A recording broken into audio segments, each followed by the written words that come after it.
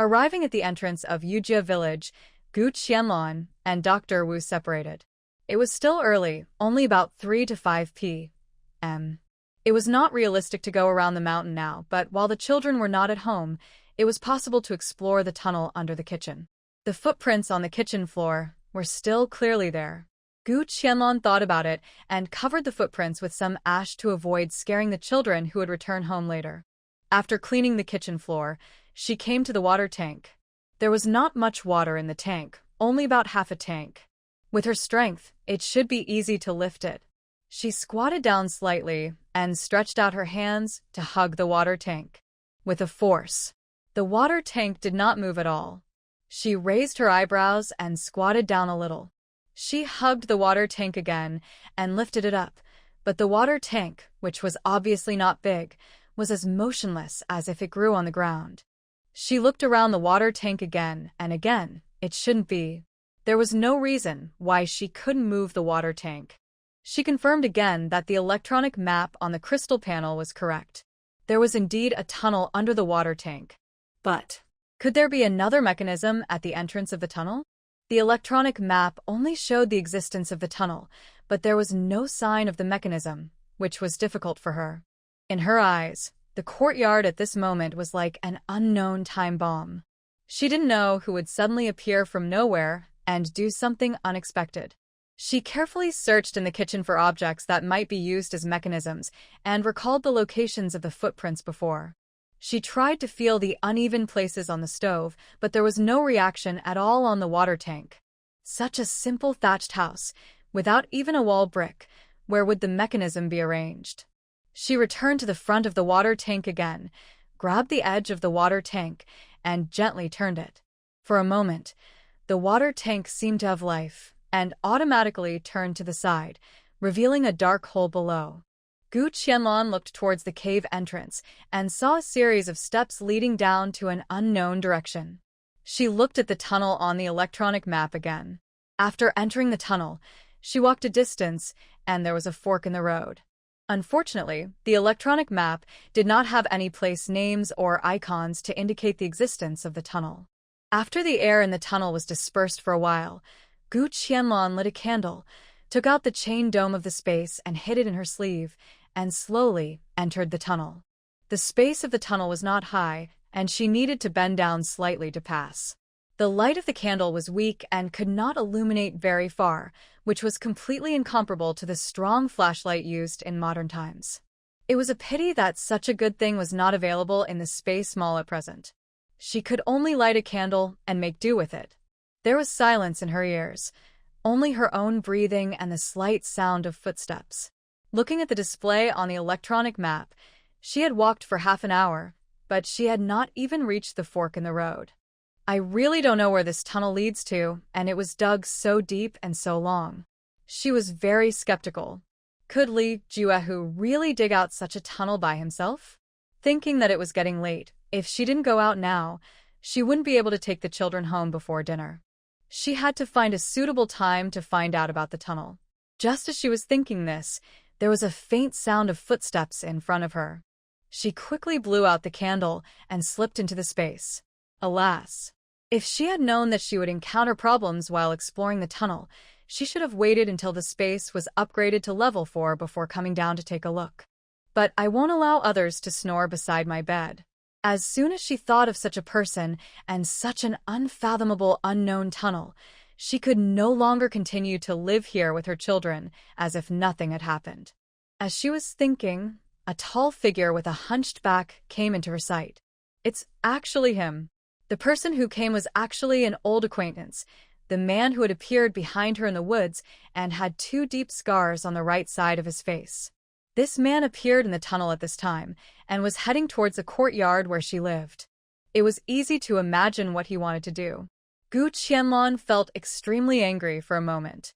This is because she lives there with 2 young children and is very easy to bully. How long had it been since the rainy night? Did he want to go to her house and scare her again? Seeing the man walking past her, Gu Qianlong dodged from behind him and kicked him on his raised ace. Then he immediately flashed into the space. The man in front was walking just fine, when he suddenly felt a strong kick on his ace.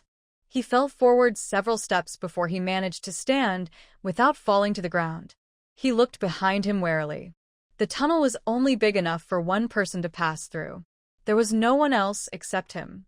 However, the pain in his buttocks clearly told him that the kick he had just received was not an illusion. He walked back a few steps without giving up, shone the torch again and again to make sure there was nothing unusual, then walked towards the courtyard again. Gu Qianlong in the space was so angry that she was about to smoke. Hurrah, you're still not giving up even after being kicked? It seems that the kick just now is too light. In that case, she didn't need to be polite. If one kick wasn't enough, she could kick him a few more times and he would behave. After the man took a few steps forward, Gu Qianlong flashed out from the space again and kicked the man accurately in the ace. This time, she used all her strength to make him either have a mouth full of mud or a face full of dust. She just didn't believe that this wouldn't stop that guy. As expected, a full-force kick from a person whose physique has been improved is not something that can be easily defeated. Even though the first kick had prepared the man for the attack, the second kick still caused him to fall flat on his face. The torch in his hand flew out and fell to the ground, and he staggered forward several steps and fell to the ground.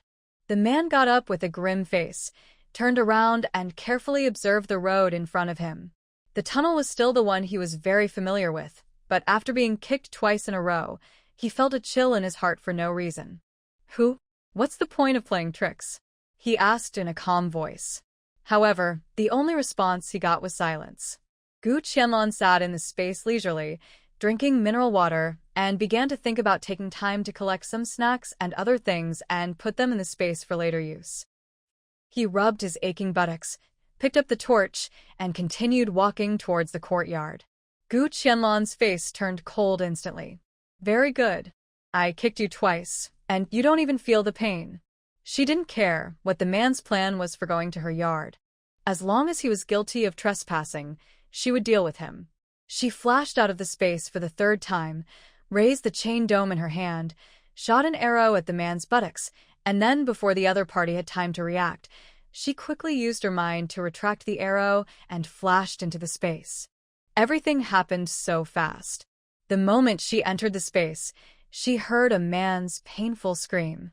She just didn't believe that this guy, injured as he was, would want to cause trouble on her territory. Sure enough, the man covered his injured ace, and it took him a long time to recover. The blood on his hands clearly told him that all this was not an illusion. Who is this expert?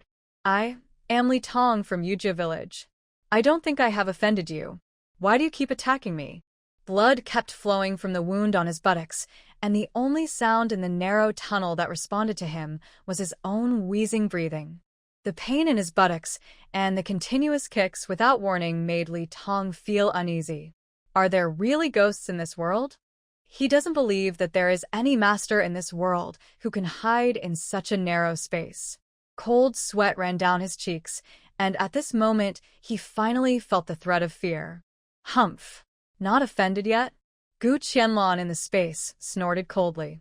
Did they have to wait until he suddenly appeared in the courtyard again and scare them half to death before it would be considered an offense?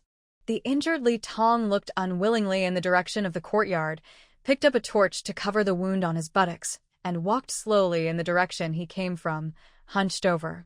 Looking at Li Tong's gradually receding back in the space, Gu Qianlong narrowed her eyes slightly. This Li Tong will not give up until he drives the mother and son out of the yard. Fortunately, I injured him this time, which at least bought them a few days of peace. But she couldn't help but wonder what the other end of the tunnel would look like, and where this tunnel led to. It seems that the space upgrade has to be done quickly. We can't just lie down and do nothing just because we have more than 3,000 taels of silver and own a house and land. She just wanted to live a peaceful life, eating and waiting for death. But what can she do? There is Su Haoza, who is plodding in front of her, and Li Tong, who is keeping a close eye on the courtyard behind her. This is really one unfair thing after another. After leaving the tunnel, Gu Qianlong felt refreshed, and even the air was much fresher. Looking at the tunnel behind her that was completely covered by the water tank, she sighed softly. Such a long and complex existence. I'm afraid the person who created it will not give up easily. I don't know if the Li Tong who is injured today is the same person who appeared on the rainy night. If not, alas. If it really doesn't work, she should think of another way. Since she can't be sure whether Li Tong has accomplices, Gu Qianlong plans to make more preparations just in case. She set up a small mechanism at the exit of the tunnel. As long as the water tank moves, a row of bamboo arrows will fall from the roof. Although the lethality is not too great, it can still inflict some injuries on people who have just emerged from the tunnel. These bamboo arrows were left by the previous owner's cheap husband. They had been kept in a corner and never used, but now they came in handy. After arranging all this, it was time to make dinner. Until a new residence is found, the three of them, mother and son, will have to continue living in this small courtyard. When we arrived at Lu's home, she was busy preparing dinner for the family in the kitchen. At this time, Sia was also wearing brand new clothes, and Lu even thoughtfully embroidered a small pink flower on the collar of her clothes. The little girl was dressed very carefully and stood obediently with Wu Bao, watching Tao Hua and her 4-year-old brother playing with bamboo grasshoppers. Both the brother and sister put on new clothes, and their faces were clean. After living with Gu Qianlong these days, their complexions became rosy and they had gained some flesh, even some baby fat. This is what a child should look like, and have a childhood. Madam Lu, I'll take the children back first. This is the money for sewing Sia's dress. The dress is sewn very well, and there is a small flower embroidered on it. Lu did things quickly and well, and even embroidered flowers on Sia's dress. Gu Qianlong would naturally not owe her wages. Madam Gu, you are too polite. I just embroidered a few stitches. Girls should look beautiful. Lu took the copper coins with a smile and said, Madam Gu, I will make the 2 sets for you in 2 days. Just what? Gu Qianlong asked doubtfully. Just when the time comes, can you please come to my house to pick it up? To be honest, I don't dare to go to your small courtyard anymore in the future. Lu said hesitantly. When Gu Qianlong heard this, her heart sank. She looked at Sia and asked thoughtfully, Why is that? This. Madam Gu, I've heard about it. I won't dare to go to that yard again in the future. It's too scary. Lu said hesitantly. Madam Lu, what did you hear? Did Sia let it slip, or did she learn something from someone else? Alas, this matter has spread all over the village. It rained heavily in your yard the night before yesterday. Isn't it haunted? I heard that several large yellow mud footprints were found in the kitchen. How dare I go to your house from now on? The village chief was the only one who knew about the yellow mud footprints. Now that the whole village knows about this matter, it's easy to imagine who spread it. Has the village chief's wife returned from town? Yes, she returned to the village early this morning. Fatty was making a fuss in town, saying that it was boring to stay there. Let me tell you, the town is not as good as our village. The children can go out and run around in the mountains and rivers. Unlike in town, they are confined in the house all day long, and they are bored. Lu said naggingly. It was indeed Tian Xinger who spread the news. She hasn't figured out what to do with the house yet, but she made the whole village know about it so quickly. Okay, I know. Since you have heard about it, I won't hide it from you. When Lu heard this, her heart was immediately overjoyed. 10 cents a day. Isn't this a great thing that falls from the sky? Don't worry, Madam Gu. Just send the child to my house, and Tao Hua and her brother will have a companion. Having solved the problem of the children's meals and safety during the day, it wouldn't be a big deal if they followed her back to the courtyard at night. I just wanted to ask, do you remember which families have lived there over the years? Since she couldn't get anything out of the village chief, she stopped bothering about it. She just didn't believe that everyone in the village could keep their mouths shut. Lu's meal was ready, so she put out the fire in the stove and lost herself in memories. If I talk about the people who have lived in that house in the past 4 years, there are a few families that left a deep impression on me. Lu's husband was still working in the fields and hadn't come back, so she wasn't in a hurry to do anything else. Facing her current big money sponsor, she was still very patient. The yard was empty for about a year at the beginning. At the beginning, Zhou the butcher in the village moved there with his wife and children. You know, the butcher has to slaughter pigs every few days, so it would be much more convenient to have a well in the yard. The first few months were pretty good, but then there was an accident when Butcher Zhou was killing a pig. The pig was not killed, but broke free from the rope and hit Butcher Zhou. It was a coincidence that Butcher Zhou fell on a knife, injuring his neck. He died on the spot. A few days later, Butcher Zhou's wife remarried with her 2 children. I heard that she married quite far away. Lu couldn't help but sigh. What happened next? After Butcher Zhou's family, who moved in. A few months later, Hunter Zhang from the village moved in with his wife and children. Lu thought for a while and said, "You should have heard of him. The one who killed a musk deer and sold it for 50 taels of silver? He killed the musk deer after moving to the small courtyard at the west end of the village. Many people envied him at that time, but that was his ability. The old forest in Dongxia Mountain is very dangerous. It is uncertain whether you can come out alive after entering. How can prey be so easy to hunt?" After the hunter Zhang made 50 taels of silver, he originally planned to renovate the small courtyard and build a stone house. He had already discussed it with the village chief and even hired people to start the construction after the autumn harvest. Renovate and build a stone house? Gu Qianlong asked in surprise. Once renovated, wouldn't the tunnel under the kitchen be very likely to be exposed to people? If Li Tong knew about it, he would never let such a thing happen. Isn't it? 50 taels of silver. It doesn't cost much to build a stone house. I heard from the head of the family that at most 30 taels can build 4 or 5 rooms. Calculating this way, there will be 20 taels of silver left. Adding to their family's original savings, life will be easy. Then why hasn't it been built? Gu Qianlong guessed in her heart, fearing that something unexpected had happened again. Alas, Hunter Zhang was unlucky. He had 50 taels of silver, but he still went to the mountains. As a result, he was eaten by a wild boar. When he was found, he was barely alive. His wife loved him and spent all her silver to save his life. I heard that she even used ginseng, but she still couldn't keep him. Lu said with infinite emotion.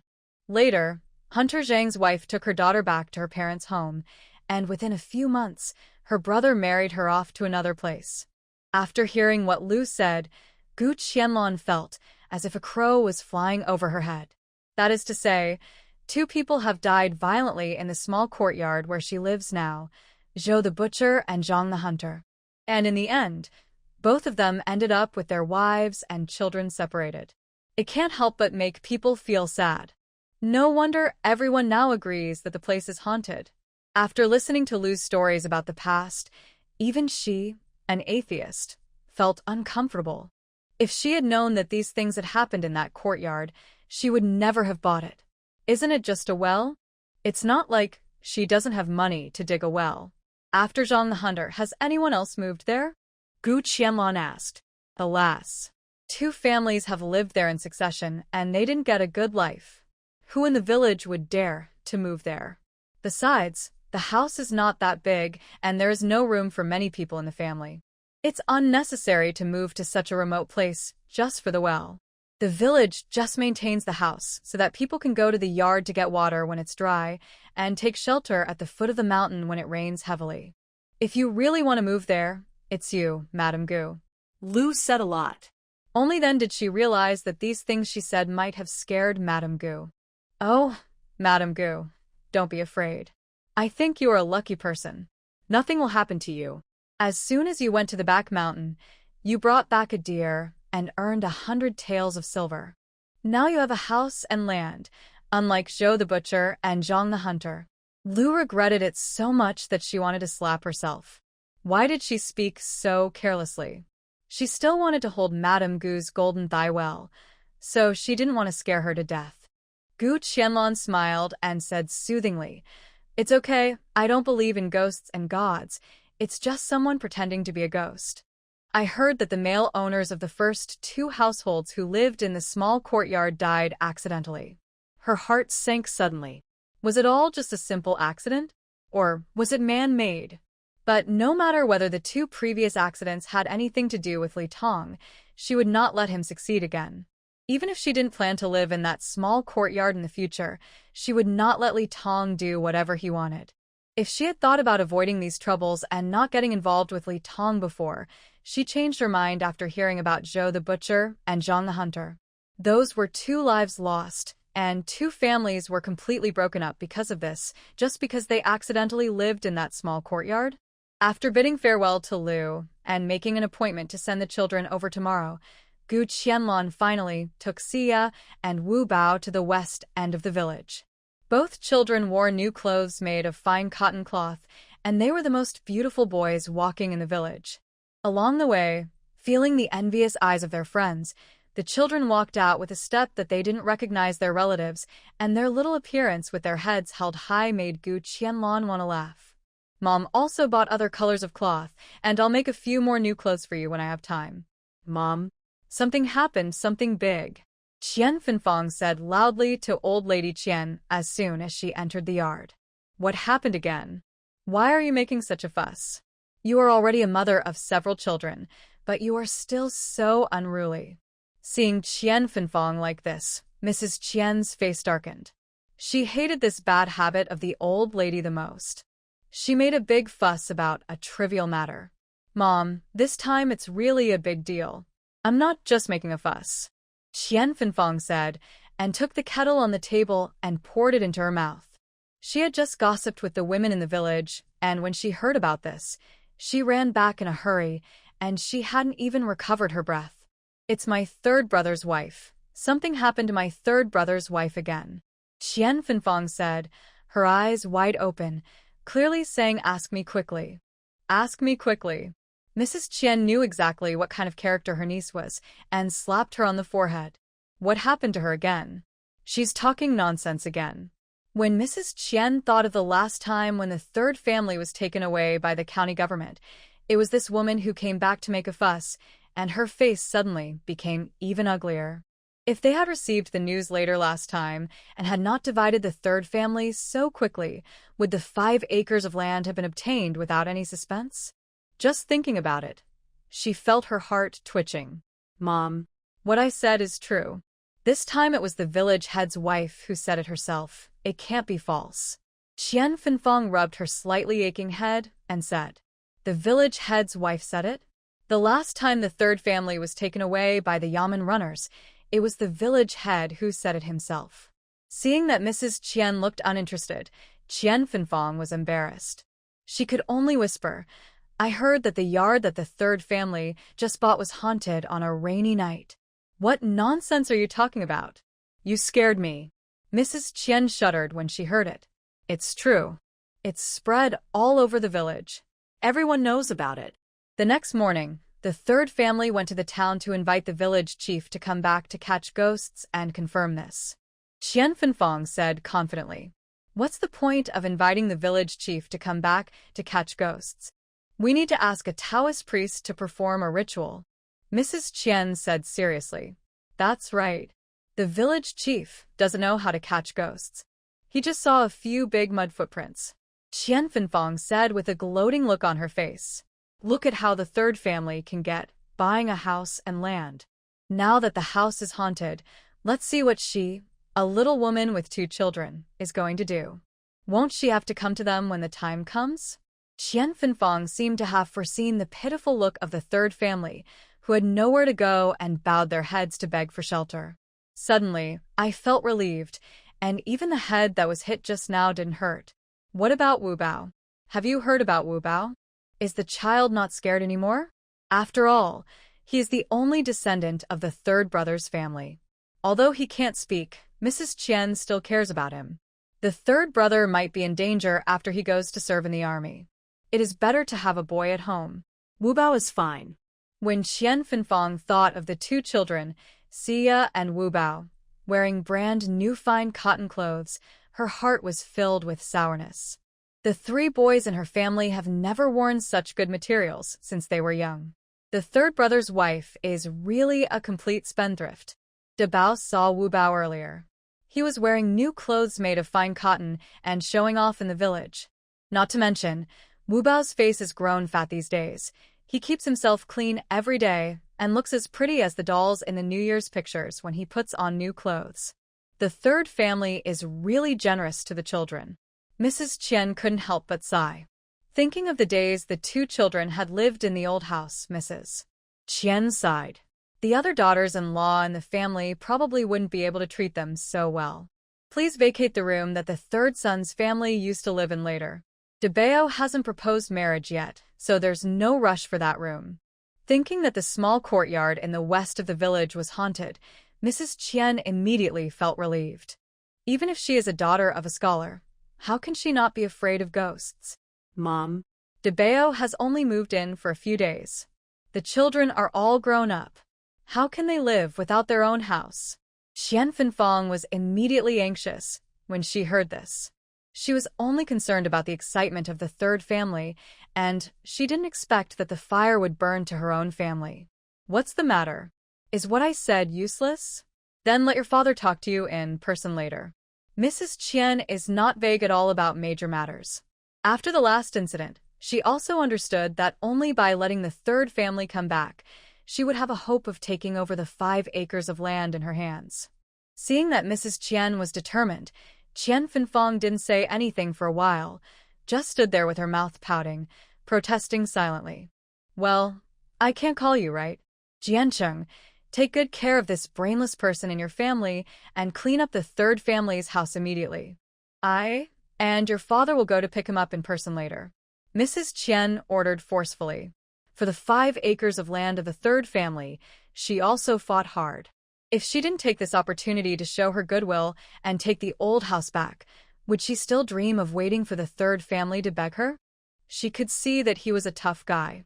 The autumn harvest was about to come, and if the land was not taken down, I'm afraid something would happen. Yu Xingwang, who was sitting in front of the house smoking a pipe, nodded secretly when he saw this. This time, the old woman finally thought of the same thing as him. When the person was brought home, wouldn't the relatives be just a decoration? At this time, Gu Qianlong didn't know that the old house was thinking about her again. She took the children back to the small courtyard and saw that Xia and Wu Bao were a little trembling when they entered the door, and she felt a little uncomfortable. Seeing the children's shivering and fearful appearance, it must be difficult for her to continue living here happily even if she solved the problem of Li Tong. It's okay, mother is at home, and the bad guy dare not come again, Gu Qianlong said comfortingly. But this consolation seemed so pale and powerless to the children. You two can play for a while at the door of the kitchen, and mother will go to make delicious food. When the two children mentioned delicious food, their eyes lit up. In the days following their mother, they had changed their food every day, and they didn't know what delicious food they would eat today. Tonight we will make braised fish, pickled cabbage, and stir-fried potato slices. The fish was caught in the river before and left in the space. There were still a lot of them. Although it had not been touched for such a long time, it was still as fresh as if it had just been fished out of the river. It was really not as powerful as the modern all-purpose refrigerator. It seemed that she could often stock up various foods in the future, which would be more convenient. She picked a big fish, processed the fish quickly, cut it into pieces, and marinated it with various seasonings. She also took out a cabbage produced in the space and a few potatoes. After all the dishes were processed and the potatoes were cut and soaked in water, the fish pieces were just right for frying. A homely braised fish is ready. Vinegar-fried cabbage and stir-fried potato slices are even faster and easier to make. The children began to look at the big pot in the kitchen eagerly when the braised fish was put into the pot. The fragrant smell made them hungry. You must be starving. Let's eat in the yard before it gets dark. As usual, the food was brought to the small table in the yard, and the mother and her two children began to enjoy the food leisurely. You can eat the meat on the belly of the fish. There are no small bones, Gu Qianlong said, picking up a piece of fish for each of the two children. There are only a few main bones on the belly of the fish, and the meat is more tender. The two children couldn't stop eating, and they were so delicious that they wanted to swallow their tongues. Whatever my mother cooks, it's delicious, Xia said happily with a mouthful of food. If they could move to a place that was not haunted, they would be even happier. Fortunately, since that rainy night, My mother slept in the same room with them and hung a mosquito net. Finally, they were not so scared. The sunset had not yet set, and the afterglow was shining down, and wisps of clouds were floating across the sky. The village was filled with smoke from cooking, and it was a peaceful and beautiful scene. The knock on the door of Dong instantly broke the tranquility and peace. Gu Qianlong paused with her hand holding the bowl, and she was almost psychologically traumatized by eating something good now. You two should quickly bring the food to the kitchen and eat slowly. Mom will go to see who is here now. The two children who heard the knock on the door also froze, and they thought of the unpleasant experiences of eating several times before. The little guys were quick and nimble and quickly cleaned up the dishes on the small table and ran into the kitchen. The knock on the door continued, and Gu Qianlong stood up helplessly. "Who is it?" "I'm here." After hearing her response, the knocking on the door finally stopped, but the person didn't say anything. Gu Qianlong walked to the door and asked again. "Who is it? If you don't speak, you won't open the door." "Really? Don't you know that it's dinner time now? Why are you here?" The knocking on the door doesn't sound like anything urgent. "It's Jianzhong's, it's me," Mrs. Qian said in a deep voice outside the courtyard gate. Upon hearing the voice of the person coming, Gu Qianlong secretly raised her eyebrows and felt unwell. The person over there never comes to the temple for no reason. What does he want to do? Although he was very reluctant, the door had to be opened to see what drama they wanted to play. As soon as the courtyard door was opened, it was unexpected that old man Yu was there too. What the Hades? What brought the head of the Yu family here? It seems that he has big plans. You too, huh? What's the matter? Gu Qianlong asked politely. "Jianzhong, let's go in and talk first," Mrs. Qian said with a pleasant attitude. The more she did this, the more Gu Qianlong felt that the old couple had bad intentions. He smiled and turned sideways to let the two elders enter the courtyard. The small table in the yard had been cleaned up. Gu Qianlong motioned for the two to sit down, waiting for them to tell her the purpose of their visit. "Jianzhong, we have heard about your situation here. This time, your father and I came here to ask you to move back with the children," Mrs. Qian said kindly. "Nanny? Did she forget to check the sky before going out this morning? Where did the sun rise from? I'm afraid it wasn't from the west." "No." "I don't quite understand.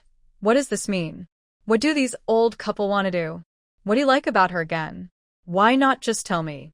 These things happened again and again, and they were not tired. "Your mother and I have heard that there is a ghost in this yard. I heard that there are several big yellow mud footprints in your kitchen. This thing is very fierce," Old Man Yu said, and habitually took out his dry pipe. "So? Are they so kind? Although we broke off the relationship before, it was also a last resort. Now that I see you are in trouble, how can I really ignore you?" Old Man Yu said sincerely. "Yes, as soon as I heard that there was a ghost here, I immediately asked your sister-in-law to vacate the house for you, and you can move back with the children tonight," Mrs. Qian said on the side. "It looks like we are all for your own good." Looking at their sincere faces, Gu Qianlong almost laughed out of anger. If she didn't know what kind of people they were and knew very well that the old house would not do anything without profit, she really wanted to believe it. Don't worry, the old saying goes, if you don't do bad things during the day, you won't be afraid of ghosts knocking on your door at night. I have always been upright, and I am not afraid of those messy things coming to make trouble. Haunted? If there is a ghost, just let it come. Gu Qianlong knew very well that the old house had repeatedly shown goodwill because it was attracted by the 5 acres of top-quality land in her hands. If they really cared about the three of them, they would not have separated them out the next day after the wedding. "You, how can you not tell good from bad? Is this haunted house livable? Don't you think about yourself and the 2 children? They are the roots of our Yu family." When Mrs. Qian saw Gu Qianlong's tough attitude, she immediately became a little angry. Looking at their posture, they seemed to be determined not to give up. Gu Qianlong didn't waste any words. She stood up and directly found a wooden stick as thick as her arm. What do you want to do?" Seeing Gu Qianlong pick up the stick, Mrs. Qian felt very uncomfortable. Is she going to beat someone up if they don't agree with her? She is old and weak, and she can't resist a beating. Gu Qianlong didn't say anything, just smiled slightly, raised her hand and broke the stick as thick as an adult's arm into 2 pieces. Nothing, I just want to say that if there is a blind ghost coming to make trouble, I am not a vegetarian either. Mrs. Qian has been used to being a boss at home all her life, but she has never seen such a posture. Oh my God! Her heart. It was beating wildly. Isn't the daughter of Jianzhong a scholar? Why does she look more like Wu Xiaocai's daughter now? The 3rd son of their family doesn't have this skill. Just looking at it, cold sweat broke out on her forehead. Old Man Yu, who was sitting on the side smoking a dry pipe, was not much better than Mrs. Qian.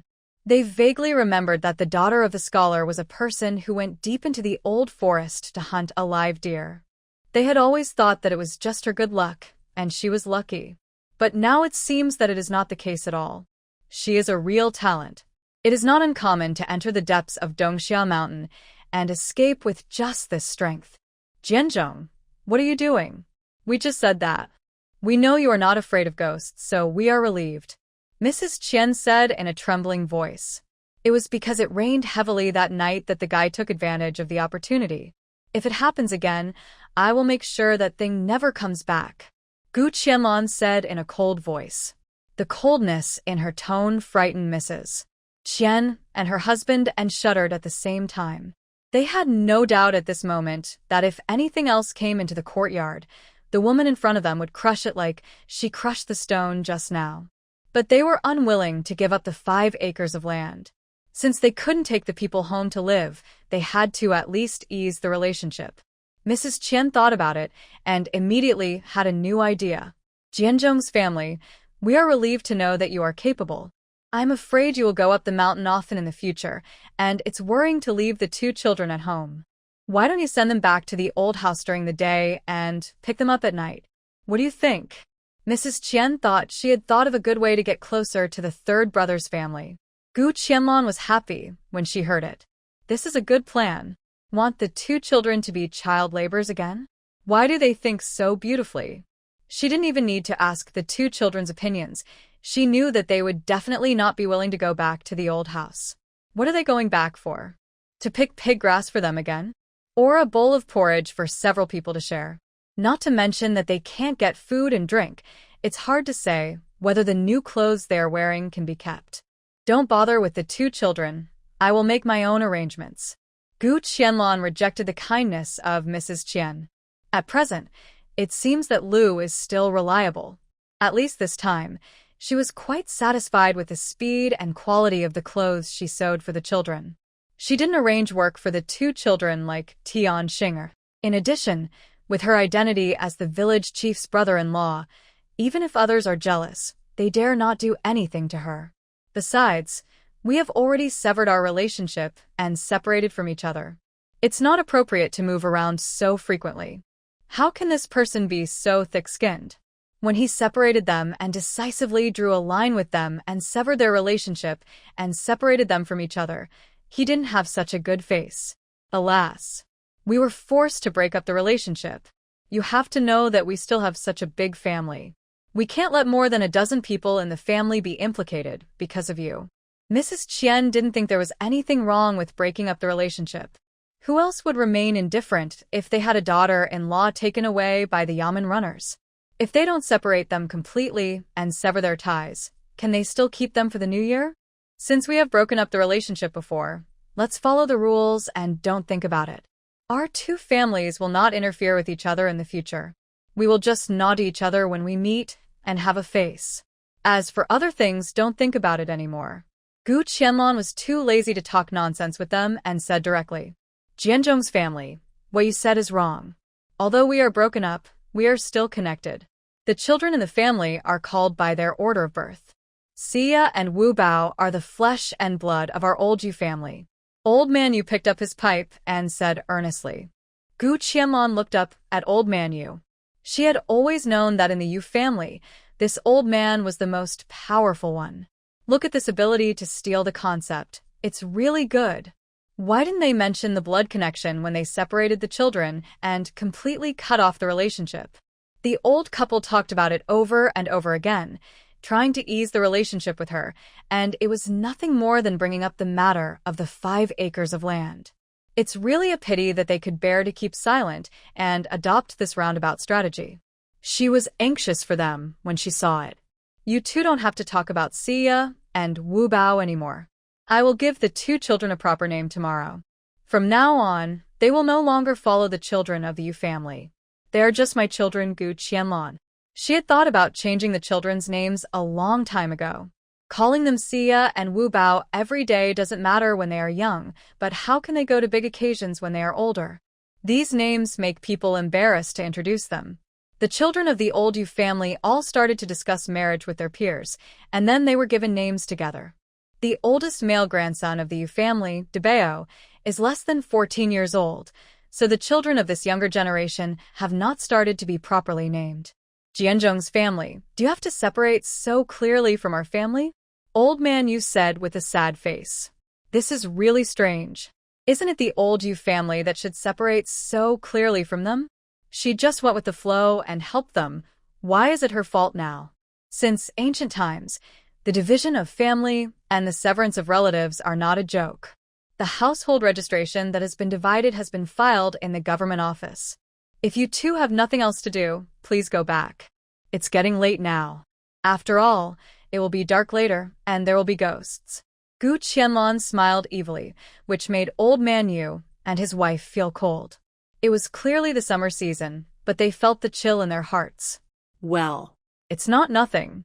Seeing that the relationship could not be eased, Mrs. Qian simply made up her mind and directly mentioned the matter of the 5 acres of land. The 5 acres of land you bought, did you ask your family to help plan it? We are all family. We will definitely not let you down, Mrs. Qian promised with a serious face. The 2 old men's faces were cracked at this moment. What did the Jianzhong family just say? Has it been rented out? This is impossible. I haven't heard of it at all. Jianzhong family, if you have any opinions or misunderstandings about us, just mention it, but don't joke about this land. Old Man Yu finally couldn't hold it in anymore and said earnestly, I'm not kidding, it's rented to the 4th uncle's family, and it's still the village chief who guaranteed it. If you don't believe it, this is the deed we signed. Gu Qianlan said as she took out the deed from her sleeve, actually from the space, and saw the black and white words on it, the signatures and handprints of several people, clearly done. Old Man Yu felt that his eyes went dark and he was a little unsteady in an instant. After thinking about it for so long, the deed for the 5 acres of land has been signed so early. 5 years. Their family will have to wait at least another 5 years before they can have another chance. Boss, how are you? Mrs. Qian hurried forward and supported the shaky old man. It's okay, let's go. Old Man Yu took a deep breath and suddenly seemed to have aged several years. He supported the old woman's hand and slowly stood up and said, the sunset had already fallen down at some point. The night wiped out the last ray of the setting sun, like a huge net, gradually covering the earth.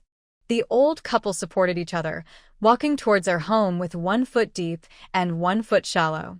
Seeing the old couple go out confidently and come back with a sad face, everyone in the old house still had something in their hearts that they didn't understand. They all knew not to get close to them, so as not to offend the 2 old people. Only Qian Fenfong and her son in the big room were secretly happy. It's great. It looks like Debao can move back to that house. Gu Qianlan, who finally got rid of the Yu family, breathed a sigh of relief. She could finally have peace from now on. She was only half full, and every time she had something to do, it was at mealtime. It was really rare. The 2 children hid in the kitchen and listened to the whole process. They finally felt relieved when they learned that their mother would not let them return to the old house. God knows how worried and scared they were when they heard that Grandma proposed to let them return to the old house. Fortunately, although their mother was often busy with her livelihood, she never thought of abandoning them. Mom, come and eat. Sia shouted happily. Seeing that the children still did not continue to eat, but waited for her to join them, Gu Qianlan's heart was instantly broken. For the sake of these 2 children, she will definitely try her best to create a better living environment. The dim candlelight illuminated the dark night. Everything was so quiet, but Gu Qianlong felt so warm in her heart. Okay, let's eat together. The mother and her 2 children enjoyed a candlelight dinner. Although the dishes on the table were simple and even a little cold, they felt that they were extremely delicious. Gu Qianlong was very uncomfortable sleeping in the same room with the children. But there was no other way to make them sleep peacefully. The children around her were already snoring slightly, but for her who was used to sleeping late, it was too early. Her thoughts drifted to the letter left by the original owner's mother, Xiao, and she began to have a headache. The capital city. I never thought that the original owner's mother was not only the daughter of an imperial physician who was given wine, but all the adult men in their entire Xiao family were given wine. Although they were not explicitly dismissed or punished, all other members of the clan had to stay away from the capital, and no one in the clan was allowed to practice medicine for 3 generations. For doctors who have been practicing medicine for generations, this is more cruel than killing them with a single knife. What kind of earth-shattering crime did he commit to cause his superiors to punish him in this way? Thinking of the box with exquisite carvings and inlaid with blue jadeite, she had not yet opened it to see what good things were inside. I hope it's not a secret that will cost her life. She is planning to live to be 100 years old. Since she couldn't fall asleep for the time being, she simply turned sideways and lay with her back to the children and took out the box that had been placed in the space. When she first got the box, she looked at it carefully and found that it was impossible to open it. But it was impossible for Xiao to hide a box that could not be opened so carefully. She picked up the box and shook it gently, feeling a slight sound inside. This means that there is something inside. With the help of the moonlight outside the window, she looked at the box from all directions, but couldn't open it. The key point was that there was not even a keyhole on it. These ancient people really brought the essence of wisdom to the extreme. It must be very difficult for her to hide something in the whole box and take so much effort. I thought about just forcing the box open, but I was afraid that there might be some mechanism inside that would destroy the things inside, which would not be worth it. She was still waiting for the day when the box would be opened so that her puzzle could be solved. After studying until late at night, she still couldn't figure out the reason, and she was finally successfully called away by Zhou Gong to play chess. The summer morning slowly opens, and it is another gorgeous morning. A cool breeze blew in from the window, bringing a hint of coolness. I have to say that the biggest advantage of living at the foot of the mountain is that you can feel a cool breeze even in this hot summer. The sun awakened the sleeping earth early. Gu Qianlong stretched lazily. As usual, the 2 children were no longer around her. I boiled a few eggs in the morning and made a pot of noodle dumpling soup, and everyone enjoyed it happily. After sending the children to Lu's house, Gu Qianlong entered Dongxia Mountain without any worries. She must make a breakthrough today and upgrade the space to level 3. In order to upgrade the space as quickly as possible, she normalized the frequency of collecting crops, trying not to waste any time that could be used for upgrading. No matter how few points you have, or how thin a mosquito leg is, it's still meat. Entering Dongxia Mountain with familiarity, Gu Qianlong felt that even her breathing became lighter. Points, silver, upgrades, here she comes. Once you enter the depths of Dongxia Mountain, the road becomes difficult to walk on, but good things emerge in an endless stream. In just over an hour, she reaped a great harvest. This time she actually found a 50-year-old wild ginseng. Although it was not as impressive as other female protagonists who found hundreds or thousands of years old, Xiao Liuzi still gave a pretty good price. I got a wild ginseng that was 50 years old, weighing 40 grams, which is equivalent to 800 taels of silver and 80 points of additional points. At this moment, Xiao Liuzi's voice was as pleasant as the sound of nature. With the powerful blessing of wild ginseng, Gu Qianlong has more motivation to make money and earn points. For a better life, in order to be able to move freely in space, she fought hard. She did not let go of the edible wild mushrooms and black fungus she saw along the way. Although it is not worth much to sell it, and it can increase too many points, it is also a good choice to keep it fresh in the space and eat it slowly. She used to think wrongly, always thinking that it is convenient to guard a big mountain and pick something to eat whenever she wants. She is not very enthusiastic about accumulating supplies in space, and she didn't realize the importance of hoarding supplies in this era. It was not until she was blocked in the tunnel by Li Tong that day that she suddenly realized that she was holding a big treasure, but she didn't make good use of it at all. At the critical moment, there was no snacks in the space to fill her stomach, and she could only drink some water. The conditions are really poor, and she even despises it when she thinks about it. Fortunately, it is not too late. From this moment on, her road to stockpiling supplies has officially begun.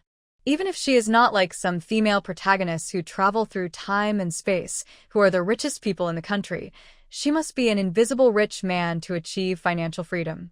How can she be satisfied with just 3 or 4,000 taels of silver and 5 acres of land like now? Thinking about it, she is too unmotivated and feels sorry for the little Yozi she has. The little Yozi in the space looked at the host who finally woke up with satisfaction, and she wanted to shed sad tears. Those wild animals that were put into the space but not prepared for trading did not take up much space. The name and image of the items were displayed on the panel, and there was a simple number and quantity unit below. In order to facilitate her future searches, the panel even divided them into categories for her. It was so considerate, isn't it? As time went by, the variety of wild delicacies stored in the space became richer. When she encountered those valuable things that gave a lot of points, she would choose to trade with Xiaoyozi. She stored all the common wild game food in the space. Unconsciously, she arrived at the feng shui treasure land again. Gu Qianlong quietly picked up the long-prepared chain dome, waiting for an opportunity to find suitable prey. Not far away, a group of bison came into her sight. This is a good thing.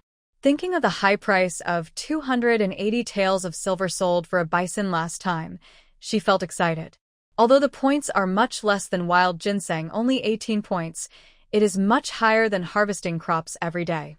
This time, she aimed at the bison's hind legs and shot it. The bison hit by the arrow screamed and fell to the ground struggling in pain. Seeing this, the other bison fled in all directions and ran away in a short while. Gu Qianlong walked over lightly and put the bison into the space to trade with Xiaoyozi as usual. Received a wounded bison, equivalent to 380 taels of silver and 38 additional points.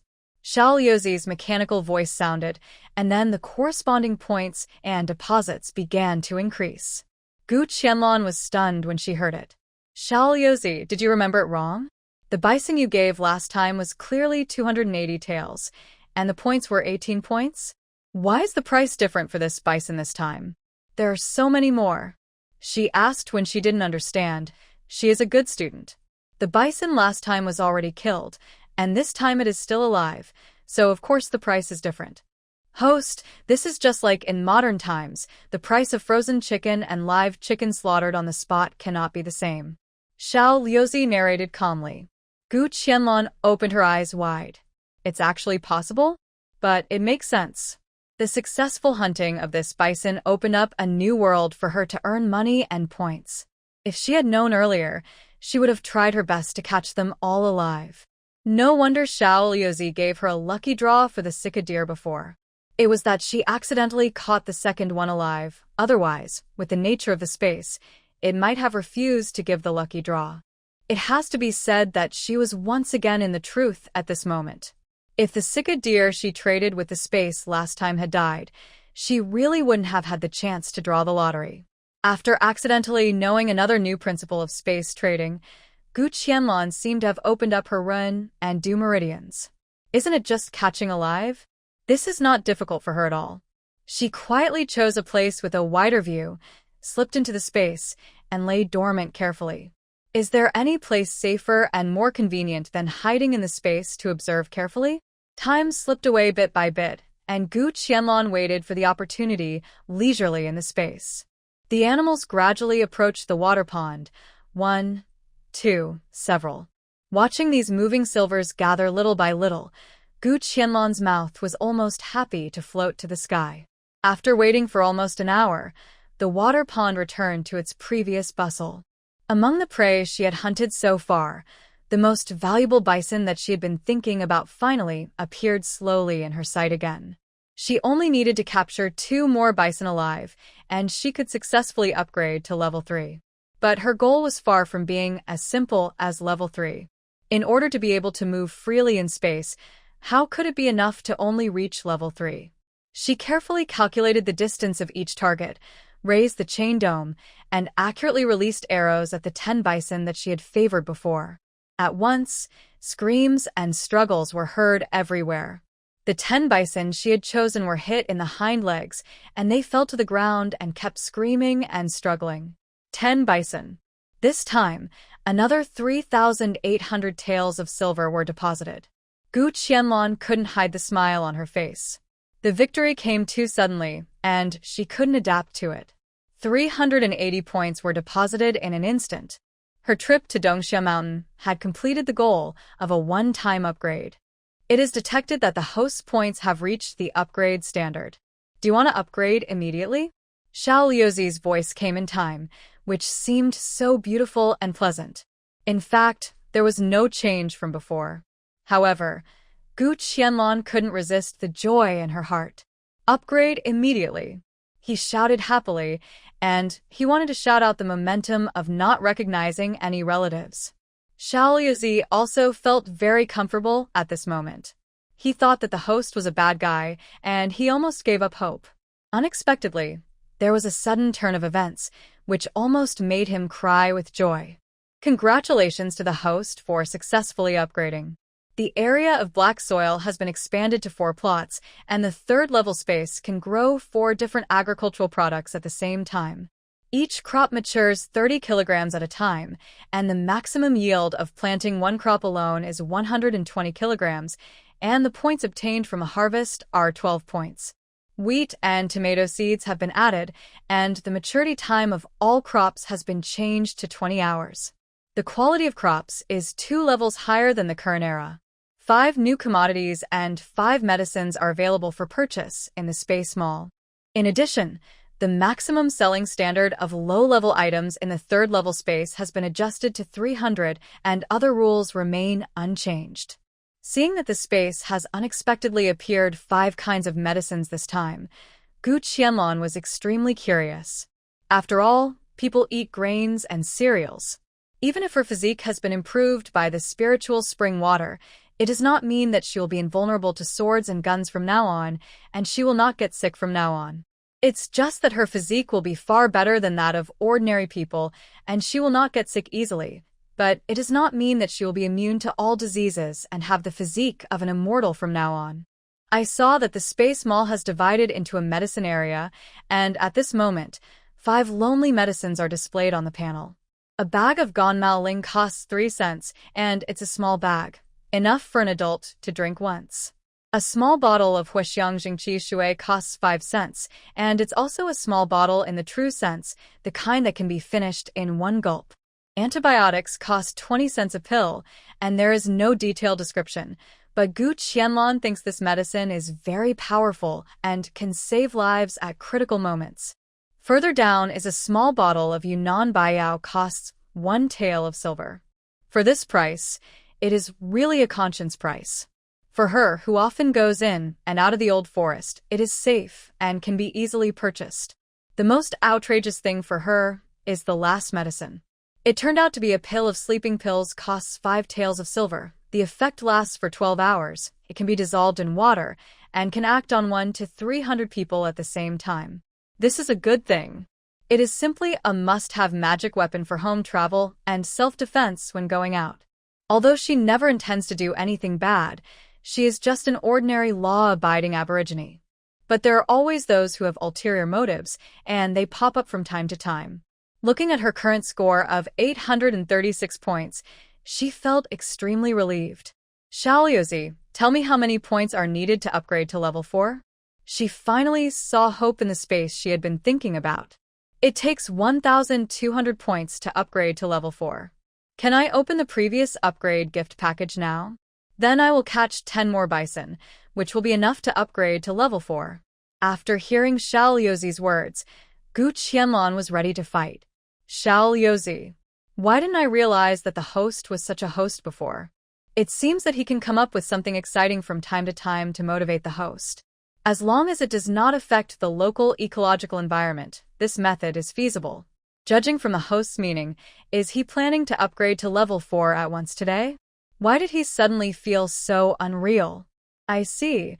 I see there are a lot of bison here, and hunting 10 more won't have any impact, right? Gu Qianlan said with a smile. Then she entered the space and waited for the opportunity. It was rare to enter the depths of Dongxia Mountain. If she didn't achieve her goal in one go, she would be sorry for getting up so early. The sooner she found out the secret of the tunnel, the sooner she would take the initiative. While Li Tong was injured, she had to speed up the progress to avoid more trouble. And Mr. Su, who wanted to show off his presence from time to time, was not a good guy. Now that the space has this convenient function, does she still need to care whether there are martial arts masters in this world? Just thinking about it makes my blood boil. As time passed, more and more animals gathered around the pond. Wait a little longer. The buffalo army that she had her eyes on the most had not yet appeared. Looking at the slightly smaller animals in front of her, she had no intention of collecting them. Don't scare the animals, otherwise you won't get any points, and it will be a waste of time. The bison herd seemed to know what kind of danger they would face, and they never appeared again after that. Looking at the sun beginning to set, Gu Qianlan became secretly anxious. That's all. I won't wait any longer. If we keep waiting like this, I don't know how long we'll have to wait. If we don't have time to upgrade, we will definitely be late in picking up the children. After experiencing the terrifying incident on the rainy night, the children became obviously more sensitive and fragile, and even much less courageous than before. Looking at the animals leisurely drinking water by the pond, Gu Qianlan decided to hunt them down and put them into the space first. There are still 364 points left, but I can get them somehow. She raised the chain dome and aimed it at the legs of the animals and started to attack. In an instant, birds and beasts scattered in all directions, and the sounds of animal screams, cries, and struggles were endless. This time, she kept Xiao Liuzi's words in mind. Living things are more valuable for space transactions and can be exchanged for more points. Received 2 injured musk deer, worth 160 taels of silver, and 16 additional points. Received 4 injured sika deer, worth 800 taels of silver, and 60 additional points. Received a wounded wild fox, worth 150 taels of silver, and 15 additional points. Received 2 injured roe deer, worth 180 taels of silver and 20 additional points. Received an injured wild goat, equivalent to 70 taels of silver, and 10 additional points. After the transaction, she had firmly become a millionaire of the Lianzong dynasty, but her points were still only 957. Alas! Was it destined by God that she would not be able to reach level 4 today? We still have to hunt bison. We only need a few to realize our upgrade wish. Unfortunately, looking at the sun gradually setting, she really didn't dare to bet that those big guys would come again today. If we don't hurry back, we might not reach the village before dark. On the way back to the village, she did not let go of any prey she encountered by chance and put them into her space. But even so, there is still a gap of 215 points between upgrading the space to level 4. Maybe this is God's will. Gu Qianlan didn't hesitate any longer. She sent the backpack home first, and then went to Lu's house to pick up the 2 children. Night had fallen completely, and she came back a little late after all. Gu Qianlan didn't meet anyone along the way and walked quickly towards the village. For the first time ever, an oil lamp was lit in Lu's home. The family sat together under the light. On the table was a large bowl of corn paste and a large plate of 3 grain flour cakes. This is already a very good meal in a farmer's house. But Xia and Wu Bao sat there without moving. They were waiting. Mother had said that she would come to take them home. Lu distributed the food on the table to everyone, while constantly looking towards the door. Lu's heart was in turmoil at this moment. After all, Madame Gu was just a stepmother and she didn't spend much time with the children, so it was not surprising that she just left without saying anything. If she doesn't come to pick them up, she will be in trouble for these 2 children. Even if I eat 2 meals at her house every day, there won't be much profit. While thinking about this, He scooped some corn paste with a spoon in his hand and put it into Sia's bowl. But she said nicely, "You two can eat something here to fill your stomach first, and then go home and have a good meal when your mother comes to pick you up." "Thank you, Aunt Lou," Sia said in a crisp, low voice. Just as she picked up the bowl, she saw a dusty figure appear at the gate. "It's Mother who's here to pick us up." Sia happily put down the bowl and ran towards Gu Qianlong. Lu breathed a long sigh of relief. "It's good that you're here. It's good that you're here." It's not easy for her to earn so little money day by day. Gu Qianlong touched Sia's head lovingly. The little girl had been getting enough nutrition these days, and she was well-groomed every day, so her hair felt much softer and smoother. "Mrs. Gu is here. You haven't eaten yet, right? How about having something to eat at our house?" Lu greeted her warmly. Gu Qianlong glanced at the food on the table. It was just simple coarse grain rice, but it was much better than the food at the old house. But it couldn't stand a few more pairs of chopsticks. "Don't be polite, I'll take the children back to eat." Gu Qianlong took the child and walked back. Seeing this, Lu stood up quickly, looking like she wanted to say something but stopped. "Wait until my 2 sets of clothes are sewn, and then I'll give you the money together." Gu Qianlong seemed to have the ability to read minds, and she said what Lu was worried about in just one sentence. It's not easy for farmers to make a few dollars. She finally got some work, so she was thinking about when the copper coins would arrive. "Oh, Don't worry. I can make your 2 sets of clothes soon," Lu said with a smile. "Are you hungry? Let's go back and make something delicious." Thinking of the food that was grown in the space but could not be traded, and now it has gradually piled up, she was a little worried. She certainly couldn't finish it at home, and the quality was too good. It might be okay to take it out to fool the children, but I'm afraid that even the children can't hide it for a long time. This is also one of the reasons why she neglected to take care of the space land later. She has planted new wheat and tomatoes on the newly upgraded black soil. Tomorrow, her warehouse will have 90 kilograms of wheat and 30 kilograms of tomatoes. Thinking of the long-lost scrambled eggs with tomatoes and tomatoes with sugar, her saliva is about to fall. "Mom, we are not hungry yet." The little girl held Gu Qianlong's hand tightly and said sweetly in a clear voice. "It was completely dark. How could we not be hungry? Just look at the food on the table of the Lu family. I'm afraid that lunch will not be much more abundant than this. It's good enough to be able to get a stomach without being hungry." "Silly child. Mom will not go out tomorrow. She will be in the village. We should also talk to the village chief and the villagers about the house." The little girl in front of her was smarter and more sensible than she thought. Gu Qianlong was willing to slowly let her understand some things at home. There is knowledge and truth to learn everywhere in life, and she does not intend to blindly protect the children under her wings. When the children heard their mother mention the house, their eyes dimmed noticeably. The tall figure that night was truly terrifying. Whenever she thought about it, she would still tremble. "But the village chief uncle, I'm afraid he won't return the money for the house to us," Sia said worriedly. "It's okay.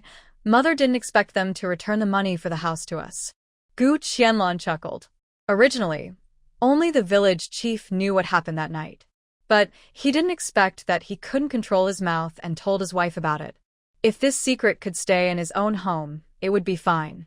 But Tian Xinger was also a person who didn't fear the high stage when watching a play, and she sang this matter to the whole village. How can she and the children live in that small courtyard in the future? Now she has to find the village chief and the villagers again and talk about it. If they really don't want to come up with a rule, then don't blame her. If they want to use the well water in the courtyard in the dry season in the future, it will not be so easy. The children looked at their mother in confusion.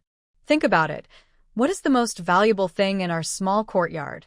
she asked in a guiding manner. "I know. It's the well in the backyard," she answered proudly. "What's the second?" She was not stupid or rich when she was willing to spend 20 taels of silver to buy the yard.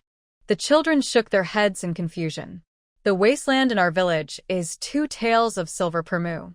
The vegetable field in the small yard is already 2 mu, not to mention the homesteads of the houses and the small piece of open space in the backyard. In addition, the wall of the yard is made of stone, more than 9 feet high, which is also a considerable expense. Let's talk about the well. It was dug by Li Juehu 20 years ago, and it cost 10 taels of silver at that time. If you want to dig the same well now, it will cost more than 10 taels. I'm afraid it will cost 15 taels, or even more. Gu Qianlong carefully calculated the account for the children. If you really calculate it carefully, 20 taels of silver can be regarded as a conscience price. If it weren't for the rainy night horror incident in that house, the three of them would still be quite comfortable living there. But then again, if she had known about Zhou the butcher and Zhang the hunter earlier, she might not have bought the small courtyard again. After all, less trouble is better than more trouble. Letting the children live in the courtyard where the owner had an accident makes people feel traumatized. After listening to their mother's explanation, the children nodded as if they understood. Although she is now in a hurry to upgrade the space to level 4 so that the function of moving within the space can be unlocked as soon as possible. But she has to talk to the village chief and villagers about the matter of this small courtyard as soon as possible. Back in the yard, she lit candles in several rooms as usual. The bright candlelight illuminated every corner of the room and took away the darkness of the night. Wherever their mother was, the children did not feel afraid. They stayed by her side obediently and helped watch the fire in the stove. After steaming a pot of white rice, Gu Qianlong took out some mushrooms and eggs and steamed a mushroom egg custard. Then stir-fry a plate of shredded radish, pickle 2 large tomatoes with sugar, and a hearty dinner is ready. The silvery moonlight falls on the earth. The sky is dotted with stars, and there are crickets and insects everywhere. It is another beautiful and pleasant night with moonlight like water. When the children fell asleep, Gu Qianlong finally sank her consciousness into the space. Xiaoyozi, this upgrade gift package has not been opened yet. Since she failed to reach level 4 in one go today, she plans to take a day off first. It's just right to meet those people in the village tomorrow. At this moment, she remembered the upgrade gift package that she had not had time to open and the small bottle of spiritual spring water last time. She couldn't help but look forward to what kind of surprises this gift package can bring. Excuse me, host, do you want to open the upgrade gift package now? Friendly reminder, this upgrade gift package is just a normal upgrade gift. Okay. I know, open it, Gu Qianlong said decisively. As her voice fell, the crystal panel appeared in front of her again, and a golden gift box appeared in front of her and opened with a snap. Congratulations to the host for obtaining a fruit tree seed. You can choose one of the following 3 fruit seeds to plant. As Xiaoyozi's voice ended, 3 fruit patterns appeared on the panel. Only the patterns of apples, pears, and grapes appeared in front of her. Xiaoyozi, does this mean that you can only choose one of the 3? You can only choose one of these 3 fruit seeds, but she wants them all. What should she do? Can't you choose all? You are so stingy, with just 1 fruit seed. Gu Qianlong muttered in a low voice. Xiaoyozi, he really wants to be invisible. Host, fruit seeds are a product that can only appear in the later stage. Now you can plant one at level 3. It's really awesome. Then can I keep the seeds and continue to plant them on the space land in the future? If she can only choose one, then she really needs to think about it. Yes, host, but the planting time will be appropriately extended. Then can the seeds left be planted normally on the land outside? Gu Qianlong asked carefully. No, host. The fruit seeds produced in the space cannot adapt to the current world's poor land. Xiaoyozi answered patiently. Can the fruits grown be traded with the space? The grains and vegetables grown in the space before were not tradable, so I don't know if fruits can be an exception. Sorry, host, the fruits grown cannot be traded with the space either. After learning from Xiaoyozi for a long time, she finally understood a little. How long does it take for the seeds of fruit trees to mature once, and how many kilograms of fruit can be harvested? After thinking about it, she asked the last question. She had to learn more before she could make a decision. After all, once she chose, it was probably not refundable. This was not a 7-day no-reason thing. Xiaoyozi couldn't help but feel emotional. The host asked very carefully this time.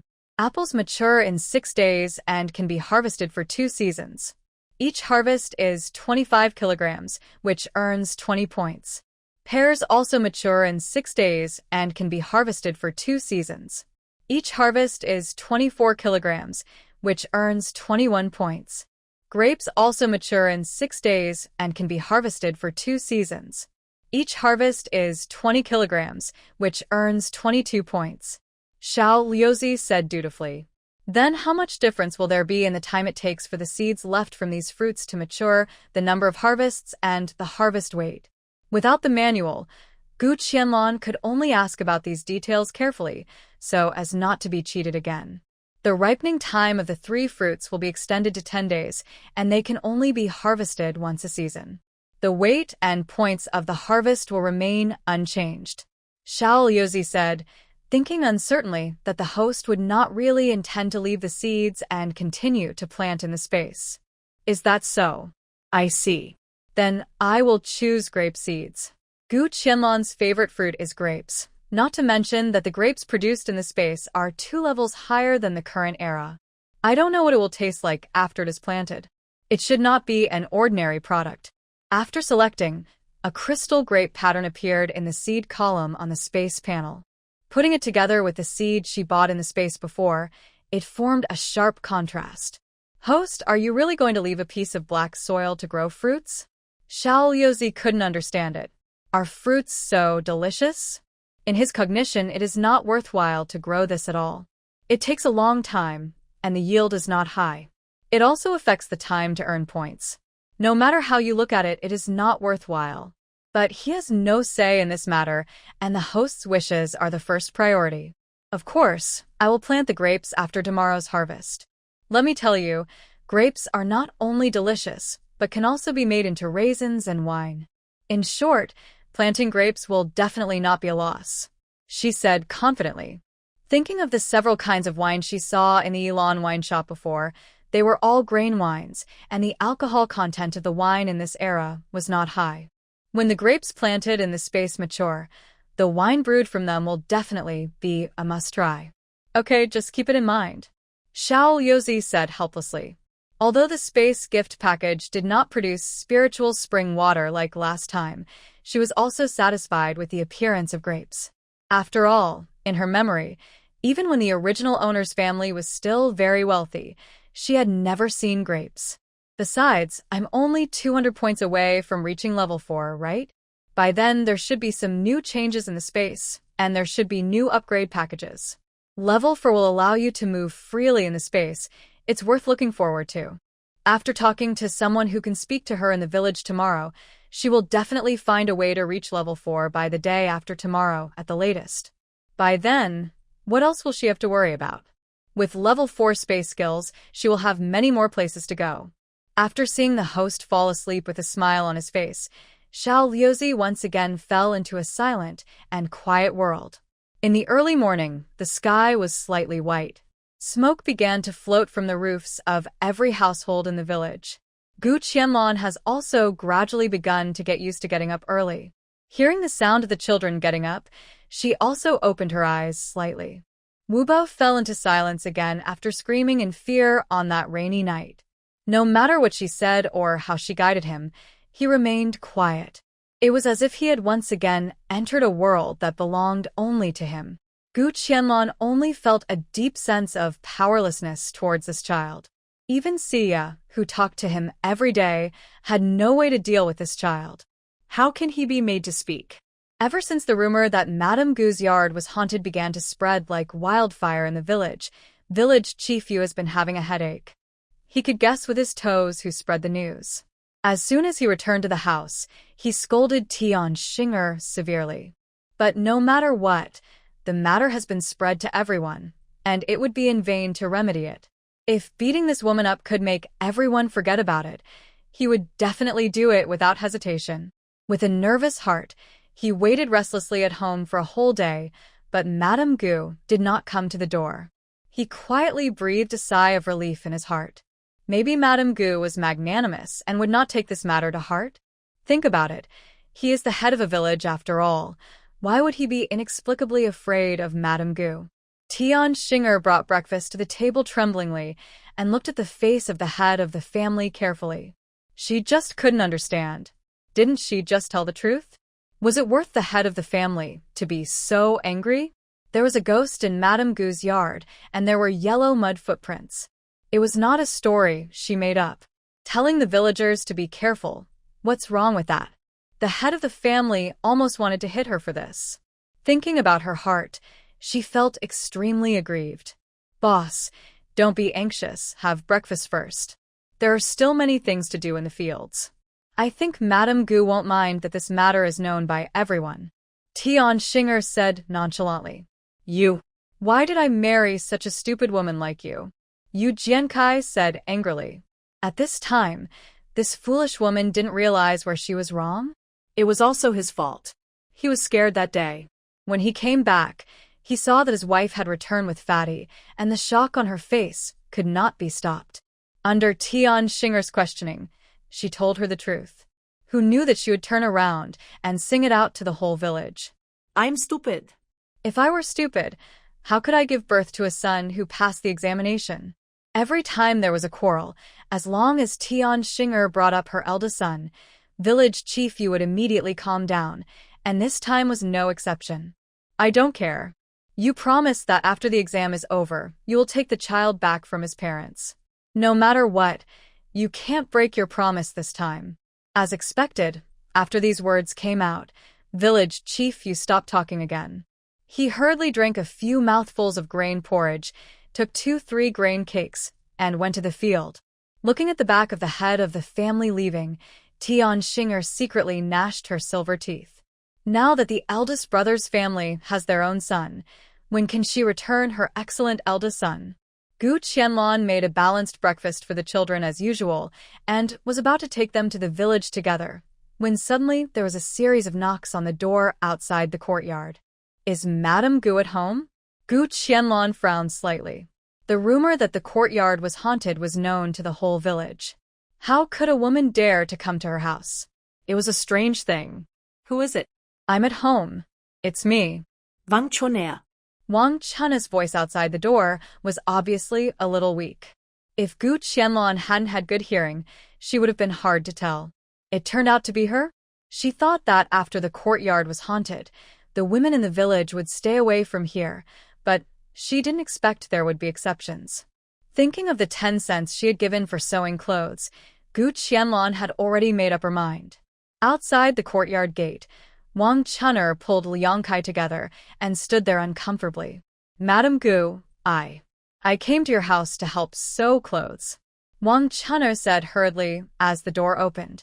The news that Xia and Wu Bao wore new clothes had spread throughout the village. She even saw the new clothes Wu Bao was wearing with her own eyes. It was clearly the material that Madame Gu had handed to her. The color and style were so familiar to her. But what position did she have to say anything? But Mrs. Liu and her sister-in-law, who also discovered this, were different. Especially Mrs. Liu, who scolded her at home more than once.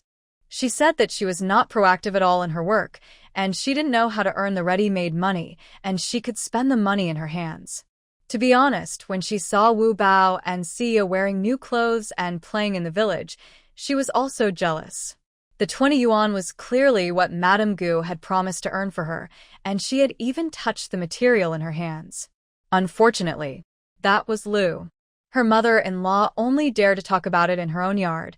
How could she dare to say sarcastic words to Liu? For this, she was twisted countless times. Seeing Wang Chunno outside the door, Gu Qianlong felt mixed emotions. The wound on her face had clearly not recovered yet, not to mention the hidden injuries on her body. It's Madame Wang. How come you have time to come here today? Come to the yard and sit for a while. Gu Qianlong stepped aside to let the mother and son enter the yard. Xia, Wu Bao, brother Liang Kai is here. You two go play with him for a while. Although there are several years between the children, it does not prevent them from becoming playmates. The 2 children each took out a candy and gave it to Liang Kai. Now they never lack these snacks and food, and they have become the envy of all the children in the village. Wang Chunner's eyes were almost glued to Xia and Wu Bao's new clothes, which should have been sewn by her. Madame Wang? Seeing that Wang Chunner seemed to be a little out of control, Gu Qianlong called out again. Wang Chunner retracted her gaze and said uneasily, I'm sorry to make you laugh, Madame Gu. Can I still sew clothes for your family? Of course I can. I cut the fabric for the children last time, and there are still 2 sets that haven't been sewn yet. Please sit down first. I'll go into the house and get them for you. Gu Qianlong got up and went back to the house, took out 2 sets of fabric that had been cut long ago, and handed them to Wang Chenu. Originally, I was thinking of letting you sew slowly here, and you can help take care of my 2 children. But now I also know that it's a courageous thing for you to come to my little courtyard. It would be a bit too much to let you stay. As soon as Gu Qianlong finished speaking, Wang Chun'er in front of her obviously felt relieved. How much courage must have been mustered to bring Liang Kai into her haunted house. Take this material home and sew it first. I'll go to your house the day after tomorrow to get it and give you the remaining wages. Looking at the 2 sets of clothing materials in front of her, Wang Chun'er's heart was full of mixed feelings. The 4 sets of clothing materials she had obtained before became 2 sets now, and she lost 20 cents in just a few days. What's wrong? Will the material be snatched away by someone else this time? Gu Qianlong said with a smile. No, don't worry, Madame Gu. My mother-in-law has been urging me to come over. She has always remembered the 10 cents for a set of clothing. Wang Chun'er waved her hand and said, unsurprisingly, these wages are unlikely to fall into Wang Chun'er's hands. Her original intention was to help Taitu Nyangzi and let her subsidize her life more or less. But thinking of her temper and the situation at home, she had to give up her thoughts for the time being. If this small courtyard was safe and worry-free, and there were no previous incidents, she would have thought of letting her come to sew clothes and take care of the children. But now, even she herself is worried about letting Wang Chun'er stay here with the children. What if Li Tong has accomplices? Or if he recovers, who knows when he will suddenly show up again? If something happens in her house, she will be guilty. Take these 2 sets of clothes back and sew them first. I will have other plans later. Gu Qianlong's words did not soothe Wang Chun'er's worries. Alas, her mother-in-law will not let her go easily if she is short of 20 cents in wages. But who made her so unpromising? This matter cannot be blamed on Madame Gu. Taking the material given by Madame Gu, Wang Chun'er called her son Liang Kai together and left the courtyard with a sad face. Looking at the backs of Wang Chun'er and her son leaving, Gu Qianlong shook her head helplessly. This is really a difficult sutra for every family. Let's go to the village and go to the village chief's house first. She wanted to see what kind of explanation the village chief was going to give her in this situation. When Gu Qianlong, wearing a mask, appeared at the door of the village chief's house with 2 children, Tian Xinger's face turned pale instantly. The bowl she was cleaning fell to the ground and broke. Gu Qianlong snorted. Is that all she has? Who gave her the courage to sing all over the village that her house was haunted? If Tian Xinger had been tougher and confronted her head-on, she would have looked up to her. But what was going on now? It's Madame Gu. How did you have time to come here today? You scared me. Tian Xinger raised her lips into a forced smile, which was uglier than crying. This is not the first time we've met. How could you be scared? Fortunately, I'm still wearing a mask. She wanted to take off the mask and scare Tian Xinger seriously.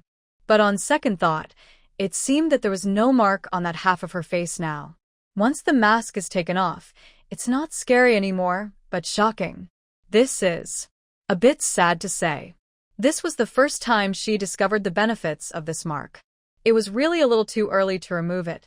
It's not that I'm scared by your face, Tian Xinger said softly, looking at the broken pottery pieces on the ground with a distressed look.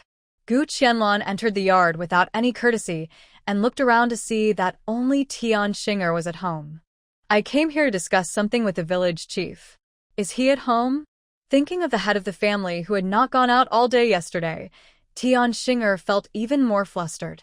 She did not forget that the head of the family had been sighing and blaming herself all day. Madame Gu, do you have something to ask the head of the family? He went to the fields to work and will not be back until dark. I also brought him lunch in the fields at noon, Tian Xinger said anxiously, fearing that Gu Qianlong would stay at home. Oh. Madame Tian thinks that I don't know anything about farming and I'm easy to fool, right? Gu Qianlong said, and her face instantly turned cold. At noon in summer, no one is working in the fields. Tian Xinger, do you really think you are the village chief's wife? You challenge my bottom line again and again like this, and treat me like a piece of clay? Originally, for the sake of the village chief's face, she had no intention of settling the score with Tian Xinger. But she should never, ever, treat her like a soft persimmon again and again. You. What do you want? I'm the village chief's wife. I don't need to be afraid of you. Tian Xinger said boldly. Gu Qianlan was too lazy to say anything more to Tian Xinger, raised her hand to strangle her neck, and lifted her up with one hand. If you can't control this mouth under your nose, I don't mind helping you to control it, she said in a deep and cold voice. Tian Xinger felt that even her breathing was blocked at this moment. She had no doubt that if there was a next time, Madame Gu would definitely not take into account her identity as the village chief's wife and attack her. Seeing tears flashing in Tian Xinger's eyes, her face gradually turned blue due to lack of oxygen. Gu Qianlan finally let go of her hand and turned around and walked out the door with the children. The village is only this big. She can't ask where someone is going. Seeing Madame Gu leaving her house with a sullen face, Tian Xinger actually felt a sense of relief for surviving a disaster. Although she had never seen Madame Gu tear off her cousin's arm with one hand, she had heard of her glorious deeds. What if she gets unhappy and attacks the head of the family? And the haunted house where she lives, if she is really a coward, how can she continue to live there and not mention moving out? At this moment, Tian Xinger seemed to have suddenly become sober as if her mind had been enlightened. How could she be so rude and talk about Madame Gu's house everywhere in the village? The more she thought about it, the more scared she became. She didn't even have time to clean up the debris on the ground and closed the gate and chased to the field. From a distance, she saw Madame Gu talking about something with her husband. Yu Jiankai looked embarrassed and kept silent. Head of the family, are you okay? Tian Xinger exclaimed. Madame Gu, please don't make things difficult for me. The head of the family. It's all my fault. I was careless when I spoke and told others that your house was haunted. If you want to blame someone, blame me. It has nothing to do with the head of the family, Tian Xinger said with a righteous face. This. Was she scared by her hand just now? Gu Qianlan couldn't help but roll her eyes in her heart. It was true that she was looking for the village chief, but it had nothing to do with her nagging. Okay. You woman, stay aside. He was so stupid every day. It was God's blessing that he could live until now, without fainting from anger. I'm doing this for your own good, Madame Gu. Don't blame me, the head of the family, Tian Xinger said anxiously. At this time, she didn't care about being afraid anymore. She stepped forward and grabbed Gu Qianlan's sleeve and begged. I said, Madame Tian, do you know what I talked to the village chief about? Gu Qianlan looked at the woman in front of her coldly and held her forehead in silence. Isn't it just the haunted house? Don't blame the head of the family, I said it all. Tian Xinger thought she was right. If it wasn't for this matter, could there be something more important than this? Village chief Yu, what do you think of what I said? If you can't decide, gather everyone together and listen to everyone's opinions. The gong in Yujia village is not easily struck. The last time the gong was struck, it was when the court issued an announcement, and village chief Yu struck the gong to popularize the notice. This time, for the haunted house of Mrs. Gu, he had to strike the gong again. Dear villagers, I'm afraid everyone has heard that the house that Mrs. Gu just bought at the west end of the village is haunted. When almost everyone in every household had arrived, village chief Yu began to explain the purpose of striking the gong today. Oh. Village chief, it's not just 1 or 2 days that the house has been unlucky, and it's not a new thing to be haunted now. Qian Hongxiu curled her lips and said with some gloating. That's right, there was an accident in that house and people died there. Who in the village doesn't know about it? The woman next to her echoed. Yes, we didn't want to hide it from her. She didn't ask. Everyone was talking one after another. Gu Qianlan looked at the villagers coldly and kept silent. Village chief, just call everyone here and tell them what you're going to do. A woman asked quickly. But let's make it clear first, you can't return the money. I will be the first to disagree. Qian Hongxiu spoke first before the village chief spoke. Quiet. Everyone, be quiet. Mrs. Gu didn't ask for the money for the house to be returned, but now that the house has happened, it's not appropriate for them to live there. The village has to come up with an explanation.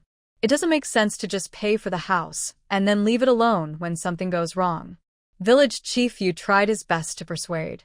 He still hoped that the villagers could take the initiative and come up with a suitable solution. In order to avoid the last step, everyone would have no room for discussion. What's the explanation? Why did she ask everyone to come here if she didn't want money? Our life is not easy either, because she was unlucky enough to buy a house that happened to be haunted. Qian Hongxiu didn't sympathize with her at all. When she came into the village after hunting deer, she was the first one to go up and say hello. But the Jianzhong family was the same, as if she was going to take advantage, and they were guarding against her like a thief. Many villagers showed expressions of approval and nodded one after another. She took the initiative to buy the house, but no one forced her. Seeing the attitude of the villagers, Village Chief Yu shook his head helplessly. Yu Xingwang and the crowd watched everything in front of him silently, without saying a word. He always felt that with the character of the Jianzhong family, they would not accept it so easily. Since Madame Gu didn't plan to ask for money, what did she plan to ask for? Finally, someone who was quite reasonable asked, "Let's make it clear first, no matter what compensation she wants, I won't pay." Qian Hongxiu spoke again. Anyway, as long as she doesn't suffer any losses, she can do whatever she wants. It's like this. There are several other unused houses in the village. I want to let Madame Gu and her son move there for a while, and then move back after the haunting is resolved. Village Chief Yu thought for a while and said the first plan he had proposed before. What if the haunting can't be resolved? Madame Gu and her son will live there for nothing? A villager immediately questioned. They have all contributed money and effort to maintain those unused houses. They were originally kept in case a family needs a house to live in and can collect rent, or it would be best if they can sell it, like the house of Li Juehu in the west of the village.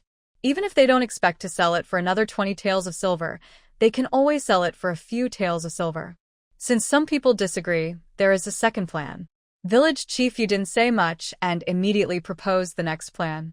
The villagers pricked up their ears, fearing that they had missed something.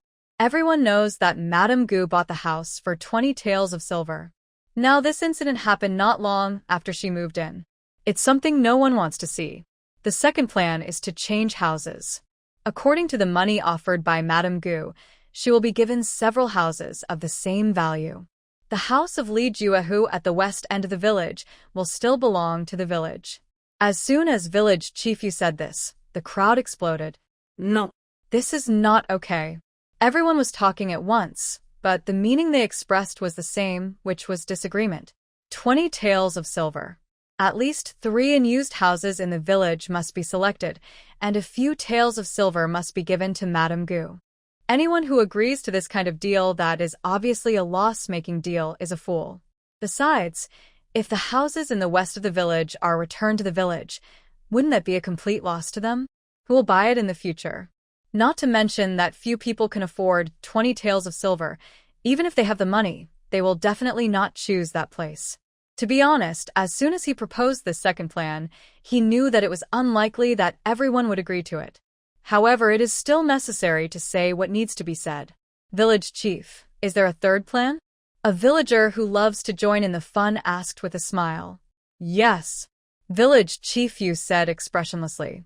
When they heard that there was indeed a third plan, everyone quieted down again. The third plan is that the village will allocate a piece of land for Madame Gu and build her a house. She will move to the unused house with her children and live there temporarily. When the new house is built, she will move out. Village Chief Yu said, looking at everyone. Who will pay for the house? What about the housing land in the village? Will Madame Gu pay for it? It has to be said that what everyone cares about most is money. If it doesn't cost money and doesn't harm the interests of the family, then it can be discussed. The homestead is allocated to Mrs. Gu by the village, so she doesn't have to pay any extra money. As for building the house, the labor is paid by the village, and Mrs. Gu is only responsible for the materials and money. The only thing is that the well in Madame Gu's house to the west of the village can be freely used by villagers from now on. After saying this, village chief Yu looked at the villagers who were whispering to each other. In his opinion, this was the most appropriate compromise. We won't do this. Qian Hongxiu was the first to express her opposition. She did not express her opinion on asking the village to provide housing land, but she was the first one to disagree when asking the village to provide labor to build a house for Jianzhong's family. If you want people to work, you have to pay them. It's not reasonable to let them work for free and eat their own food. Isn't it just the well in the house in the west of the village? It won't be dry for many years. We don't go there to get water. Qian Hongxiu didn't think that the well would be of much use. At worst, if there's a drought in the future, she could just ask other villagers who could fetch water to help. Her idea was beautiful, but how could such a clever trick really work? Are you sure Aunt Hongxiu can be the head of your family and make the decisions? Village chief Yu confirmed again. When Qian Hongxiu heard this, she immediately stiffened her neck and said, "Of course, what I said counts. Okay, I understand. I've also talked about these 3 plans. What do you think?" The villagers looked at each other and began to discuss and mutter in low voices. After a while, everyone reached a relatively unified opinion and agreed with a third option.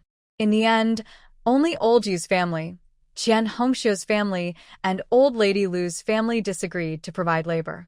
Village chief Yu looked at the 3 households and was not surprised at all. Since you 3 households do not agree to this third option, come here now to sign a waiver.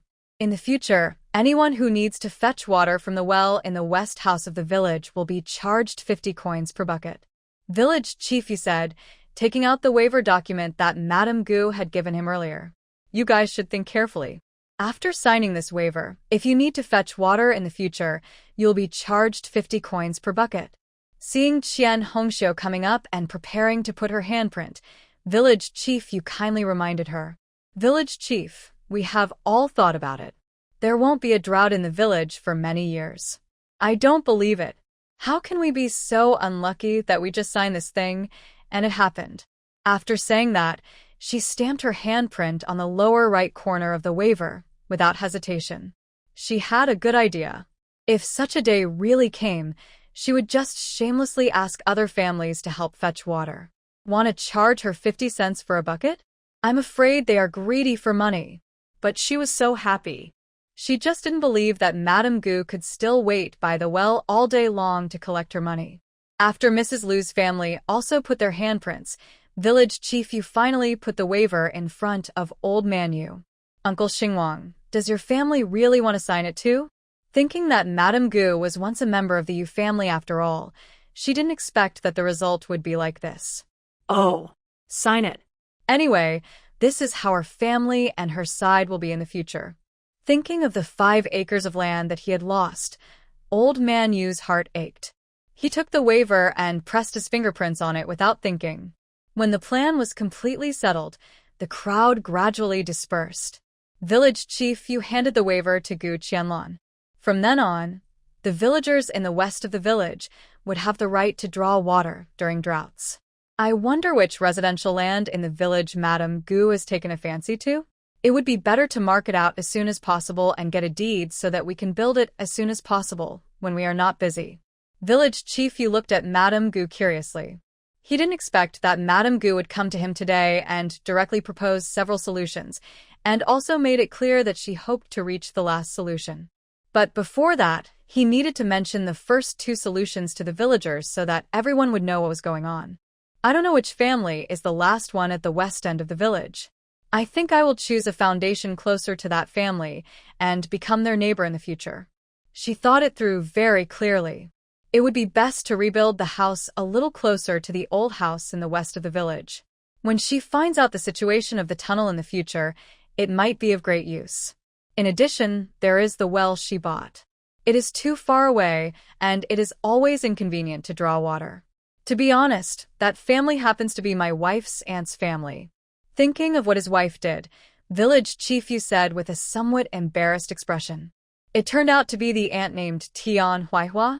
I didn't expect that after going around in circles, it turned out to be an acquaintance. How many acres of the homestead does Madame Gu plan to allocate? The village will compensate you with about 3.5 acres of homestead according to the house in the west of the village. If Madame Gu feels that it is not enough, you have to pay for the additional land. Village chief, you felt that Madame Gu would want to buy more homesteads. Even if the house would not be built all at once, at least the land would be enclosed and placed there first. It must be said that village chief Yu was telling the truth at this moment. Gu Qianlan's original intention was to buy all the vacant land at the west end of the village, including the land near Aunt Tian's house. Of course, she would naturally leave a distance of several hundred meters to facilitate the expansion of Aunt Tian's house in the future. But if she does this, wouldn't she appear to be too ostentatious? What's more, she did not forget the house deeds and land deeds she had bought before, which were all registered in the name of the third son of the Yu family.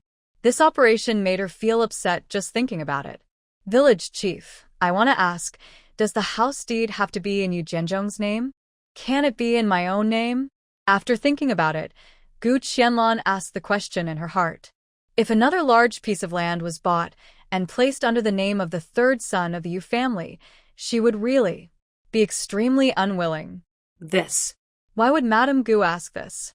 As the saying goes, a woman should follow her husband after marriage and her son after her husband's death. A woman can have a dowry under her own name, but after getting married, won't all the properties she buys belong to her husband's family?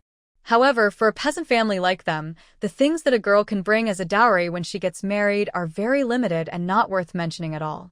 A better family might have a few taels of silver for the girl to take to her husband's house, but this situation is also rare. To be honest, I went back to Yangshu village, not only to visit, but also to take back part of my dowry. If I use my dowry money to buy a homestead and build a house, it can't be recorded in my husband's name anyway. Otherwise, how can I face my deceased parents in the future? It happened that she wanted to transfer some of the silver in her hands to the public by taking advantage of this return to Yangshu village. Otherwise, if you have 10,000 taels of silver every day, but still have to hide it, it will simply lower your quality of life. Village chief Yu said with surprise, if the house is built on the land bought with the dowry money, then it can naturally be under the name of Madame Gu. But didn't he hear that the eldest wife of the Gu family even embezzled the 3 taels of silver betrothal gift to Madame Gu? How come this time Madame Gu was allowed to take away such a large sum of money? It's a bit confusing. After listening to what village chief Yu said, Gu Qianlan finally breathed a sigh of relief. She just intuitively didn't want her things to be too involved with her so-called husband. A man who had no impression of his appearance had already got the 5 acres of top-quality land she earned for nothing. You know enough. At this moment, Yu Jianzhong, who was serving in the border, sneezed n times in a row. He couldn't help but rub his nose. This was a bad weather, even in summer. The rain fell on people, but it was as cold as a knife. Anyone with a weak body would not be able to bear such a life. He really doubted that he would not be able to return to his hometown alive.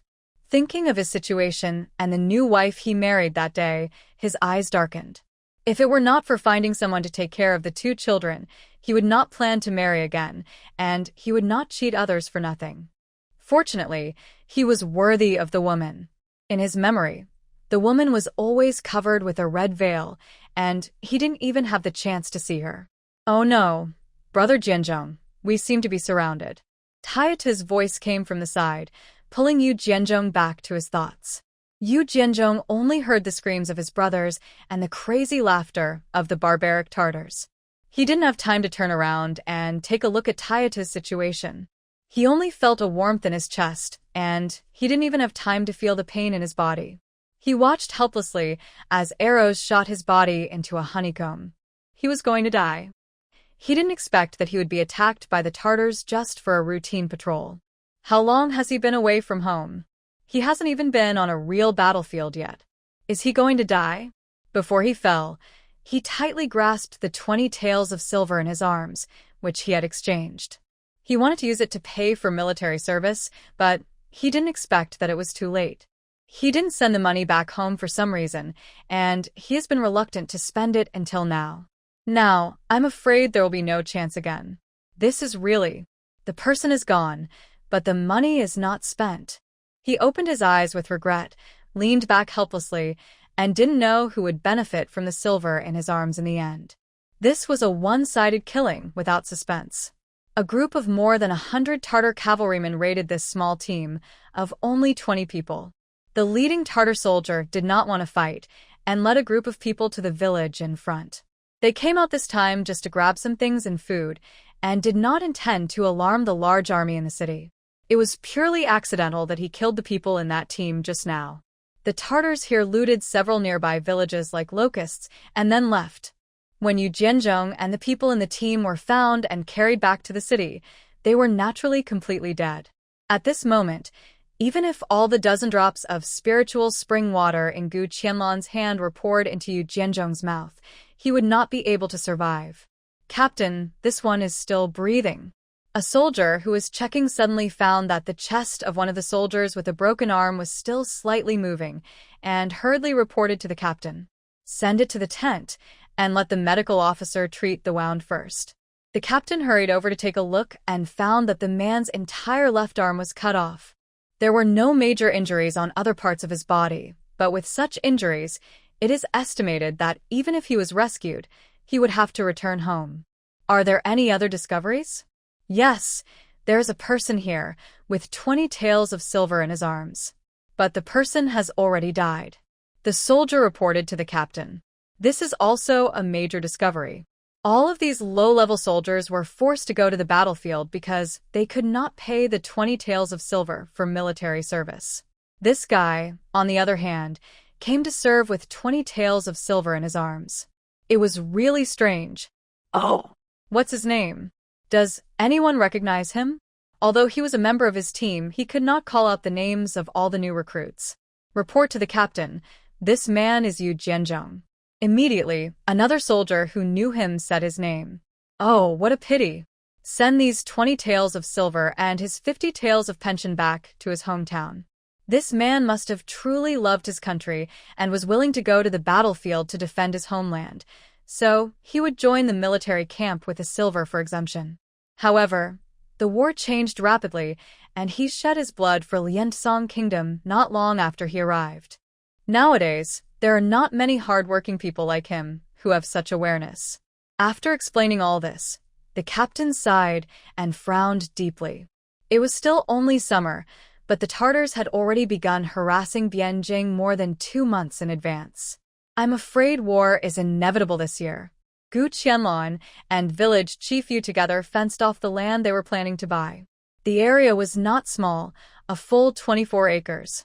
The 3.5 acres of the land did not require any money, but the other 20 acres required real money to buy. Mrs. Gu, this is 20 acres of residential land. You have to think it through. Even if 1 acre of land only cost 2 taels of silver, 20 acres would cost 40 taels of silver. Yu Jiankai couldn't even think about taking out such a large amount of money at once. But the lady in front of him, Gu, took it out easily after just returning to Yangshu village. After buying the homestead, you have to pay for the materials for building the house yourself. Have you thought about what kind of house you want to build? Looking at Mrs. Gu, who spent money so lavishly, Yu Jiankai couldn't help but ask worriedly, does the daughter of this scholar spend money so unplannedly? He had also met the former scholar Gu, and his impression of him was not that of a generous person. But why did he feel nervous every time he spent money with Madame Gu? Well, I have thought about it. She planned to build a bigger and more comfortable house. It would be best to find some time to go to the pawnbroker in the county town and buy a few suitable servants. This way, when she goes up the mountain or travels far away in the future, there will be someone to take care of the children. If we always spend money to ask Lu to take care of the child, not only will the child not eat well, but it will inevitably cause unnecessary trouble over time. By the time she goes to Dongxia Mountain again tomorrow, upgrading and money will no longer be a problem. Why should you carry such a huge sum of money and still put yourself in such a difficult position? Village Chief Yu frowned tightly. Did Mrs. Gu make a huge fortune by returning to her parents' home? After buying 20 acres of residential land, how much money will be left to build a house? If you build a few thatched houses, it won't cost much silver. But now it's more than 23 mu of land. Adding the 2 mu bought with 100 taels of silver, how many houses should be built to make it look not empty? That's all. Even if Madame Gu is good at spending money, she is not a member of his family, so why should he worry about her? But Mrs. Gu's next words shocked him so much that he didn't know what to say. Village Chief Yu, I'm planning to build a few brick and tile houses. Who should I hire? She was completely clueless about hiring someone to build a house. It just so happened that the village chief also lived in a blue brick and tile house, so he probably had more say in this matter. What? Madame Gu, are you kidding? Yu Jiankai exclaimed. This Madame Gu is probably not aware of the price of blue bricks. Building a few houses would cost dozens or even hundreds of taels of silver. I'm not kidding. Because the west end of the village is quite close to Dongxia Mountain, the house is built stronger and it will be more secure to live in. Gu Qianlong explained. Yu Jiankai was relieved after hearing this. After thinking for a moment, he said, if Madame Gu just wants to live in a stronger house, there is no need to build a blue brick and tile house. The courtyard wall of your house in the west of the village is made of stones. Why don't you consider building a few stone houses? Village Chief Yu kindly suggested. Build a stone house? It's not impossible. She just wants the house to be strong and durable, so it doesn't have to be a blue brick house. Why don't you tell me the difference between a blue brick house and a stone house? I can compare them. If a blue brick house is too troublesome, she would like to build a stone house. There is a family in Yojia village next to us who makes blue bricks, but reservations are required. To build 5 blue brick tile houses like yours, you need a lot of bricks, and it will take at least 2 months to get all the bricks. Tiles are easier, and you can get them as long as you have silver.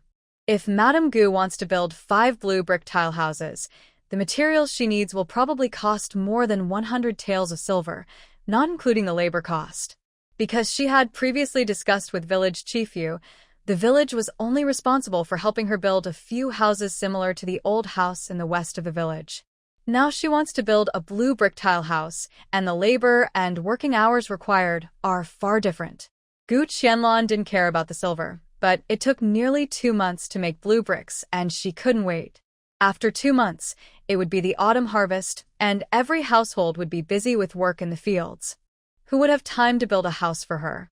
Of course, if she was willing to pay a high price for the labor, that would be another matter. But she was not a sucker. What if we build a few stone houses? She just hopes to start building a few houses of her own as soon as possible. It doesn't matter whether it is made of blue bricks or not, as long as it is strong enough. Building a stone house is much simpler.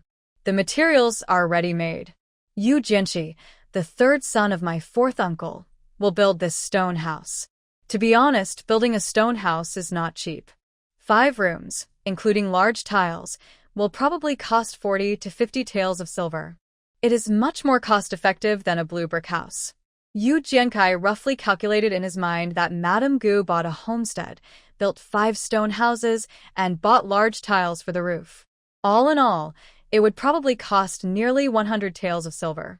After listening to what Village Chief Yu said, Gu Qianlong vaguely remembered that she had heard Lu say that Zhang the Hunter originally planned to build a stone house. 30 taels of silver could build 4 or 5 stone houses. As long as the solid house could be built as soon as possible, the price was not something Gu Qianlong would consider. Okay, I'll have to trouble the village chief to introduce 1 or 2. In this ancient time when men and women were strictly separated, if she went to her fourth uncle's house to find a man to build a house, she would probably be spitted at the next day. She still needed to rely on the relationship of the village chief to help mediate. Gu Qianlong was naturally familiar with the fourth uncle's house. The last time she went there, the third son Yu Jianxi went out to build a house and never came back, so she had never seen him. This time, she happened to run into him at home. Yu Jianxi was a dark-skinned man who was more than 20 years old and was one of the pillars of the fourth uncle's family. There is a quarry to the west of our Chongbei town. The quality of the stones mined there is impeccable and most suitable for building houses. Our team built houses for the people nearby, and we pulled stones from there. How many rooms do you plan to build, Madame Gu? Let me calculate it with you. Yu Jianxi really wanted to consider Gu Qianlong. Their family had already rented 5 acres of top-quality land from Madame Gu, and she was also the wife of a brother from the same family. When Jianzhong was a child, he often went up mountains and down rivers with him to play everywhere. It was only when they grew up and started their own families that their relationship gradually faded. I have heard from his father before that Madame Gu is a woman and life is not easy, so let the brothers help if they have the chance. With this relationship, he would never let others spend extra money. Although there is a man named Yu Jianxi in Yujia village who can build stone houses, there is no ready-made stone house. Most of them are still adobe houses or thatched houses. She really didn't have a clear idea of what a stone house was. Brother Jianxi, is this kind of stone house easy to build? How long would it take to build 5? Gu Qianlong hopes to have the house built before the autumn harvest. If that is not possible, she will move into the new house before winter. Yu Jianxi smiled and said, I wouldn't dare to say anything about other people, but I'm a master who has learned to be a mason. I can help you build a few stone houses, and the quality is definitely no problem. As for how long it will take, 20 days will be enough. Yu Jianxi pondered for a moment and estimated the time. Hearing Yu Jianxi say this, Gu Qianlong breathed a sigh of relief. With this calculation, there is no doubt that she and her children will move into the new house before the autumn harvest. The stones from the quarry are very cheap compared to blue bricks. Yu Jianxi buys a lot of stones from there every year. Mrs. Gu's family needs about 15 taels of silver worth of stones to build 5 houses and a 9-foot-high courtyard wall. Brother Jianxi, I plan to enclose all the newly purchased homesteads in the courtyard wall. I'm afraid it will take a lot of stones. Gu Qianlong said. Most of the villagers thought that she would only use the land compensated to her to build houses and courtyard walls. But they didn't know that her homestead now has more than 25 acres. Mrs. Gu has bought a new homestead? That's fine, just fence it in. Yu Jianxi only thought that Mrs. Gu might have added a few acres of land. So when he heard that there were more than 20 acres of land, he opened his mouth wide for a long time. This. Mrs. Gu, if such a large area of land is fenced in the courtyard wall, it will cost some stones. I estimate that it will cost 25 taels of silver for stones. More than 20 acres of land. If it is all fenced in, it will probably take half a day to walk around the yard. This Mrs. Gu is really not simple. She has become the largest household in the village without saying anything. Okay, that's no problem. According to this calculation, it only costs 25 taels of silver for stones, which is indeed much cheaper and more convenient than blue bricks.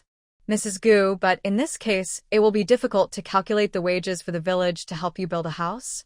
Village chief Yu said with some worry. It was agreed before that the village would help Madame Gu build the house, but that was only to build 4 thatched houses. Now it has become 5 stone houses, and there is such a large courtyard wall. It is naturally unrealistic to ask everyone to work for nothing. Village Chief Yu, this is actually easy to handle. Gu Qianlong smiled and said. When she first planned to build the house, she had not considered this issue. Usually, the wages for building 4 thatched houses are 20 won a day. The stone houses require more labor, so the wages are 30 won per person a day.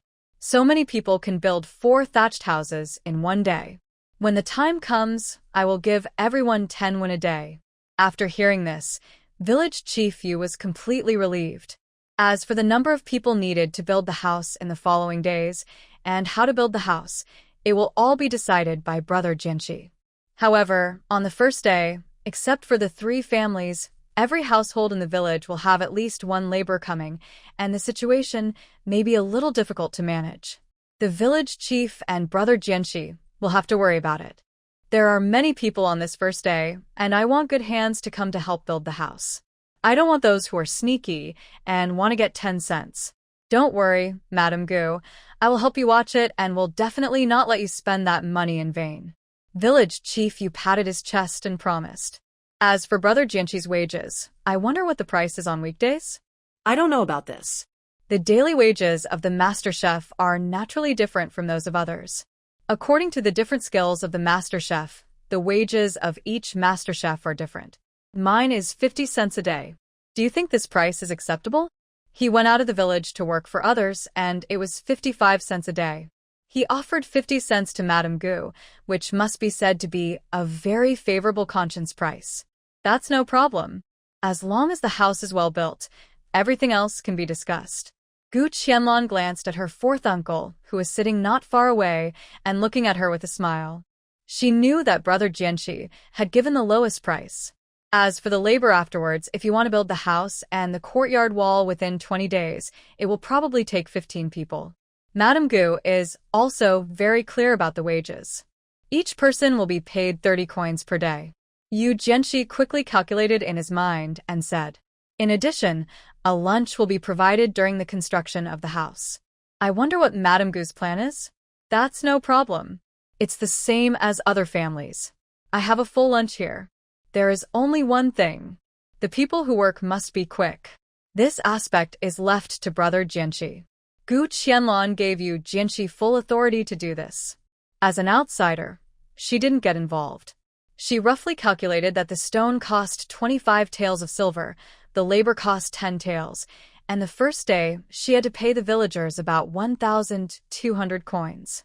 Finally, adding the food expenses for these 20 days, more than 40 taels were enough to build the house. Brother Jianxi, I wonder if you have any blueprints for building a house, so I can pick one. After all, this is where I'm going to live for the rest of my life, so I want to build something that satisfies me. Most of the houses in the countryside are built in similar styles, but Yu Jianxi has been to many villages and towns, so he should have some ideas and suggestions of his own. Hey, we country people don't have so many requirements for building houses.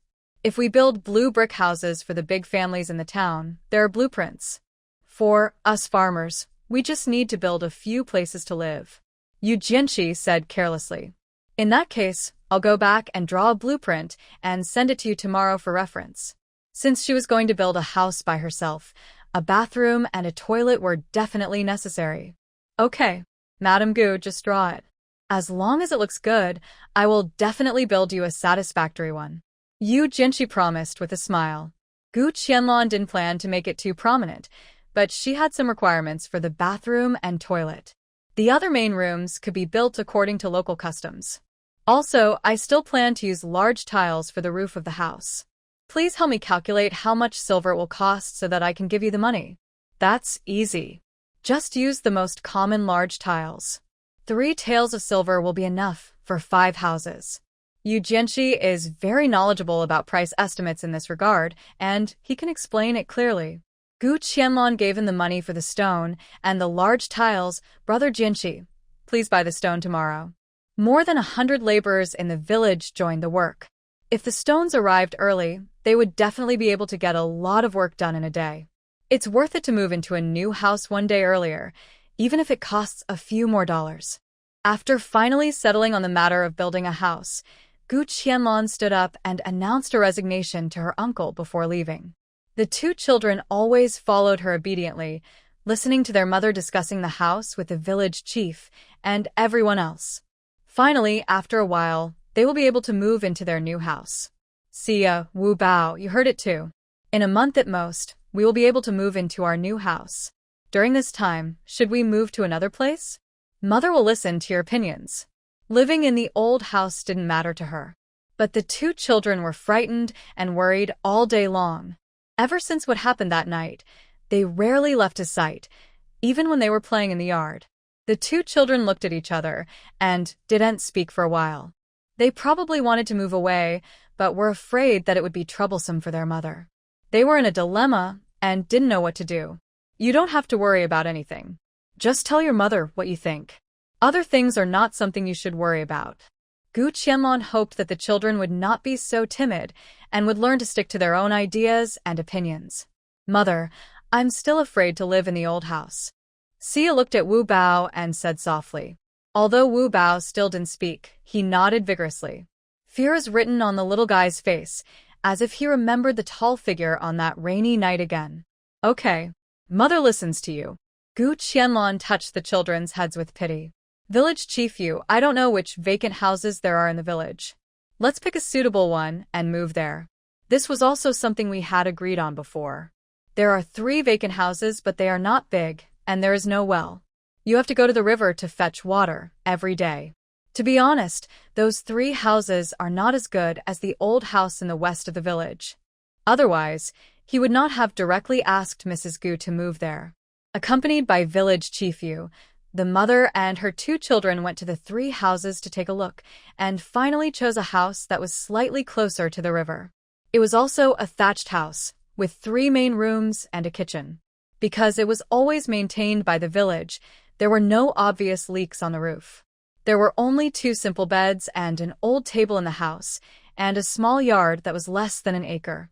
There was a stone table and several stone benches in the yard, which was quite convenient for eating and resting in the yard in summer. Seeing that it was still early, Yu Jiankai hurried to the town government to get the deed for the 25 acres of land for Mrs. Gu. This time, there would be no more trouble. It must be said that except for its unlucky reputation, the old house in the west of the village was much better than the 3 houses in other aspects. Clean up this room, move all our things here, and we can live here. Let's go back there to have lunch at noon, then come here to clean up the house, and we can move in at night. Although her previous plan was disrupted and she couldn't go to Dongxia Mountain to upgrade and make a fortune the next day, she finally planted the grape seeds she had been thinking about. 6 days later, she can eat the delicious grapes produced in the space, and she feels extremely excited just thinking about it. Although she still needs to work hard to achieve the freedom to eat grapes, hope is finally in sight. The children's little faces finally have a long-lost smile, and they are about to leave this old house that makes them scared. The little guys seem very excited, and even eat half a bowl more for lunch. There are only some things on the surface that need to be moved away from home, and Gu Qianlong puts all the important items into the space. The big wooden box brought back from Tongda Money House finally came in handy. The bowls, chopsticks, food, and seasonings placed in the kitchen at home were all put into the box by Gu Qianlong for easy moving. If she wasn't afraid of being discovered, she would have planned to put all the things into the space, and the 3 of them could just go empty-handed. But there were so many people in the village, and since she married into the village, she had been the talk of the town for a while, and she really didn't want to add to the conversation. "Mom, can we go now?" Gu Qianlong only saw, at this time, that the children had packed a large bag of things themselves. Looking at the 2 children's small bodies carrying their own backpacks, she was only worried that the things inside would hurt the children. "What good things are in here?" Gu Qianlong leaned into the backpack. "They are all clothes for Wu Bao and me," Sia said shyly. "Clothes for the 2 children?" Thinking of the patched clothes the children had worn before, Gu Qianlong reached out and picked up a piece of clothing casually. This was a piece that Sia had worn before. She thought the little girl had new clothes and had thrown away the old one. But she didn't expect that she had carefully put it away. "We don't want these old clothes anymore. Mother will make you more beautiful new clothes in the future." Wu Bao's backpack also contained his old clothes, many of which had been washed so much that their original colors could not be seen. "Mother has been too busy these days. When I have some free time and move into the new house, I will make you a bunch of new clothes so that you can wear new clothes every day." She bought a lot of cloth from the town and the county and stored them in the space, just waiting for free time to make them for the children. But who would have thought that plans could not keep up with the changes, and the work of making clothes was repeatedly put on hold and delayed. The 2 children smiled and felt as sweet as honey. Gu Qianlong took out all the old clothes in the children's backpacks, including 2 old cotton padded jackets worn in previous years. "I don't know which child has worn them before. The cotton has become hard, and some of the exposed ones even look black. How can you feel a bit warm wearing such cotton-padded jackets in winter?" Gu Qianlong couldn't help but feel a little depressed. How could Yu Jianzhong be a father? The children wore such clothes to spend the winter. Was he blind and couldn't see it at all? At this moment, he should be thankful that he was not in front of her otherwise. She would really take action and teach this irresponsible father a lesson. She took out the clothes from the children's backpacks one by one. All the clothes for 4 seasons were packed in the backpacks, and there were only 4 sets in total. "Are all the clothes you brought from the old house here?" Gu Qianlong asked uncertainly. Nowadays, the clothes a child needs to wear in a season are more than what is shown in front of her. But all the clothes these 2 children need to wear in a year, added together, are only a few sets. Even so, none of these clothes were intact. I saw that the children of the first family and Lu Bao were wearing clothes without patches. Gu Qianlong remembered the children she had seen when she went to the old house before. But no one wears clothes with patches on them. Even Feng Xiaoer's 3 daughters, although they were wearing old clothes that had been washed so much that they turned white, only had patches on them occasionally. The clothes in her hands were completely patched up. What I wear are all Sonia's old clothes, and what Wu Bao wears are Si Bao's old clothes. The little girl said in a low voice. No wonder. The new one is the eldest, the old one is the second, and the one who does the mending is the third. When it comes to Xia and Wu Bao's turn, won't they become the ceiling of patchwork? For a moment, Gu Qianlong's throat was choked, and she couldn't utter a word. She squatted down and gently held the 2 children in her arms. With your mother here, you will be the happiest children in the village. You won't have to wear these patched clothes anymore. She promised the children softly. The 2 children leaned in Gu Qianlong's arms, feeling unprecedented warmth and security. I hugged my gentle mother tightly and was reluctant to let go. Naturally, Gu Qianlong took all the clothes out of the backpack for them and put them back in the old house in the west of the village. She hasn't figured out what to do with the house yet, and all she discussed with the village chief was that the well could provide free water to the villagers during the dry season. The title deed to the house still belongs to their family. Let's move these things to the temporary house first, and Mother will come over to pick up the rest later. After all, you will only live there for a month at most, and then you can move into your new home. At that time, we will also have to buy new furniture including tables, chairs, benches, cabinets, etc. When the new house is built, you 2 will each have a room. More than 20 acres of land is quite large, and she can slowly plan it when she has free time. Even if it doesn't require pavilions, towers, bridges, and flowing water, it should at least be warm and comfortable, warm in winter and cool in summer.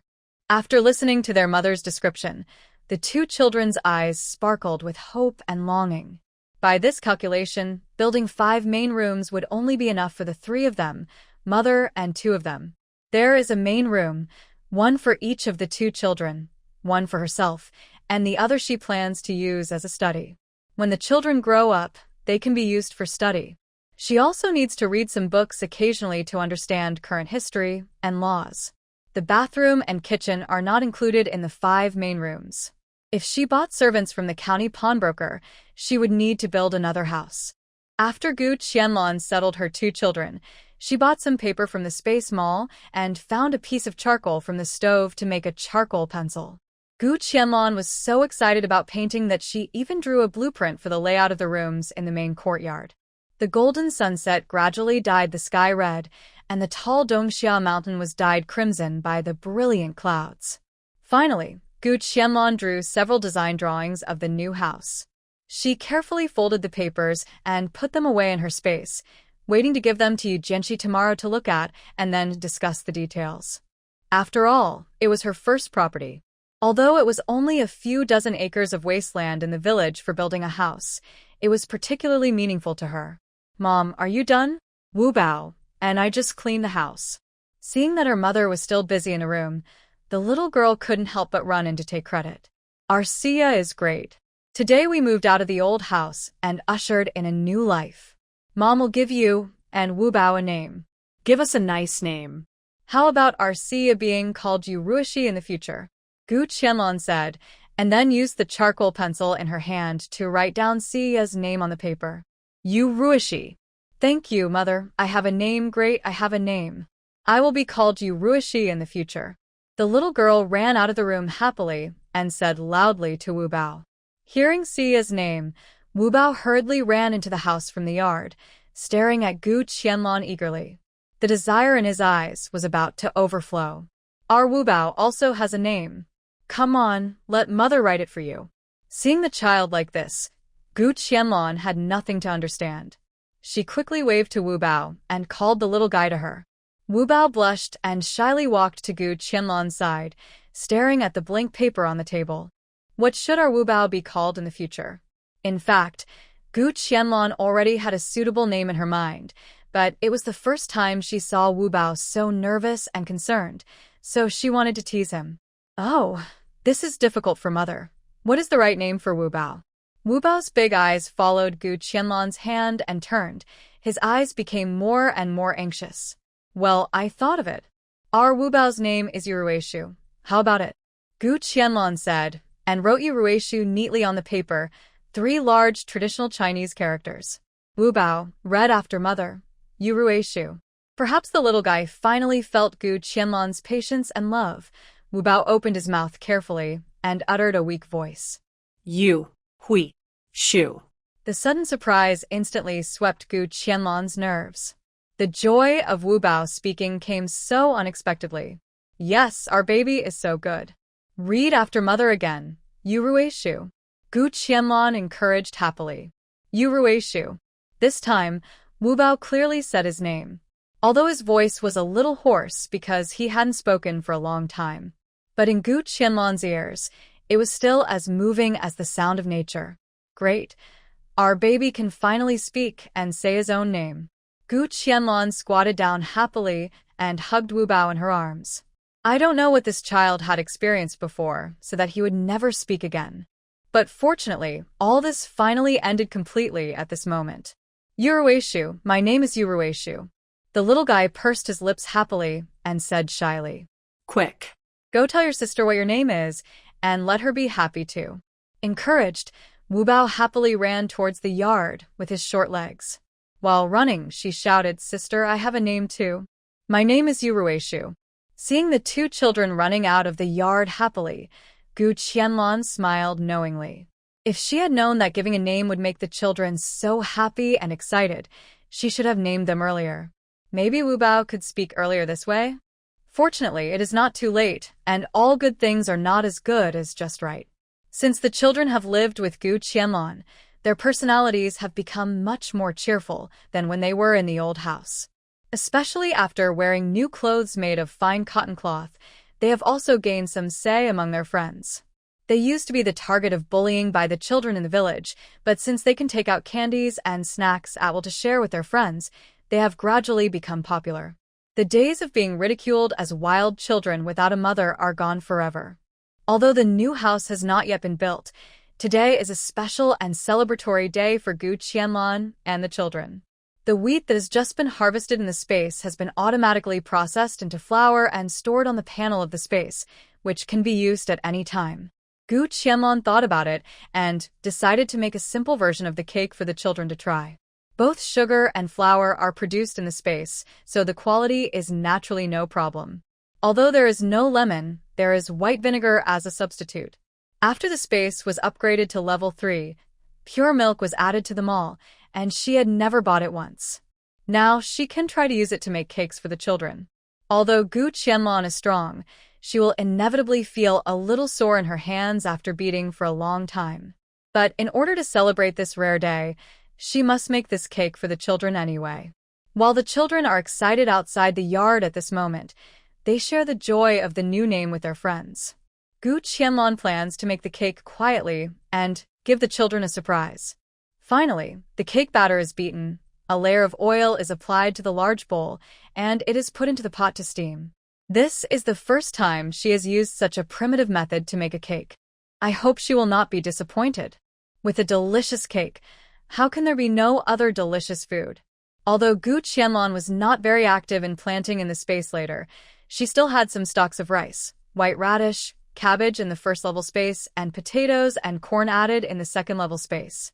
She got some corn kernels, added the lean meat that she had bought before and had not finished eating in the space, cut it into dices, and made fried lean meat with corn. She cut the potatoes into long strips of appropriate thickness and made French fries for the children. Finally, she picked a crucian carp weighing more than 1 pound, added half a white radish and boiled it in the soup, making a big bowl of white radish and crucian carp soup. The children ran back after smelling the fragrance, their little faces flushed and showing satisfied smiles. As soon as he saw the dishes on the table, Rueshu showed a surprised expression. Mom, what a good day today is. We have such a rich meal. The little guy can speak very fluently now, but his voice is still a little hoarse. After a delicious meal, the sky gradually darkened. Gu Qianlong took the two children and went to the fourth uncle's house together to discuss with Yu Jianxi about pulling stones to build a house the next day. By the way, let him see the design drawings he drew, especially the design of the bathroom and toilet, whether there are any difficulties. Why did Madame Gu come here at this time? Have you finished the drawings? Seeing Gu Qianlong leading the children together, Yu Jianxi, who had just finished his meal, immediately came to greet them. Come and sit in the yard. The yard of the fourth uncle's house is much larger than that of other families. After all, more than 30 people live together, and there are 4 small stone tables in the yard. Rui Shi and Rui Shu quickly played with the children of the fourth uncle's family. Brother Jianxi, I came here mainly to think about the matter of pulling stones tomorrow. Take a look at the drawings I drew first, and then calculate whether the estimated silver for stones is enough. Gu Qianlong took out several drawings drawn in the afternoon from her sleeves and showed them to Yu Jianxi one by one. Looking at the drawings drawn with charcoal pencils, Yu Jianxi kept nodding. The design of the main courtyard was unexpectedly grand and reasonable, and when he saw the design drawings of the bathroom and toilet, Yu Jianxi was even more amazed and couldn't let go. Mrs. Gu, did you draw all these drawings yourself? He couldn't help but say excitedly. Yes, look at this bathroom and toilet. Can they be built? The design of drainage may be a little troublesome. She was also inspired by the tunnel of the old house in the west of the village. The drainage can be built with stones and covered with stone slabs. A layer of turf can be laid on the stone slab, and the sewage pool can be dug farther away from the main courtyard and covered with stone slabs. This sewage is also a good thing for farmers to fertilize the fields. People can be arranged to clean the sewage pool regularly. Mrs. Gu, I have an unwelcome request here. I don't know if I should say it. Yu Jianxi looked at the drawings in his hand with fiery eyes, and he was reluctant to let go for a moment. Brother Jianxi, please say it. Gu Qianlong looked over. The dark man in front of him actually showed a shy expression. It's like this, I don't want the stone money and my wages. Can you give me this drawing? Yu Jianxi said hesitantly. I know these drawings are worth more than this. If you think it's not enough, I can write you an IOU. How much money do you think is appropriate? I will try my best to raise money for you. Yu Jianxi said sincerely. Brother Jianxi, you really don't have to do this. Drawing these drawings is for convenience, for my own convenience, and for the convenience of others. Besides, with Brother Jianxi's intelligence, even if I don't give you these drawings, you can still build the same bathroom and toilet in the future. You are willing to speak frankly to me and pay for these drawings. This is your integrity and excellent character. You should accept these drawings. It is a good deed to benefit the village. In fact, Gu Qianlong believed that with Yu Jianxi's experience, after building a house for her, he was fully capable of replicating the bathroom and toilet. Or he could secretly draw another drawing at home, but he didn't do that. Instead, he chose to buy the drawings from her openly. Such character and such a mind are not possessed by everyone. Fourth uncle educated his son very well. Madame Gu, are you serious? Yu Jianxi's face was full of surprise. He never expected that Madame Gu would give him such a precious thing. Of course it's true. Madame Gu, you are a righteous person. I am not the kind of person who would take advantage of others. I will be responsible for providing the stone materials for the new side courtyard that Madame Gu is planning to build, so she doesn't have to pay any extra money for the stone materials. In addition, within the next year, if I use the blueprints drawn by Madame Gu to build a bathroom or a toilet, I will give half of the interest to Madame Gu. Yu Jianxi said earnestly. Seeing that Yu Jianxi was really insistent, Gu Qianlong stopped refusing. It was better to make it clear in this way, so that Yu Jianxi would not feel uneasy when he thought about it in the future. Okay, I'll listen to you, Brother Jianxi. After the matter of building the house was settled, Gu Qianlong began to worry about the lunch problem for the dozen workers who would be building the house tomorrow. There were ready-made grains and vegetables in the space, and some could be collected every day, as well as the fish she had caught before and the small wild animals and mountain delicacies caught from Dongxiao Mountain. It was not a problem to feed everyone well, but who should be assigned to handle this job made her feel troubled for a moment. After thinking for a moment, she walked towards the direction of the newly purchased foundation. Tian Xinger's aunt will soon become her future neighbor. Last time, they had a brief dealings at the entrance of the village when she came back from selling deer in the Su mansion. She didn't look like an unreasonable person, so she could go to her house to sit and ask about the situation. She fried a lot of French fries this time and stored some in the space. She originally planned to keep them as snacks for the children to eat slowly. Now, when she goes to Aunt Tian's house, she can take out a portion as a gift. Mom, go back and get a bowl of French fries. Let's go to Aunt Tian's house before it gets dark. It's okay to take out small items from the space, but to conjure up a bowl of French fries out of thin air in front of the children is too insulting to their intelligence. Gu Qianlong had no choice but to go back to the temporary house and went into the kitchen to pretend to take out a large bowl of French fries from the cupboard. The French fries were already sprinkled with a thin layer of pepper and salt, and they tasted salty and crispy and have become the children's favorite. Don't worry, Mother made a lot, and there are more at home. Seeing the two little guys looking at the bowl with reluctant eyes, Gu Qianlong said with a smile, "After all, this thing is fried. It's not easy to digest if you eat too much at one time, and you'll have a stomachache. We can eat a little bit as a snack occasionally in the future, but not as a meal." Although the children were very sensible and didn't make a fuss about eating, Gu Qianlong still explained patiently. "Well, we listened to Mother." Since Ruishi started talking, he has become very proactive in talking to Gu Qianlong and getting close to her, changing his previous shyness and alienation. They are all good children. The child who is not loved is always the one who is particularly sensible. The two children of the third child of the Yu family are so precocious and sensitive. Gu Qianlong couldn't help but feel distressed and pity for them. Tian Huihua's family had just finished dinner and was enjoying the cool air in the yard. When they saw Gu Qianlong walking in with a bowl, they immediately smiled so hard that their teeth were showing. "It's Madame Gu. How come you have time to come here so late? Come into the yard and sit for a while." "Aunt Tian, I'm so sorry to come and disturb you so late. This is a little snack I made at home. Bring it to your family to try." Gu Qianlong handed over the fries with a smile. She didn't believe that these ancient people could tell what it was. Madame Gu is too polite. "What should I do if you send such expensive food over?" Tian Huihua looked at the unknown food and felt a little embarrassed to take it. This thing was obviously fried in oil, and some of the fries were still dripping with oil. The golden color made people's mouths water. "How could I take such a precious thing from you? For no reason. Take it back and feed it to the children." Tian Huihua refused reluctantly. "Auntie Tian, you don't have to be polite. We will be neighbors soon. As the saying goes, a close neighbor is better than a distant relative. The construction of my house will start tomorrow, and I will have to trouble you in the future." Gu Qianlong smiled and handed the fries to Tian Huihua again. "The house will start construction tomorrow? That's really fast. They chose the land next to my house, right?" When Gu Qianlong and the village chief came to enclose the land before, Tian Huihua saw it from a distance. She was not surprised that Mrs. Gu chose to build a house here. "Yes.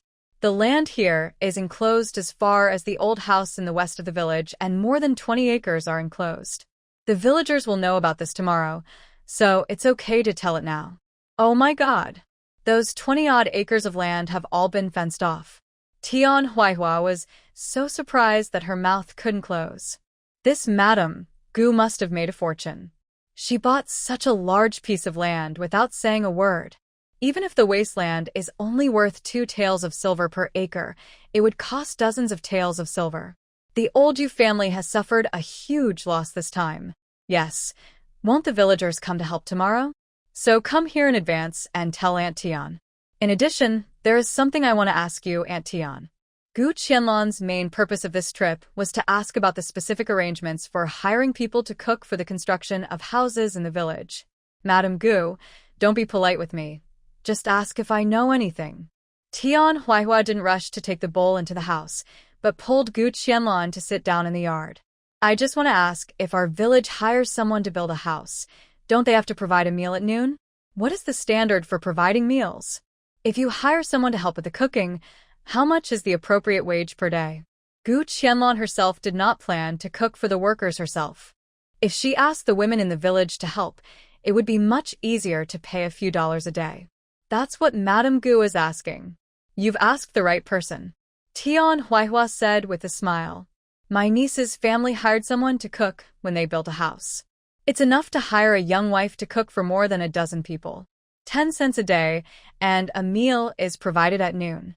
In recent years, anyone in the village who has hired someone to cook when building a house has paid this price. Any family in our village would be looking forward to such a good thing, Tian Huihua said with a smile. Gu Qianlong estimated that only one woman was needed to help with the cooking, plus the food, meat, and vegetables needed every day. After 20 days, it would only cost a few taels of silver. I wonder if Aunt Tian is willing to help me with this and cook for more than a dozen people starting tomorrow. There's no need to rush to deal with the workers over there. Just finish cooking lunch at my aunt's house, and then start working on ours. Gu Qianlong thought about making money and taking care of the neighbors first. It was just a piece of cake for her and a win-win situation. Tian Huihua didn't expect that such a good thing would happen to her just by sitting at home and not going out. She was stunned and a little dazed, and said in surprise and joy, That's great. Thank you so much, Madame Gu. Tomorrow I will ask Brother Jianqi to arrange for people to build 2 temporary stoves. When I finish my housework, I can go directly there, Gu Qianlong said, and prepared to get up and go back. Madame Gu, you don't have to worry about me, an old woman. There are 3 wives to take care of the family affairs. I'm sure they won't miss your meal. Tian Huihua stood up very attentively to see Gu Qianlong off. It was not until then that she noticed the bowl in her hand. She was so excited about talking that she completely forgot that she was holding someone else's bowl and hadn't taken it out yet. Madame Gu, wait a moment, Tian Huihua said, and ran back to the house in 2 steps. After giving Gu Qianlong the bowl, she opened the locked cabinet and took out 6 eggs from it and put them in the big bowl. Thank you so much for the food, Madame Gu. It smells so good. I don't know what it is. I'm afraid it's not cheap. Here are a few eggs. Please accept them. Cook them for the children to nourish their bodies. Please don't be disgusted. As she said that, she forced the bowl into Gu Qianlong's hand. Gu Qianlong was stunned when she looked at the eggs in the bowl. She didn't expect that Aunt Tian would give her a return gift. Most farmers don't want to eat the eggs at home. They plan to take them to the town to exchange for a few copper coins to subsidize their families. Now 6 eggs can be sold for 12 coins. Thank you, Aunt Tian. She took the bowl and eggs and said thank you with a smile. She came to the door to give gifts and gave Aunt Tian a job. It is reasonable for her to give a return gift, which is the most basic human interaction. At the moment, it seems that this neighbor in the future can be interacted with. As soon as it was daybreak, village chiefs summoned the strong laborers in the village to the west end of the village. Although they were going to build a house right away, they still had to wait for the stones to be brought in. The weeds and stones on the wasteland also needed to be cleared away. More than 120 people seemed like a lot, but when they were actually dispersed to work on more than 20 acres of land, it was not noticeable.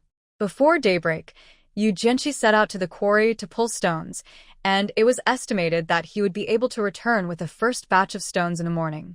The work here was temporarily managed by Yu Jiannan, the second son of the 4th uncle's family. In addition to Yu Jiannan, there were another 15 people who came with Yu Jianqi to build a house. 10 of them were villagers, and they were all brothers of the same clan of the Yu family, and the other 5 were also strong young men from the neighboring village. Gu Qianlong sent the 2 children to Lu's house early and gave her 10 cents as usual. The villagers were already busy on the open space in the west of the village. Gu Qianlong went over to say hello and asked Yu Jiannan to build 2 temporary stoves so that she could prepare food and meat dishes. At this time, the importance of the well nearby was reflected. This was also thanks to Aunt Tian's 3 sons, who had no shortage of strong laborers to carry water. Every day, several sons took turns to carry water. Otherwise, it would be difficult. After working for most of the day, it was already noon. The sky was clear at noon in summer, and the scorching sun was hanging high in the sky, scorching the earth. The leaves were all curled up in the sun, and the earth was like a steamer, so hot that it was hard to breathe. Village Chief Yu, Why don't you let the villagers rest early, go back to have lunch and have a good sleep, and come back later in the afternoon? Gu Qianlong didn't mean to exploit everyone's labor. It was so hot that they were all working outdoors, and it was easy to get heat stroke. If something happened, it would be no joke. Village Chief Yu looked at the scorching sun and showed some worry. Mrs. Gu is right. I will inform everyone to go back first. Tian Huaihua came from home early and prepared meals for more than a dozen helpers with swift hands and feet. Chinese cabbage and white radish were grown in the space. Gu Qianlong also took some wild mushrooms and black fungus picked from the mountain. She also took 2 adult wild rabbits and cooked them with potatoes. The potatoes were stewed soft and tasty, and the rabbit meat was tender and delicious, with a great taste. She naturally did not dare to take out rice to cook for everyone. Fortunately, there was ready-made flour, and she mixed some cornmeal to steam a large pot of steamed buns. Wild mushrooms and Chinese cabbage were cooked together in a large pot of soup. Only a little salt was added, and no extra seasoning was needed.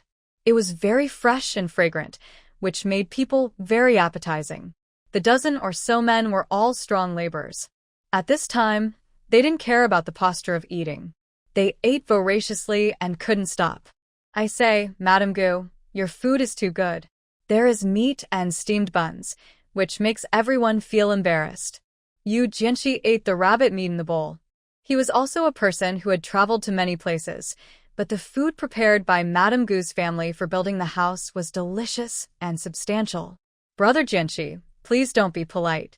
Everyone has the energy to work after eating, right? This emperor is not short of hungry soldiers.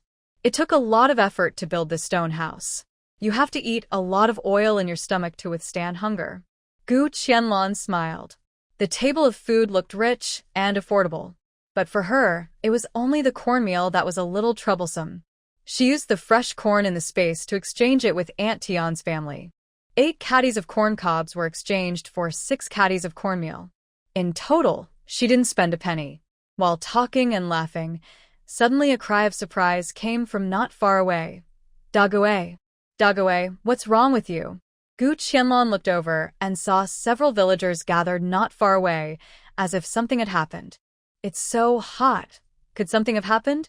She hurriedly moved forward, only to see several men surrounding a slightly thin man. The man was sweating profusely, his face was a little pale, and he was leaning weakly on the person next to him, his body shaky. Someone in the crowd shouted, "No, Dr. Wu went to the neighboring Nyojia village early this morning, and he won't be back so soon. What should we do? Daguay, please don't get hurt." Village Chief Yu pushed away the crowd, looked at Daguay, who had collapsed on the ground with a worried look on his face, and was so anxious that he was at a loss. Gu Qianlong shouted, "Get out of the way. Everyone disperse. Hurry up and carry the man to the shade of the tree. Don't surround him. Brother Jianxi, fetch a bucket of well water first, and wipe his body with a towel. He needs to be cooled down constantly." Seeing Yu Jianxi just coming over, Gu Qianlong said hurriedly. When everyone heard Mrs. Gu say this, they dispersed a little consciously, but they all stood nearby and refused to leave. She glanced at the man who was anxiously supporting Daguay and said, "Don't panic. Massage his body to promote heat dissipation. I have medicine, I'll go back and get it." After saying that, Gu Qianlong left quickly and ran towards the old house in the west of the village. When she reached a place where the crowd could not see her, she quickly bought a bottle of Huaxiang Jingqi water from the space and found a small porcelain bottle to exchange it in. Fortunately, she bought a lot of small things when she went to the county town that time, and there were several porcelain bottles like this one with seasonings. The people around saw Gu Qianlong rushing over again, and they were all surprised. "What kind of medicine is this? It's ready so quickly? I'm afraid you didn't even light the medicine stove at home." "Yes, in my opinion, we should send it to Dr. Wu's house and wait for him to come back from Nyojia village. Madam Gu, this is a matter of life and death. Is your medicine really effective?" Village Chief Yu said worriedly. Daguay was breathing out more than breathing in, and beads of sweat kept rolling down his cheeks. His face was getting paler and paler, and even his lips began to turn black. "Can you trust me?" Holding the medicine bottle, Gu Qianlong had no hesitation in her heart. She turned a deaf ear to the comments around her, stared at Dague's expression, and firmly handed the medicine bottle to the man beside him. "Feed it to him quickly." The man took the medicine bottle and opened it, and a strong smell of medicine came to his nose. As soon as he smelled it, the man believed it a little. A small bottle of medicine is only 10 milliliters, and the man fed Dague a gulp. Yu Jianxi was wiping his limbs and cooling him down with the method Gu Qianlong had told him. Dague's complexion gradually calmed down, and his breathing became steady and strong. In a trance, Gu Qianlong heard Xiao Liuzi's usual gentle voice. "Congratulations to the host for saving one person. The system rewards 200 points. It is detected that the host's points have reached the upgrade standard. Do you want to upgrade immediately?" At this time, Xiao Liuzi's voice sounded like a heavenly sound. So, "It has been upgraded to level 4? This upgrade came without warning and inexplicably. Thank you, Madame Gu. Thank you, Madame Gu." The man who was supporting Dague cried with joy when he saw that Dague had obviously improved. Dague supported the man's hand, slowly stood up, and bowed deeply. "Thank you for the medicine, Madame Gu. I don't need to thank you enough. From now on, you are my lifesaver." Gu Qianlong quickly turned aside and said, "Don't be polite. It's just a small favor. It's nothing." Everyone was surprised to see that Dague had really improved. There was some chaos just now, and the medicine that Madame Gu brought back was obviously very effective. The crowd gradually dispersed, and Gu Qianlong left after Dague could stand up and walk. She didn't want to get together with that group of old men and listen to their endless chatter. At this moment, she finally felt the same as Gu Wenhan that day, smelling the smell of everyone in the bridal chamber and trying to hold back vomiting. Even though she was outdoors just now, she also felt this suffocating dizziness. It's not that she is too pretentious because of mysophobia. When she was training before, everyone was sweating profusely, but no one was like these old men in the village. That smell. I'm afraid it hasn't been washed for many days. After taking a few deep breaths of fresh air, she quickly returned to the old house in the west of the village, eager to contact Xiao Liuzi immediately. The sudden upgrade of the space made her feel a little dizzy for a while. Happiness came so suddenly that she had no time to think about it, nor did she have time to ask Xiao Liuzi about these details. At this moment, nothing was more important than the upgrade. Seeing that the host was finally alone, Xiao Liuzi said, "It is detected that the current points are 1,209. Do you want to upgrade immediately?" yes. After the familiar voice and white light appeared, the land area of the space became larger again. Congratulations to the host for upgrading successfully. The maximum yield of the space land has risen to 160 kilograms, and the points obtained from the harvest are 16 points. New crops that can be planted are sweet potatoes and peppers, and the maturity time of all crops has been adjusted to 21 hours. In addition, the maximum selling standard of low-level items in the 4th level space has also been adjusted to 400, and other rules remain unchanged. 5 new toiletries have been added to the space mall, namely soap, perfumed soap, shampoo, conditioner, and skin care lotion. The prices of the above toiletries fluctuate randomly according to the style and quantity selected by the host when purchasing. What a magical space! It's so considerate. She was just half dead from the smoke, and the space immediately provided toiletries for her to choose to buy. She tried to click on the perfumed soap and saw 3 options on the panel: brand, fragrance, and net weight. After clicking on the brand, she found that the thoughtfulness of the space was beyond her imagination. Almost all the well-known brands in the modern world are covered above. She chose the brand of soap that she used to use, picked the fragrance she liked, and the net weight popped up automatically. According to the net weight displayed on the panel, she can choose to buy up to 99 bars of soap at a time. She first selected the net weight of 1 bar, and the price column immediately prompted her to pay 60 copper coins. Although for ordinary villagers, this price is a consumable that they cannot afford. But in the eyes of her, a millionaire, it is just a drop in the bucket to buy it. Compared with those great gods who traveled through time and space and produced and sold soap in another world, she directly skipped all the production links. Just move your fingers, take the things out and change the packaging, and you can easily sell them and make a lot of money. What else? What else? Didn't we agree that there would be a function of moving within the space? A new function has been added to the 4th level space, which allows you to move to any direction within the space, with a maximum distance of 500 meters each time, and you can use this function to move up to 1,500 meters per day. As soon as Xiao Liuzi finished speaking, Gu Qianlon's smile froze on her face. This means that there are conditions for moving within the space. After all this fuss, I still can't realize freedom of movement. On a dark and windy night, when I went out to seek revenge, unable to move freely in the space, she has to think carefully before she wants to do anything. Yes, host, you need to explore and understand more functions by yourself. The higher the level of the space, the more good things you can look forward to. Xiao Liuzi's official language is very fluent, so he is not afraid of fooling the host. However, seeing the new toiletries added to the space mall still makes Gu Qianlon very happy. When the new house is built, the first thing she will do is to order a big bathtub, take a good bubble bath, and wash the 2 children fragrantly. Okay, being able to move freely for 1,500 meters a day is not bad. It's much better than nothing. Thinking about it this way, there is still a lot of room for operation. Who made her not active enough in upgrading before?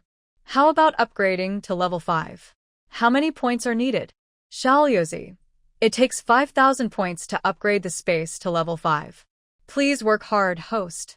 When the space is upgraded to the next level, there will be more surprise rewards waiting for you. Xiao Liuzi can see that this host will always be in trouble if she doesn't give her a little sweet treat. Poor him, he can only try his best to fool her. No, how can you say that he fooled? Xiao Liuzi silently complained. He should try his best to attract the host to work hard to improve. Improve. 5,000 points. It will take 100 bison and they have to be alive. Just thinking about it, the road is long and difficult. Host, there are so many good things on Dongxia Mountain. Please don't always pick on those bison. Xiao Liuzi was speechless. The host can't see that the bison points are okay, just bear it. Although it is still far from the upper limit of 400, he can only bear it with the bison and the space can bear it, and he feels tired of it. After hearing what Xiao Liuzi said, Gu Qianlon felt a little embarrassed. I would like to collect more good things like Ganoderma lucidum and wild ginseng, but you have to let me come across them. As for those so-called extinct species, I haven't seen them since I missed the wild chrysanthemum. Alas. Now I feel so regretful whenever I think about it. I'm afraid she won't be able to get over this for a long time in the future. Host, don't be discouraged. There are still many extinct species in Dongxia Mountain, and there are many things that no longer exist in later generations. As long as you work hard and go up the mountain often, rapid upgrades are not a dream. Xiao Liuzi also racked his brains. In order to fool the host into working hard, he tried his best. You're right, I'll settle the children after the house is built. Just be fully prepared and stay in Dongxia Mountain for a few days. She also thought about it. Most of the good things grow deep in the mountains, those dangerous and rarely visited places. With only 1 day to go back and forth, it was impossible for her to go deeper, and she would not encounter any rare species. While it was still early, Gu Qianlon removed the mechanism, lit a candle, and opened the entrance of the tunnel again. With the added bonus of being able to move in space and the experience of having been here once, her speed was faster than before. She came to the fork in the tunnel without any obstacles, and she hesitated. Left or right? She would go to explore the tunnels on both sides whenever she had time, so she didn't hesitate too much. She bent her waist slightly, paid close attention to the movement in front, and slowly moved to the right side of the tunnel. She didn't know how long it had been, but about an hour later, she finally heard the sound of birds. In just a moment, she reached the end of the road. She walked slowly up the steps of the tunnel and found that the entrance to the tunnel seemed to be covered with something. She gently pushed open the lid above her head and saw that she was in a bush. There was not even a road to be seen around, and it seemed that no one had walked here for a long time. Did she accidentally choose the place that Li Tong didn't often come to? Although she was more confused, she walked out slowly. After carefully remembering the location of the exit, she opened the electronic map again. We are not afraid of unfamiliar places, and getting lost is impossible. She has a magical electronic map to help. But this look completely shocked her. Not far away from this bush, it was actually a place that the original owner was very familiar with. She walked to an open place and looked at the foot of the mountain. There were rows of houses in a staggered manner, and occasionally there were a few chickens and dogs barking, all of which showed the tranquility and peace of this village. What made Gu Qianlong feel the most was the 5 blue brick and tile houses standing in the middle of the village. This is the most familiar and painful place for the original owner Gu's family in Yangshu village. She never expected that Li Juehu, who seemed to have nothing to do with the Gu family in Yujia village, would be there. They actually dug such a tunnel that can lead directly to Yangshu village. Looking at the big houses of the Gu family from afar, Gu Qianlong's mind was full of thoughts. She didn't even doubt that Li Juehu dug such a tunnel, most likely for her home and the original owner's mother. She was now more and more curious about what secrets the original owner's mother and the box she left behind had. So much so that she had already left the capital and settled in such a remote and poor village, but she still kept a close eye on her. After standing for a while, she was about to go back along the tunnel, when suddenly she heard a series of rustling footsteps. She subconsciously hid in the space and carefully observed the direction of the intersection. "Why did my sister-in-law ask me to come here?" A cold male voice floated over from not far away. Gu Qianlong looked in that direction and saw that the layers of dense forests covered the man's figure, and only the back of a thin man could be vaguely seen. She walked carefully in that direction in the space, and she felt extremely distressed with every step she took.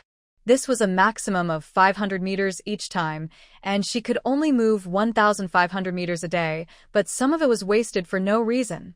Thinking of this, she simply went all out and moved directly to the man's side in the space. You don't know until you see it, and you'll be shocked when you see it. The man in front of her is an old acquaintance of their family. The man in front of her was wearing a blue-white long gown, standing with his hands behind his back like a handsome green bamboo. He had elegant eyebrows and eyes as quiet as a deep pool. He was looking coldly at the delicate woman in front of him with a woman's bun. Who else could this person be but her second cousin Gu Wenhan? Gu Qianlong looked at the two people in front of her with a burning gaze, and the fire of gossip burned fiercely. Since this man is Gu Wenhan, then the delicate woman in front of him must be Gu Wensai's new wife, Ruier. "Erling, are you really going to be so cold to me?" Ruier looked at the handsome man in front of her, and her heart had already turned into that spring water. "I just wish I could drown in it from now on and never have to face the daily troubles again. Sister-in-law, there shouldn't be anything between you and me." Gu Wenhan looked at the delicate and bright woman in front of him, his heart calm. But before, it was obviously not like this. The beauty's tears gathered in her eyes in an instant, and she looked so pitiful as if she was about to cry. Before? What kind of lewd words did she hear? So, there was actually a story between them before? Gu Wenhan sighed softly. He looked at the woman in front of him with seemingly deep affection. The woman cannot move at the moment, so let's wait and wait. Sister-in-law, you can live a peaceful life with my brother. I will talk to mother later. Although my brother's marriage is not very satisfactory, if this woman can tie my brother's heart to her and prevent him from causing trouble, it is not impossible to keep her. Ruier's slightly upturned eyes were red, and her shoulders were shaking slightly, as if she was feeling too much resentment and grievance. What's the point of Erling going to talk to her? Her voice was slightly hoarse, revealing a little fatigue. In the past few days since her marriage, she has been tortured to a pulp by that old hag. If this continues, she really doesn't know what she will do. In just a few days, her well-maintained hands were already covered with blisters. There were even scratches in several places. But the old hag didn't care whether she was injured or in pain. He just kept throwing all the housework at home to her. If she moved a little slower, she would be beaten and scolded. How can this be called a mother-in-law? She is clearly a demon. As for her new husband Gu Wenkai, thinking of the man who used despicable means to destroy her innocence, Rue's lips unconsciously raised a strange arc. I'm afraid mother is still angry. After all, in order to marry you, the family almost emptied the family coffers. Wait for her to calm down after a while, and it will be fine. Sister-in-law, bear with it for a while. Gu Wenhan coaxed patiently. Only the slight frown at that moment revealed his true thoughts. Erling, but I'm afraid I can't wait until that time, Ruer said, sobbing softly. Look at my hands and my body. A pair of soft hands stretched out in front of Gu Wenhan. The slender jade hands that were originally as smooth as cream were now covered with scars of various sizes, and several blisters were clearly visible. Gu Wenhan was stunned for a while. His eyes were heavy and he couldn't tell his thoughts. Seeing Gu Wenhan silent, Ruer rolled up her sleeves without caring, revealing a piece of snow-white jade skin. The white lotus-like skin was also covered with blue, red, or purple scars. Erling, please save me. You said that day that you would give me a peaceful life, and I believed you. But now, I really can't bear it anymore. For a while, the only sound in the forest was Ruer's soft sobbing. She said that Ruer let Gu Wenkai go so easily, and there was such an episode in it. It seems that today's trip to the tunnel was not in vain. Although the opportunity to move in space was not used to the point of being a blade, it was worth it. Seeing such a big melon, it was not a loss to move a few hundred meters. These were all beaten by my mother? Gu Wenhan's tone revealed a little disbelief. That mother who was kind in front of people and smiled at everyone could be so cruel to this newly married sister-in-law? This was really beyond his expectation. Ruer shook her head lightly, leaned directly into Gu Wenhan's arms like a weak, boneless person, and even stretched out her slender and soft hands to wrap around his waist. For Erling, I can endure all these. Faced with a delicate and weak young lady who is sad and wronged, even someone as cold as Gu Wenhan would inevitably be soft-hearted. What's more, at this moment, the soft jade and warm fragrance of the woman, the unique orchid fragrance on her body, drifted into his nose faintly. Gu Wenhan felt a surge of blood rushing to his head, as if a beast had been released from a cage in his heart, and he wished he could swallow the beauty in front of him alive. He pushed Ruer away in panic. Sister-in-law, please respect yourself. You and I still need to abide by the etiquette. Ruer secretly flashed a trace of annoyance in her heart. Everything was fine just now, just one step away. Erling. At this moment, there is no one else. You can't. Ruer's tears silently slid from her eyes, and she looked like a pear blossom in the rain, which made me feel pity. Gu Wenhan took a step back and said, I will tell my mother. Sister-in-law, just stay at home and wait for the future. He did not say the rest of the words, but only looked at the sad and crying beauty with affection. Then he sighed softly, took out a handkerchief from his sleeve, and gently wiped the tears that kept falling from the beauty. Ruer's tears fell even more fiercely. Gu Qianlong looked at her like a flood. It has only been a few days, and the love-hate drama between Gu's brother-in-law and sister-in-law has come to this point. I just don't know how surprised Gu Wenkai will be when he finds out one day. Gu Qianlong, who was standing not far from the two, looked at the couple and showed a wicked smile. Finally, Ruer's emotions were calmed down, and the two left the forest one after the other. This small mountain is naturally not as rich as the old forest in Dongxia Mountain. The nearby villagers often go into the mountain to hunt for prey to improve their lives. In line with the principle of not going out empty-handed, Gu Qianlong searched for some wild game nearby. They were all common, worthless, and not high-scoring, so she simply stored them in her space and saved them for later. She returned to the village along the original route without any trouble. It was already afternoon. The villagers who had been busy all day had dispersed one after another. Madame Gu, this is the list of villagers who came to help today. Take a look. Seeing Gu Qianlong coming, village chief Yu walked up quickly and handed over the list he had written down. The others have worked for a day. As agreed before, you will give them 10 cents each. Village chief Yu said rather embarrassedly. As for Dagaway, do you think you can still give him 5 cents? Village Chief Yu raised his head a little too embarrassed after saying this.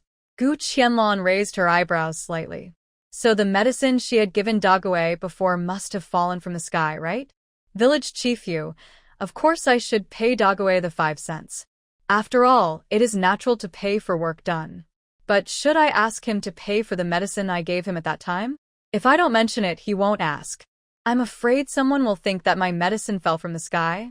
Gu Qianlong didn't want to have these bad habits. She has a few silver coins now, but they are all earned by her own hard work, and no one has helped her with a penny. Village Chief Yu usually looks okay. Why is she thinking of being generous to others this time? Could it be that she looks like a sucker? Thinking of the small bottle of medicine that Madame Gu took out at noon, Yu Jiankai dared not say a word. Just looking at the small bottle, you can imagine that the medicine given by Madame Gu must be expensive. He shouldn't have asked this question. Madame Gu, don't be angry.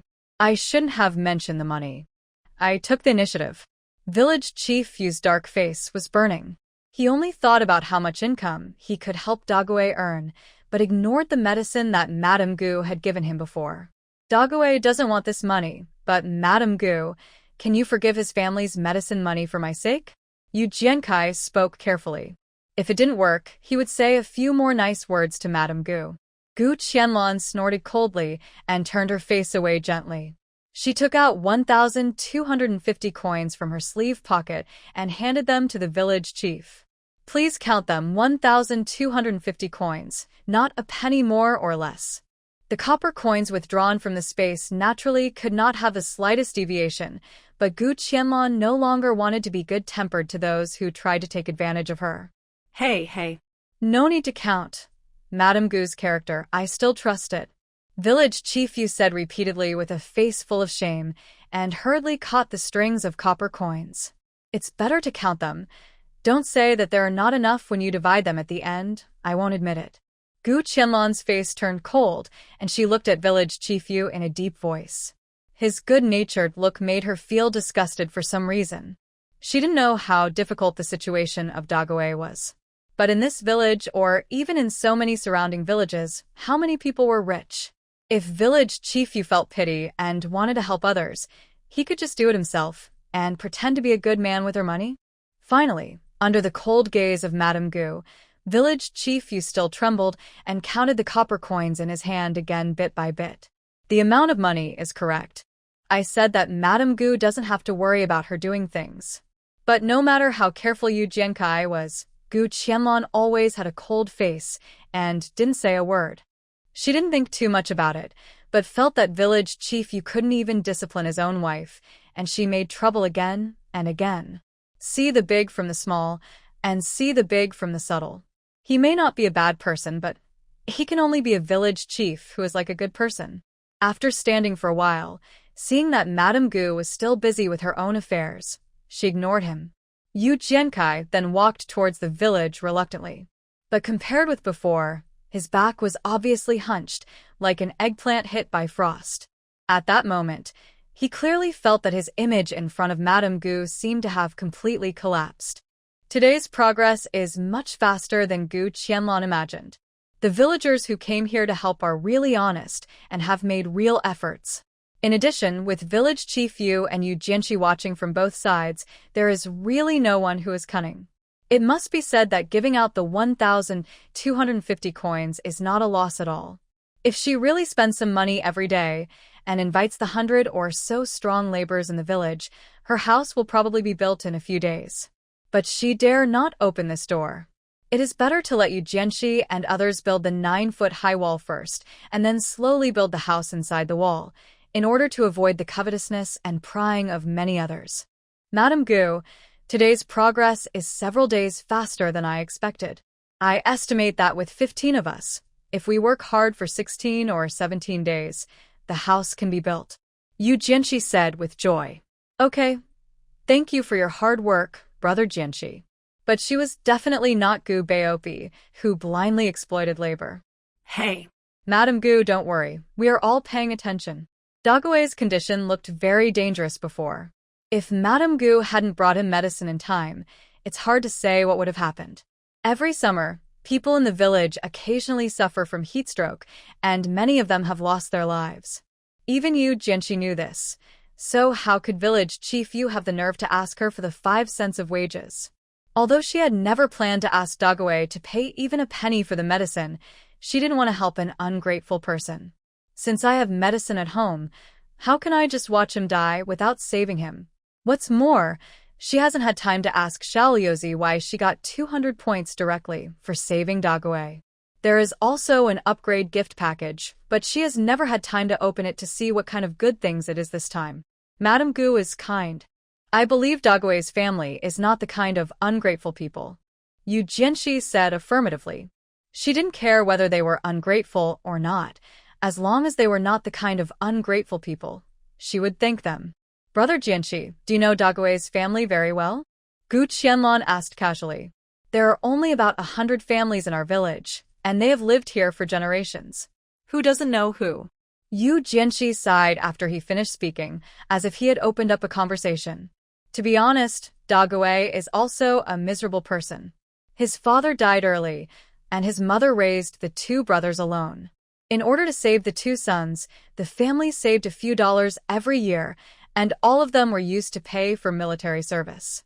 Even the family's land was not saved, and Dagway's mother's health was also damaged.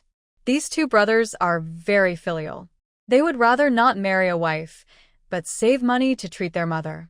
It was not easy to borrow money from everywhere to pay for this year's military service. I don't know what these 2 brothers will do next time. By then, I'm afraid one of them will have to go anyway. After Yu Jianxi finished speaking, he suddenly remembered that Mrs. Gu's husband also went to serve in the military. Moreover, he left the village on the 2nd day after his wedding. For a moment, he scratched his head in embarrassment. Mrs. Gu, please don't take it to heart. Miss Gu, it's not that scary, and Brother Jianzhong is a capable man. He will definitely come back when the time is up. Gu Qianlong raised the corner of her mouth and said softly, Brother Jianxi, I know everything. She had no feelings for Yu Jianzhong, whom she had never met. The only impression she had was that not so good night. That guy was simply a reckless man who didn't care about other people's lives and only wanted to enjoy himself. If Yu Jianxi hadn't mentioned it at this moment, she would have even forgotten that there was such a husband. As for caring, it was out of the question. Seeing Mrs. Gu's lonely expression, Yu Jianxi wanted to slap himself a few times. She was talented and generously gave her the drawing she had drawn, but he was just rubbing salt into her sore spot. Don't be sad, Madame Gu. I'm just a rough man, and I'm not very good at speaking. When Brother Jianzhong settles down over there, he will definitely write to you and send you some money to let you know he's safe. Yu Jianxi's consolation was irrelevant and went off topic. Yu Jianzhong had been gone for such a long time, so how could he have ever sent back a single word? How could a man who couldn't even take care of his father, mother, and 2 children write to a woman he had just met overnight? Why couldn't she believe it? Besides, he was just an ordinary soldier who couldn't read or write. It wouldn't be easy for him to send a letter back. Brother Jianxi, you don't have to comfort me. Right now I just want to live a good life and raise my 2 children to adulthood. As for the rest, leave it to fate. She looked melancholy and helpless, and she really looked like a good woman who missed her husband and was worried about his safety. I feel relieved that Madame Gu can think this way. Today, most of these courtyard walls have been built. I and a few people from the neighboring village will guard here at night. Madame Gu can go back without worry. Later, their family will send them some food. If no one is watching the materials that have been brought back, he is really afraid that there will be those who are jealous and take them back at night. This won't be too hard. There are many mosquitoes at night. Brother Jianxi, do you have any preparations? Gu Qianlong really didn't expect that she would need to arrange someone to guard the materials here at night. Calculated in this way, the dozens of coins given for the day are really cheap. It's not hard. We all get through it this way when we go out to work. Speaking of which, this time it happens to be in our own village, and we can go back often to visit. It is much better than usual. As for mosquitoes, we are all grown men with thick skin and flesh. It's just a matter of lighting some mugwort to fumigate them. Yu Jianxi said with a hearty smile. In this way, including Yu Jianxi, there are a total of 6 people who will live in Gu Qianlan's homestead and guard these brought-back materials. Although these stones are not very valuable, it is still very convenient for the villagers to bring back a few pieces and use them as stone tables and stone benches. The most important thing is that they don't have to spend money. She walked around the homestead again and looked at the progress of today. She turned and walked towards Lu's house. Today, she picked up the children, and it was time to take back the clothes she sewed for her. Before she walked far, she saw Wang Chun'er waiting on the side of the road with a hesitant look on her face. Gu Qianlan was stunned. Madam Wang, is there anything? Wang Chun'er looked worried. Madam Gu, I have already sewed these 2 sets of clothes for the children. I was afraid that you were in a hurry, so I sent them to you specially. The speed was fast enough. Gu Qianlan took the clothes with some surprise. The stitches were fine, and it could be seen that the person who made the clothes was very attentive. There was a small flower embroidered on the collar of Ruishi's dress, which was cute and lovely. Madam Wang, your craftsmanship is really good. Gu Qianlan smiled and folded the clothes, took out 10 coins from her sleeve pocket and handed them over. This is the remaining wages, Madam Wang counted. Wang Chun'er took it carefully with both hands and said softly, no need to count, it can't be wrong. Think about it, it's just 10 copper coins, you can tell whether it's enough at a glance. Why do you need to count them one by one? Madam Gu, the matter of the waiver of the well was all my mother-in-law's idea. I am willing to help you work, I can secretly help you work for a day, and I don't want your money. Wang Chun'er saw Gu Qianlan holding the clothes and preparing to leave, and hurriedly spoke. Gu Qianlan was not surprised that Lu's family would sign the waiver. I think her useless coccyx should still be hurting, but unfortunately the old woman really can't do anything about her. Isn't it just a matter of using this waiver to make a fuss? Originally, my family's Taitu owed the Jianzhong brothers a life, and our 2 families should have a good relationship. But after they left, I have been feeling empty. I'm always afraid that one day, bad news will come. I'm a woman raising a son alone, and there's no one to help me. I can only listen to my mother-in-law's arrangements. Gu Qianlan looked at Wang Chun'er and sighed helplessly. Have you ever thought about splitting up the family and moving out with Liang Kai? Mrs. Lu is not an easy person to get along with. With Wang Chun'er's temper, she can only endure the friction if she doesn't split up the family. How easy is it to split up the family? Splitting up the family is something Wang Chun'er dared not even think about. Her son Liang Kai will be 16 in 2 years, and he will be old enough to get married. By then, she will have no house and no money to pay for the betrothal gift. How can Liang Kai get a wife? Not to mention the conscription again in 3 years, when Liang Kai will be 16 years old. As a woman, she didn't have the money to pay the 20 taels of silver to pay for military service. If there was no division of the family, only one person from each family would go. If that wasn't possible, the family could put all their earnings together. With the combined efforts of the whole family, the 20 taels of silver from the public treasury could also pay for the military service. This is why the villagers didn't divide the family unless it was absolutely necessary. Wang Chun'er lowered her head with a look of dejection and didn't say what Mrs. Lu had told her. You don't have to come and help. If one day you and Liang Kai separate and need to fetch water from my well, I won't charge you any extra money. Now, she didn't know what else she could do for Wang Chun'er. She knew very well that it was better to teach a man to fish than to give him a fish. The key was that Wang Chun'er had to stand up on her own. Moreover, based on her understanding of the laws of Liansong country, it was even more difficult for a woman to survive independently in this world. Without the support of her husband's family and her in-laws, a woman can hardly survive on her own, let alone get a pass to travel far away. Thank you for your help, Madam Gu. I'll go back first. My family is waiting for me to cook. Looking at Wang Chun'er's hunched back, Gu Qianlan couldn't help but feel lucky that she was separated from the old Yu family from the beginning. If she really had to live under the same roof with that big family, she would be in dire straits. The villagers were amazed when they learned that Madame Gu had enclosed the more than 20 acres of land in the west of the village into the courtyard wall. Although the two sets of clothes were not as exquisite as those made by the embroiderers outside, they were also very simple and generous. She made the plain clothes look exquisite. As soon as Gu Qianlong entered the yard, Lu came to greet her immediately, and her enthusiasm reached a new level. "Madam Gu, come in and sit for a while. I made you a bowl of sugar water, which is just getting cold now. Drink some to relieve your fatigue." What happened to Lu today? She never received such treatment when she came to pick up the children in the past. "Madam Lu, you are too polite. It's getting late. I'll take the children back first so as not to delay your family's cooking."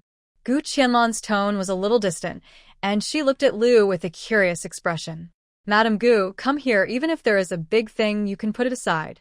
Seeing Lu's flattering smile, she forced Gu Qianlong to sit down at the stone table in the yard. "Madam Gu, drink some water first. I'll go into the house to get you the finished clothes." It was just to get clothes. Was there any need to prepare sugar water for herself? With such a scene, she almost worried that Lu had other plans. "Mrs. Gu, come and take a look. Are you satisfied with the dress?" In just a few breaths, Lu came running over with the dress in her arms. "Mrs. Lu's craftsmanship, I still trust it." Gu Qianlong took the dress and noticed the subtle treatments at a glance, with admiration in her eyes. "This is the wages agreed upon before, and the hard work of taking care of the children," Gu Qianlong said, and put the dozens of copper coins that Lu had been thinking about on the small table. "But I have been here for a while. Why haven't I seen the children?" When Lu saw the dozens of coins that had been strung together, she smiled so much that her eyes narrowed into slits. "It's not that your Wu Bao suddenly learned to speak. The children are very curious, and they made an appointment to go to the foot of the mountain to pick bird eggs together. Several children said they wanted to roast them and eat them to celebrate Wu Bao's speaking."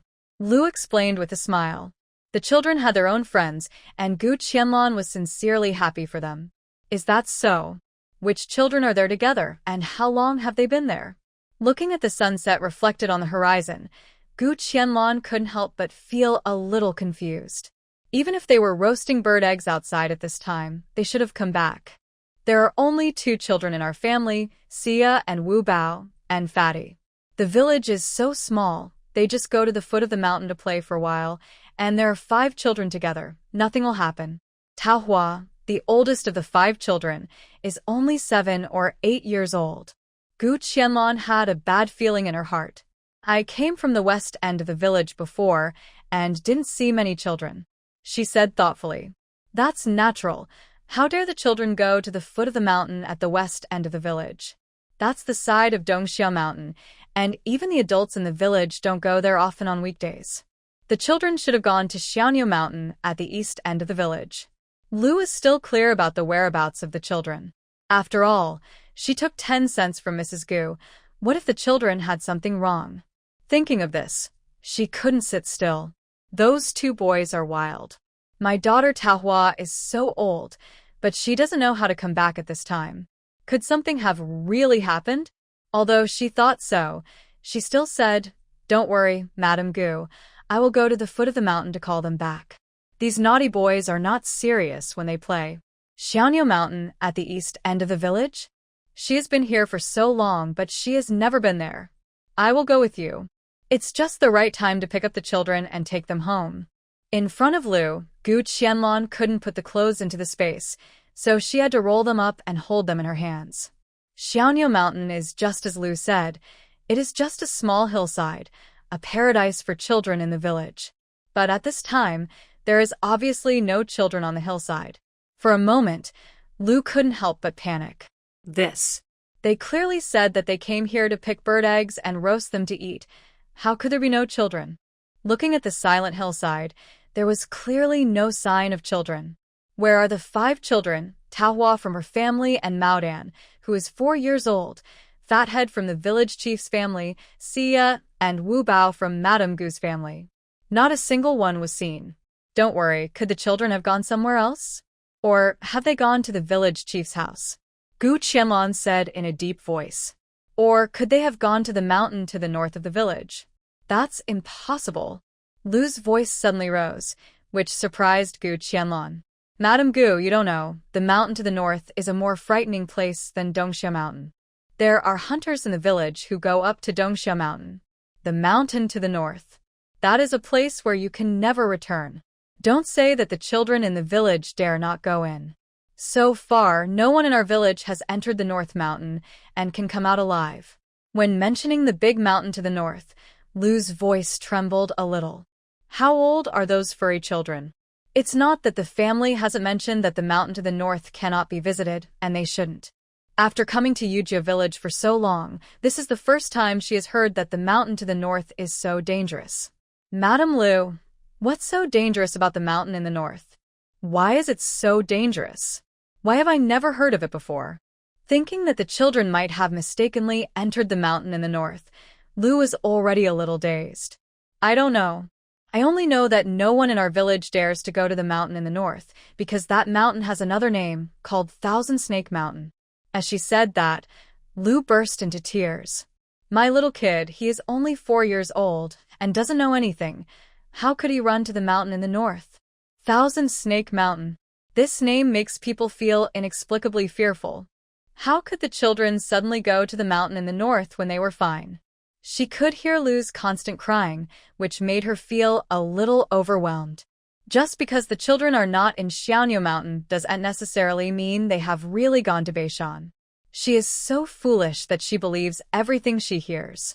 Why is she scaring herself about something that hasn't even happened yet?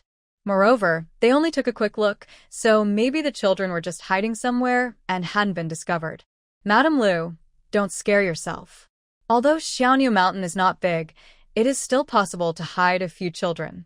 Let's look for them carefully and call them out. Maybe they are just being naughty and hiding to play? After hearing what Gu Qianlan said, Lu stopped crying. Yes, they may have just hidden themselves. Let's go up the mountain and look carefully. As Lu said this, she rushed up Xiaonyu Mountain in 2 steps. As she trotted, she called out Tao Hua and Maodon's names in a crying voice. Under the setting sun, Xiaonyu Mountain is covered with a light golden color, and the mountain breeze brings a slight chill. The leaves were rustling in the mountain breeze. The voices of Lu and Gu Qianlan spread far away, but there was no response at all. The wind blew away their calls, and also made their hearts sink a little bit. Madam Gu, where will the children go? They are not in Xiaonyu Mountain. They are really not in Xiaonyu Mountain. She regretted so much that she wanted to slap herself a few times. She knew when the children went out in the afternoon.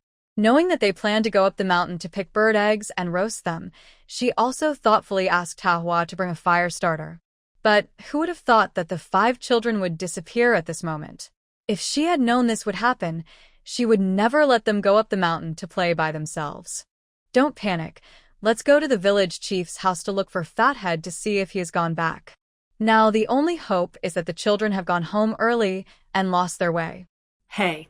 Let's go to the second brother's house first. Maybe they have all gone to Fathead's house. Lu ran down the mountain in a panic, and her clothes were caught by branches along the way, but she didn't notice it. There was no trace of the children on Xiaonyu Mountain, and Gu Qianlan's heart kept sinking.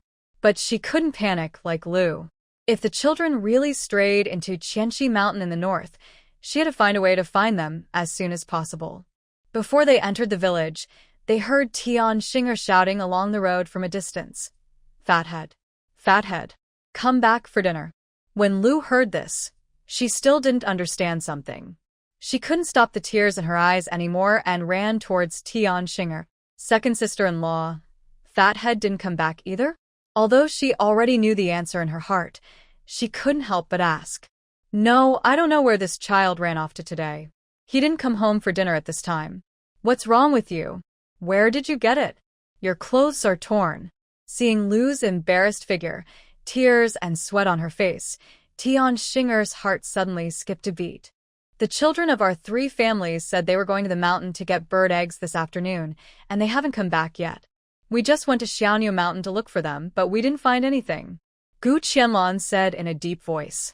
The most urgent thing is to ask the children in each household as soon as possible who has seen the 5 children, where did they go, so that we can have a direction. Yes. Yes, let's go to the village first to ask if anyone has seen them. Lu was already panicking. She was the one who was most afraid that the children went to Qianxi Mountain. Tian Xinger was not panicking. Her fatty was sensible and knew how dangerous it was, and he would not go to such a dangerous place. There were only more than 100 households in the village, and several people went to each household to ask. But the 5 children seemed to have disappeared out of thin air, and no one noticed their whereabouts. Finally, they arrived at the door of Lao Yu's house. Gu Qianlong hesitated for a moment, but still walked in firmly. Aunt Qian, Uncle Xingwang, has anyone in your family seen my Taohua and Maodan, as well as Fatty, Xia, and Wubao? The 5 of them haven't come back yet. Lu asked hopefully as soon as she entered Lao Yu's yard. Mrs. Qian raised her eyelids and looked over. Seeing Tian Xinger and Lu, her face was quite kind. She didn't even glance at Gu Qianlong, who was standing beside her. I didn't see them. Everyone was busy weeding in the fields every day. Even the children at home went to the fields to help. Those children are not naughty at ordinary times. Why haven't they gone home yet? When Mrs. Qian heard that her Wubao was still there, her tone was somewhat concerned. Although she had completely torn her face with the 3rd child's family, the Wubao was the only child of the 3rd child. No matter what, she didn't want the child to get into trouble. Have you naughty monkeys seen them? If you have seen them, you must tell us so as not to worry the adults. Mrs. Qian symbolically asked the few treasures who were playing wildly in the yard and got a negative answer. Seeing this, Dia looked at Aunt San with some hesitation. But under the gaze of her mother, she didn't say anything.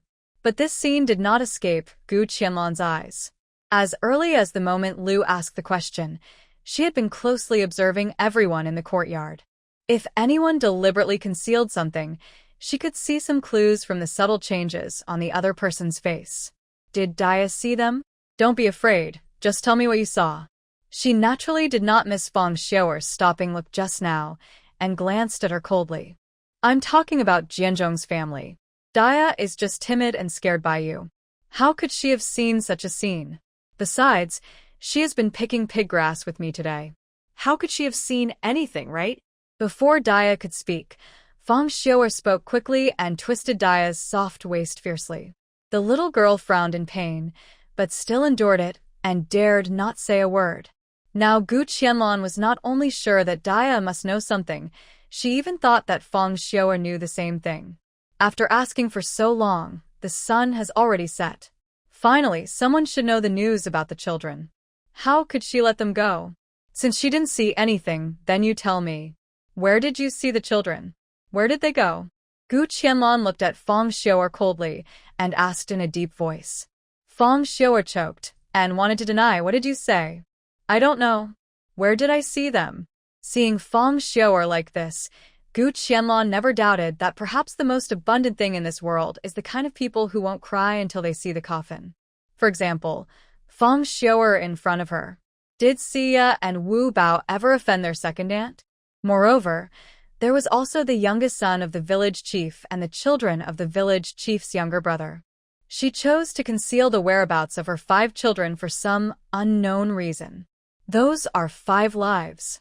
Gu Qianlong hooked her eye and said coldly, Since you can't remember, why don't you take us with you to the place you walked this afternoon and reminisce about it? She didn't care about the woman's little thoughts, nor did she care why she chose to hide it.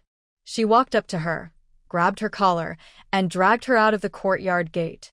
Although the second son Yu Jiangong was usually a taciturn person, he couldn't help but feel a little embarrassed when he saw his wife being dragged out like this. He immediately rushed forward and blocked Gu Qianlong's way. Jianzhong's family, how can you be so unreasonable? My Xiaoer said she had never seen them. Facing this man who had little presence in the old Yu family, Gu Qianlong said with a sullen face, Get out of the way, don't force me to do anything. I know very well whether your wife has seen the children. She knows it herself. Feng Xiaoer, who was held by the collar, blushed. Boss, don't listen to her nonsense. I really didn't see anything and don't know anything. Seeing Feng Xiaoer still stubborn, Gu Qianlong couldn't care less and picked her up and continued to move forward. Seeing this, Lu and Tian Xinger also followed. As long as there is a glimmer of hope to know the whereabouts of the children, they don't mind being a villain when necessary. Although he has seen the power of Jianzhong's family, the second son of the Yu family, doesn't think a woman can have much ability. After a flash of cold and violent aura passed by, Yu Jianglong felt as if he was shaken away by an invisible force. He couldn't help but step back several steps, but he still couldn't keep his body steady and fell to the ground. When he looked at Madame Gu, who was holding Feng Xiu again, it seemed as if the violent aura just now was just his illusion. "Aunt San, let my mother go. I tell you, don't embarrass my parents." Dia rushed over with tears in her eyes and helped up the second son of the Yu family who was sitting on the ground. "I'll tell you everything I saw. Don't embarrass my parents." Dia teriak. Seeing the head of the family fall to the ground in embarrassment, Feng Xiu'er seemed to be silenced in an instant, unable to say a word, and lowered her eyes with a gray face. "You dead girl, what do you really know? Hurry up and tell me." Mrs. Qian originally wanted to protect her second son and his wife, but it can be seen that in this situation, there is still something she doesn't understand. "I couldn't help but secretly hate the second son's family for being so confused. Let alone the 4 girls and 5 treasures. Even if they are no longer related, they are still the younger generations of the same clan. Just the children of the village chief and his brother. How could such a fool like her delay them? I was picking pig grass with my mother at the foot of the mountain in the afternoon, and I saw Fu Lai from Aunt Hongxiu's family leading them to the Thousand Snake Mountain in the north. Dia said while sobbing, my mother and I asked them, but Fu Lai said that there are the most bird eggs in the Thousand Snake Mountain in the north." After hearing Dia's words, Gu Qianlan's heart sank to the bottom of the valley. Although there is news about the children now, this news is the worst. Where there are many snakes, there are many bird eggs. This is probably a joke, right? It can only coax these children. Come to think of it, the oldest of the 5 children is Taohua, who is 7 or 8 years old. Isn't she just coaxing children? My hairy eggs. My poor fat head. As if they suddenly came to their senses, Tian Xinger and Lu Shi began to slap their thighs on the left and right, crying non-stop. Gu Qianlan. Will crying be useful? Can the child come back out of thin air? But she looked calm and composed in the eyes of outsiders. That is, she is indeed a stepmother. Seeing that the children have entered the Thousand Snake Mountain and are in great danger, she can still be so calm. Enough. What's the point of howling here? Why don't you go to Qian Hongxiu's house to find Fu Lai and see if the boy has come back? Maybe he just took them around? Nothing is certain now. It's too early to cry so sadly. Now they couldn't bear it just by listening to Dia's words. How can they expect them to find a way to organize people to go into the mountains to search for people? Yes. Let's go find that stinky boy and settle accounts with him. Tian Xinger got up from the ground in a daze. Her fat head must not be in trouble. Lu was already a little dazed. If her 2 children entered the Thousand Snake Mountain, how could they survive? Gu Qianlan looked at the 2 women with some regret. Cheer up, the children haven't been found yet. Are you scared like this just by hearing some news? Don't say that they may not have gone to Qianxi Mountain. Even if they really went there, they didn't stay there for long. Maybe they just got lost somewhere and are waiting for us to rescue them. But you're so good. You haven't even seen the children yet, but you fell down first. She shouted at the 2 women in a stern voice, hoping that they could wake up a little. I don't expect them to help. At least they should lead her to find the eldest grandson of Qian Hongxiu's family first, and then go to the village to find someone to help find him. Gu Qianlan originally thought that Fu Lai, a 13-year-old boy, already knew the danger of Qianxi Mountain. At most, he could coax a few children over, and he himself would not take risks. But when they arrived at Qian Hongxiu's house, they did not see Fu Lai. Aunt Qian, where's your Fu Lai? Lu stared at everyone in the yard with her scarlet eyes. But there was no sign of Fu Lai. I don't know where that kid went to play, and he didn't even come back for dinner. I'll take care of him later. Fu Lai's mother, Qiao, said indifferently. Her son was spoiled by his mother-in-law, and he knew how to get into trouble all day long. Every now and then, the adults in the village came to their house to settle accounts with them. At first, she would be careful and say some soft words, and then teach Fu Lai a lesson. But over time, as the child grew up, he would only do more bad things. Today he beat the kid of the East family, and tomorrow he beat the dog of the West family. She said a few words and was scolded by her mother-in-law.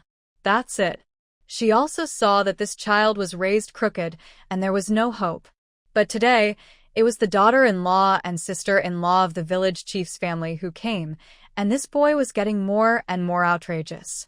Putting aside the fact that he was much older than other people's children, what good would it be if he offended the child of the village chief? What a living enemy! When Gu Qianlong saw that Fulai was not there, there were only two possibilities. First, he really took a few children with him into the Thousand Snake Mountain in the north. Second, he coaxed a few children in, and when he knew he had made a mistake, he hid himself and did not dare to come back. But no matter which one it was, now it became a matter of finding 6 children. Someone saw your Fulai, taking the 5 children from our 3 families into Qianxi Mountain. Seeing Qiao's unhurried attitude, Gu Qianlong said in a deep voice.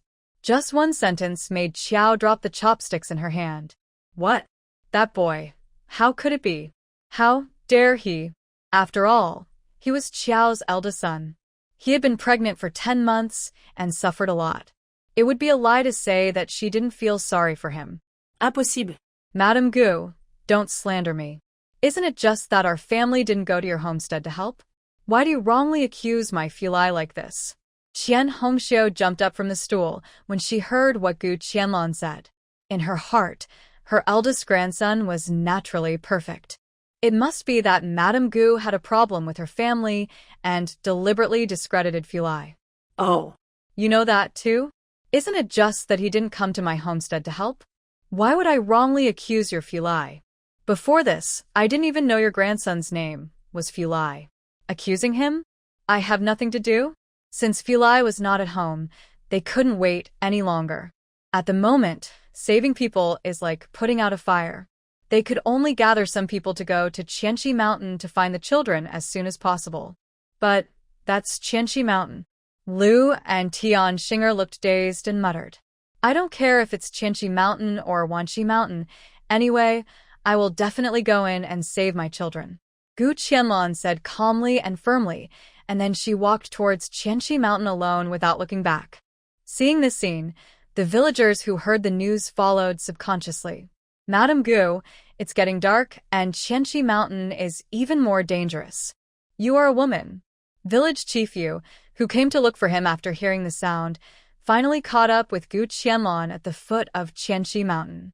Upon learning that Fatty had also entered the Thousand Snake Mountain, Yu Jiansai's face was filled with sorrow, as if he had aged several years in an instant.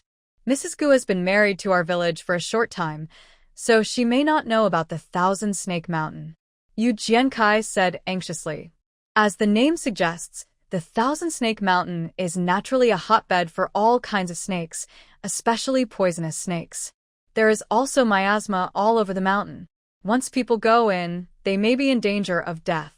Yu Jiankai closed his eyes in pain. His youngest son, the cute Fatty, had no bad habits except that he was greedy. Although he was not as smart and studious as his brother, he was also a well-behaved child. When he thought that he might never see his son again, his heart ached like a knife. Even if there are dragons and tigers in there, I will definitely get in. Gu Qianlong looked at the village chief Yu and said with a firm look. She could understand the villagers' fear of the Thousand Snake Mountain, but she couldn't bear to watch 6 children get lost in this dangerous mountain. She thought she couldn't do it. Moreover, now that she has the blessing of space, she has a better chance of success than ordinary people when encountering danger. Madame Gu, wait a moment, I will go in with you. Master. Lu cried out as soon as she saw the person coming. At this time, she no longer cared about the embarrassment on her body and threw herself in front of her man, holding him tightly and not letting go. Gu Qianlong looked at the man in front of her. He was a good guy. It's a pity that she didn't need someone to go into the mountains with her.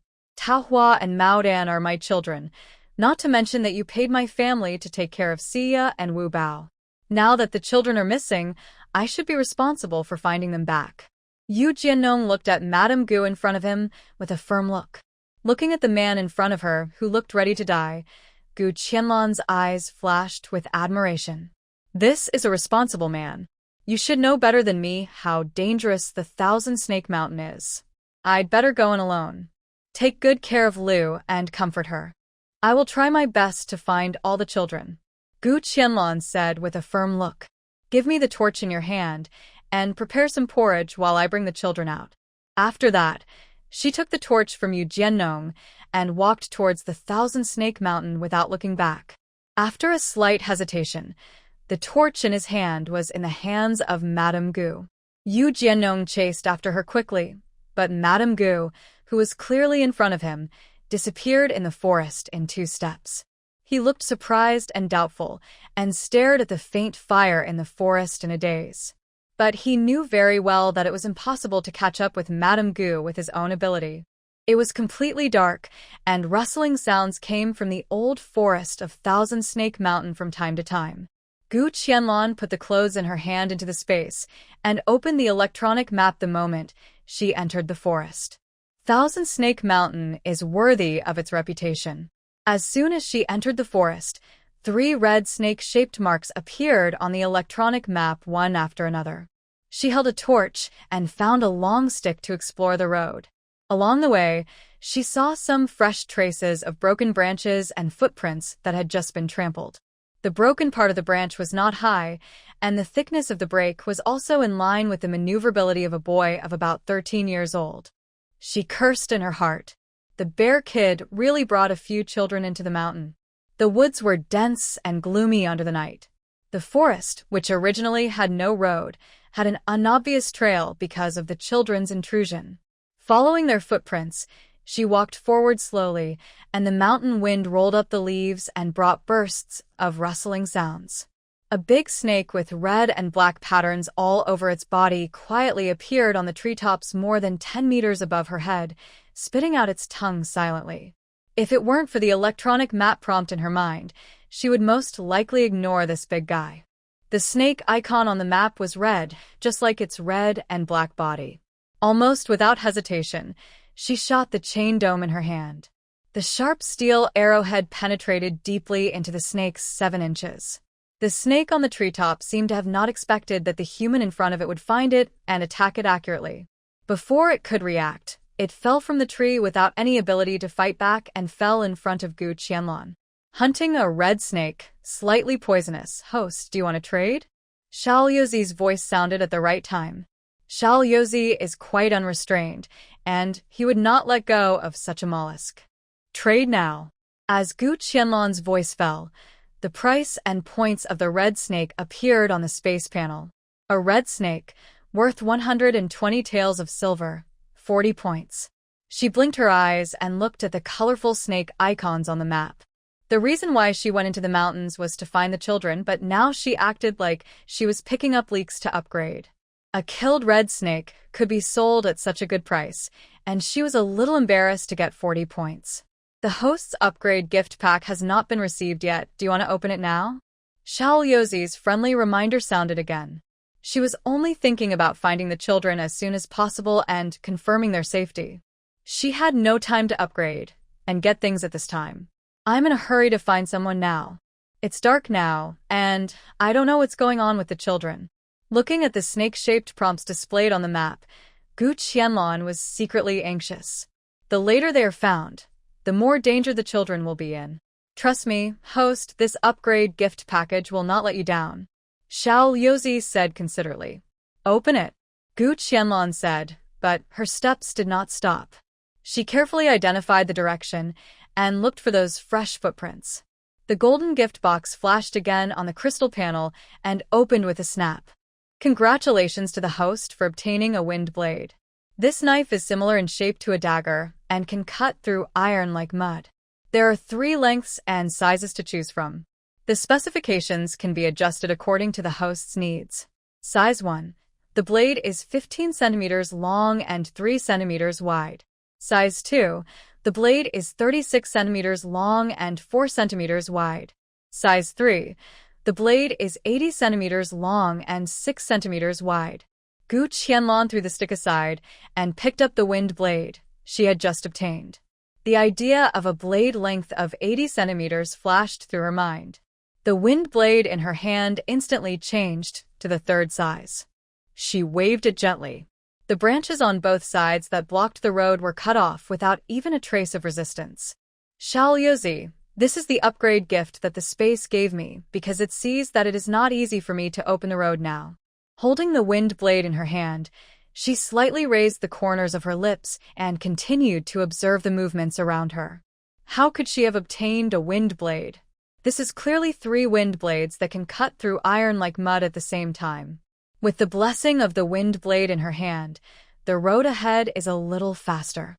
There were faint cries in her ears, like the voices of children. The sound was coming from her left side. If it weren't for her excellent hearing, it would be difficult to find it. Looking at the left side of the electronic map, there was actually a snake with a black icon. But she didn't have any chance to think or hesitate. If she didn't find them quickly, once the snake with a black icon attacked the children, the consequences would be disastrous. At this time, she was actually less than 2 kilometers into Qianxi Mountain. In the vast mountains at night, there were dangers everywhere except snakes. Gu Qianlong quickly cut off the branches on both sides and approached the snake with the black icon. The torch illuminated the dense forest in front. Under the guidance of the electronic map, a bamboo leaf pit viper with a bright green back came into view. Gu Qianlong showed no mercy and quickly chopped off the head of the bamboo leaf pit viper with a knife. The black snake icon that had just appeared on the electronic map disappeared. Instead, Xiaoyozi said in a calm tone, "I found a poisonous snake, a bamboo leaf green snake, that the host hunted. Do you want to trade it?" Trade. I received a bamboo leaf green snake that was hunted, worth 200 taels of silver, and the score is 75 points. Xiaoyozi received the poisonous bamboo leaf green snake and generously gave a high score of 75 points. It is not easy to let the host who always cherishes his life enter the thousand-snake mountain full of dangers. The little lights of fire in the distance came into Gu Qianlong's sight. The crying gradually became louder, "Mother, I'm scared, I want to go home." Gu Qianlong carefully distinguished the voices of at least 4 children. She did not impulsively call the children's names, fearing that if they heard the sound in the night and ran over, they would be in danger again. After confirming again that there were no snakes or other creatures with black marks nearby, Gu Qianlong ran towards the children quickly. Huishi. Huishu. Taohua. "Is that you? Mother. Mother is looking for us." The children cried even louder. Fortunately, Taohua had a fire starter on her body, and the children knew to pick up firewood and burn it. Being able to illuminate also gave them a sense of security. "Children, stay there and don't move. Mother will come to pick you up soon." Gu Qianlong hurriedly stopped them from running toward her, fearing that something might happen to the children. Finally, they arrived at the fire. The 5 children gathered together. Their dirty little faces were covered with tears. "Mother, Aunt Gu." When the children saw Gu Qianlong's figure, they instantly seemed to have seen their backbone and burst into tears. "Is everyone okay?" She pulled the children in front of her one by one with concern and checked them carefully. "I really don't know how these little guys got here safely. It was also a blessing in disguise. How did you run into Qianxi Mountain? Are there only 5 of you?" The children's clothes were torn to varying degrees, and there were some scratches on their arms. "Mother, Fathead was bitten by a snake," Ruishi said with a sob. Looking at Fathead, who could still talk to her normally, Gu Qianlong hurried to the little guy. "Show me where you got bitten?" "It's okay. There was a snake that bit my ankle. Dad said I'm a man. I didn't cry," Fatty said, straightening his chest. Who was that kid who was looking at him with tears in his eyes just now? Gu Qianlong didn't expose him and hurriedly pulled up his trouser legs to check the wound. The place on Fatty's ankle where he got bitten was already red and swollen, with a few tiny blood spots on it. It looked like he was just bitten by a slightly poisonous or non-toxic snake. Come. "Auntie will take care of your wound. Tell me, does it hurt?" Gu Qianlong pressed his wound with her fingers. Although he had been bitten for a while, she still cleaned the wound for him and tore off a piece of cloth to tie up his ankle. "It doesn't hurt at all." Fatty said with a strong face. Looking at the swollen wound, it was impossible not to hurt. Gu Qianlong pinched the little guy's round face with amusement. Are you hungry? Before the children could say anything, their stomachs were already growling. Fathead's foot is injured. He needs to see a doctor immediately. We need to get out as soon as possible. The environment of Qianxi Mountain is complicated. She had just entered the forest not long ago and had already encountered the highly poisonous bamboo leaf pit viper. If they continued to stay here, they didn't know what unknown beasts and dangers would be waiting for them. If she were alone, she wouldn't be afraid. But now he has 5 children around him, the oldest of whom is only 7 or 8 years old. The best thing to do is to take them out as soon as possible, while they are not too deep into the woods. Fatty hesitated for a moment, but he couldn't stand the pain in his legs. Don't be afraid, I'll carry you later. Everyone must be hungry. I'll give you some candy, and there are some French fries fried before. Let's eat some together before going out. There were often rustling sounds in the woods, and there were faint roars of unknown beasts. Even Gu Qianlong felt a little nervous and oppressed in such an environment. The children were tired and hungry at the moment, and it was unknown how long it would take for them to walk 2 or 3 kilometers of mountain roads out of the forest. Aunt, I'm afraid. Taohua sobbed softly. Don't be afraid. I'm here. I will protect you. Gu Qianlong comforted softly. But I took Mao Dan into Qianxi Mountain. The little girl cried softly, suppressed and a little restrained. Why did you come to Qianxi Mountain? I heard from your mother that you usually go to Xiaoniu Mountain. Gu Qianlong asked while taking out the French fries wrapped in paper and placed in the space. Mother, it's all Fulai. He took away all the bird eggs we just baked. He said he would take us to find more and bigger bird eggs, so he brought us here. The children talked at once and they were indignant and said all kinds of wrong things about Fulai. He said he would come to Qianxi Mountain and you really followed him? Are you stupid? Gu Qianlong frowned. This Fulai is really not a good guy. He is already 13 years old, and some families even start to discuss marriage. What is the intention of tricking 5 such young children into Qianxi Mountain? He walked in front to lead the way, and we didn't know that this is Qianxi Mountain. Or after Fathead was bitten by a snake, we insisted on not going forward. He left on his own when he saw that he couldn't deceive us. The children told the story one by one. Fortunately, Fathead was bitten by a slightly poisonous snake, so they didn't go deeper, which was a blessing in disguise. He left by himself? When did this happen? Aunt, we separated from him here. He went over there by himself. Gu Qianlong looked in the direction the children pointed. In the dark forest, nothing could be seen. She looked at the situation in that direction on the electronic map. It didn't matter. She saw that there were densely packed snake icons over there. I don't know if it was because the space was upgraded to level 4, or because she knew that she had a natural fear of snake-like mollusks. The electronic map also marked non-venomous snakes. Thousand Snake Mountain, it really lives up to its reputation. He separated from us before dark, and he said he was very familiar with this forest, so he didn't want to take us out. Rueshu said with a crying voice, and his little face was full of grievances. According to the display on the electronic map, you can't go out of this forest in that direction. So, the boy named Fulai is likely to be in danger? Gu Qianlong lowered her eyes and sighed softly. Everything should be discussed after she takes these 5 children out of Thousand Snake Mountain. The children ate the French fries that Gu Qianlong brought, and they felt that they were still not satisfied. The French fries, which were fried crispy with a taste of pepper and salt, completely conquered the taste buds of several children. Annie Gu, these French fries are so delicious. I have never eaten such delicious food in my life. Fathead licked his fingers reluctantly while eating the last French fry. How old are you now? This life is still far away. Gu Qianlong looked at the chubby child with a smile. Not to mention that he loved to eat. Even the children who were surrounded by all kinds of food in modern times still loved French fries. What's more, these were fried potatoes produced in the space, and even the oil and pepper and salt were products of the space mall. The taste is delicious. Everyone has eaten. Can Taohua walk in front with a torch? I will carry Fathead and walk at the end. Everyone should try to walk side by side. Auntie will protect you if there is any danger. Fortunately, on the way here, she had used the wind blade to open a road more than 2 people wide. The way back was much easier than the previous trip into the mountains. She was extremely alert, carrying Fatty on her back and walking at the end of the team. The electronic map in the space was always on, reminding her of the road conditions ahead.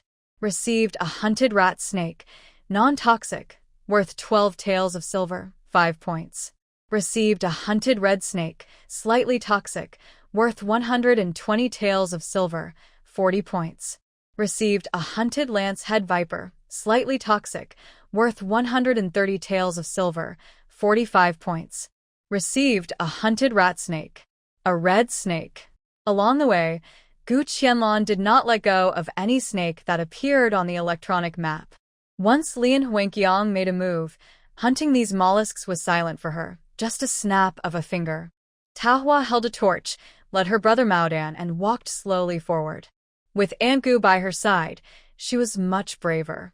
Her face was tense, and from time to time, she could hear rustling sounds and the sound of something falling from the tree. Ruishi and Ruishu held hands tightly and walked behind Taohua and her brother. For year-old Maodan groaned for a while. The child was really exhausted. Sister, I can't walk anymore. I want to carry you too. But Taohua, who was only 7 or 8 years old, was also a child. How could she carry her brother? What's more, she had to hold a torch. Seeing that the little girl's hands were shaking while holding the torch, her body seemed to be reaching its limit. Come on, Maodan, let's get out soon. When we get out of this forest, I'll go home and make you steamed egg custard. When Maodan heard that there was egg custard, his little body straightened up instantly. Angu, is there really egg custard to eat? My mother said that she would wait until the New Year and other festivals to make steamed egg custard for me. Maodan licked his lips with longing. The French fries that Aunt Gu gave him just now were too delicious. He only got a dozen and was not full. Aunt Gu kept her word. After everyone leaves, come to Aunt Gu's house tomorrow to eat egg custard. Even the children who often run around the village and have good physical strength are really tired after being frightened for such a long time. Besides, Maodan, Ruishi, and Ruishu are still so young. Then, Aunt Gu, will there be any French fries for tomorrow? If there is no egg custard, French fries will be fine. Maodan is obsessed with the delicious French fries, even more than his love for egg custard. Okay, when everyone walks out of this forest, Annie will make you French fries and egg custard. Gu Qianlong said to the children while lifting Fatty up. Fatty had fallen asleep at some point, snoring softly. Annie Gu, can we really eat French fries and egg custard? I'm hungry again now. She talked to the children about food, attracting their attention along the way. Come to my house when the time comes. Not only will I make these delicious foods for you, Annie Gu can also make other delicious foods for you to try.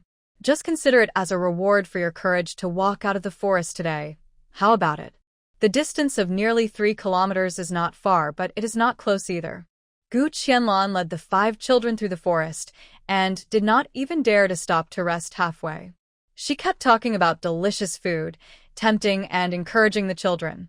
The further they walked, the more staggering the children's steps became. Fortunately, Gu Qianlong had been constantly cheering the children up, and she had made so many cakes that she didn't know how many fresh foods she had by the time they got out of the forest. Outside the forest, Yu Jiankai and his wife, as well as Yu Jiannong and his wife, were all waiting there. Lu looked embarrassed. She hadn't even had a sip of water since she found out that the children were missing. She stared at the dense forest of Qianxi Mountain with lifeless eyes, hoping that Madame Gu would appear sooner rather than later. Although she knew that the children had been in the mountain for several hours and were most likely in danger, what if that happened? Lu and Tian Xinger stared at the dark forest, hoping that a 1 in 10,000 miracle would happen. Yu Jiankai was guarding with a worried look on his face, and several people hadn't eaten yet for the evening. Why don't you two go back and get something to eat? It's not a good idea to just stay here and wait. Fatty's life or death is still unknown. Although he feels very uncomfortable, he is afraid that if he doesn't find something for the 2 wives to do, they will not be able to bear it. Boss, how do you want me to eat? Her fatty must be hungry at this moment. How can she go back to eat? How can she eat? Yes, my Taohua and Maodan are also hungry. They must be very scared. It's so dark in the forest, and there are so many snakes. What can they do? I don't know if Madame Gu can find them and bring them back safely. Lu murmured, refusing to move a step. If you don't go back and get some food now, when Madame Gu brings the children out later, will they have to starve and wait for you to cook? Seeing his wife in a panic, Yu Jiannong advised kindly. Boss, do you think Madame Gu can definitely bring Taohua and Maodan out? Lu's eyes lit up, with a glimmer of hope in them. I think Madame Gu is capable. Since she dared to break into Qianxi Mountain alone, she must have something to rely on. Let's just wait here with peace of mind. I think what my second brother said is right. You two can't help here. Go back and make some food while we go back. The bright firelight appeared at the exit of the forest, shining with hope in the dark night. When Lu and Tian Xinger, who had not yet left, saw the firelight, their eyes suddenly lit up. Boss, look.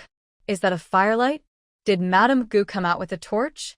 The two women covered their mouths in disbelief, staring at the bright light in front of them. It should be. Several people could hardly believe their eyes. Madame Gu seemed to have been in for less than 2 hours, but this period of time seemed as long as a century to those who were waiting outside. The firelight approached them little by little, and finally a few small figures appeared in their sight. It's Taohua and Maodan. When Taohua led Maodan's small figure and appeared clearly in front of them under the illumination of the torch, Lu could no longer control her tears. She rushed forward and hugged Maodan's small body. You scared me to death. You two really scared me to death. After a long period of tension, she finally let go completely when she saw her two children were safe and sound. You two are so bold that you dared to break into Qianxi Mountain? If something really happened, how can I live with you? Lu hugged the two children and burst into tears. Tian Xinger stared blankly at the fat head on Gu Qianlon's back, but her feet seemed to be nailed. Fat head. Don't scare me, what's wrong with you? Even the 4-year-old Maodan walked out of the forest by himself. It didn't make sense that Fat Head was older than Maodan, but he was still carried by Gu's mother. Unless she didn't even have the courage to take a step forward and take a look, so she just slumped down on the ground. Madame Gu, our Fatty. Yu Jiankai, a grown man, burst into tears when he saw Fatty lying softly on Gu Qianlon's back.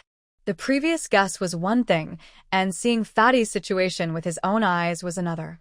The man who had been guarding the entrance of the forest all the time now actually supported Tian Xinger and cried bitterly together regardless of anything. Gu Qianlon. Didn't the couple ever think of taking Fatty from her back? What were they howling here together in the middle of the night? Compared with the tears of joy of the Lu couple, Yu Jiankai and his wife were really sad. When the villagers who accompanied the village chief and others to guard outside the forest saw this, they came back to their senses from the shock. Mrs. Gu is so capable that she actually brought the children back from Qianxi Mountain. Yes. No wonder Mrs. Gu was able to hunt deer in Dongxia Mountain. We don't have that ability. Dad. Mom. I'm so hungry. Fathead, who was lying on Gu Qianlon's back, was awakened by the howling. Seeing his parents crying there, he opened his sleepy eyes and looked at them curiously. When Aunt Gu carried him on her back, he seemed to hear them discussing eating something delicious tomorrow. He was so greedy that his mouth was watering. The French fries that Aunt Gu took out were so delicious that they were more attractive than candy. The couple stopped crying at the same time, widened their eyes, and looked at Fathead, who had stood up on Gu Qianlon's back, with an incredible look on their faces. Why are you still standing there? Why don't you take your fat head over? Gu Qianlon looked at the couple unhappily, and she was also very convinced of them. Without asking or looking, he just held a few times. Is Fatty okay? Yu Jiankai rushed over in 2 or 3 steps, took Fatty and held him down. You greedy boy, let your greed be satisfied by eating roasted bird eggs. Is Qianxi Mountain a place with bird eggs? Yu Jiankai was about to slap Fatty on the forehead, but in the end he couldn't bear it and hugged the child again. Ouch, Dad. My feet hurt. Fatty burst into tears when he saw his parents. His ankle was still swollen, and it hurt even more when he fell to the ground. Fathead's ankle was bitten by a snake. I treated it simply in the woods. It would be better to let Dr. Wu take a look and apply some medicine. Take good care of the children these days. They are all scared, Gu Qianlan said tiredly. Yu Jiannong and his wife pulled the two children over and were about to kneel down and kowtow. You too, kowtow to Aunt Gu. If she hadn't gone into the mountain to save you, your parents would never see you again. Madame Gu, from now on you are our family's great benefactor. How could Gu Qianlan really accept their gift, and hurriedly stepped forward to stop the couple. Don't be so polite. How can I bear it? For a moment, the expressions of the onlookers were different. Madame Gu is probably the first person in so many years to enter Qianxi Mountain and walk out alive. These children must have been blessed by their ancestors to be able to meet a capable person like Madame Gu. As for the two children of the third child of the Yu family, they were not Madame Gu's biological children. If she said that she was afraid and refused to go into the mountain to save people, no one would find any reason to criticize her. Mrs. Gu, didn't you say that my Fulai brought them into Qianxi Mountain? Why didn't you see Fulai come out with them? Mrs. Chiao, who was also waiting outside the forest, was relieved when she saw Mrs. Gu come out with the 5 children. But after such a long time, she still didn't see her son Fulai. She was not only a little anxious, but finally couldn't help asking, "Didn't our Fulai follow you? Where did he go?" Mrs. Chiao looked into the forest with worry. The dark old forest of Qianxi Mountain was silent. The occasional rustling sound was also terrifying. When I found them, I didn't see your Fulai. Gu Qianlan looked at the woman in front of her calmly. I heard from the children that he went back first. Why don't you go home and take a look? Maybe he knows that he has done this evil thing, and he is too scared to show up. Although it is not the responsibility of a certain parent that Fulai was brought up like this. But Mrs. Chiao, as a mother, also has a big reason. Yes, that's right. Brother Fulai said he would never take us with him again and let us stay in the forest by ourselves. He said that he felt like he was at home in Qianxi Mountain, and then he left alone. After entering Qianxi Mountain, he didn't help us get eggs at all. He lied to us. The children accused Fulai of his crimes one after another. Everyone present had children at home, and many of them had children who had been bullied by Fulai. For a while, everyone was denouncing Fulai. Seeing that Madame Gu had returned safely with her 5 children, everyone was relieved and praised her, and then gradually dispersed. Dragging her tired body, Gu Qianlan took the children back to the temporary house in the village. Thinking of the various snakes in the forest, she was still scared. You too must stay away from the 1,000-snake mountain in the future and never go in again, understand? We are lucky to be able to get out this time, and we may not be so lucky next time. Gu Qianlan warned the children with a serious face. Think about the bamboo leaf-green snake. If it is really bitten, even the great Luo Immortal can't save it. Even she has to retreat. Not to mention that she has spiritual spring water to save people. If it is really bitten, it is still a question whether she can open the cap of her spiritual spring water bottle in time. Well, Mother, we will never go there again. It must be said that this trip to the 1,000-snake mountains scared the children. They saw with their own eyes that the red snake with black spots bit Fatty's ankle. It was so thick and long, but it was thanks to Ruishu holding a thick stick that the snake was driven away. Go to bed quickly, we'll talk about it tomorrow. Seeing that the 2 children were too tired to open their eyes, Gu Qianlan didn't have the heart to continue to blame. The children who often sneak up the mountains and down the rivers by themselves don't know the dangers in the old forest. They are ignorant and fearless and dare to go anywhere. When we meet those children tomorrow, we will catch them and have a good lesson together. Mom, will we really have steamed egg custard and French fries tomorrow? Ruishu's eyelids were almost unable to open. He was still thinking about the delicious food that his mother promised them in Qianxi Mountain. Go to sleep obediently. Don't worry about whether there will be food tomorrow. You will definitely have what you want to eat in your dreams. Gu Qianlan tapped Ruishu's forehead unhappily. Everyone knew that the fat head of the village chief's family was a greedy kid. But they didn't know that Ruishu of her family was no less greedy. But after the child asked this question, he fell asleep deeply. Naturally, he didn't hear Gu Qianlan's teasing words. "Mom, Ruishu is so powerful today. Those snakes seem to be a little afraid of him and don't bite him." Ruishi said dazedly about the scene he saw in the afternoon. The snake was obviously closer to Ruishu, but it seemed to deliberately bypass him and bite the fat head next to him. There were several times along the way when they clearly saw the snake coming over with its tongue spitting out. But when it was almost in front of it, it twisted its body and left. She found that every time it was because of the snake, which was closest to Ruishu. The little girl finished speaking in a hazy state and fell asleep. Gu Qianlan's sleepiness disappeared in an instant, and she suddenly recalled everything in Qianxi Mountain. She had always been the one actively hunting those snakes, and those mollusks had never actively attacked her, or even approached her. Was it because of the spiritual spring water? Xiao Yuzi, Ruishu, and I have both drunk the spiritual spring water and improved our physical fitness. Does it mean that he and I can enter and exit Qianxi Mountain safely without worrying about being bitten? There were still 15 drops of spiritual spring water left in the bottle, and she had never been willing to take it out. Even Ruishi had always been healthy, so she had never fed her. Answer the host. Ordinary and slightly poisonous snakes will not actively attack people who have drunk 2 drops or more. But if you actively provoke a highly poisonous snake, you will still be bitten. As for the host, because you drank 3 drops of spiritual spring water, highly poisonous snakes will not bite you, but they may not bite you if they are forced into a corner. Xiao Yuzi explained carefully that Lingquan water is a good thing, and it is not an exaggeration to call it divine water. It's just to protect against some mollusks. It's not a very big function. No wonder. The fact that the kids were able to escape from Thousand Snake Mountain unscathed was not luck at all. But it was because among them there was Ruishu, who drank 2 drops of spiritual spring water. But Fulai, who left the children behind and went deep into the depths alone, might be in trouble. There's one more thing I haven't had time to ask you. How come I got 200 points suddenly after I accidentally saved Dagaway this time? Is that enough for me to level up?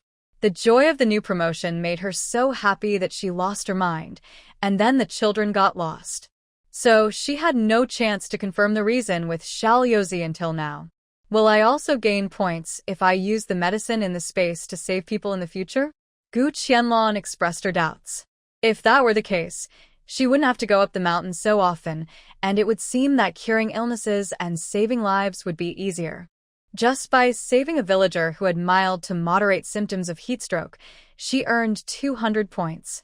Then, do we still need to go to the lake to hunt bison? There is absolutely no need for that. Xiao Yuzi, who noticed the host's thoughts. Host, you think too much. Our space is mainly about farming and collecting various items. It would be better if we can collect extinct items. Curing diseases and saving lives to earn points is not the main focus of the space. Xiao Yuzi explained patiently. What if the host is determined to use those medicines to cure diseases and save lives to earn points, who will collect species for him? Then he really can't even cry. Then what about me saving Dagaway and getting 200 points? She can see that Xiao Yuzi doesn't want her to cure diseases and save lives to earn points, fearing that she will be too lazy to go up the mountain to collect species for him in the future. This kid, don't try to deceive her. You know, it takes 5,000 points to upgrade to the next level. If she wants to upgrade quickly, she's afraid she will have to live in the depths of Dongxia Mountain. Now, there is such a good way to upgrade. He shouldn't think of cutting it off for her. Host, I really won't lie to you. Treating illnesses and saving lives really can't give you points. If you really don't believe it, take some Yunnan Baiyao and try it on Fatty's body tomorrow, and you'll know if I'm lying. Xiao Yuzi replied helplessly. He is a real kid, and he won't lie to the host about this. As for why saving you Dagaway will give you 200 points, the host will know the reason later, and you still have to find it yourself. In fact, when the space appeared to give 200 points for successfully saving people, Xiao Yuzi was also a little confused. After checking the reason, he finally regained his composure. Fortunately. Otherwise, He would really worry that the host would start to be lazy again in the future and embark on the journey of not actively looking for species. When Xiaoyozi told her to get medicine to treat Fatty again, Gu Qianlong basically believed what he said. Maybe Dague has something else special for her. Since there was no answer for a while, she stopped struggling.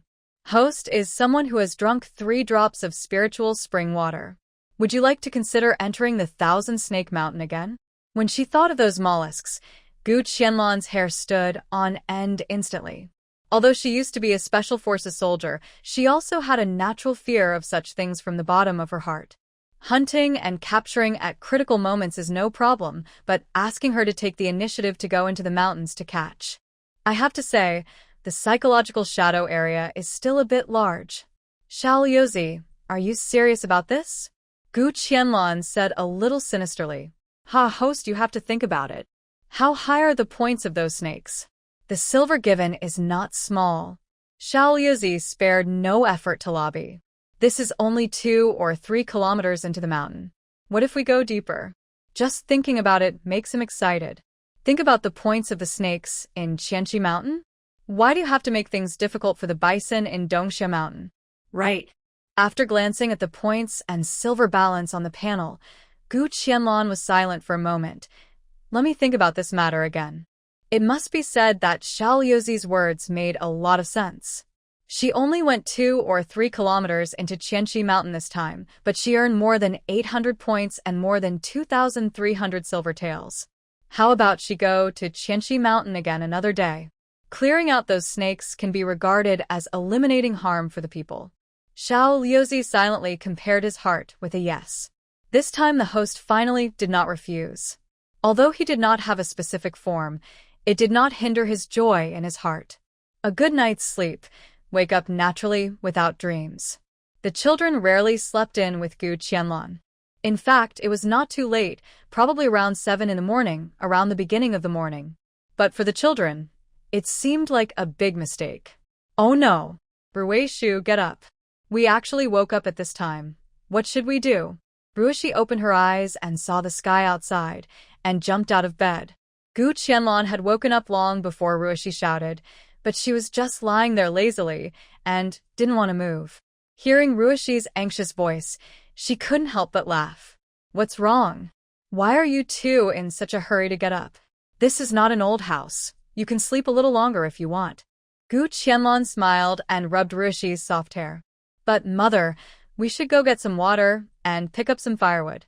Otherwise, there will be nothing at home. What should we do? Ruishu frowned slightly, looking like he was worried. Gu Qianlong then recalled that when she lived in the west end of the village before, she seemed to have never worried about the problem of firewood. Every time she cooked, she saw that the firewood piled on the side was enough. It turned out that the children had always taken the initiative to share and worry about these things. As a mother, she really is too careless about these little things. From now on, you don't have to worry about things like fetching water and collecting firewood. Mother will find a way. You guys just do what a child should do. Don't worry about adults all day long. Be careful of getting wrinkles at a young age. Gu Qianlong touched Ruishu's little brows. If he frowned any more, he would become an old man. Ruishu subconsciously widened his eyes. He would get wrinkles at such a young age? He didn't want that. Okay, let's get up and make breakfast. Then Mother will make you what she promised last night. What did she promise? Why don't I remember anything after a good night's sleep? Gu Qianlong pretended to be thoughtful and pondered. Mom. I remember making steamed egg custard. Mom. And French fries. Yes, Mother also said that Maodan should ask his father to go and get some small fish and shrimps, and you should fry them for him. Ruishi and Ruishu said one after another. Did I say that? Ask Maodan to ask his father to go and get some fish and shrimps? It seems that when she was coaxing Maodan to walk, she said a lot of delicious things. I wonder if little Maodan still remembers these. A child of only 4 years old, I am afraid he will forget them after sleeping. I remember what Mother said very clearly. When Maodan heard it, he drooled. Ruishu said confidently. You kid, you are talking nonsense. Maodan was walking in front of you. How could you see him drooling? Gu Qianlong smiled, and looked at Ruishu. The child is now more lively. Gu Qianlong was so happy that she leaned forward and backward. Okay, as long as you can get some small fish and shrimp, I'll fry them for you. The taste is guaranteed to be better than French fries. The fish she had forked in the river before were all relatively large, and they were fine for braised, fried fish, or fish soup. But to fry them fragrant and crispy, you still need small fish that are half the length of a chopstick. If you can use a net to catch river shrimp, they will also be very nutritious and delicious when fried. These are the best ingredients for supplementing calcium. Looking at the children's yearning expressions, Gu Qianlong pursed her lips and smiled. We don't have to wait for Maodong's father to bring small fish and shrimp. When mother has time, ask who in the village has a fishing net and borrow it. She can fry more and store them in the space to eat slowly. Mom was on the road last night and said she would make egg cakes for us again. Ruishu licked his lips nostalgically while recalling. Gu Qianlong. How come the children have such a good memory? She originally thought that the children would forget about the food after a good sleep. So she coaxed them to make wishes. It's not that she couldn't do it, but it was really too much. So, it seems that she will have to spend a whole day in the kitchen today. What do you remember? Just tell her everything at once. Let her see what delicious food this little greedy cat remembers. Ruishu looked at her mother's smiling face and said boldly, Mom also said that she wanted to make dumplings, big dumplings with meat fillings and pure white flour. Anything else? Also, Mom said to give us some very delicious milk, which can make us grow taller and stronger. Ruishi added on the side, with a look of yearning. Gu Qianlong looked at the children who spoke freely, with a smile on her face. When they mentioned food, the light on their little faces was particularly bright. Did Mom tell you so many delicious things last night? Thinking about it, it seems that she did mention a lot. Who made everyone so tired and hungry that they couldn't walk. Mom, is it too much? We don't have that much money, do we? After the excitement, the children realized belatedly that some of the food they were talking about had only been seen during the Chinese New Year. And for some, they even heard of it for the first time. They couldn't help but lower their heads with a little disappointment. Don't worry, Mother can make all the food she promised for you. Isn't it just food? For her, a millionaire, that's not a big deal. What's more, she has stockpiled a lot of things in her space now. The various crops harvested from the fields every day, plus her previous purchases and the harvest in the mountains. It is not a problem to feed the three of them for a year or so. Can a few children eat her out of money? Don't worry, the two of you. Just open your stomach and eat. Mother will make sure there is enough. Gu Qianlong smiled and pinched Ruishu's chubby face. The white, tender, and chubby face felt especially good. What about Taohua, Maodong, and Fathead? Can they come to our house to eat, too? The children nervously expressed their doubts. If so many people came to their house to eat these good things, would their mother be angry? The most important thing was, would their mother be embarrassed? Of course you can. Didn't Mother tell you last night? As long as you work hard and try to get out of the woods, I will make all the delicious food for you. Don't worry, Mother is a man of her words. Besides, can you little rascals bankrupt our family? Looking at the worried and tangled expressions of the children, Gu Qianlong knew that they were worrying about the money and food problems at home again. Since she had promised the children to make so many delicious dishes, she began to prepare. The most troublesome of these dishes is the egg cake. It would be perfect if someone could beat the egg liquid and hand it to her. The idea is good, but you still have to do what you should do yourself. After breakfast, Mother will take you to the new house, and you will feel at ease. When she took the children for a walk outside the courtyard wall and let them see the size of the new home, they would not have to worry about eating her out of money. She changed the children into the new clothes made by Wang Chunna, and the two children's chubby faces were slightly flushed. Mom, we are wearing new clothes again today. The little girl felt a little uneasy wearing the brand new clothes. She thought that her mother would only give them the clothes on some important day. After all, who would wear new clothes all the time except for the New Year and other festivals? Having a new set of clothes was something they had never dared to think about before. Yes, clothes are made to be worn by people. Besides, you two have too few clothes. It's a pity that the clothing store in town doesn't have your clothes for sale, otherwise your mother would have bought a lot for you. Gu Qianlong said as she buttoned up Ruoshi's clothes. The little girl in the new clothes looked even more charming and lovely, with a pair of childish big eyes like crystal grapes, sparkling with intelligence and agility. Mom, you don't have to make new clothes for us. We already have 2 new sets, and we wear better than many of the children in the village. Ruoshi smiled shyly. Besides, we still have those old clothes to wear.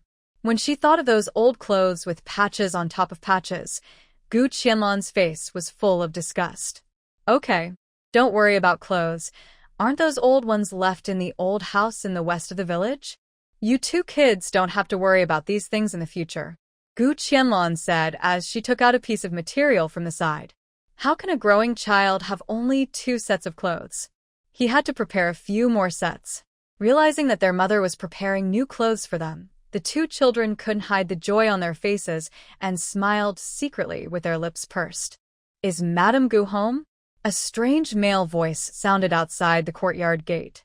Gu Qianlong walked out of the yard in confusion, only to see Dague and the man who was with him yesterday, each carrying a load of firewood and standing at the door. Dague? What are you doing? Gu Qianlong looked at Dague in front of her, very surprised. Madame Gu, thanks to your medicine yesterday, I am fine now. Originally, I should have paid you for the medicine, but this is the firewood that my brother Ergue and I went to the mountain to chop early in the morning. I hope you can accept it. Dague's dark face was suspiciously red. He and his brother were both shirtless and wearing shorts. The clothes were washed so hard that their original colors could not be seen. There were several patches on them, but they were very clean. Gu Qianlong lowered her eyes and pursed her lips. Come in and talk first. It can be seen that the 2 brothers are people who know how to be grateful. They must have gone up the mountain to chop these 2 large bundles of firewood before dawn. The kitchen is not big, and it looks full after putting these 2 large bundles of firewood. After putting down the firewood, the 2 stood there at a loss. Thank you for sending these firewoods to my house so early in the morning. I was just worried about this. When she thought of her previous life, it was the children who were preparing these firewoods. Gu Qianlong felt guilty. Madame Gu, just tell me what you want. As long as we brothers can do it, we will do our best to do it for you. Dague said solemnly. You don't have to be so nervous. It's not something that makes you embarrassed. You can see that I have 2 young children at home. There is no one to help me with the work of fetching water and chopping firewood on weekdays. Why don't you help me deliver 2 loads of firewood every day and fill the water tank? I will charge you 4 cents for each load of firewood, and I will pay you 10 cents a day for fetching water. What do you think? In the case of not being able to buy servants, this should be the best solution at present. It is convenient for himself and also helps Dague's family. How can I ask Madame Gu for money? As long as Madame Gu needs it, I will bring 2 loads of firewood every day and fill up the water tank. Dague was so anxious that he couldn't even speak clearly after hearing Madame Gu say this. These things didn't take much effort for him, so how could he accept money from his benefactor? It's settled, you just help me fill up the water tank. Here's 10 cents for today, take it quickly. Gu Qianlong handed the bucket to Dague without allowing him to refuse and stuffed the 10 cents into his hand without saying anything. Let's put it this way. How could I let you work for nothing? Besides, I was happy to save you with the medicine. I can't just stand by and watch you die. What's more, you worked for me for a long time yesterday and I didn't pay you. We are even. You don't have to worry about this anymore. Just live your life well. Before Gu Qianlong finished her words, she saw Dague's eyes were red. Seeing his eldest brother move to tears, Ergue pursed his lips tightly and gently held his eldest brother's hand. As long as their family is together, life will get better slowly. Seeing a tall man holding 10 cents in his hand and crying, Gu Qianlong felt sour in her heart. She expected that the villagers' lives were difficult, and she felt sympathy. But she didn't expect that a little unintentional help could move Dague and his brother so much. You too, stop it. People who don't know would think I did something to you. She wanted to say something to liven up the atmosphere. Unexpectedly, the 2 brothers walked up to her and knelt down. Madame Gu, You are so kind. We two brothers will never forget it. Gu Qianlong quickly turned aside and pulled Dagway up from the ground with one hand. A man's knees are made of gold. What are you two doing? With Gu Qianlong's strength, it was effortless to pull Dagway and Ergway up together. Madam Gu. Dagway choked and looked at the woman in front of him. The peerless profile exuded a dazzling brilliance in the morning light. Okay, it's settled. From now on, you bring firewood here every day and fill the water tank, and I will pay you monthly. Don't say those words of refusing to thank me anymore. From now on, I will hire you to help me do some work. Gu Qianlong smiled gently. Oh. Madam Gu, just rest assured. We two brothers will take care of this little thing in the future. Dagway wiped the tears from his face with the back of his hand, said in a firm tone, and then picked up the bucket and walked quickly towards the river. Ruishi and Ruishi stood at the door, looking at their mother in the yard, with sparkling light in their eyes. The problems of burning firewood and fetching water at home will be solved in the future. You two little guys don't have to worry about it anymore. Turning around and seeing the two children looking at her with admiration, Gu Qianlong rubbed the tops of their heads with a smile. Now let's go and see which delicious food to start with, Gu Qianlong said, while making an expression of thinking and indecision. Let's make egg custard first. The mushroom egg custard made by Mother is the most delicious and fragrant. Ruishu has always been obsessed with the taste of mushroom egg custard he had eaten before. Finally, he has the opportunity to eat it again, and he must have a few more bites later. I want to drink the milk that Mother mentioned.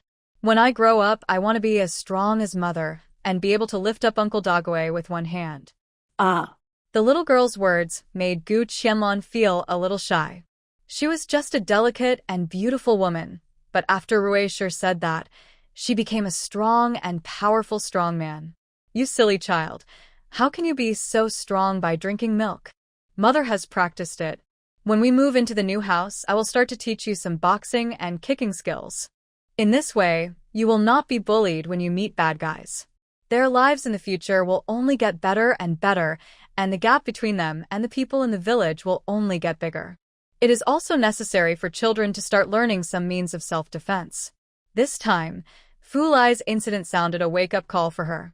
When they meet those bad kids who are older than them, these little ones can only be at the mercy of others. Great, I will become stronger in the future so that I can protect myself, Ruishu and Mother from being bullied. The little girl has an indescribable obsession with becoming stronger. Gu Qianlong smiled and said, okay. From now on, our Ruishi will become the most powerful and protect us all, okay? She bought 2 boxes of milk from the space and poured them into 2 bowls. After thinking about it, she dropped 2 drops of spiritual spring water into Ruishi's bowl. Although the spiritual spring water is extremely precious, you don't know when it will be available again after using it. But as long as you think about this time, if it weren't for Ruishu taking 2 drops of spiritual spring water, what kind of consequences would the children have? It's simply unimaginable. Since the little girl is so eager to become powerful, why don't she just give her a hand? Seeing Ruishi finish the milk in the bowl and lick her lips with satisfaction, Gu Qianlong smiled comforted. For breakfast, she simply made a bowl of noodle dumpling soup and then steamed mushroom egg custard at the strong request of the children. But she thoughtfully left 3 portions and waited for the 3 children to come over and let them all taste it. It can be regarded as an aunt, keeping her promise to the children. Master, Fatty's head is so burned. Why don't you send him to Baohetang in town for a checkup? Although Gu Qianlong had simply treated Fatty's wound, he was still young after all, and he had been bitten by a snake for a while. Even the least poisonous snakes are still somewhat toxic, and he developed a high fever in the second half of the night. Tian Xinger was so anxious in the house that she kept urging Yu Jiankai to rent a bullock cart to take the child to see a doctor as soon as possible. Mrs. Gu said to let Dr. Wu in the village take a look first. You just didn't agree, and you couldn't bear to spend those tens of coins. Look at how the child is suffering now. Tian Xinger kept trying the temperature on Fatty's forehead with distress and anxiety. The little guy had already begun to mutter nonsense, mumbling constantly in his mouth. Steamed egg custard, French fries. It's no use for you to be anxious now. The village is busy every day. I don't have time to find a bullock cart to take him to see a doctor. Seeing that Fatty's face was red with fever, Yu Jiankai felt distressed. But what's the use of being anxious? Going to Bao Hetang in the town is something that can be solved with a few dozen coins? Is your money more important, or Fatty's life? Tian Xinger rarely yelled at Yu Jiankai.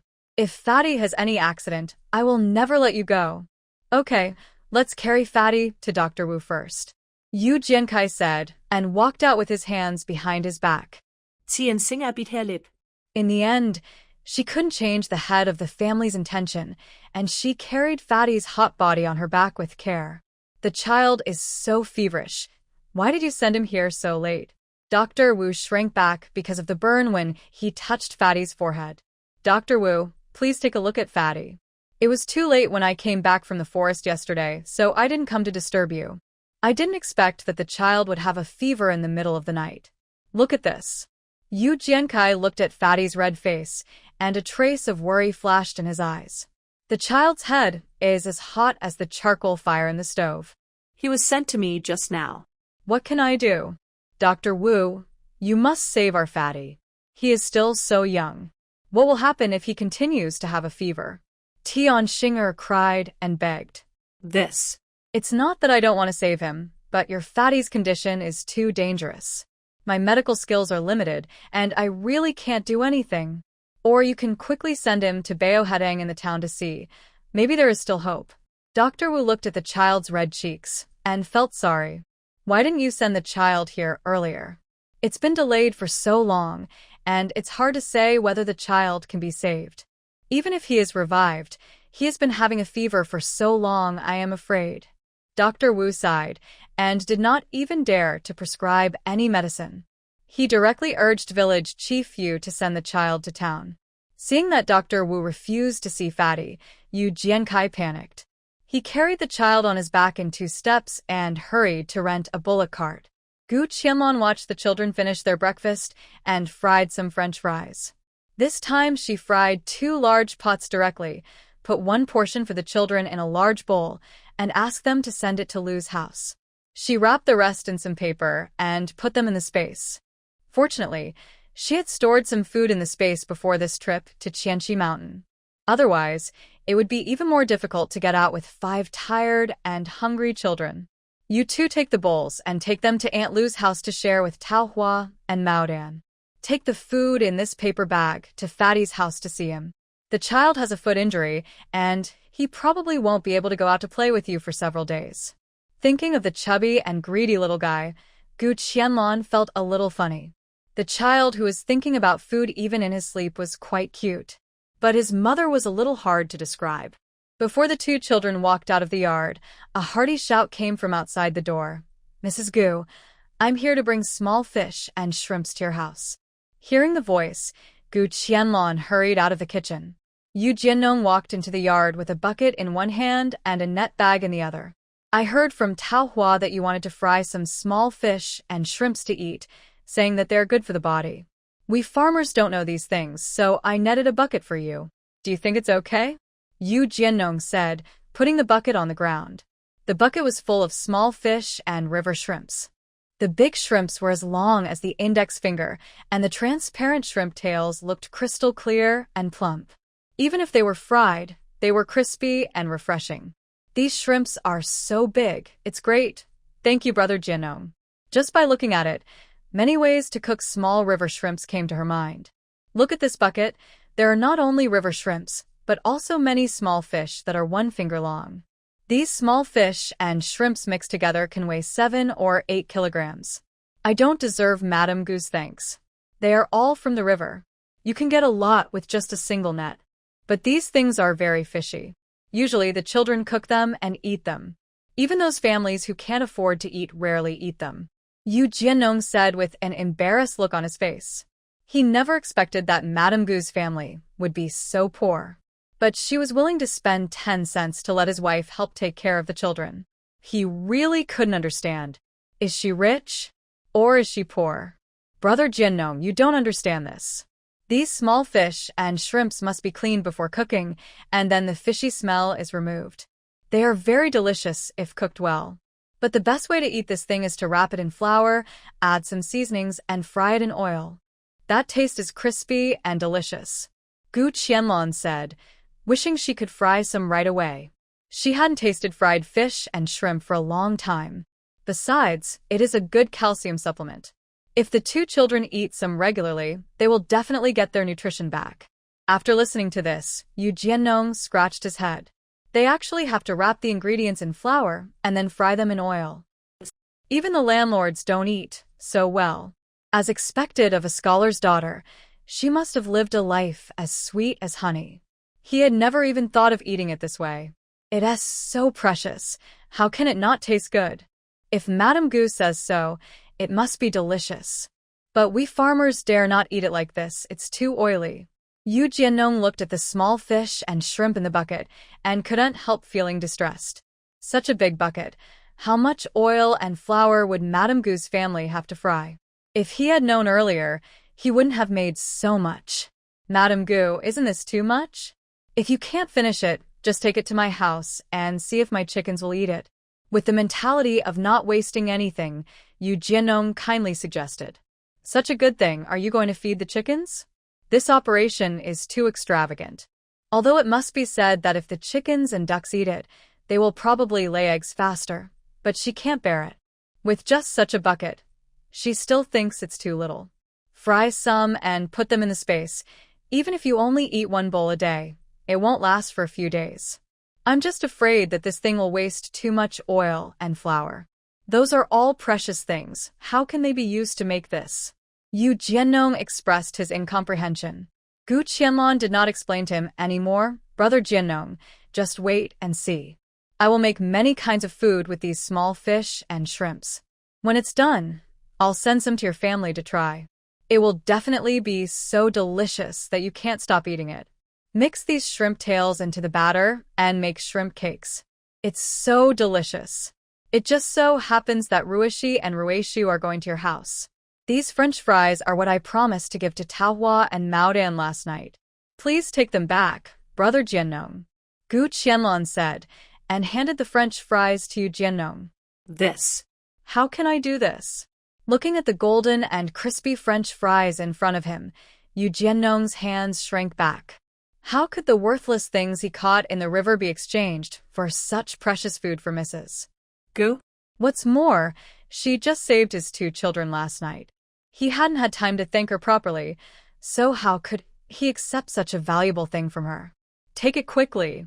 This is not for you, but for the two children. They were all good last night.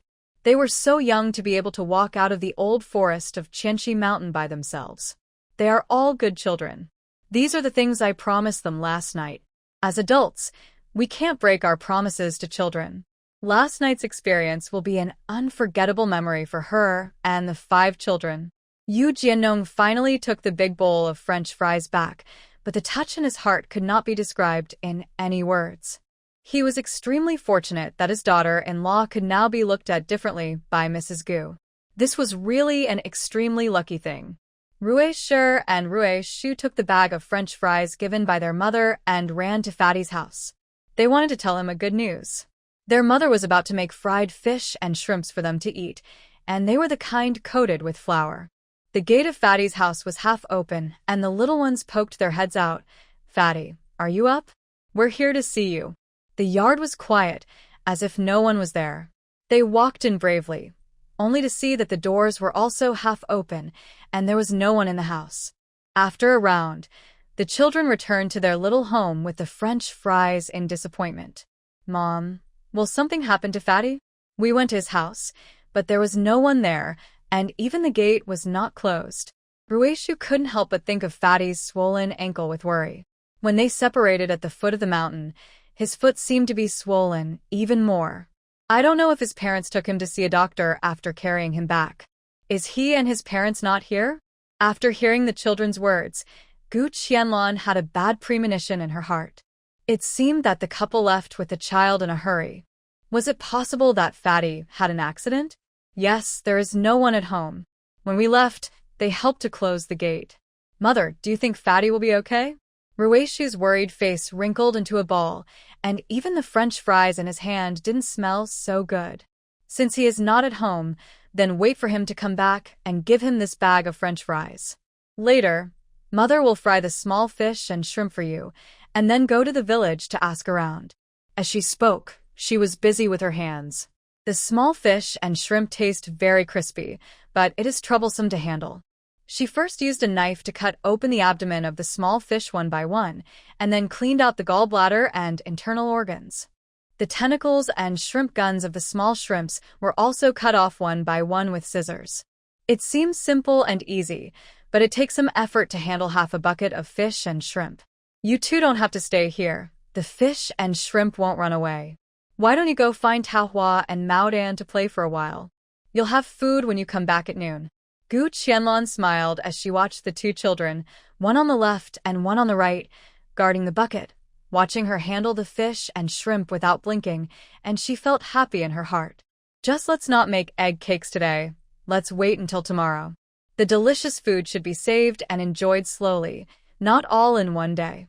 Besides, your little stomachs will not be able to hold it.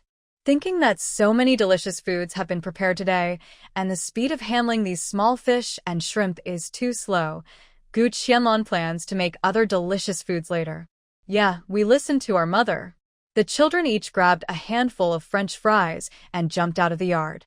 Now showing off candy cubes is no longer classy. French fries have become their favorite.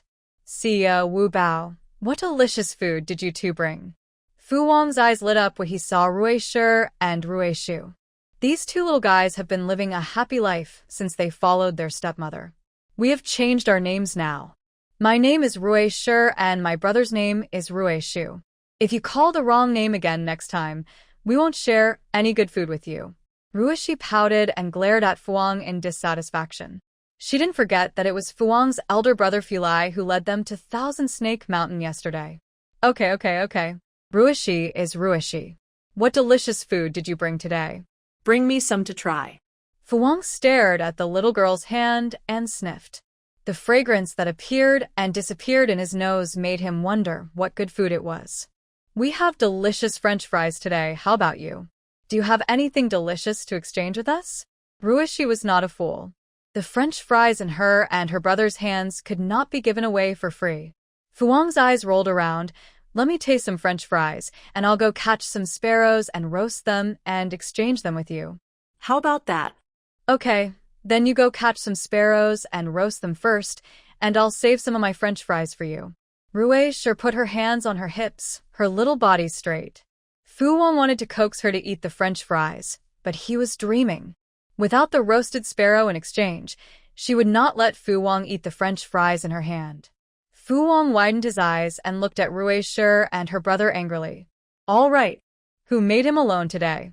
His elder brother didn't come back all night yesterday. Catch them if you want, but remember to leave some for me. Fu Wang said, and ran toward Xianyu Mountain. He was afraid that if he arrived late, the French fries in their hands would be divided up. Ruishi, I brought some fried corn kernels. Can I exchange some French fries with you to try? Any boy in the village whose family is not too poor will bring some snacks in his pocket when he goes out to play, but of course he doesn't have any precious and rare food. Seeing that it was the little great-grandson of his fourth uncle, Ruishi generously took a few and exchanged them for food with the boy.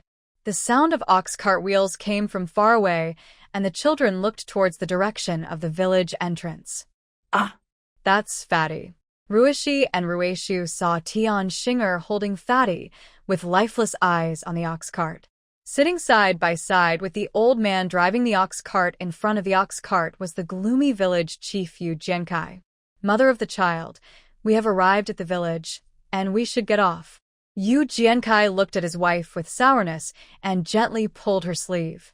Tian Xing'er on the ox cart seemed unaware, looking at Fatty in her arms with empty eyes. Let's get off and take Fatty home first. Yu Jiankai's voice was a little choked. Tian Xing'er raised her slightly pale face. Her hair was a little messy, and a few strands of hair fell on her forehead. Maybe because she didn't sleep all night, her eyes were bloodshot. Seeing their friends coming back, the two children who ran excitedly to the ox cart stopped a few steps away from the ox cart. At this time, they saw Fatty in Tian Xinger's arms, with a red face and several cracks on his lips due to a long period of high fever. If Fatty can't make it through this, I won't live either. Looking at the man in front of her, Tian Xinger said faintly, as if Fatty's coma had drained all her life. Didn't the doctor at Baoheding say that? Let us come back and reduce his temperature ourselves, and also prescribed antipyretic medicine. Fatty is blessed with a long life, and he even made it out of the Thousand Snake Mountain. This little illness will be nothing.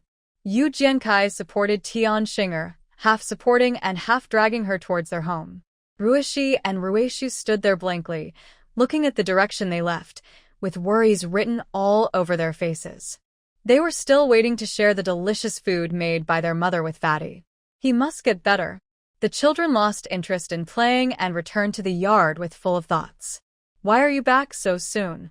Didn't you go to Aunt Lu's house to play with Tao Hua and the others? Seeing the two children walk in listlessly, Gu Qianlong couldn't help but ask curiously.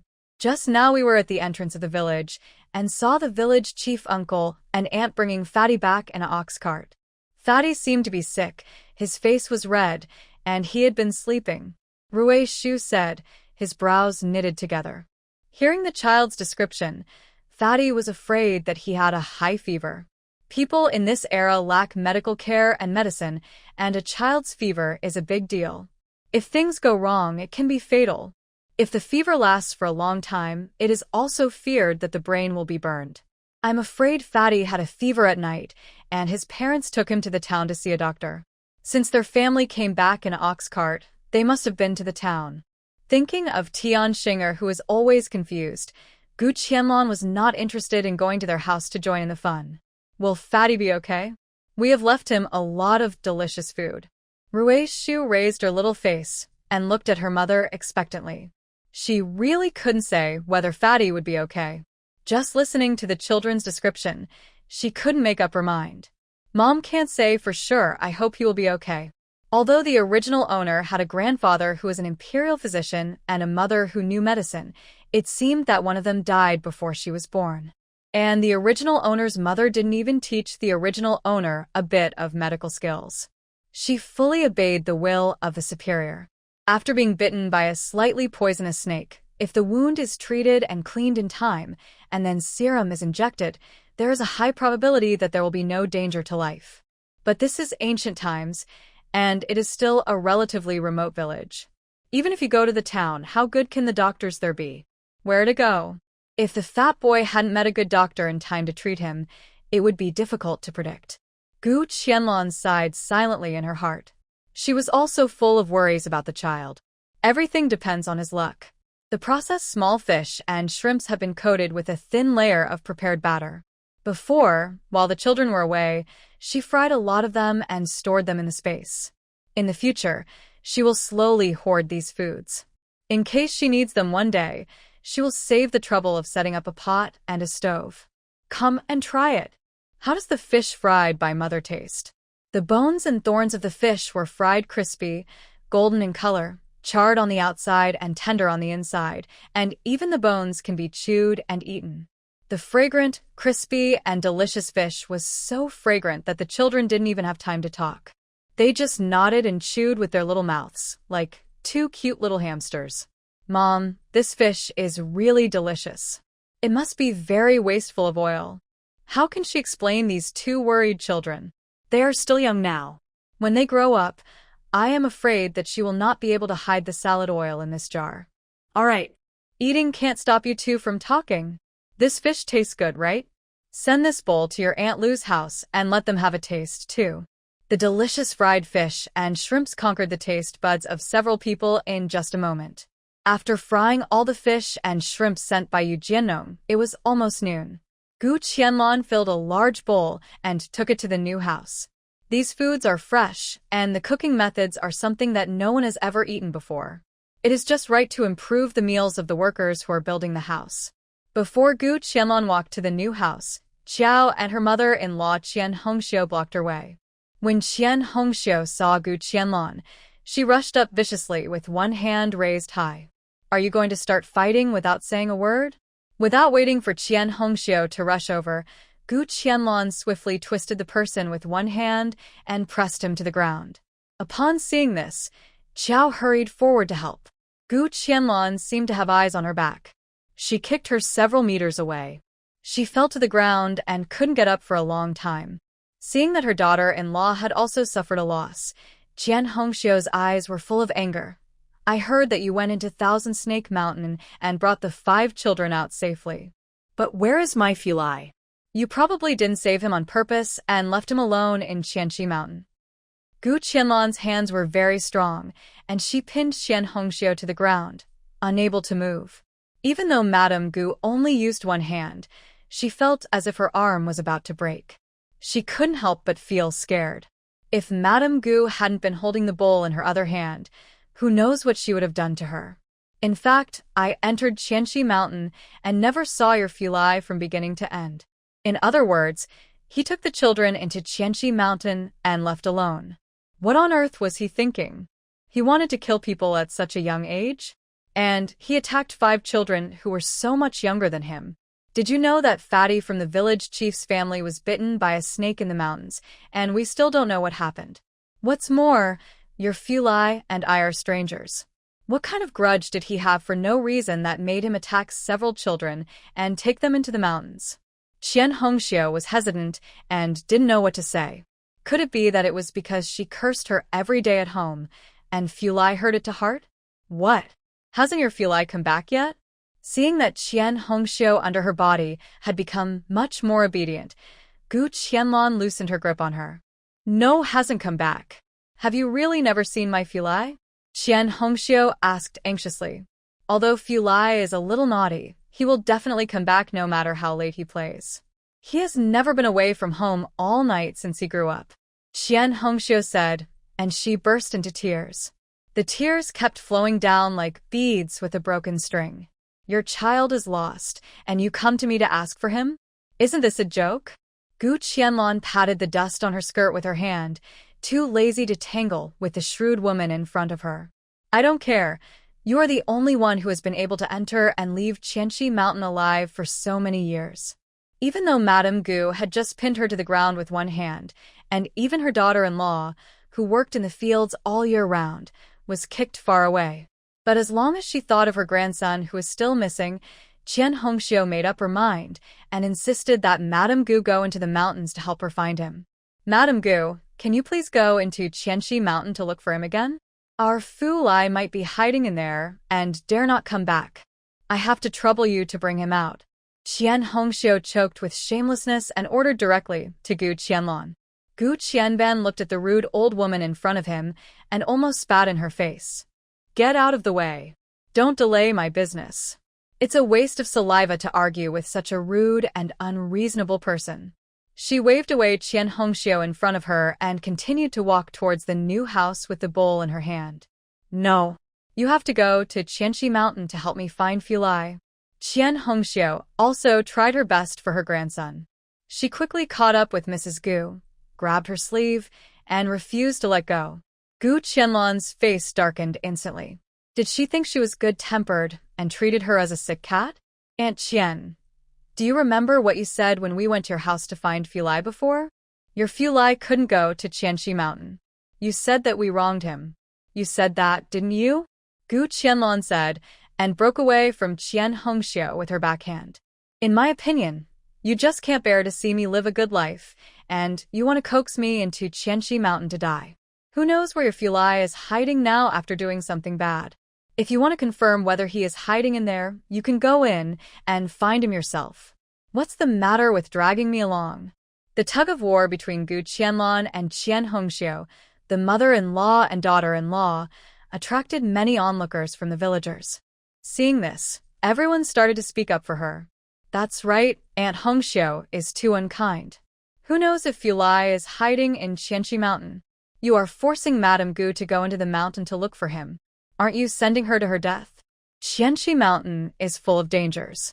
Most villagers think that Madame Gu is just lucky and the children are not far from the mountain. That's why she happened to bring them all back safely. But they don't think she is a master with superb skills who can escape from it every time. Qian Hongxiu showed a smile that was uglier than crying. Madame Gu, it was my fault before. I was wrong first. But my Fulai is just a child. Please be kind and go into Qianxi Mountain to rescue him. Qian Hongxiu didn't want to admit that Fulai took the 5 children into Qianxi Mountain. But they were clearly rescued from the mountain by Madame Gu last night. Until that moment. What else did she not understand? At first, she was also hoping for the best, thinking that Fulai had left the mountain first and just found a place to hide. But the 5 children have all returned. No matter where he was hiding, he should have returned home after hearing the news. Oh. Don't lie about Fulai being in Qianxi Mountain and asking me to go in and save him. Your grandson is missing. Who should you look for? It's really unreasonable to look for an irrelevant outsider like me. Gu Qianlong impatiently waved away Qian Hongxiu, who was blocking her way. If she delayed any longer, the fish and shrimp in the bowl would be cold. This thing that has just been fried has to be eaten while it is hot to be crispy and refreshing. Who should I look for? How do I know who to look for? Qian Hongxiu murmured with a puzzled look on her face. If the person is really missing, go ask the village chief for help. If the village chief can't do anything about it, you can report it to the police and ask them to help you find the person. It's really unreasonable for you to stop a defenseless little woman like me. It's not like I hid your grandson. No matter what dynasty or time it is always right to look for the officials when someone goes missing. But whether someone will be willing to help you find it and whether they can find it is not something she can control. When Qian Hongxiu heard that she had to ask the village chief to help her find someone, her hands and feet went weak and she staggered back a few steps. But she heard that Fathead was bitten by a snake in Thousand Snake Mountain and had a high fever in the middle of the night. I came back from the town clinic this morning with my face flushed red, and I still don't know what happened. If she really asked him to go to the village chief's house and ask him to help find Fulai, I'm afraid. If Fulai is found, he won't settle the score with the child, right? Qian Hongxiu's expression was unpredictable and she couldn't make up her mind for a moment. If she really had to go to the town government to report to the authorities, she wouldn't have the courage to do so. Gu Qianlong glared at the mother-in-law and daughter-in-law in annoyance, and finally left this dangerous place, without any hindrance. Whenever she thought about the environment in Thousand Snake Mountain where many snakes lived together, her scalp would go numb. This old woman actually came over with a righteous look on her face and asked her to go into the mountains to find someone. It was that naughty kid Fulai who tricked 5 kids into the mountains with the intention of killing them. Even if she went to find a stinky boy who had such a bad heart, she would settle accounts with him. Mom, what should we do? Otherwise, let's go to the village chief's house and ask him to help find Fulai. Xiao was kicked by Gu Qianlong for a long time and couldn't recover. It was obviously such an unintentional kick. But she felt that it was more fierce and painful than her boss's kick when he got angry. Even if she had 10,000 courage, she would not dare to ask for it in front of Mrs. Gu again. Your own son, you didn't discipline him well and didn't take good care of him. Now you want me, an old woman, to beg the village chief? If you want to go, go by yourself. I can't bear this old face. After being scolded by Gu Qianlong, Qian Hongxiu realized that her hands and back hurt, and it seemed that she was hurting everywhere. She had to go back quickly and lie down in bed. Now her old arms and legs can't stand the tossing. After hearing what her mother-in-law said, Qiao secretly gnashed her silver teeth in hatred. Her Fulai. Was it because she, as a mother, didn't discipline him well? It was clearly all because of her, an old woman, who spoiled and pampered him all the time. Even if the child was clearly wrong, it would always be someone else's fault. That's all. She finally understood that this son was her little enemy. Qiao covered her stomach with one hand and staggered towards the village chief's house. It was noon, and curls of smoke had risen from every household in the village. The door of the village chief's house was open, and it was quiet inside. Even the kitchen was silent. Qiao hesitated for a long time, but in the end, her worry about her son prevailed. She walked slowly into the yard. Village chief, are you home? Suddenly, a shrill cry broke the tranquility of the small yard. Fathead. My fathead. Tian Xinger's eyes were scarlet, her lips were pale, and the hair on her forehead was hanging down in a mess. With an embarrassed and haggard face, she held Fathead's dirty little hands tightly. Yu Jiankai looked at his wife with a sad face, then looked at his son lying unconscious on the bed, silently wiping away tears. Mother, Fatty is gone, just let go of your hand. When Mrs. Chiao, who was standing at the door, heard this, her ears buzzed, and she could no longer hear any words, and she was stunned. The youngest son of the village chief is dead? Her eyes moved to Fatty, who was lying motionless on the bed. The child's face was pale, without a trace of blood. His lips were also bluish-white, and because of the previous high fever, his lips were cracked, and there were small cuts. She carefully observed the child's movements and saw that his chest was indeed not moving at all. When Mrs. Gu carried the child out last night, she clearly saw him talking. How could he be dead now? Thinking of Fatty and the others, who were all brought into Qianxi Mountain by her family's fulai, Mrs. Chiao's legs almost softened. She couldn't help but take a few steps back, bit her lips tightly, not letting herself make any sound, and ran out of the village chief's yard without looking back. How could Fatty die like this? What about her fulai? How could she ask the village chief to organize people to go to the mountains to find fulai? At this time, she ran towards home in a panic. Mom. Something happened. It's a big deal. As soon as she entered the yard, Qiao rushed to Qian Hongxiu's room regardless of anything. Qian Hongxiu had just laid down for a while in a room, and before she had time to close her eyes, she heard her daughter-in-law yelling there. Why are you howling? Why are you yelling? I was just about to lie down for a while. I don't know how Madame Gu's hands are long. They look slender, but are like iron pliers. She just feels uncomfortable all over her body. Mom, something bad happened. I just went to the village chief's house and found that Fatty from their family seemed to be dead. Qiao said hesitantly, while carefully observing her mother-in-law. What did you say? Stop talking nonsense. Fatty was fine yesterday. Qian Hongxiu looked at Qiao with disbelief.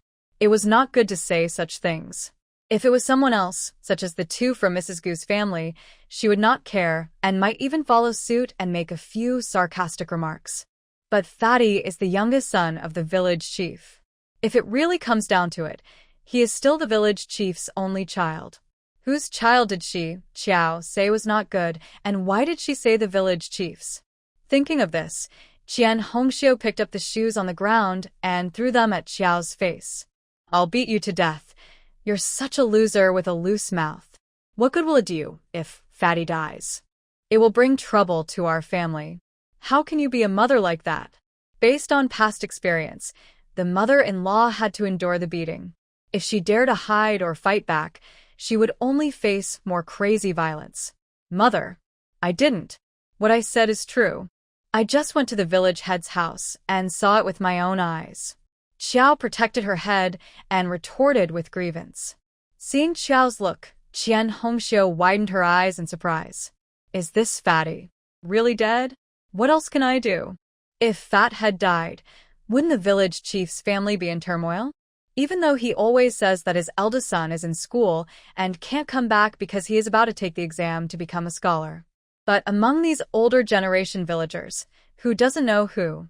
His promising eldest son was adopted by his eldest brother's family when Fatty was just born, and he has nothing to do with Yu Jiankai. It's over. It's over now. Has our Fu Lai come back yet? Qian Hongxiu sat up uneasily. You ignorant woman, why don't you bring me my shoes? Seeing Qiao standing there at a loss, Qian Hongxiu was so angry. He hasn't come back yet. I was just going to the village chief's house to talk to him and ask him to organize a few people to help go up the mountain to find Fulai. As soon as I entered the door, I heard this. I was scared.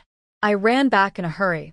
Qiao said, bending down to pick up her mother-in-law's shoes and handed them over, and even bowed carefully to help Qian Hongxiu put on the shoes. Mom. What do you think about her Fulai? He is only 13 years old. He has never been alone outside for such a long time since he grew up. Qiao said, and started to cry. Enough. Crying and making a noise makes my head hurt. Qian Hongxiu paced back and forth in the room irritably. How could it be Fatty? If it was Wu Bao, that kid, it would be nothing. Thinking of this, she suddenly had an idea and stood up and left the yard. Tian Xinger's mournful wails had already alarmed the neighbors, and the news of Fat Tu's unfortunate death had spread. While everyone felt sorry for the child's early death, they were also full of sympathy for the village head and his wife. Qian Hongxiu mingled in the crowd, and when she saw her good sister, she stepped forward to chat with her.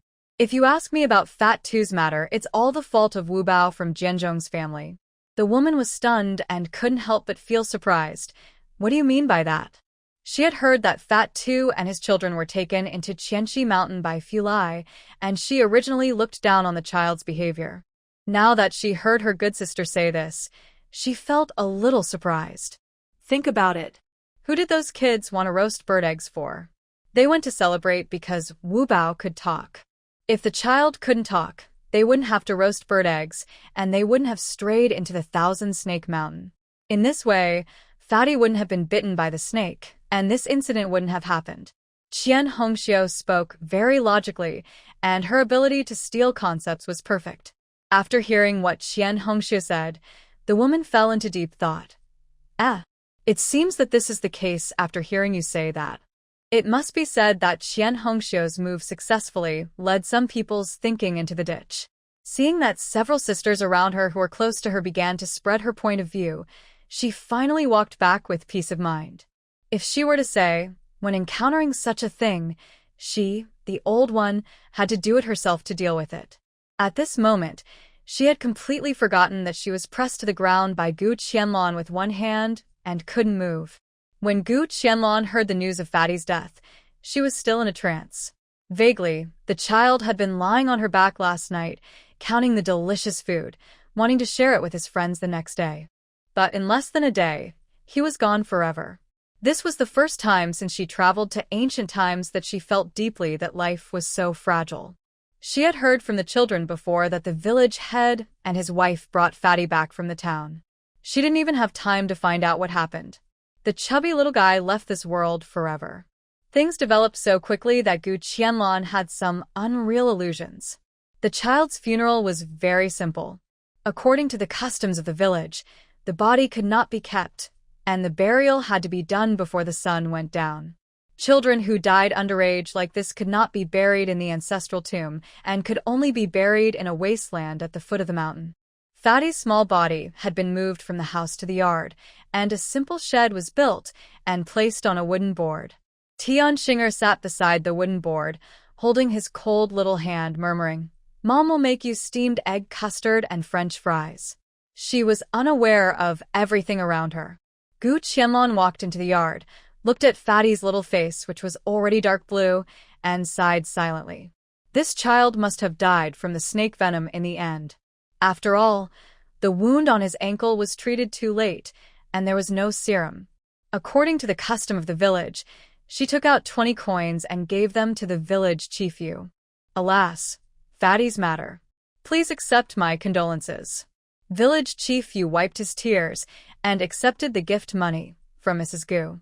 This was his youngest son, and he was gone so suddenly. He felt very sad.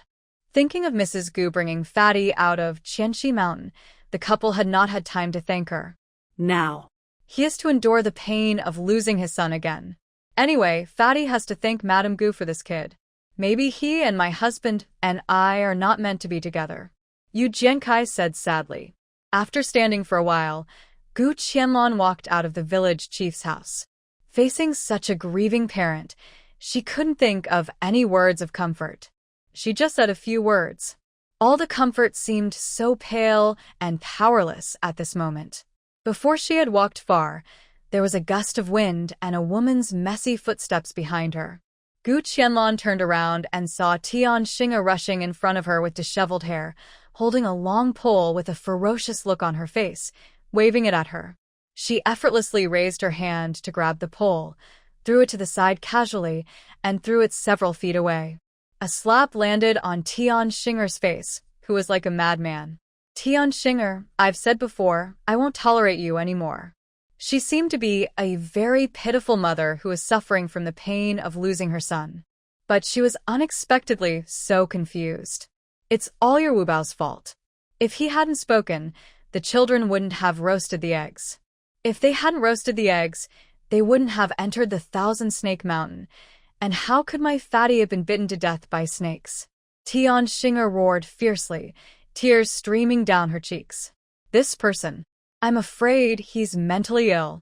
After being slapped by Gu Qianlong, Tian Xing'er didn't dare to step forward and try to fight with her. She wasn't really crazy. On the contrary, she knew very well in her mind that with her physique, it would be difficult for her to face Madame Gu. It was just a one-sided crushing. But she really didn't want to give up. Her cute fat head is no more than 6 years old. If you have time to think about these things, why don't you think about who brought them into the Thousand Snake Mountain? This was not the first or second time that the children had gone to the mountains to roast bird eggs. This time they just used Rueishi's excuse. Should we blame the children for roasting bird eggs, or should we blame Fulai for taking them to Thousand Snake Mountain? Besides, after I carried Fatty out of the mountains, did you take him to see a doctor in time? Gu Qianlong had a stern face and spoke quickly. You're now blaming all this on my Rueishu, just looking for a target to hate. It would be best if this person is helpless, weak, and easy to bully. For example, I am a young woman who has no ties with my family in the village, has no family to rely on, and is raising a pair of children alone. Tian Xing'er had never seen such a scene before. She just heard the woman next to her say this, and subconsciously thought it made a lot of sense. When she was really facing Madame Gu, she realized that she couldn't even touch a hair of hers. Her silence was like a bolt of lightning. When Fathead first came out of the mountains, he was fine when he returned home. She also mentioned this to the head of the household and wanted to take him to see Dr. Wu. But the head of the family saw that Fatty was in good spirits and had drunk a large bowl of porridge, so he said there was no need to make a fuss. As a mother, she was reluctant to spend those few dozen cents. Who could have thought that something unexpected would happen in the middle of the night? No. That's not right. It was all Fulai's fault. If he hadn't tricked the children into entering the Thousand Snake Mountain, Fatty wouldn't have been bitten by the snake, let alone died. She squatted on the ground with her head in her hands, screaming in pain. Yu Jiankai came belatedly and pulled Tian Xing'er up from the ground. Madame Gu, I am really causing you trouble. The child's mother was traumatized, and her mind is a little confused. Don't take it to heart. I will give you an explanation about this later. He also heard what the women who were watching the fun in the yard were saying. When he turned around, he found that the child's mother was missing, so he hurriedly chased after her. But unexpectedly, I was still a step too late. Gu Qianlong looked at the insane Tian Xing'er with a cold face, nodded slightly, and said nothing more. She could guess without thinking too much who had spread those words. Who else could it be except that old woman Qian Hongxiu? She is really a good person. After yesterday's fright, Lu kept both children in the yard and did not let them go out. The small fishes and shrimps brought by Ruishi and Rueishu were well received by everyone in the family. The 4 children were just playing in the yard until they heard the news that Fatty had unfortunately passed away. Everyone was still confused. Mom, is Fatty really dead? Maodan looked at Lu with a confused face. The little guy didn't understand what death was, and his mother didn't allow him to go out of the yard to take a look. When she thought of Fatty's death, Lu still felt a little scared. Almost just a little bit. She might never see her children again. Yes, you must never run around again, especially to the Thousand Snake Mountain. Fatty's small body was put into a makeshift thin coffin. In the afternoon, Village Chief Yu took a few brothers from the same family and carried him to the foot of Dongxia Mountain and found a flat wasteland to bury him. In the end, Gu Qianlong still asked Lu to send Fatty her French fries and fried fish and shrimps, which were her last farewell to the child. Those trivial matters between adults should not involve children. All the things that Fatty had worn and used were taken to his little grave and burned in a fire. From then on, there was no trace of the child's existence in the world. What Gu Qianlong did not expect was that this matter would have a follow-up so soon. People in the village began to spread that the children went to the Thousand Snake Mountain to celebrate Rueshu's speech. Xiao guessed that this must be the work of her mother-in-law. In order to reduce the guilt of her son, her mother-in-law changed the concept and led everyone's thoughts to Rueshu. But when she thought of Fulai, whose whereabouts were still unknown, she became worried. She simply made up her mind and ran directly to the town's government to report to the officials. When the officials heard that they had to go into the mountains to look for a young boy, they couldn't help but feel troubled. "Are you sure your son got lost in the mountains? Maybe he just played somewhere and forgot the time, and will come back later." It's not that he was too lazy to look for the child, but those of them who worked in the town didn't have much to do on weekdays. It's nothing more than patrolling the streets and catching a few petty thieves. It's still a bit scary to let them go into the mountains. Have you reported this to the head of your village? Why didn't the head of your village accompany you to report the case to the government? They have been working in the government office in this town for quite a while, but this is the first time they have seen a village woman come here by herself. It is really strange that she is not accompanied by her family or the head of the village. To be honest with you, the head of our village just lost his son today. He doesn't have the time or the energy to take care of my son. Otherwise, I, a woman, would not run to the town alone to report to the authorities. I really have no choice. My Fulai hasn't been home for a day and a night, Xiao said, and she shed sad tears. Fatty's death made her completely panic. What if Fulai is still hiding in the Thousand Snakes Mountain? How dangerous it would be. When the head of Yujia village heard that such a thing had happened, the government officials became curious. "Okay, we two brothers are free today, so let's go back to the village with you." He did not agree to help go into the mountains to look for people, but just calmed down the woman who reported the case in front of him. For things like this, they would not listen to the woman's one-sided words. Of course, they still had to go around the village first, understand the situation, and then talk to the village chief. For the first time in her life, Xiao got on a carriage, and she was traveling with two officials. She sat in the carriage with a strange look on her face, and the two officials drove the car outside, and the group drove quickly towards Yujia village.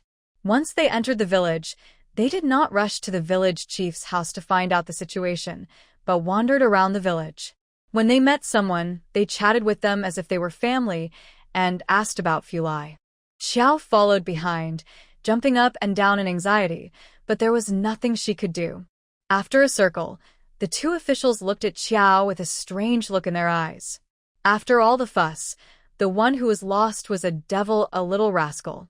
Fortunately, they were quite prudent and did not immediately agree to go into the mountains to look for someone. "Miss Xiao, you are a very smart woman. He did something bad and fled because he was afraid of the crime, right?" When they found out that the boy named Fulai had actually coaxed 5 children who were only a few years old into Thousand Snake Mountain. Moreover, the youngest son of the village chief lost his life because of it, so they looked at Xiao with strange eyes.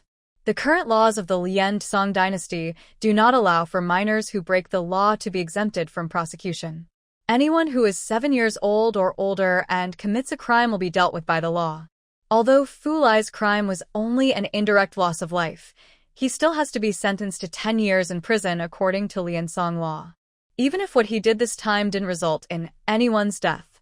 Just for luring those young children into the dangerous forest, he should be punished with at least 20 strokes of the cane. But considering that the boy was only 13 years old, and after 10 years in prison he was only 23 years old, it's nothing. Xiao was a countrywoman who could not read a single word. How could she know what the laws of Liansong were? She only knew that her son was still missing, and Madame Gu also mentioned that she could report to the authorities if she had any difficulties. She never thought that Fulai's behavior and the consequences would be enough to sentence him to 10 years in prison. I don't know, officer. Or I won't report to the authorities. I don't want the officers to help me find my son. Xiao cried and begged. This is not up to you. Do you think the government office is the gate of your vegetable garden? You can come and go as you please? Songtu didn't care about her. These things are not uncommon in the countryside. They are the kind of things that the officials will not investigate if the people don't report them. In most villages, such things are handled privately, and no one really goes to the government office. The main reason is that the villagers have a strong sense of clan. If one person goes to jail, it will affect the reputation of the whole village, and even the children's marriage will be implicated. But this woman reported to the authorities to find her son. After such an investigation, she couldn't just ignore it. Seeing that the two officers were unmoved, Qiao's knees trembled, her body softened and sank, and she knelt on the ground with a muffled sound. "Please, officials, don't arrest my son, he's just a child." Qiao's tears kept falling like beads with a broken string.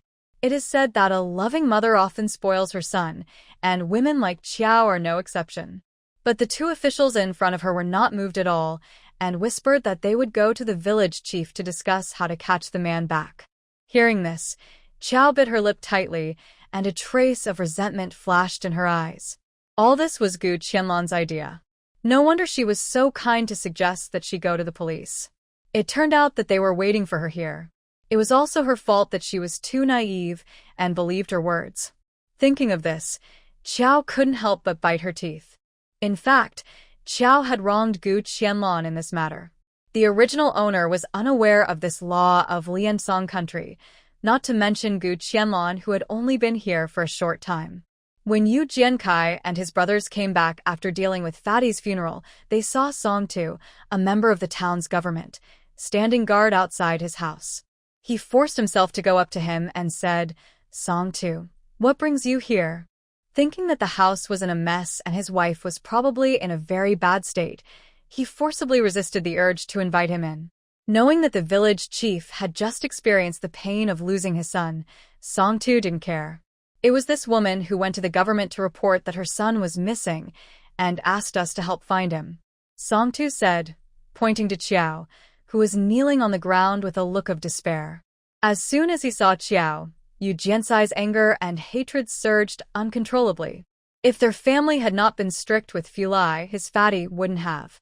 When he thought of his child who had just been buried in the wasteland and had no life, Yu Jiansai's eyes were red. "I wonder how Songto's investigation went? Did he find the person?" he asked in a daze, with a slightly choked voice. "Isn't this what I was going to discuss with village chief Yu? I heard that the child who committed the crime hid in Qianxi Mountain and has not come back yet. Anton, and I want to ask village chief Yu to help find a guide to take us into the mountain to find the person." Song Tu was in a dilemma as he spoke. He had heard of Qianxi Mountain in Yujia village, but he never thought that he would be forced to go there in his lifetime. As a Yamen runner, he naturally had no choice but to go there, but he also knew very well how dangerous the situation in the mountain was. "I heard that it was a life or death situation. If he could get out of there safely this time, it would be enough for him to brag about it for the rest of his life. If this happened in the past, village chief Yu could have 1,000 reasons to refuse Songto's request. But now, everyone in the village, young and old, knew that Madame Gu had escaped from Qianxi Mountain unscathed, which made him a little confused. To be honest, I have no say in this matter. It was really lucky that Madame Gu was able to escape from Thousand Snake Mountain. What's more, last time it was because the children did not go far into the mountain. If they go deeper to look for people, I am afraid it will be even more dangerous. Even though he is the head of the village, he knows that he cannot be Madame Gu's family in this matter. After all, it is the Thousand Snake Mountain that makes people terrified, and there is no return. If anything happens, what will happen to the two children of Madame Gu? Besides, there are these two officers.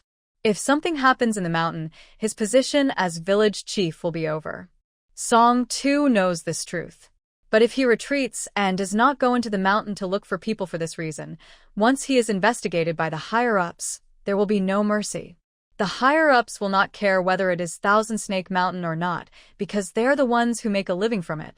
How about this? We won't make it difficult for you. Why don't you introduce that Madame Gu to us, and we brothers can talk to her ourselves? Song Tu thought very simply. Anyone who could come out of Qianxi Mountain safely must have something to rely on. Even if the other party only went in a short distance, as long as they could give them some guidance and suggestions, it would be better than nothing. Village Chief Yu sighed, and before he even had time to enter his house, he took two officials to find Madame Gu. Seeing this, Xiao quickly got up from the ground and followed closely behind. Madame Gu coaxed her to sue her son in the government office, and she would never watch that Gu have a good life. Songtu already had thousands of ideas about this Madame Gu in his mind, and he was mentally prepared. A woman who could escape from Thousand Snake Mountain unscathed must be either big and strong, or she must be broad-shouldered and strong, as tall and strong as a man. Who would have thought that village chief you would lead him to a gorgeous woman with skin whiter than snow, a breath as fragrant as orchids, and a refined and elegant temperament? Mrs. Gu, this is Mrs. Gu. The woman looked up. Her beautiful eyes were like a clear pool, and she was cold and smart with a soul-stirring look. Although she was wearing a half mask on her face, it did not affect her beauty at all, but made her more mysterious. Village chief, you, what is this? Seeing the village chief coming with Xiao and the Yamen runners, she intuitively knew that something was wrong. Mrs. Gu, these two are the runners of the town Yamen, Song and Anton. They are planning to enter Qianxi Mountain to capture Fulai. Village chief Yu knew this law of Lian Song clearly, but he did not expect that Xiao would bypass him and go directly to the Yamen. Now he could not care so much. It's fine if he can influence the children in the village to discuss marriage. As the head of the village, he has already tried his best. Songtu cleared his throat, straightened his clothes, raised his head, and nodded to Madame Gu. Even if he racked his brains, he didn't expect that Madame Gu, who was so powerful in the eyes of the villagers, would look like this. Saying that she was a fairy who came down to earth was not enough to describe the appearance of this young lady. He was not mentally prepared at all. Madame Gu, I am polite. Today, Xiao went to the town to report to the police that their son was missing. After our investigation, after entering the village, we found that he was absconding for fear of crime, and it is very likely that he hid in Thousand Snake Mountain. For such a murderer, we two brothers must arrest him and bring him to justice. But the situation in Thousand Snake Mountain is complicated, and we still need Madame Gu to lend a hand. Songtu said, and bowed to Gu Qianlong very politely. What is this? Capture the murderer? Seeing Gu Qianlong looking at him with a puzzled look, Yu Jiankai hurried forward to explain. Madame Gu, you don't know that Fulai's behavior of deceiving several young children into a dangerous place has violated the laws of Liansong. What's more, it caused Fatty's life, and his behavior is enough to be sentenced to 10 years in prison. Yu Jiankai said, choking with sobs. If Fulai could be arrested, it would be a comfort to the spirit of his family's Fatty in heaven. After hearing the explanation of village chief Yu, Gu Qianlong couldn't help but widen her eyes and was very surprised. She really didn't know that the laws of Liansong were so strict and perfect. Looking at the two officials in front of her, she hesitated. It was naturally no problem for her to go into the mountains alone, but what should she do if she took these two officials with her? In front of the children, she dared to use the wind blade or the chain dome boldly.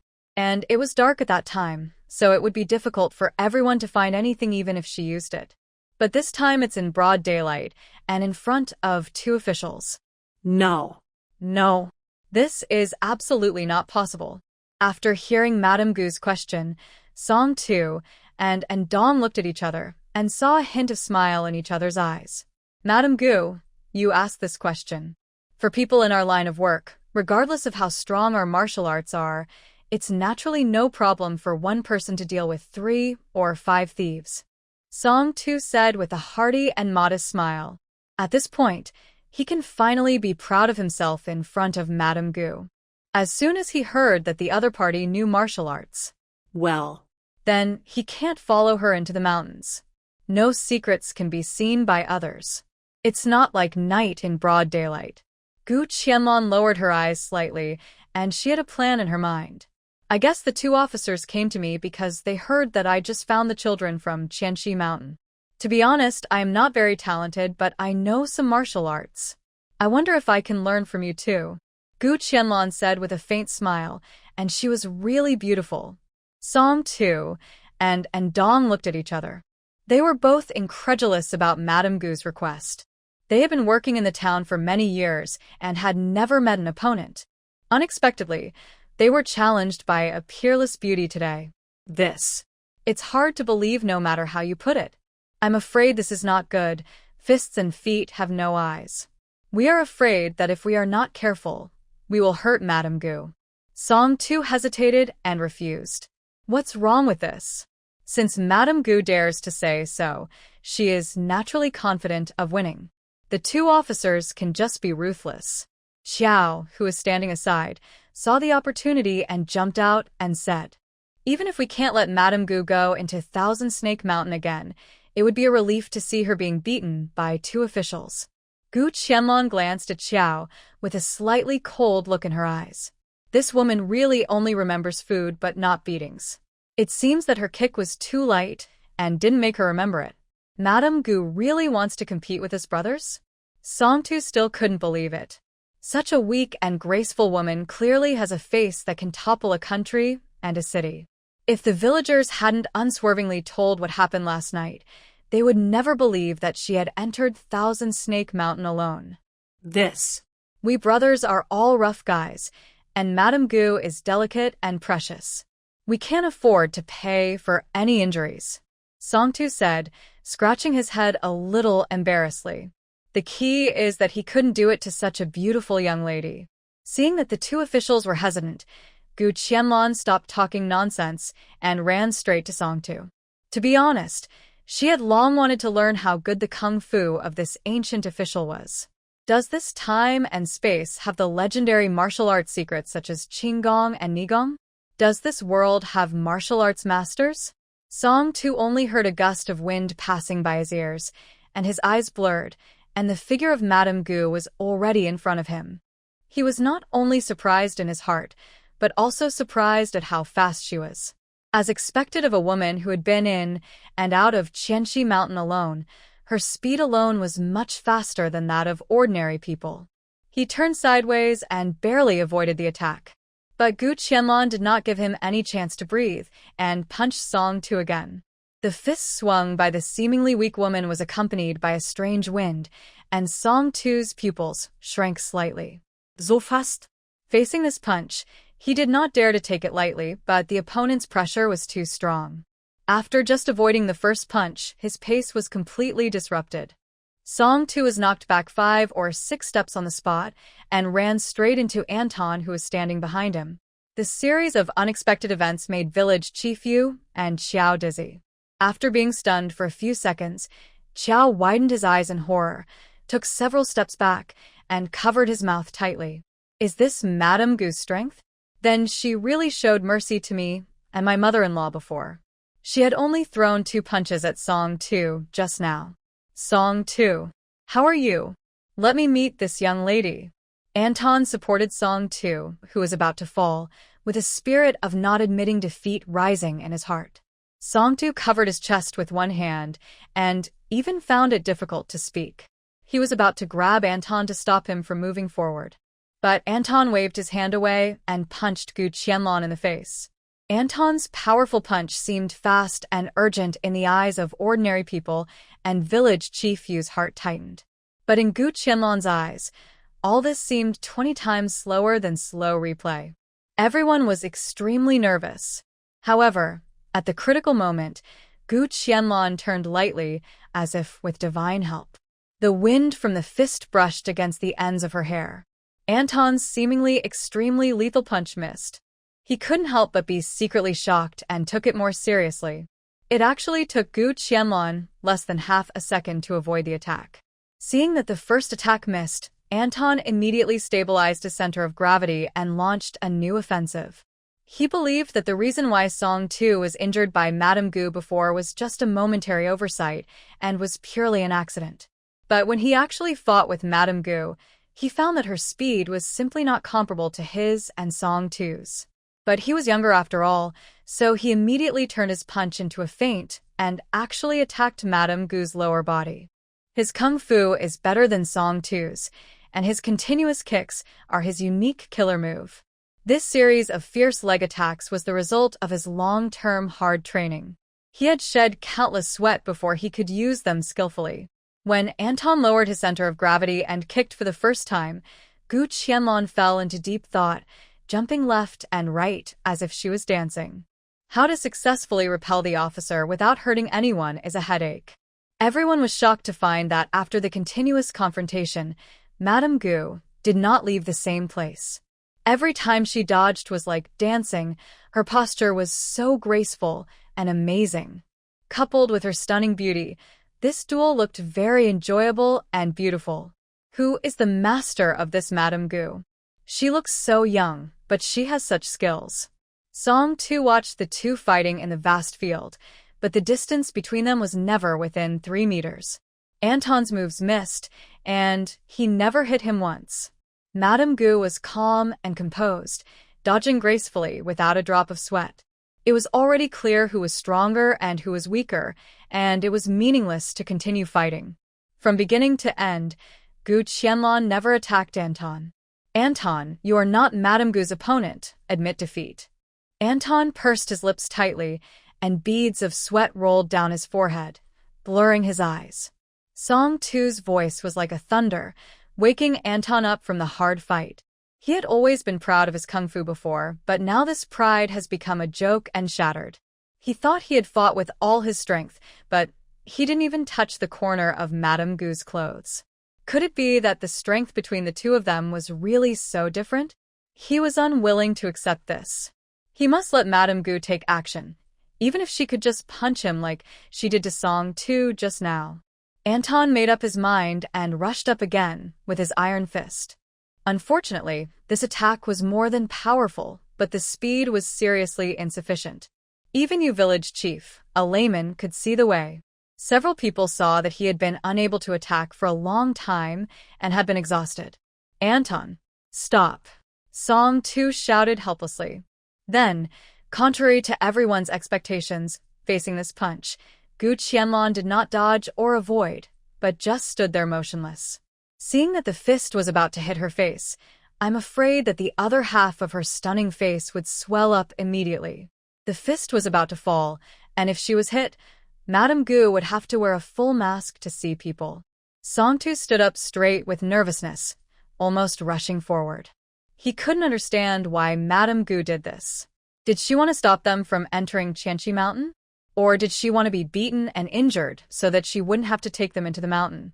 Why didn't she dodge? The moment their eyes met, Gu Qianlan finally made a move. She casually raised one hand and easily caught the fist that Anton threw at her.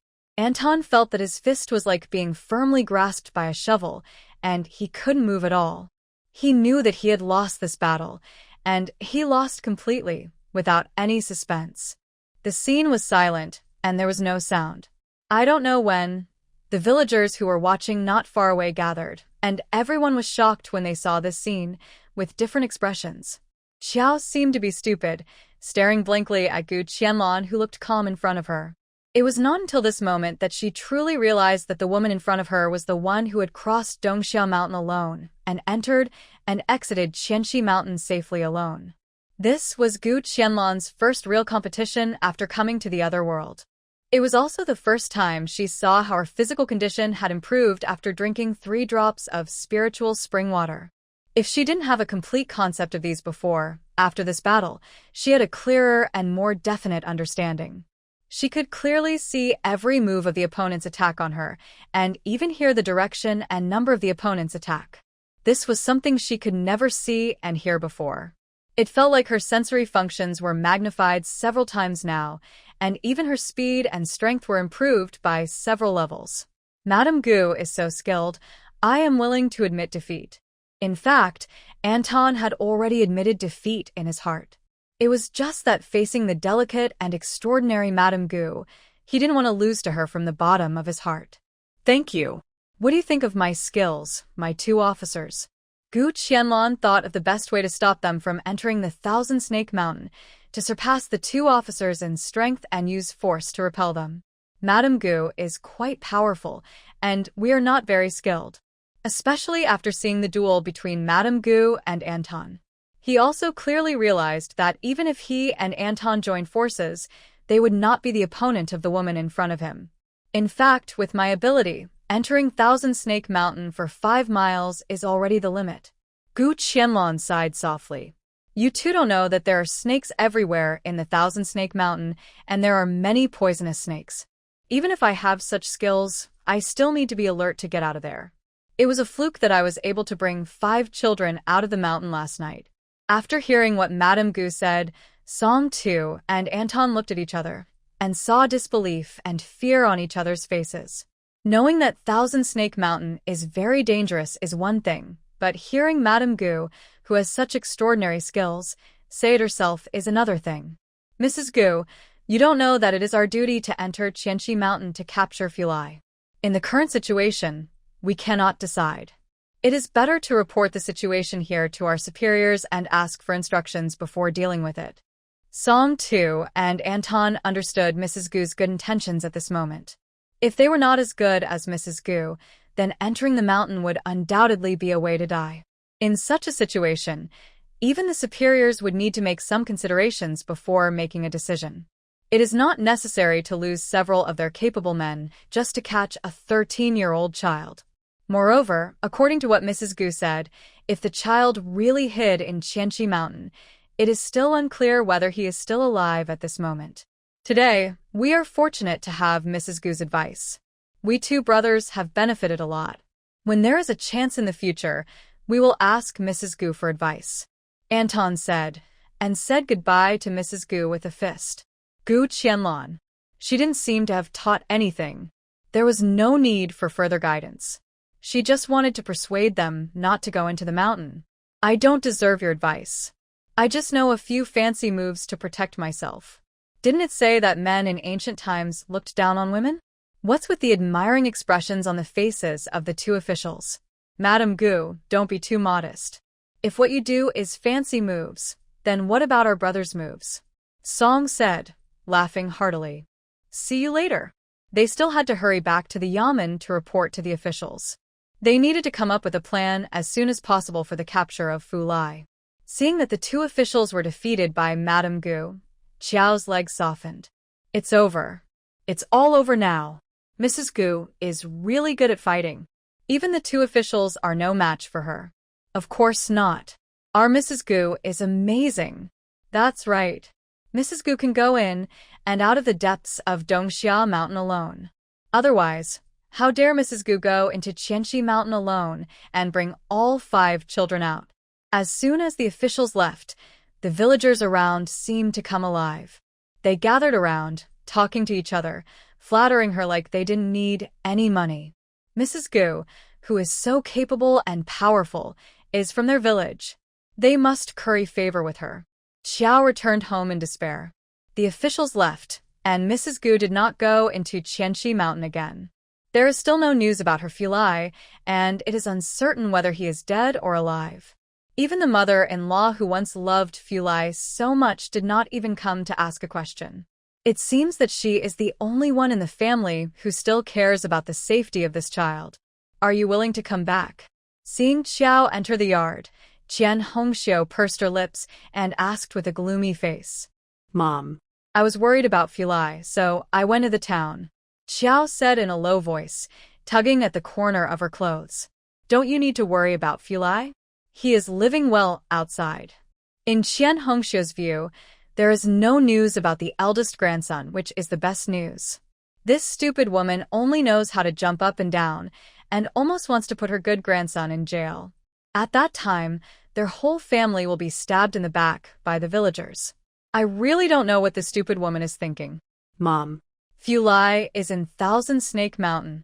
Qiao looked at her mother-in-law in disbelief. Where did this old woman get the confidence to think that his Fulai can stay well in there? So what? If he can bring those kids in, he can live well in there. Only you, a fool, worry about it all day long. In Qian Hongxiu's view, his eldest grandson is naturally good. He is so capable of entering the Thousand Snake Mountain that he is worthy of being the root of her Qian family. Qiao couldn't believe her mother-in-law's thinking. Even Madame Gu advised the 2 officials not to enter the mountain. How could her mother-in-law think that Fulai, a half-grown child, could be more powerful than the officials? Mom. But even Madame Gu advised the officials to leave. Qiao was very confused and argued. Upon hearing this, Qian Hongxiu was even more angry. She stepped forward and slapped Xiao in the face. Xiao was hit so hard that stars appeared in her eyes, and she couldn't recover for a long time. Humph. You also know that they persuaded the officials to leave? I would say that although Mrs. Gu is a little stingy, she is much more clear-headed than you. A fool. Qian Hongxiu pointed at her daughter-in-law and scolded her with an unhappy face. What good will it do to our family if the officials go into the mountains to catch Fulai? What good will it do to our village? You have to think about it. There are still so many children in our family who have not been engaged. Qian Hongxiu looked at Xiao coldly. It's not that she doesn't feel sorry for Fulai, nor is it that she is cruel. This big family can't be implicated because of Fulai. At present, Mrs. Gu persuaded the officials to leave, which is exactly what she wants. If someone really brings Fulai back, what will be waiting for him and this family? Think about it yourself. Seeing that Xiao still looked unwilling, Qian Hongxiu was furious. I think you are just idle this day. Why don't you go and cook quickly? Looking at her confused daughter-in-law, Qian Hongxiu roared viciously. Xiao entered the kitchen in a daze, and she finally understood. The mother-in-law who once doted on Fulai has now clearly given up on him. What are you doing in the kitchen, kid? This is not the place for you. Xiao's mind was still flashing with her mother-in-law's stern face. When she looked up, she saw Fuang sneaking around in the kitchen. No. I didn't do anything. Fuang, who was caught by his mother, quickly put his hands behind his back and backed away. Nothing? What's in your hand? Take it out and let me see. Xiao screamed sharply. She can't control her mother-in-law, nor her eldest son Fulai, so how can she not control this little thing? As if she had finally found an outlet to vent her feelings, she pulled Fuang in front of her and forcefully pried his hand apart. I saw a small cloth bag hidden in Fuang's little palm. Mrs. Qiao quickly opened it, and only a little bit of salt was exposed. Mom. I don't dare. I won't dare again. Seeing that he was caught, Fuang begged for mercy again and again. He knew that he was not like his elder brother, who had everything he wanted. Now that he had stolen a little salt from the house, his mother didn't know how she would punish him. Salt is such a precious thing, and you dare to steal it? Mrs. Qiao screamed, looking at Fuang in anger. These things in the house are limited, and mother-in-law will only take a little from the main room when they are needed. So much is missing at once, and it is impossible to cook dinner in the evening. I will beat you to death, you useless thing. Mrs. Qiao picked up the broom next to her and beat Fuang all over his face. Tell me. What do you want the salt for? Mrs. Qiao asked while beating him. Fuang was beaten hard by Mrs. Qiao several times, and he jumped up and down to avoid the broom. But he was only 10 years old. How could he be a match for an adult? Moreover, Qiao was blocking the door, so he couldn't run out. Mom. Stop beating me. I only took a little bit to roast sparrows. I promised Ruishi and Ruishu that I would exchange roast sparrows for French fries. In the world of children, there is nothing more important than eating. In Fuang's eyes, it is the best and most cost-effective thing to exchange roast sparrows for some French fries for free. What did you say? With whom? Qiao was a little bit unbelievable when she heard it. Ruishi and Ruishu, that is, Xia and Wu Bao. Thinking that his family is still related to them, Fuang felt that there was nothing he couldn't say. But when Qiao heard that it was these two children, she was even more angry. I told you to eat. I told you to eat. Your brother is still not knowing whether to live or die. How can you eat it? Qiao said while beating Fuang fiercely. Soon Fuang's clothes were torn into several holes, and his body was covered with red marks. Mom. Please forgive me. I won't dare to do it again. Fuang begged while hiding. But Qiao seemed to be furious and turned a deaf ear to Fuang's crying. Enough. Can we eat? Hurry up and cook. Seeing the mother and son making a mess, Qian Hongxiu yelled over. If she lets the woman continue beating, she doesn't know when she can eat today's meal. Qiao stopped and looked at the injuries on her youngest son. She felt a pain in her heart. The broom in her hand fell to the ground unconsciously.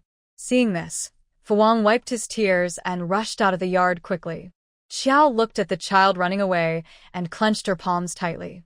She didn't want this to happen.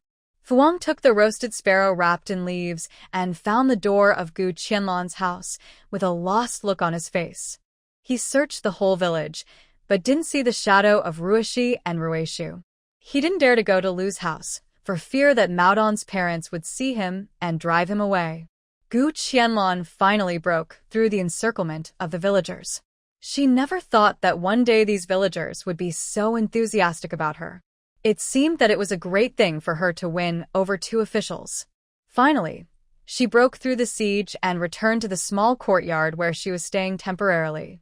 She saw a little boy wearing a sleeveless short coat and covered with bruises sitting at the door. "Whose child are you? Why are you sitting here alone?" Fuang raised his head and saw a slender and beautiful woman wearing a half-mask standing in front of him under the setting sun. This is the legendary Madame Gu. She is so beautiful. I'm waiting for Ruishi, Ruishu, and others.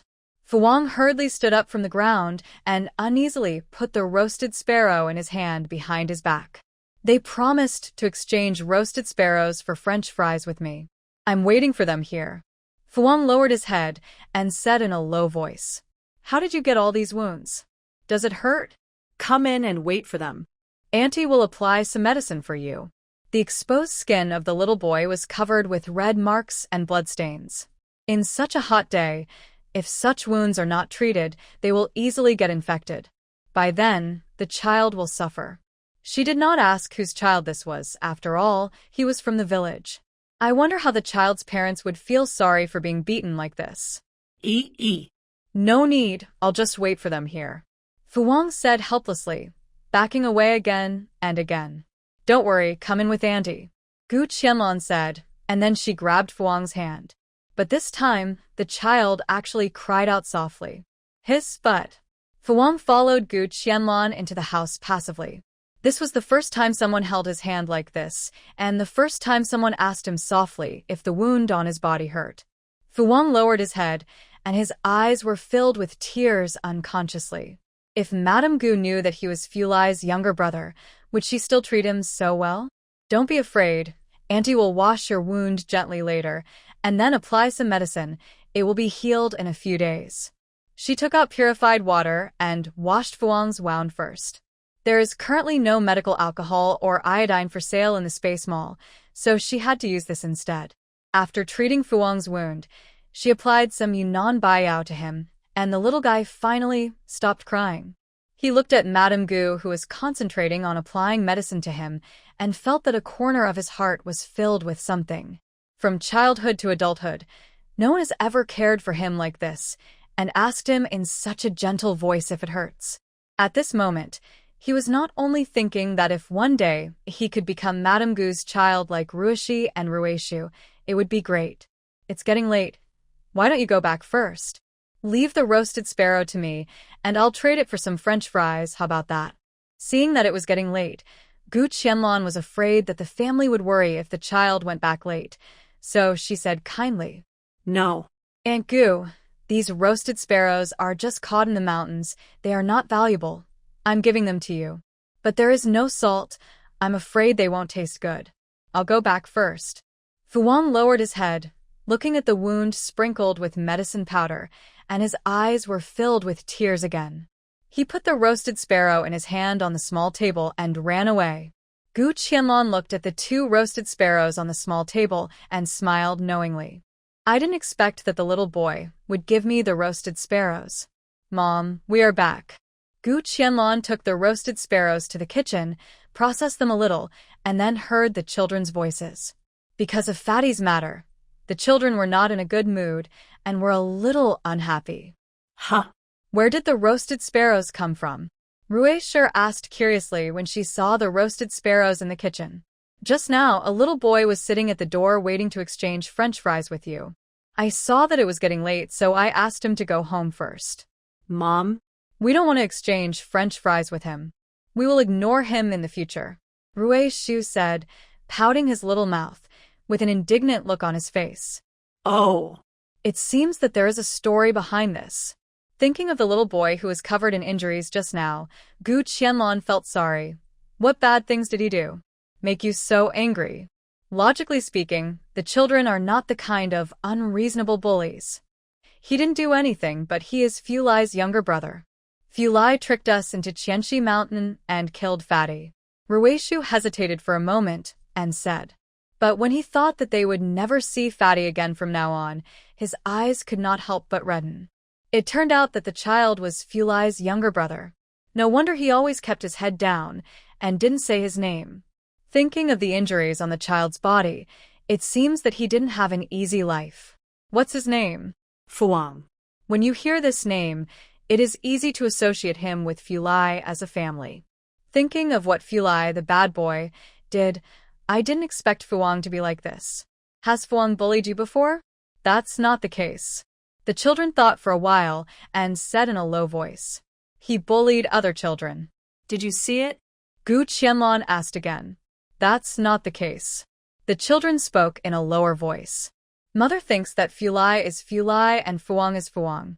It is unreasonable for Fuang to bear the blame for the wrong done by Fulai. The children fell into deep thought. They did not dislike Fuang. But who made him Fulai's younger brother? If he was a bad boy like Fulai, you could just exclude him and ignore him. But Mother saw the roasted sparrows he sent and thought he should be different from Fulai. The brother of a naughty child may not be a naughty child, although Gu Qianlong did not have any good feelings for Qian Hongxiu's family. But she thought it was unnecessary to vent her anger on a 10-year-old child. But after what happened to Fulai, the child's life in the village in the future would be difficult. Then Mother, let's wait and see. If he is a good one, we will still exchange French fries with him. The two children did not struggle for too long and figured it out. Come and try this roasted sparrow. How does it taste? Mother just added some seasoning. It should be quite delicious. A roasted sparrow is only the size of a child's palm, and there is not much meat. But for the children in the village, it is a rare delicacy. Although it is pitifully small and only used to satisfy their cravings on weekdays, it is still the favorite of children. Even for Ruishu and Ruishu now, it is still a delicacy with a unique flavor. Gu Qianlong did not expect that just one day later, Song Tu and Ndong came to Yujia village again and brought official documents issued by the county government. Madam Gu, we brothers are here to bother you again. The two greeted Gu Qianlong with a hearty smile and then took out the official documents from their arms. Is this still going to enter Qianxi Mountain? Seeing these two officials, Gu Qianlong felt bad. Are you two officers going to enter the mountain? She looked at the two officials with a hard-to-tell expression and did not want to take the official documents from them at all. Madam Gu, you will know after you take a look. Song Tu smiled mysteriously. Gu Qianlong opened the official document with some doubts and quickly browsed through it. After reading it, she felt as if thousands of grass-mud horses were galloping through her mind. This official document encouraged her to enter Qianxi Mountain to capture the suspect Fulai, and she would be rewarded with 100 taels of silver regardless of whether he was dead or alive. As for the two officials, they could wait at the foot of the mountain or voluntarily follow her into the mountain. As for whether Gu Qianlong would refuse, the county magistrate seemed to be thinking about the full 100 taels of silver. Any villager with a normal mind and superb skills would want to take a chance. If she had an accident after entering the mountain, her two children would be raised by the government until they grew up. Therefore, the official document did not consider the possibility that Madame Gu would refuse. Looking at the reward silver on it, Gu Qianlong felt extremely worried. It turned out that her life was only worth 100 taels in the eyes of the county magistrate. Ugh. She has tens of thousands of taels of silver, and it is just a snap of a finger for her to earn a few hundred taels of silver. Her wealth may be even richer than that of the county magistrate. Would she be interested in this mere 100 taels of reward? Gu Qianlong said that she would not do it. She would never do it. If nothing else, she would not do it just for this 100 taels of silver. When Song Tu and Ndong came, they were full of confidence. They thought that if they could get this 100 taels of reward for Madame Gu, they could improve the lives of their mother and son. It just subsidized the money for her house construction, and there would be some surplus. But she never expected it. After reading the contents of the official document, Madame Gu actually frowned. Madam Gu, do you have any other difficulties? Finally, Song Tu couldn't hold back the doubts in his heart and asked. Gu Qianlong sighed and adjusted her injustice. Please take this document back, Song Tu. I'm afraid I don't have the blessing to earn the 100 taels of reward. He actually refused without any consideration? Madam Gu, will you reconsider it? This is 100 taels of silver. Anton said anxiously. In our brother's opinion, with Madam Gu's skills, as long as she is careful, it must not be difficult for her to enter and exit Qianxi Mountain safely. For Gu Qianlong, this is indeed not difficult. But is this the point? The key lies in this mere 100 taels of silver. Did the county magistrate ever say, what if I refuse this reward and don't want to go into the mountain to catch people? Although it was not written in the official document, Gu Qianlong didn't believe that as a local official, he would not consider this level. Madam Gu, if you have any other requests, just say it. Song Tu thought for a while and said directly, Really? Gu Qianlong raised her eyebrows and thought about it carefully. Money is not a shortage for her. What does she need more? May I ask how long this county magistrate's term of office will last? She thought for a moment and then asked. Song Tu was a little confused, but still told the truth. The county magistrate's term in office in this county will last for 3 years, and he will not renew his term until 3 years later. As for what will happen then, that is not for you and me to know. 3 years. That should be enough for her. If you want me to enter Qianxi Mountain to capture Fulai, I have several conditions. Song Tu couldn't help but said curiously, I would like to hear the details. First, I can give up the reward, but I hope the county magistrate can agree to one of my conditions. This condition must be within the county magistrate's ability and will not violate the law. Second, during my stay in the mountain, take good care of my 2 children until I leave the mountain. Third, what if the Fulai I find is already dead? What should I do? It is now a hot summer day, and Fulai, who ran into the depths of Qianxi Mountain, is very likely to have lost his life. Although only more than a day has passed, it is inevitable that he will rot and stink. If she really wants to bring the body out, I'm afraid it will be quite difficult. She could put Fulai in the space when no one was around, but what about when she was about to leave the mountain? What should she do? Song Tu and Dong thought that this mission was very easy, which was equivalent to giving Mrs. Gu 100 taels of silver for free. But they didn't expect that in the face of the 3 points raised by Mrs. Gu, they could only make a decision and agree to take good care of her 2 children. Mrs. Gu, don't worry.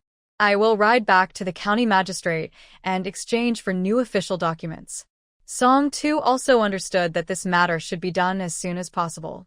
The sooner you go into the mountains to find people, the greater the possibility of finding a living person.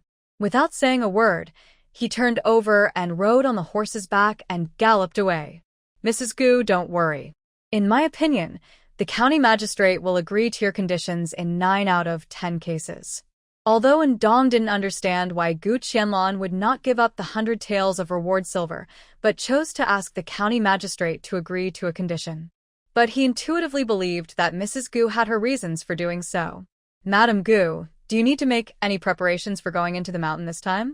I believe that it won't be long before Song Tu will be back with the official documents. Anton was eager to try. He really wanted to go into the mountain with Madam Gu to experience the dangers of Qianxi Mountain.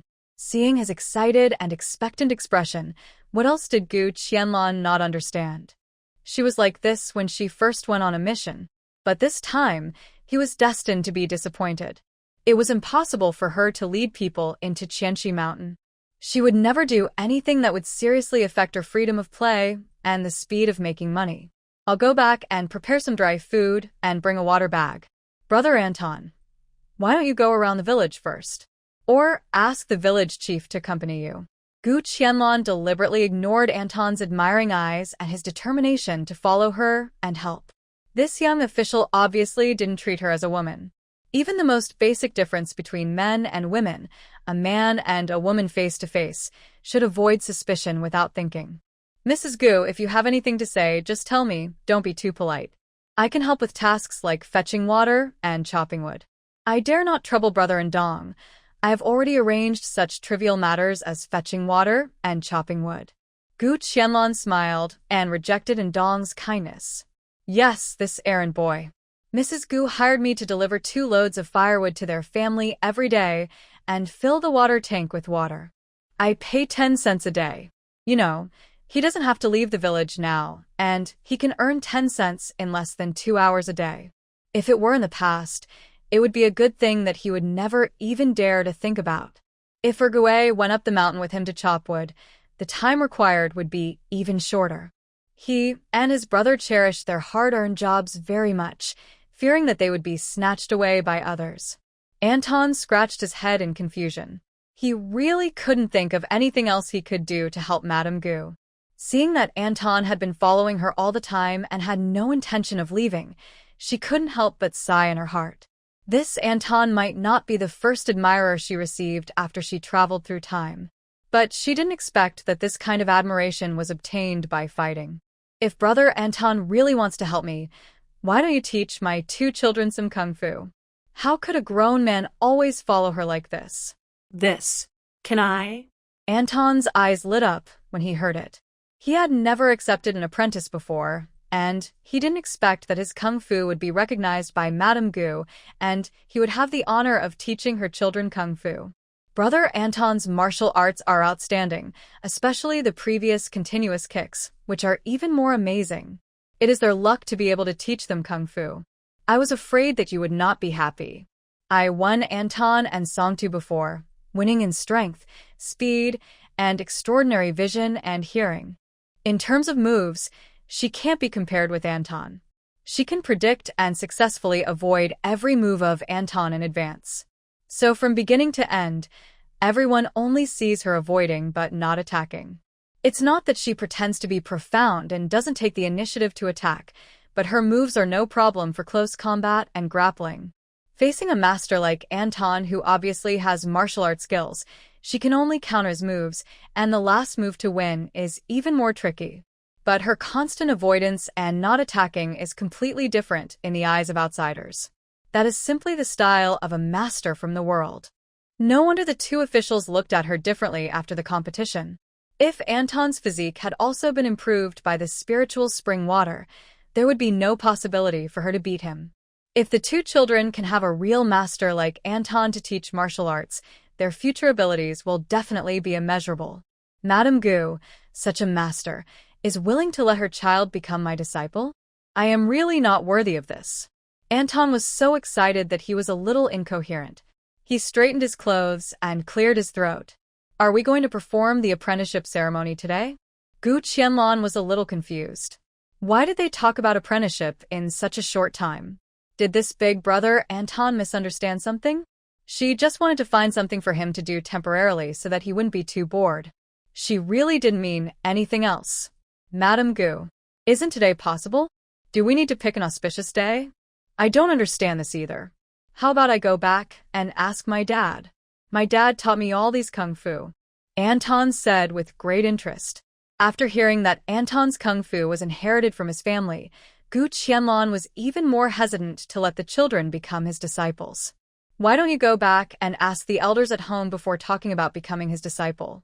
I will teach the children some basic things today. If it is not convenient for them to become my disciples later, I will not force them. She wanted to find a famous teacher to teach her 2 children kung fu. Now that she had the conditions, she naturally wanted to learn everything. Okay, I'll teach you some basic skills today.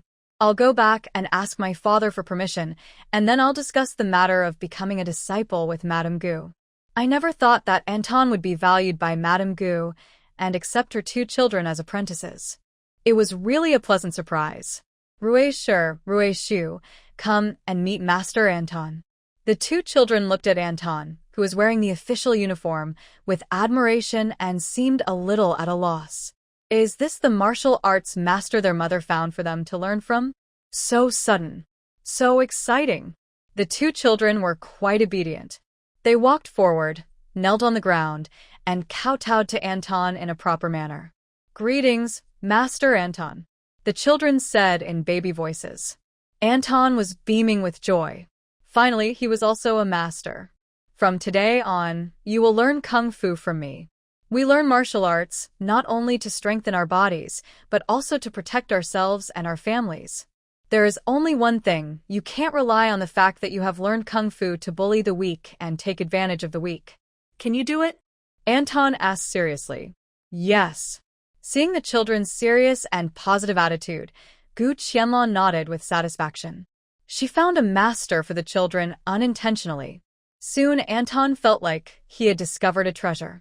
Ruishi and Ruishu were very different from all the children he knew. Especially Ruishu, the child, gave him a great surprise. The most basic of his chain kicks is to do horse dance first. He first asked the children to stand with their legs parallel, squat, and start practicing according to the basic requirements. At first, he didn't expect that the children could keep doing this for long. But a quarter of an hour later, he was surprised to find that Ruishu, a beginner, could still maintain the correct posture without blushing or panting. Even the little girl Ruishi showed amazing perseverance and strength.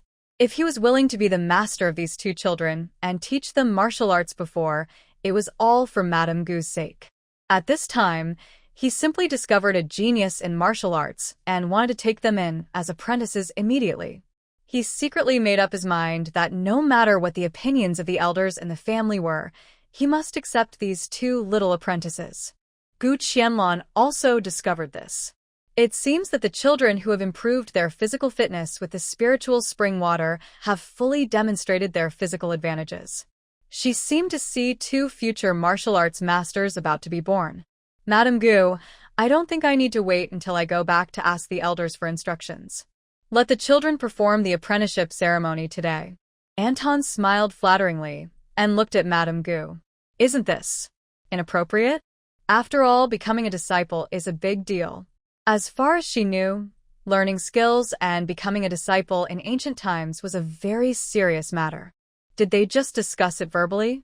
It felt like they were joking, but Anton seemed to have made up his mind, as if he was afraid that Madame Gu would go back on her word. Gu Qianlong had lived for so many years and had seen people eager to become a disciple. But this was the first time she had seen someone eager to take in an apprentice. Looking at the three masters and apprentices with excited and happy faces, it seemed that she didn't need to do anything except accept it silently. Anton drank the boiled water offered by his two beloved disciples in one gulp and felt that a big stone in his heart had finally fallen to the ground.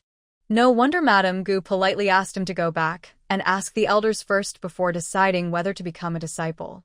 It seemed that she was just being polite and didn't want the two children to recognize him as their master at all. Fortunately, he was decisive and quick. Just looking at the surprised look on Madame Gu's face, he felt that he had made the right move.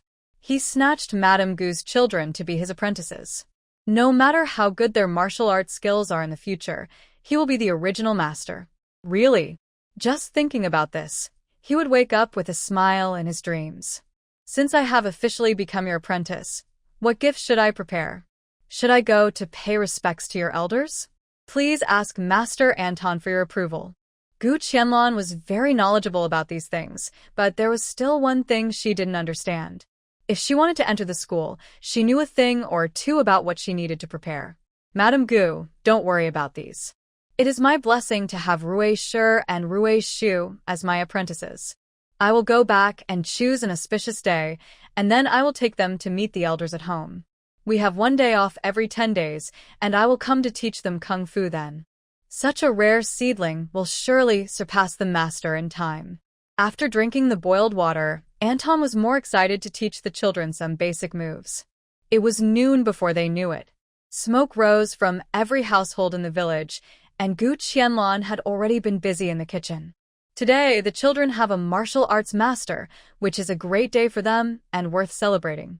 She picked a fat wild rabbit from the inventory in the space, paired it with some wild delicacies, and made a pot of braised rabbit meat. She also stewed a pot of delicious fish soup, fried 2 dishes of vegetarian dishes, and steamed the children's favorite egg custard. As usual, there was enough white rice. A table of rich and delicious 4 dishes, and 1 soup was just ready when the sound of horse hooves came from far away. Madame Gu. Song Tu rode a fast horse and rushed to her door like a gust of wind. Did the county magistrate respond so quickly? Songtu is back just in time. You must be exhausted. Come and have dinner. It's better to arrive at the right time than to arrive early. Songtu came back with the official document so quickly. I guess the county magistrate has already made a decision. Gu Qianlong was not in a hurry to know the content. After all, no matter how the official document was replied, it would not be a loss for her. Oh, What a good day today is. It's really expensive for Madame Gu. Songtu finally got rid of his fatigue as soon as he entered the yard. He was even more surprised to see the 4 dishes and 1 soup on the table. No wonder Madame Gu directly refused the reward of 100 taels of silver. Just looking at this sumptuous lunch, you can see that she is capable. Songtu, you don't know, today is really a good day. Anton smiled proudly, showing off to Songtu as if he had picked up a treasure. Good day? He rushed to the county town at full speed for that rascal Filai and then hurried back. He was so tired that he didn't even have time to drink a sip of water. How could it be a good day?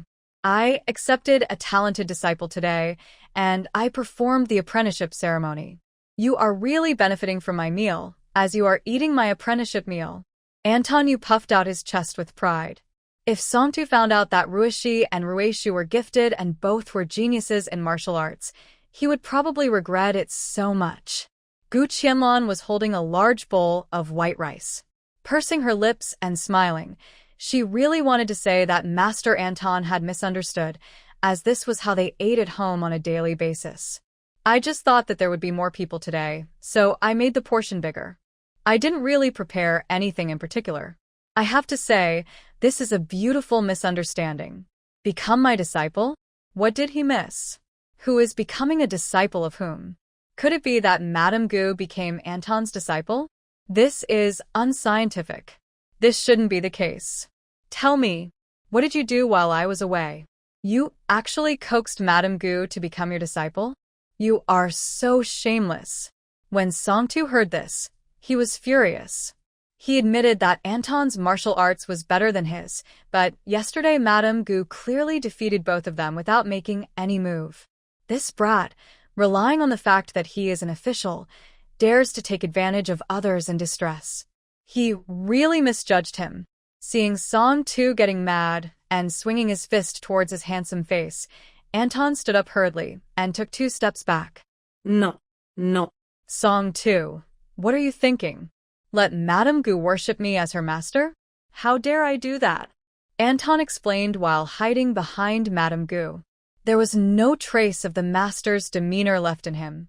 Master Anton. With the 2 little ones' baby cries, Anton instantly felt like he was rescued. The disciples arrived just in time.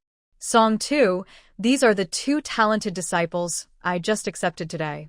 Anton introduced with a pleased smile. When Song saw that they were 2 cute little babies, he glared at Anton unhappily. Excellent disciple. This is his excellent disciple. He was worried for nothing. Knowing that it was a misunderstanding, Songtu took the bowl and chopsticks embarrassedly. Eat. At this moment, he had no idea what kind of physique and character the 2 children in front of him had. I wanted to take 2 mouthfuls of rice to hide the embarrassment on my face. The soft and glutinous white rice with a rich and mellow aroma gave him an amazing taste as soon as it entered his mouth. The white rice at Madame Gu's house is so delicious. He felt that he didn't need to eat any vegetables and could eat several bowls of rice alone. Songtu, stop just eating and try these dishes. They are also very delicious. Gu Qianlong smiled, took out a few small bowls, and added a bowl of fish soup in front of everyone. After drinking a bowl of fish soup, Songtu felt relaxed. The food at Madame Gu's house is so delicious. It's even better than the food at Juxinlu in town. Songtu took another bite of rice and said with a lingering feeling, Songtu, you are really too kind. These are just some home-cooked dishes, which are no match for the skills of the chefs at Juxinlu. The rice produced in this space is naturally extraordinary. I am afraid that even the tribute rice eaten in the palace cannot compare to it. I wonder how the county magistrate responded in this official document. Did you tell me what to do next and how to arrange it? Seeing that Songtu was already about 70% full, Gu Qianlong finally asked curiously. Gu Qianlong looked up at Song Tu and took the document with a puzzled look on her face. The official document clearly listed all the matters concerning the use of Gu Qianlong to capture the suspect Fu Lai. It also clearly states that during her term as county magistrate, Madame Gu can propose any condition that does not violate the law and does not exceed the county magistrate's ability. With this official document in hand, Gu Qianlong felt as if she had taken a reassurance pill.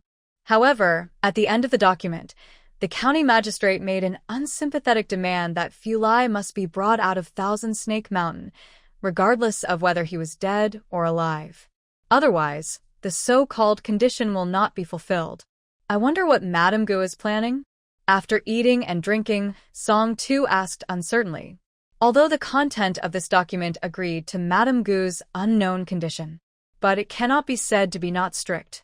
Let's say Fu Lai really is hiding in Thousand Snake Mountain, but the forest is so vast that looking for him is like looking for a needle in a haystack. What's more, if Fu Lai was already dead, it would be fine if we could find his body and bring it back. What if he has been eaten by some wild beasts? Wouldn't this trip be in vain? Madame Gu, the county magistrate, said that if you don't want to go into the mountains to look for him, he understands. After all, the terrain of Thousand Snake Mountain is dangerous, so your own safety should be put first. At most, we can treat the Fu Lai case as just another unsolved case. What he didn't say was that the county magistrate had ordered him and Anton not to follow Madame Gu into Thousand Snake Mountain. At most, I can only provide support at the periphery and wait for orders. I understand what the county magistrate means. I will go into the mountains to look for people as soon as I settle the two children. But now she doesn't have much good impression of the county magistrate. This old man must have studied accounting. He is too good at calculating. What if she entered Thousand Snake Mountain and failed to find Fu Lai and returned empty-handed? He didn't have to spend even a tael of silver, and the condition he promised her was like a cannon shadow. There was no hope. But no matter what, she decided to go into Thousand Snake Mountain again. For the promise made by the county magistrate, and more importantly for herself. Entering Thousand Snake Mountain again is also what Xiao Liuzi is looking forward to. Now that she has such a ready-made reason, she can go in and stay for a few days openly. Why not do it? Just to get the county magistrate to agree to one condition, she would do her best to find Fu Lai. Madame Gu, I will go with you. Anton saw that although the master promised that he would agree to one condition of Madame Gu after the matter was accomplished. But what if it doesn't work out? If one more person goes in, it will give us more confidence. This elder brother Anton is kind-hearted, but he still shouldn't cause trouble for her by going into the mountains. Master Anton, please stay in the village and help me take care of the two children. By the way, let them practice some basic skills and teach them a few tricks. Yes. Anton, just listen to Madame Gu's arrangements. Song Tu walked forward and tugged at Anton's sleeve. He hadn't had time to convey the county magistrate's order. Would Anton be so stupid as to follow her into the mountains? After comforting the two children, he left some food for them. Gu Qianlong went to the new house again and explained everything to Yu Jianqi. This time, she planned to stay in Qianqi Mountain for a few days, taking this opportunity to explore this mysterious and dangerous mountain. Of course, it would be even better if she could find Fu Lai and upgrade her level. After storing several large buckets of boiled hot water in the space and carefully checking the stored food, Gu Qianlong could finally head towards Thousand Snake Mountain with peace of mind. Now, even if she lives in Thousand Snake Mountain for 3 or 5 days, it will not affect her quality of life in the slightest. The hot and cold water prepared were enough for her to wash herself. What's more, there are so many new toiletries added to the Space Mall, so you can take this opportunity to enjoy them. At that time, she will buy 2 bars of soap, use one and put the other there while looking at it. It seems so beautiful just thinking about it. For her, entering Thousand Snake Mountain was not an adventure. That's for making money and going on vacation. Originally, she was planning to build the house, hire a few servants, and settle everything at home before staying deep in Dongxia Mountain for a few days. However, she didn't expect that the plan could not keep up with the speed of change, and she had to go to Thousand Snake Mountain to get some benefits first. I have to say that things in this world are unpredictable. Less than 2 days later, Gu Qianlong stood at the entrance of Thousand Snake Mountain again. Thinking back to the night before yesterday, it felt like a lifetime ago. I will probably stay in the mountains for 2 days, no more than 3 days at most. I will have to trouble the 2 officers to pick us up at the foot of the mountain. She had already thought about it. If she found Filai, as long as he was still alive, she would bring him out of the mountain immediately. If he unfortunately had an accident in the mountain, she would wrap him up and put him into the space. When they got close to the foot of the mountain, she would take him out of the space and hand him over to the 2 officers, letting them deal with it. In this way, she had completed what was required in the official document. Because of this task, Song Tu and Endong temporarily stayed at Madame Gu's house. And Song Tu finally understood why Endong had been so excited to mention the matter of accepting a talented disciple. In just less than an hour, he truly witnessed the extraordinary endurance and strength of these 2 little kids. What does your mother feed you on weekdays? How did she raise you to be so strong? When he saw with his own eyes that the 2 children easily lifted the full bucket of water in the yard, Song Tu finally couldn't help but ask. Mom often cooks fish for us, and steamed egg custard, pheasants and rabbits in the mountains, as well as mushrooms and black fungus, and so on. Mom also gave us milk to drink. It was so delicious. The children talked one after another. The little girl still remembered the aroma of milk. She had never drunk anything so delicious. It was 1,000 times, 10,000 times better than brown sugar water. Only after living with their mother, their days became so bright and colorful. The children rushed to describe the delicious food their mother had cooked. In fact, what they ate on weekdays was almost the same as today. There's nothing special about this. Song Tu looked at the 2 children in confusion. He never expected that he only went to the county government office, and when he came back, he missed 2 good seedlings to learn martial arts. Anton is really lucky. How can these 2 children be described as excellent disciples? They are simply rare geniuses in a century. Do you think that if Madame Gu comes out of the mountains, will she plan to take these 2 children away from the village and live somewhere else? Following the road that had been opened before, Gu Qianlong moved forward unimpeded. After the hunt in the woods the night before, there were fewer snake icons marked on the map along the way. No poisonous ones were seen at all, and a few worthless rat snakes quickly slipped away when Gu Qianlong approached from a distance. Xiaoliuzi, why do these snakes seem to have become fewer today? Legend has it that snakes are vengeful creatures.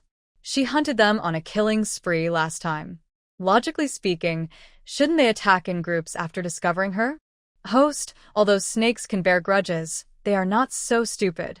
You are crushing them with a one-sided hunt, so naturally they will run as far away as they can when they see you coming. Is she so powerful? This physique is really stronger than realgar powder. Seeing that there are not many snakes, she simply took out the wind blade and chose the longest size with her mind. Open a path in the woods, so that it will be convenient for her to enter and exit the forest in the future. Sure enough, when more people walk on a road is formed. She waved the wind blade directly, removing the dense branches of the trees on both sides one by one. Occasionally seeing a big snake, she threw the chain dome to hit the target. Since these snakes will deliberately avoid her, what else does she have to worry about? Although the snake group has gone deep into the depths, she still harvested more than 20 non-toxic or slightly toxic snakes. Snakes. Before she reached the place where she met the children last time, she had already exchanged 960 taels of silver and 340 points with Xiaoliuzi. Seeing that her deposit had exceeded 13,000 taels and her points had reached nearly 2,400 points, she couldn't help but feel full of motivation. Sure enough, letting go of the herd of bison in Dongxiao Mountain was the right choice. With the group of mollusks in Qianxi Mountain, those bison were really not enough. Moreover, she wanted to eliminate some of the snakes in Qianxi Mountain so that the villagers could go into the mountain to find some mountain products one day in the future. Too many snakes in the mountains is an abnormal phenomenon in itself. Xiaoliuzi, can the function of the electronic map help find people now? Since even non-venomous snakes can be marked on the map, I don't know if it is feasible to help find Fulai. The host's idea is beautiful. It's not impossible to add this function to the electronic map.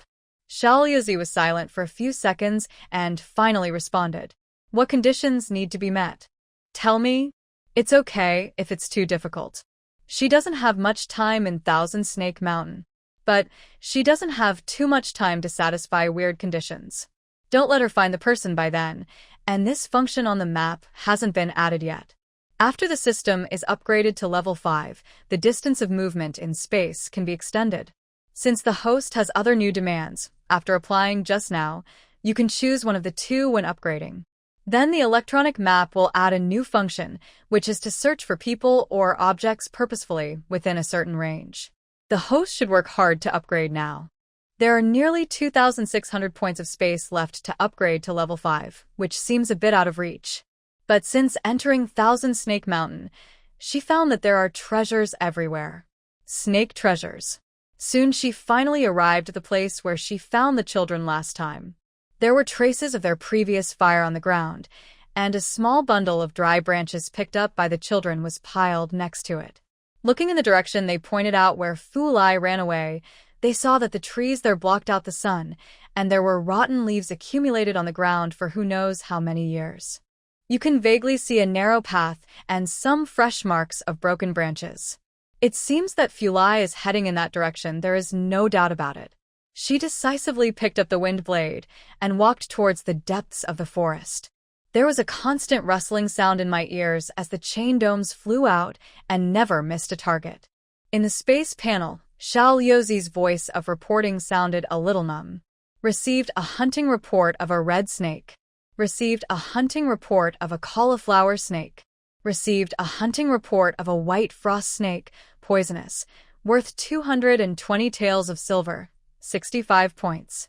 Xiaoliuzi's mechanical voice came, reporting the name of a poisonous snake she had never heard of before. White frost snake.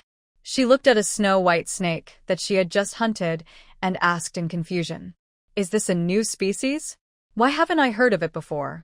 In the old forest, the more beautiful things are, the more dangerous they are. This sentence is indeed true. The system clearly marked the big white snake she had hunted just now as poisonous, and the price and points given were obviously higher than those of the red snake. It seems that the system also estimates the value and points of these hunted snakes based on their species and toxicity. The white frost snake is not an extinct species in the space system. This kind of snake is more common in Qianqi Mountain. It also appears from time to time in other mountains and forests. Maybe in the human society where the host lived before, this kind of snake was already very rare, and the name was completely different, so you mistakenly thought it was a new species. After listening to Xiaoliuzi's words, Gu Qianlong sighed again. Alas. Why is it so difficult for her to encounter an extinct species again? After walking for a while, the forest became more dense, and the trees became thicker. From time to time, there was a rustling sound passing by my ears. Wherever I looked, there were strange rocks, old trees, broken branches, and bones. But these bones were all animal skeletons, and they seemed to be quite old. If she hadn't held the wind blade in her hand, it would have been really dangerous in this dense forest. After the previous round of hunting, the number on the score panel had steadily reached 3,500 points. Gu Qianlong walked along the place where the branches were freshly broken, observing the possible footprints left by Fulai all the way. I don't know whether that guy is brave enough or lucky enough. She kept moving forward for nearly 1 kilometer, but still didn't see him. Does it mean that she really has to wait until she upgrades the space to level 5 before she can rely on the electronic map to find that rascal? Compared with searching for people or objects purposefully within a certain range, she actually hopes to extend the movable distance in the space. She has figured out that the more the space is upgraded, the more points are required. If she misses this time, God knows how many points she will have to get for the next upgrade. In the dense forest in summer, snakes are active. After walking for such a long time, she hasn't seen any other animals in the forest except snakes. Could it be that the snakes living in this Thousand Snake Mountain have no natural enemies? After finally reaching a relatively open place, there was no trace of pedestrians in front. Gu Qianlong frowned and looked at the small open space, and vaguely saw traces of a fire. That Fu Lai was quite capable. He could actually walk here by himself without the blessing of the spiritual spring water. But she looked around and could not find any signs of him being there. It seemed that the boy only burned something in that place and disappeared in the dense forest. Xiaoliuzi, where did this Fu Lai go? Xiaoliuzi naturally could not answer the host's question. She squatted down and observed carefully and saw a long trail of more than half a meter wide, winding into the depths of the dense forest, with no end in sight. Did she really have to work hard to reach level 5 and then choose to locate and search on the electronic map to find Fu Lai? If she couldn't find him and take him out, then the meaning of her entering the mountain would be at least half lost. As if by some strange coincidence, Gu Qianlong walked along this long trail of more than half a meter wide. In the Qianxi mountain, which was almost uninhabited, some mountain delicacies and wild vegetables could be seen everywhere. Gu Qianlong had no intention of picking these, but only hoped to confirm Fu Lai's whereabouts as soon as possible. Going up along the long mark, the forest became more and more dense, with branches towering and blocking the sun. The light was at least 1 degree darker than before, and there was a faint rustling sound from time to time. Occasionally, the sun shone from above, forming a series of small light beams, and a faint fishy smell drifted in the air, giving her the illusion of entering the devil's domain.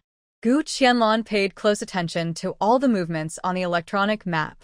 For a moment, the surroundings were quiet, with only the sound of footsteps stepping on broken branches and dead leaves from time to time. The wind blade in her hand occasionally swept away the branches and bushes in front of her that blocked her sight. She was gradually tired of using this sharp weapon as a road-clearing tool for such a long time. After a while, the fishy smell in the air seemed to be even stronger. Gu Qianlong carefully looked at the logo on the electronic map and saw a large snake-shaped icon flashing not far ahead. Xiaoliuzi, I've never seen this snake icon on the map before. I can't tell whether it's poisonous or not. Previously, poisonous snakes were marked in red or black on the electronic map, or at least dark colors were used to distinguish them. But the big snake icon in front of me was actually yellow. Host, yellow snakes are theoretically non-toxic. But since it's marked in yellow on the electronic map, it's still dangerous, and you need to be careful. Xiaoliuzi was silent for a few seconds and answered Gu Qianlong's question in a very official way. Well, there's not much difference between saying this and not saying it. She secretly complained.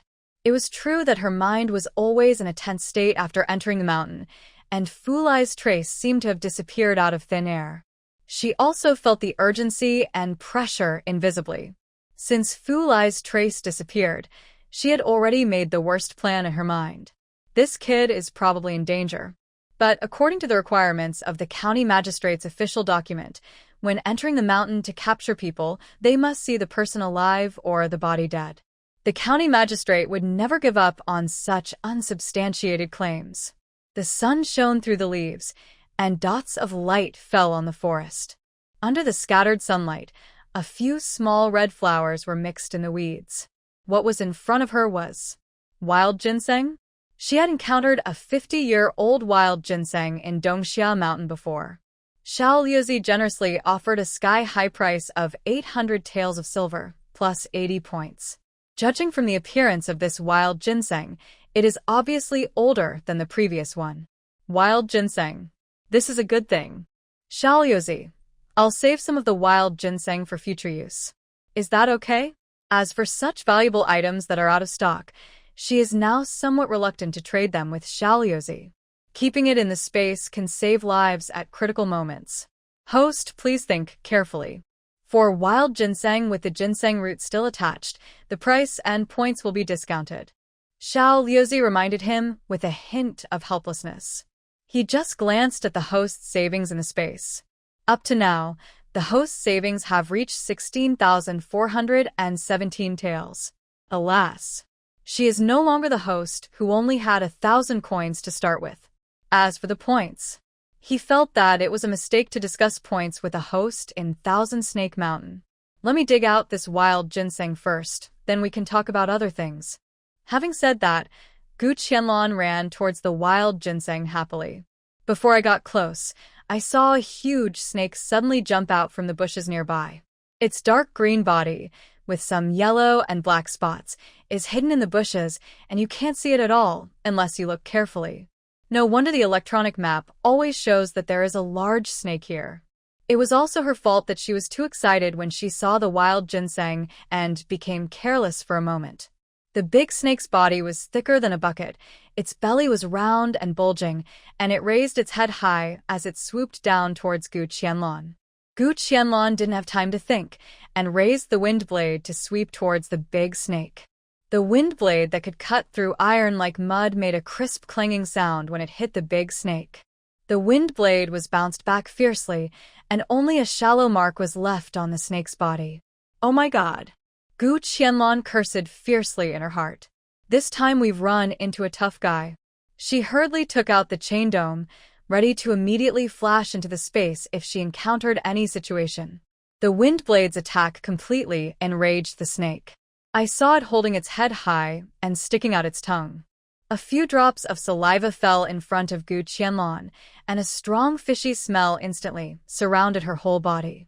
After all this fuss, the faint fishy smell that had been lingering along the way came from this big snake.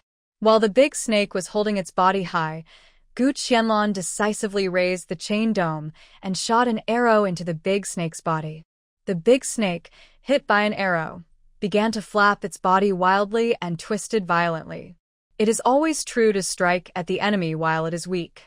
Gu Qianlong took advantage of the situation and shot several arrows at the snake's body. At this moment, it was riddled with holes. She raised the wind blade and stabbed it into the snake's vital point with force. Finally, the big snake's head drooped down weakly. Looking at the big snake's round belly, a bold idea flashed in her mind. She aimed the wind blade at the snake's belly and slashed it hard. She continued to use the wind blade to repeatedly swipe the snake's belly, and finally the snake's belly was completely cut open. In the belly of the snake, a boy of about 13 or 14 years old appeared in front of her in good condition. The boy's face was clearly visible, and he was wearing a short shirt without patches, which was already a bit tattered. Although she had never seen Fulai, looking at the boy's clothes and his age, it should be confirmed. It is estimated that he was completely swallowed by the snake for a short time, but even so, he was completely dead at this moment. Looking at everything in front of her, Gu Qianlong sighed deeply. She found a thick wooden stick and pulled Fulai out of the snake's belly. She washed the mucus on his body with clean water, cleaned it up a little, and found the cheapest burlap from the space, and wrapped him up. After wrapping Fulai tightly from head to toe, she put him away and placed him in the space. "Xiaoyozi, can this big snake in front of you still be traded?" Looking at the big snake in front of her that had been disfigured by her, Gu Qianlong asked weakly. It would be a pity not to take such a big one. What if Xiaoyozi doesn't want it, and she has to wait until she slowly processes it and puts it into the space? It will take a long time to eat it, and it will be too much effort. The meat of such a big snake is probably not fresh and tender, and it has nothing to do with the price. It is estimated that only when you are really hungry will you reluctantly eat it. Xiaoyozi wanted to roll his eyes, but unfortunately he didn't. The host now remembered to ask him if he wanted to take the big snake. What did he do before? It was really. He couldn't complain. Of course I will take it, host. The scientific name of this big snake is green anaconda. This guy is full of treasures. Even if it is now like this, it is still quite valuable. Such a big snake, even if it is just the snake skin, can be worth a lot of silver. Besides, the host did not destroy the snake gallbladder, and the snake meat also has certain medicinal value. After being handed over to the space, it can naturally play its role to the greatest extent. Received a hunted green anaconda, non-toxic, worth 1,120 taels of silver, 320 points. Xiaoyozi calmly reported the price and points. Gu Qianlong was shocked. Xiaoyozi, are you sure this big guy is worth so much silver? If it is traded with you alive, how much would it cost? She couldn't help but think of the price difference of the bison at the beginning. If it was this green anaconda, it would be even more considerable. I didn't expect that what she just hunted was the legendary green anaconda. This big guy is slightly different from what she knew before. No wonder she didn't recognize it when she saw it before. Host, you'd better not know the transaction price and points of this big creature. I'm afraid you will be sad after hearing it. For the sake of the host's mood, as well as various factors such as physical and mental health, I will naturally tell you the answer when I receive a living green anaconda next time. Xiao Yuzi spoke in a calm tone, which made Gu Qianlong feel that he was thinking. Xiao Yuzi, you think too much. This green anaconda must be killed. Otherwise, where can I find Fu Lai to report? Now I'm just curious and ask one more question. No matter how expensive this big creature is, or how high the points are, I have no choice, right? Gu Qianlong thought very openly. At this time, she had only been in the mountain for half a day, and it was not even dark yet. Besides, there were good things all over the mountain. Could she still lack that little money and points? Take the wild ginseng in front of her, for example. She hasn't even had time to start digging it. Xiao Yuzi. What the host said made so much sense that he couldn't refute it. After all, he still thought too simply of the host. Gu Qianlong carefully cleared the snakes and insects nearby again, and earned another 80 points, plus 570 taels of silver, before she began to dig ginseng wholeheartedly. In order to avoid damaging the roots, she first dug up a large area of soil next to the ginseng and took out a large lump of soil. Before she started to clean the ginseng roots bit by bit, Xiao Yuzi couldn't wait to speak. Host can just hand over the wild ginseng to the space for trading, so you don't have to go through the trouble of dealing with the roots. In order to save the host's time in going into the mountains, the space will handle these small matters. Gu Qianlong paused while she was working on the roots. You're trying to trick me into thinking that the deal is over, and I can't keep the roots anymore, right? This little Yozi is really unkind. Why didn't he say that the space could process the roots of the 50-year-old wild ginseng he found in Dongxia Mountain? Tell me first, how old is this wild ginseng in front of me? Host, please stop talking like that. We can still cooperate happily. Seeing that the host ignored him, he continued to slowly clean the dirt off the ginseng roots. Xiao Yuzi sighed silently. The wild ginseng in the host's hand is about 500 years old. The complete ginseng space purchase price is 9,600 taels and 1,000 points. Host, are you sure you don't want to trade directly now? Xiao Yuzi made up his mind and directly quoted the price and the points that could be increased. He didn't believe that the host would not be tempted. I have to say that the points and pricing given by space are indeed very attractive. Gu Qianlong, who had been firm in her original position, was shamefully tempted. If I leave a small piece of roots, how will the pricing and points be affected? Seeing that the host had not completely given up the idea of intercepting the ginseng roots, Xiao Yuzi made up his mind and quoted the price after the damage. Once the wild ginseng is no longer intact, 20% will be deducted from the original price and silver and points will be deducted according to the gram.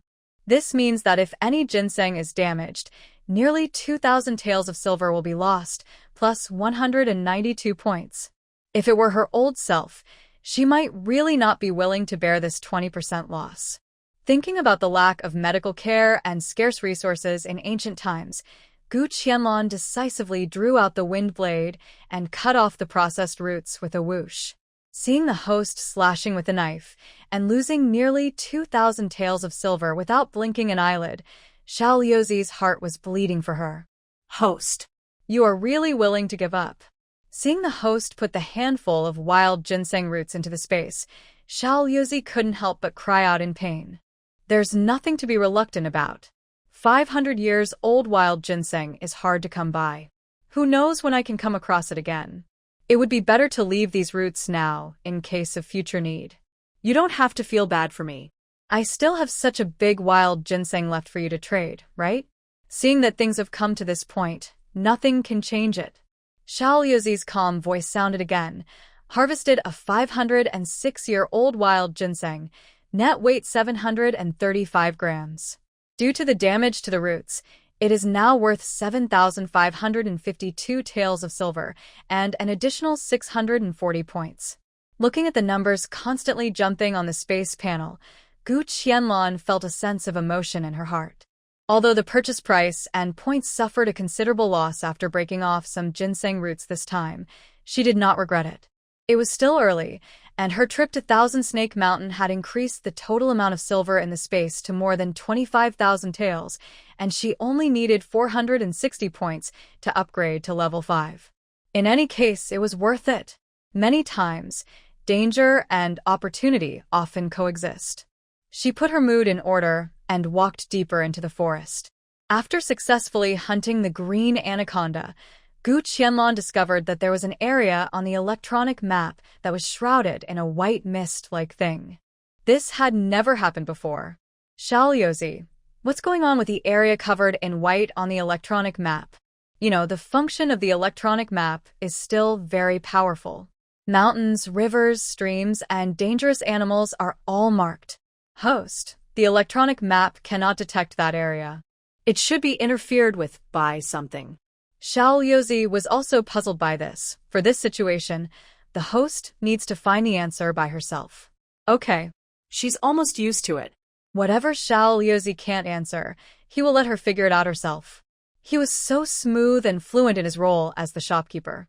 A place that even electronic maps can't explore made her curious, for some reason.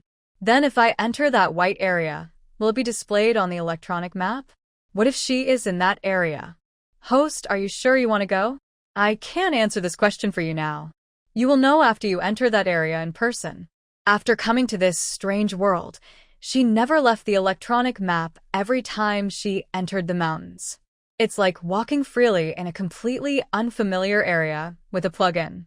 If the host can explore the terrain of that unknown area clearly, the space can give out a lottery with a 100% winning rate.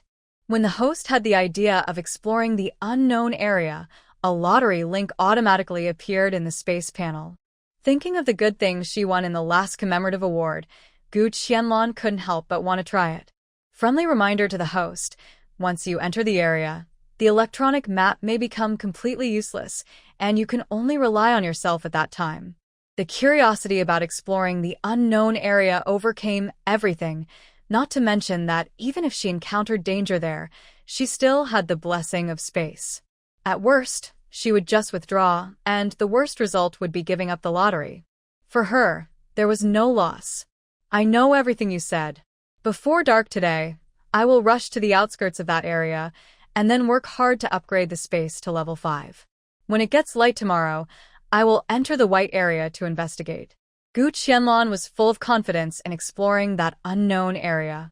Although she was also very clear that the more such a place was, the more dangerous it was. But after experiencing so much experience, her intuition told her that if she missed this place, she would definitely regret it. After leaving the area where the green anaconda was, the number of snake species gradually increased. The first thing that appeared was a golden ring snake. Oftentimes, maps only indicate the presence of poison and its approximate location. It is impossible to accurately determine the distance from her to within a certain number of meters. When the black snake-shaped mark appeared, she did not dare to take it lightly at all. With one hand he held up the chain dome carefully, and with the other he used the largest wind blade to pull at the nearby grass. There was a rustling sound in the grass, and suddenly a shadow rushed towards her quickly. Gu Qianlong felt a flash before her eyes, and before she could think, she shot an arrow at the guy. Hunting a kite, extremely poisonous, worth 310 taels of silver, 98 points. Looking at the golden ring snake as big as chopsticks, Gu Qianlong broke out in a cold sweat. This snake is extremely poisonous. The Bungarus kite, which is only the size of a chopstick, is a young snake, and there are usually more of this type of snake. Looking at the numerous black snake-shaped icons that appeared on the electronic map, Gu Qianlong covered her chest with one hand to calm herself down. Xiaoyozi, do you think that these black snake-shaped icons are all Bungarus kites? If that's the case, her heart can't take it. Host, don't worry. Although the Bungarus kite is also a highly venomous snake, its toxicity is far less than that of the Bungarus kite. Besides, even if you are accidentally bitten by a golden ring snake, it will not be fatal within half an hour. Xiaoyozi said calmly. He was more worried about what was in that unknown area. This Xiaoyozi simply can't chat. He killed the whole thing with just one sentence, right? So, I should be glad that what I encountered just now was not a golden ring snake. You guy, why don't you hope for my own good? Ah. Xiaoyozi said helplessly. He was just telling the truth.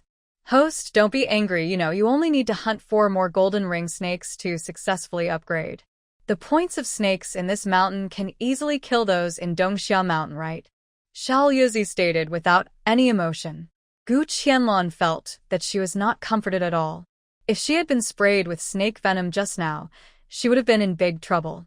Think about the more than 25,000 taels of silver stored in her space. She hasn't thought about how to spend it yet. If something happens, it will be a pity. With the previous experience, Gu Qianlong calculated more carefully. The trick of alerting the snake is effective at any time and facing any kind of snake. She picked up a few stones on the ground and threw them in the direction where the poisonous snakes were hiding. After a series of rustling sounds, the black snake-shaped mark on the electronic map really moved. After repeated experiments, Gu Qianlong used the chain dome to accurately shoot through the head of a kite. She followed the same method to clear all the poisonous snakes nearby and successfully hunted 7 kites and a bamboo green snake. After finally clearing the black snake-shaped marks around her, she finally breathed a sigh of relief. Upgrade now. After the familiar voice and white light appeared, the land area of the space became larger again. Congratulations to the host for upgrading successfully. The maximum yield of the space land has risen to 200 caddies, and the points obtained from the harvest are 20 points. New crops that can be planted are peanuts and soybeans, and the maturity time of all crops is adjusted to 22 hours. In addition, the maximum selling standard of low-level items in the 5th level space has also been adjusted to 500, and other rules remain unchanged. The new items sold in the Space Mall are as follows. Cooling oil, 5 grams per box, unit price 15 won. Medical alcohol, 500 milliliters per bottle, unit price 45 won. Snake repellent powder, 500 grams per bag, unit price 138 won. Cotton, unit price 35 won per caddy. In addition, the space can be moved in any direction, and the maximum distance each time is increased to 800 meters. This function can be used to move up to 3,000 meters per day. After Xiaoyozi finished his report, Gu Qianlong finally smiled knowingly. She once again sighed at the intelligence and convenience of the space. Knowing that she was now in Thousand Snake Mountain, the mall had added snake repellent powder in a timely and thoughtful manner. Although her space upgrade requires the presence of these snakes. But being in such a dangerous area, she could not guarantee that she would always be in a state of extreme vigilance, and there would always be times when she could relax occasionally. Xiaoyozi, didn't you say before that when I reach level 5, I would be asked to choose between the new functions of the electronic map and the extension of the space movement distance? Why did you directly extend the movable distance in the space just now? Gu Qianlong carefully discovered that Xiaoyozi did not let her make a choice at all, and directly announced the upgrade benefits. It is one thing for her to choose or not, and it is another matter if she is not allowed to choose directly. Host, please rest assured. Considering that you will enter an unknown area tomorrow, the new functions of the electronic map have been issued to you as an upgrade reward. Do you want to open it now? Xiaoyozi answered patiently. He was also worried that if the host had an accident in Qianxi Mountain, he would not even have a place to cry. Open it. As soon as Gu Qianlong finished speaking, the golden gift box on the crystal panel flashed again and opened with a snap. Congratulations to the host for obtaining the new function of the electronic map. This function can be used to search for people or objects purposefully within a range of 500 meters centered on the host. Since this function exceeds the current space level of the host, only the same person or object can be searched every day. Xiaoyozi finished the broadcast calmly. Gu Qianlong fell silent after hearing it. It can only be used to search for a certain person or a certain thing every day, and there is no limit on the number of searches. Can I understand it this way? She knew that every time a new function was added to the space, it would not be so generous that she could use it happily. The host's understanding ability is no problem, the answer is correct. Xiao Liuzi's reply was a little naughty. But Gu Qianlong was not happy at all. If the person I want to search for is beyond the range of 500 meters from me, I can't find him on the electronic map. Is that what you mean? We're so close. Do we still need to use an electronic map to search? The upgrade gift this time gives her a directional search on the electronic map, which is incomparable to the previous wind blade. It's really useless. Host, please don't say that. Sometimes when you are looking for someone or something, you will find it difficult to find the best place to find it. The distance of 500 meters is really impressive. For example, the person or thing you are looking for is just behind a wall, a bush, or several big trees. You can't see or hear it right. Xiao Liuzi explained in a calm tone. I have to say, it makes sense. Okay, at least it's better than nothing. But once I enter that unknown area tomorrow, will the directional search function of the electronic map still be useful? Even the function of the electronic map may be lost, let alone this directional search? Well, the host can only know the answer after entering there tomorrow. Since it was unknown, he naturally didn't know anything. The host's constant questioning made him very sad. Gu Qianlong finally stopped when she was less than 1 kilometer away from the white area on the electronic map. There were more snakes in Qianxi Mountain than she could imagine. After a whole afternoon of hard work, the space was upgraded to level 5. She actually harvested another 3,750 taels of silver and added 1,222 points. It was already dark, and the night in the old forest came earlier than outside.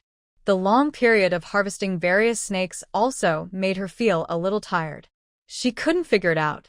Could it be that the natural enemies of these snakes automatically skipped this place? This mountain seemed to be a hotbed for various snakes, even the eagles seemed to automatically pass by this place, never leaning down to catch them. As a result, they have continued to multiply and thrive over the years, growing and developing endlessly from generation to generation. This is not a solution, and relying on her to go into the mountains to hunt is not a long-term plan after all. If she doesn't find out the reason why other animals are unwilling to set foot in Thousand Snake Mountain, these snakes will become dense again after a while. She found an open space and sprinkled some snake repellent powder around it, lit a fire, took out water and the food she had prepared before, and slowly enjoyed it. Finally, she can have a good rest and sort out the spoils. But thinking of Fu Lai's body still in the space, she didn't want to stay in it for a long time. How to spend tonight? She still needs to think carefully. Mother of the child, I cooked some porridge. You should eat a little. The sudden death of Fathead has plunged this warm little family into a freezing point. Tian Xing'er sat blankly on the small bed where Fathead had slept before. She had not eaten or drunk anything for a whole day. Looking at his wife's chapped lips, messy hair, and lifeless face, Yu Jiankai felt as if his heart was being cut by a knife. He cooked some porridge himself for the first time. He put a little too much water, and the porridge was so thin that you could see your reflection in it. But even with such a bowl of porridge in front of Tian Xing'er, she didn't even look at it. Yu Jiankai sighed and put the bowl aside. You know Qiao, right? That stupid woman ran to the town's government to report to the officials and wanted to get Fu Lai back. As a result, after the officials came to the village to investigate, they determined that he was the indirect murderer who killed Fathead. Now, they want to bring him to justice. Yu Jiankai looked out the window and whispered, Mrs. Gu received the official document from the county magistrate and has entered Qianxi Mountain to catch that guy. Tian Xing'er, who had been sitting on the bed, moved a little and looked at Yu Jiankai blankly. Mrs. Gu went into Thousand Snake Mountain again? Tian Xing'er's voice was severely hoarse, and she uttered a few words with difficulty. Yes. She went into Thousand Snake Mountain again. Yu Jiankai turned around, looked at his wife, and smiled. Hee hee. A few low and hoarse laughs leaked out from Tian Xing'er's throat that was so hoarse that she could hardly make a sound. It's great, she murmured, and finally raised her hand. She picked up the porridge beside her and drank it in big gulps. Seeing that his wife had finished the porridge, Yu Jiankai lowered his eyes. No one could see what he was thinking at the moment, Tian Shinger finished a bowl of porridge in no time, and the whole person seemed to be alive. Boss, when are you going to pick up our son? As soon as she recovered, she stared at Yu Jiankai, as if she would do something unpredictable if he dared to say no. I have sent a letter to my parents and my eldest brother about Fatty's matter. I believe they will come back soon. Fatty's parents and his eldest brother's family did not come back from the town after Fatty's death. I don't know how they discussed it. This time, they should be able to bring their eldest son back. Yu Jiankai was thinking in a distracted manner, not noticing Tian Shinger's cold eyes at all. How long will it take to get back to the village from the town? The county magistrate's official documents have arrived. Tian Shinger's voice was a little gloomy. Since Fatty left, she has been feeling a little bit off. Maybe my parents and my eldest brother haven't figured out what to do yet. Let's wait a little longer. After all, he is our eldest son. The eldest brother already has his own son, although he is still a baby in swaddling clothes. But 100 years later, he couldn't possibly leave the family business to his adopted son instead of his biological son. Yu Jiankai breathed a sigh of relief.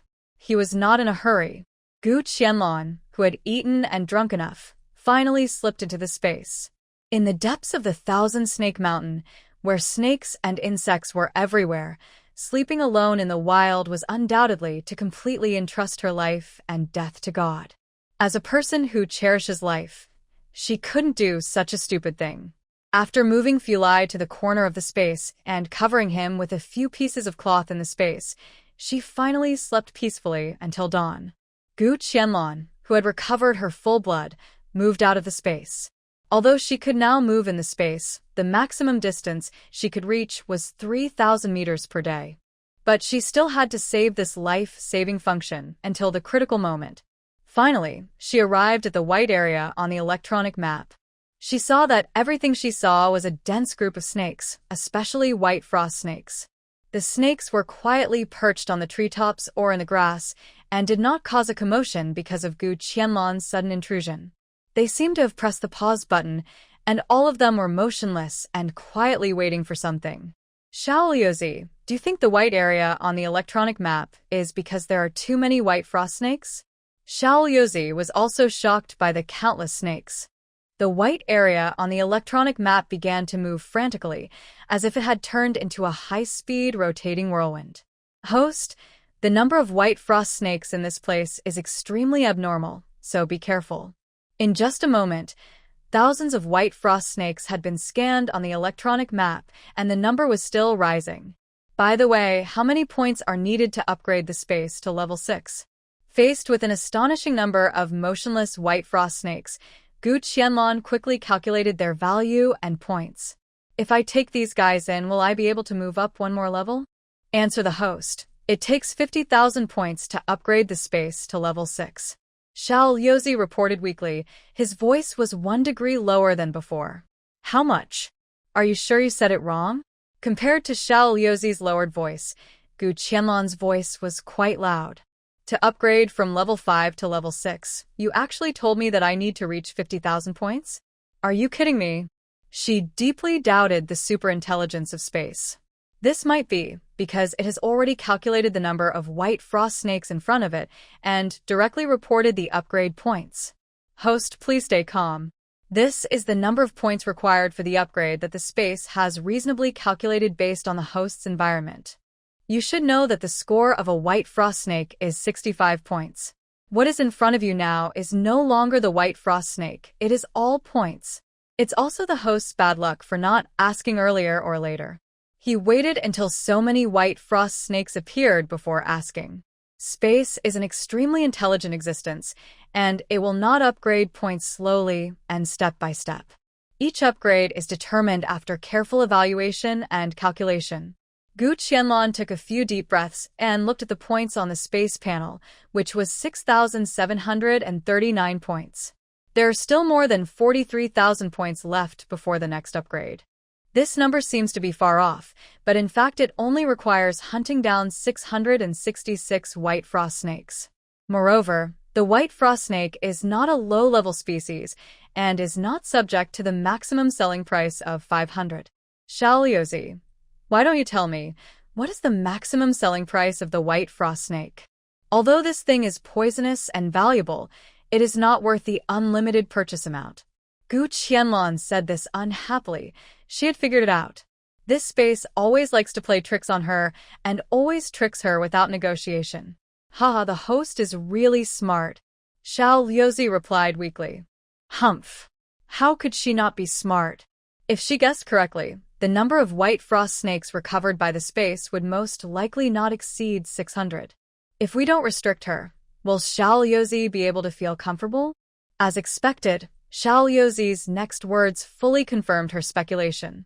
The maximum number of white frost snakes that can be purchased in the 5th level of the space is 600. Xiao Liuzi's answer was not surprising, and finally made Gu Qianlong understand the way of the space.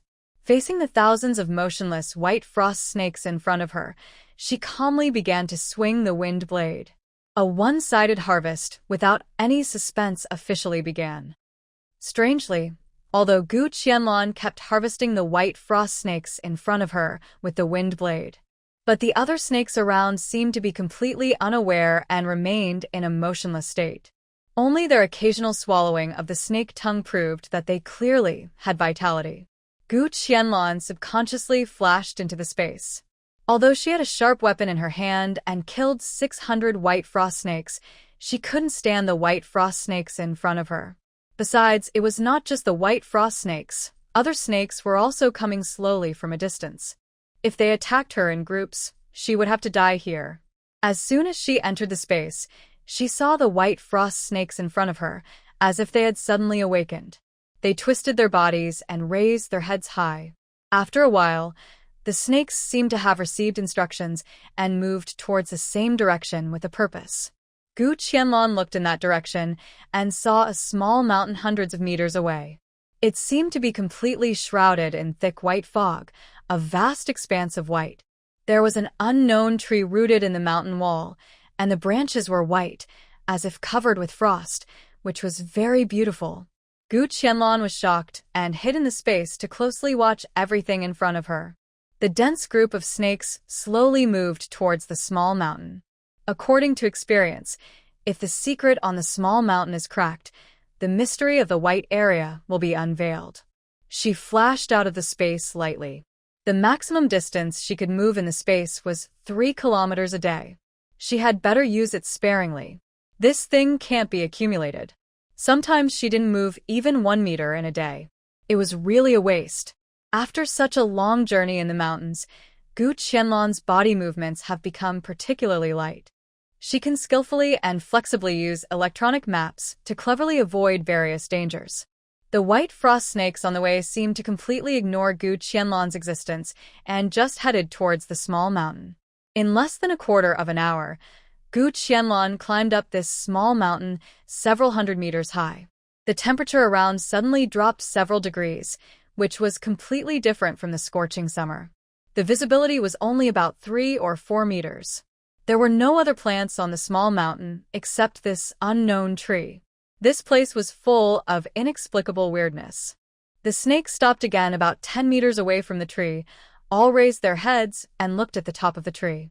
Gu Qianlong decisively flashed into the space again. The most valuable mobile function is used at this critical moment. The tree stood tall, as if it was rising into the sky. It was the first time for Gu Qianlong to climb a tree in space. Because all the movements were in space, her fingers did not feel sore at all, and her body did not feel tired. She kept moving upwards, and there was no problem of losing strength or not being able to grasp the leverage point. It seemed that she only needed to make such a movement, and she could move lightly towards the top of the tree and continue to move upwards. I am afraid that the strongest freehand climbing expert in the world is not as good as Gu Qianlong at this moment. Even if she climbed up in space, the visibility was still limited. In just a moment, Gu Qianlong reached the top of the tree.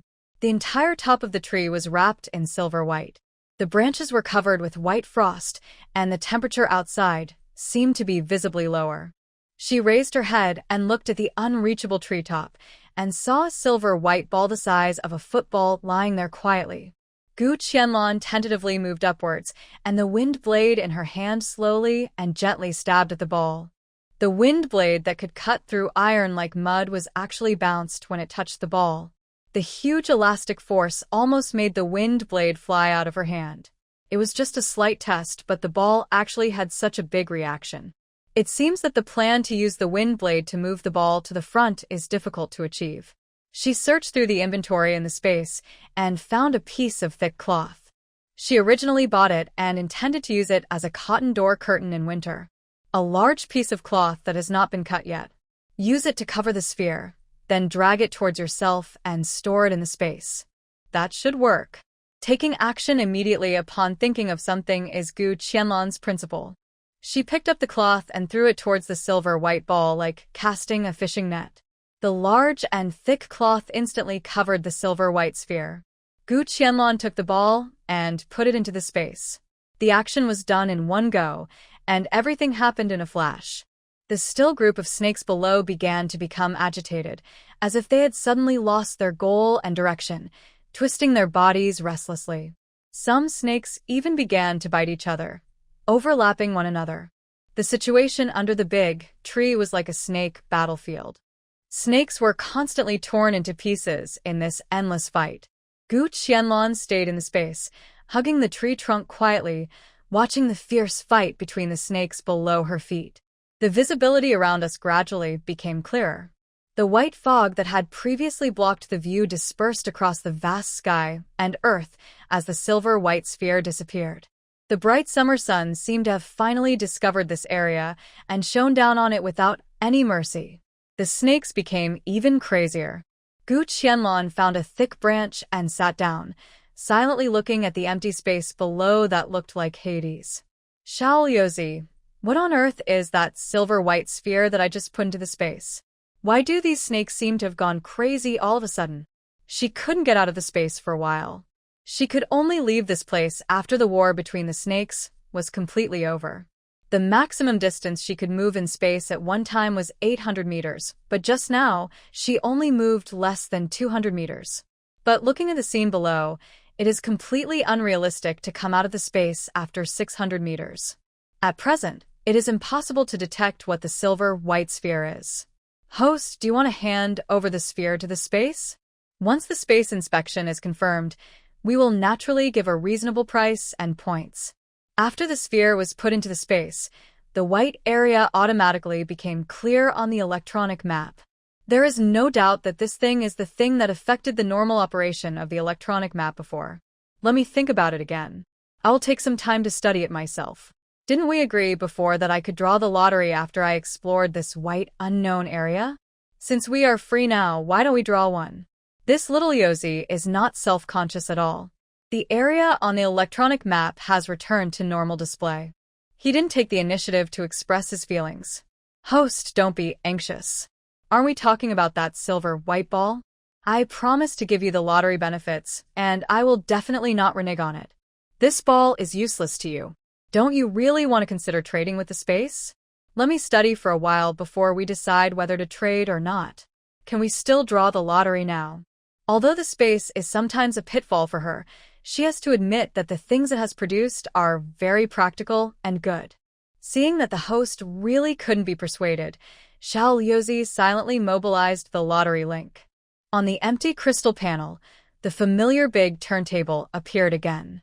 The 7 grid turntables were written respectively: first prize, participation prize, second prize, commemorative prize, third prize, consolation prize, and fourth prize. Gu Qianlan silently clasped her hands together and prayed in her heart, first prize, first prize. After a few seconds, she finally pressed the lottery button. The lottery turntable began to run rapidly. First prize, first prize. Although she knew that the probability of winning the first prize was not high, she still kept repeating in her heart, what if? She was still looking forward to it. After the turntable ran rapidly for a while, it finally stopped unwillingly. The pointer stopped steadily at the third prize. Seeing that she actually won the third prize, Gu Qianlan was delighted. That's great. As long as it's not a participation prize, a commemorative prize, or a consolation prize, any other prize is fine. Although she once again missed the first and second prizes, she finally won the third prize. Quick! Xiaozi, open it and let me see what the third prize is. It's not that she disliked the previous commemorative prize, but the name of that prize didn't sound high-end. Oh my god. She must be dazzled. But don't tell her that bullets can also be recycled and reused with thoughts. The maximum range of the rifle is 2,400 meters, and it can fire 50 bullets continuously at one time. As the host has obtained this rifle, the Space Mall has opened a channel for purchasing ice bullets. After the host has used up the ice bullets, he can continue to purchase them through the Space Mall. The lethality of this ice bullet is equivalent to the power of a bullet, and it will melt into nothingness within 2 seconds after hitting the target. This thing is too considerate, too scientific, and too smart. Ice bullets. Holding it in her hand, the length, width, and height were less than the size of an A4 paper. This third prize once again refreshed the magic of the space prize. She looked up at the price of ice bullets in the mall. Ice bullets. 15 taels of silver per round, 50 rounds for sale. Sure enough, weapons are not prepared for the poor.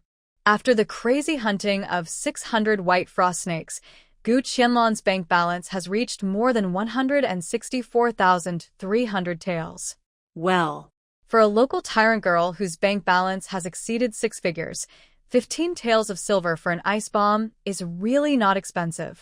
She bought 100 ice bombs at a time and stored them in the space first, in case of emergency, so that when she needs them urgently one day, she will have to spend time to buy them from the space.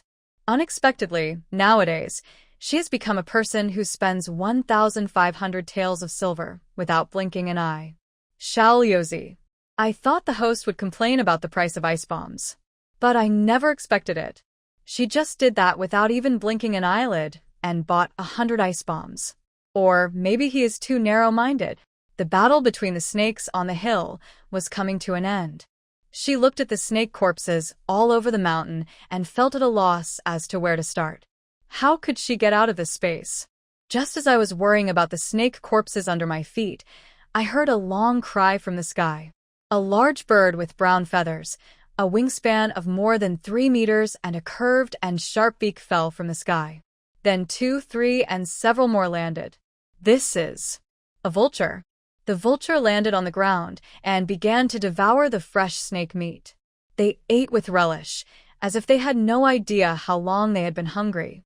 The sky was covered with darkness, as if a feast was being held on the hill. The problem that had previously troubled Gu Qianlon disappeared in an instant. This was the first time she saw a creature like a vulture on Thousand Snake Mountain, and it was so huge. By the time the vultures had their fill and flew away, the sky had gradually darkened. It looks like we'll have to spend another night in the mountains. Fortunately, she had settled everything before leaving and explained everything clearly to the 2 officials. Otherwise, now that we are trapped in the mountains, wouldn't the family be in chaos? Yujia village was quiet at this time. The 2 children learned kung fu from Master Anton during the day and were sent to Lu's house after dinner to sleep with her 2 children. Songtu and Anton both lived in the small courtyard where Gu Qianlon was temporarily staying. After a day of peace and quiet, Jian Hongxiu finally couldn't hold back and quietly came over. Thank you for your hard work these past 2 days, officers. These are plums that we grew at home. They taste pretty good. I brought them here for you 2 to taste. Qian Hongxiu took half a basket of green and red plums and presented it to the 2 officials. Some villagers always brought some food over these 2 days, but Songtu and Anton didn't pay much attention to it. As long as it wasn't too expensive, they would accept it with a smile. Seeing that it was only half a basket of plums, Anton took it casually. Thank you, ma'am. It's getting late, please go back. Please come back tomorrow to pick up the basket when you have time. Anton said this and prepared to go back to the house and rest early. Madame Gu would probably be back from Qianxi Mountain tomorrow, so he and Song too had to go down to the foot of the mountain early to greet her. No, I have something I want to ask you, sir. Qian Hongxiu looked a little uneasy. Did Madame Gu say when she would be back? Seeing the old lady asking about Madame Gu with a worried look on her face, Anton felt warmed in his heart. This is the first person who is worried about Madame Gu's safety. Madame Gu said she'll be back in 2 days, or 3 at the latest. We just need to wait patiently. Anton spoke in a gentle tone. That means she will come out of Thousand Snake Mountain at the earliest tomorrow, or at the latest the day after tomorrow.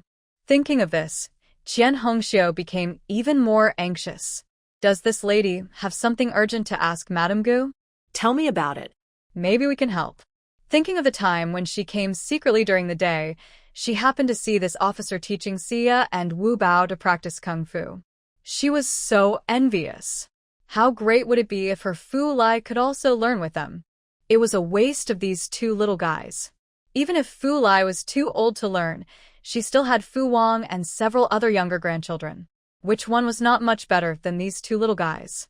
Although she was envious, she did not forget the purpose of her trip. May I ask the two officers, what would happen if Madame Gu brought Fu Lai out of Qianxi Mountain? Qian Hongxiu asked anxiously. Of course, it will be handed over to the county magistrate. According to Liansong law, it will be what it is. Anton answered casually. What will the county magistrate say? Qian Hongxiu looked at Anton eagerly, just wanting to know more.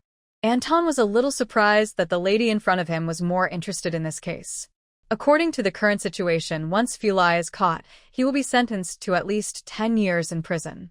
Anton said casually, but he saw that the lady in front of him was a little lost. What if the child is dead? Qian Hongxiu murmured softly, as if she had used up all her strength. If he is dead, naturally, the sin will be forgiven, and it will be over once and for all.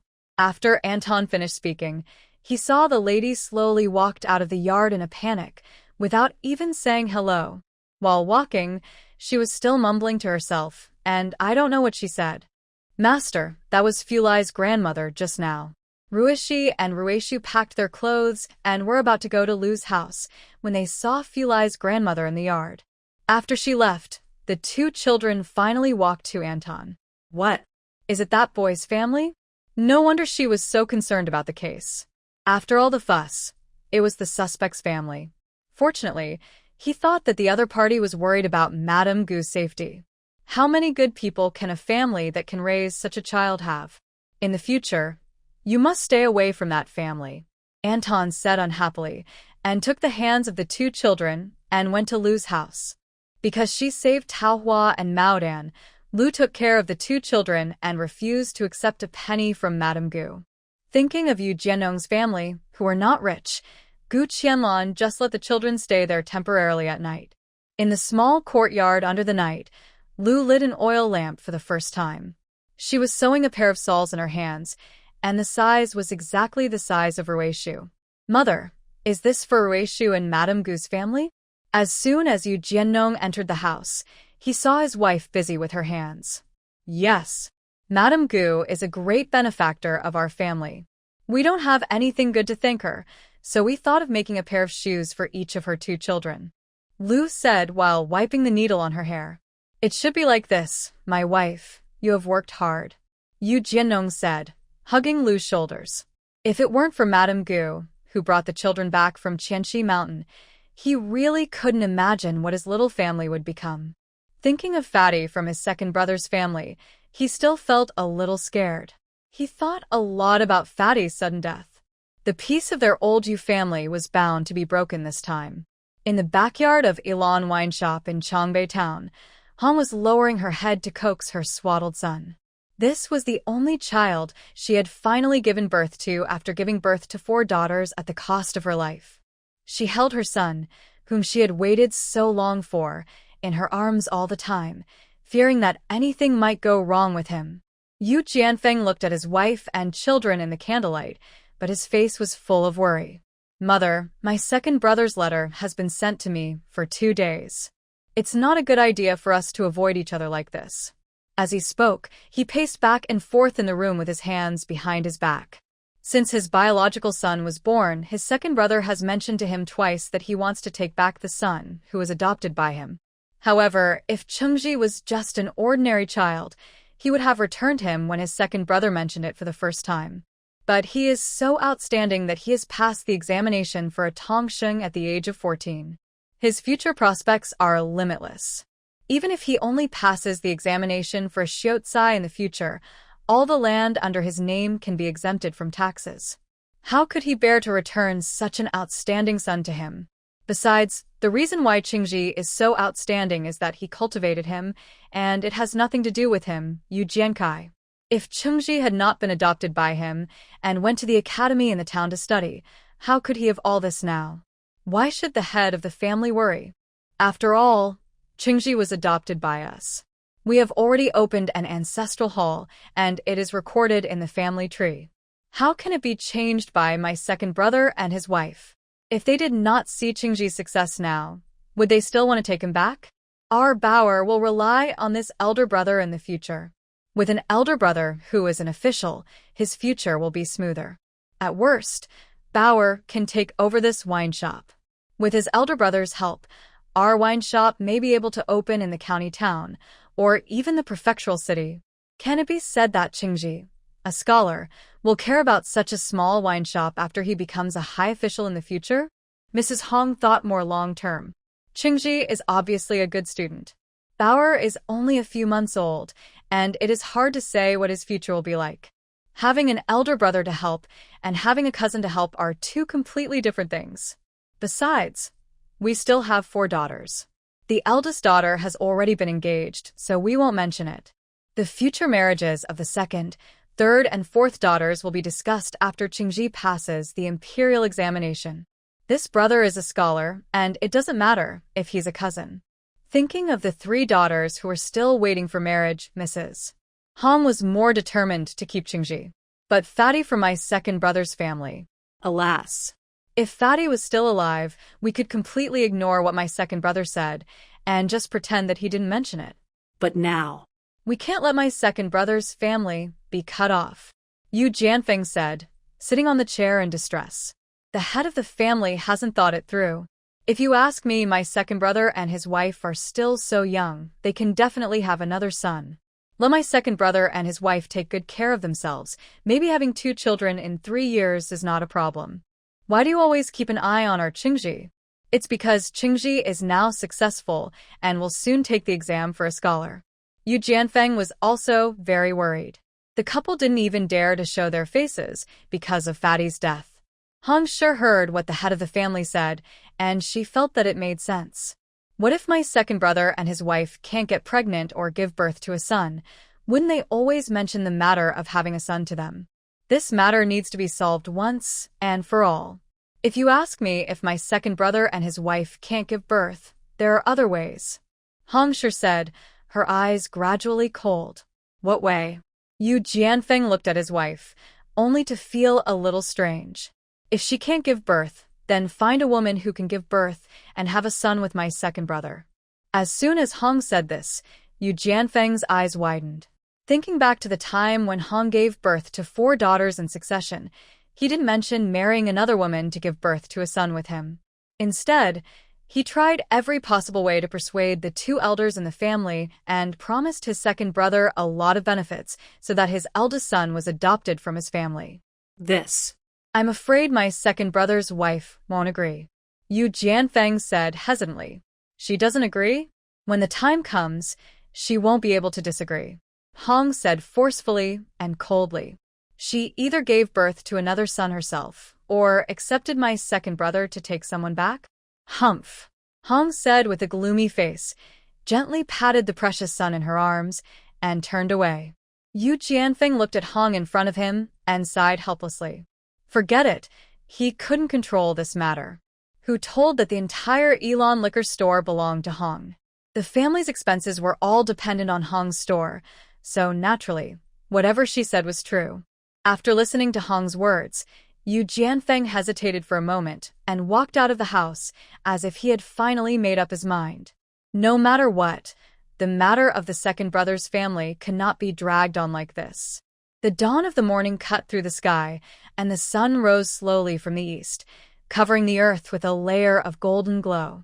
Gu Qianlong flashed out of the space, stretched, took a deep breath, and felt the fragrance of the earth.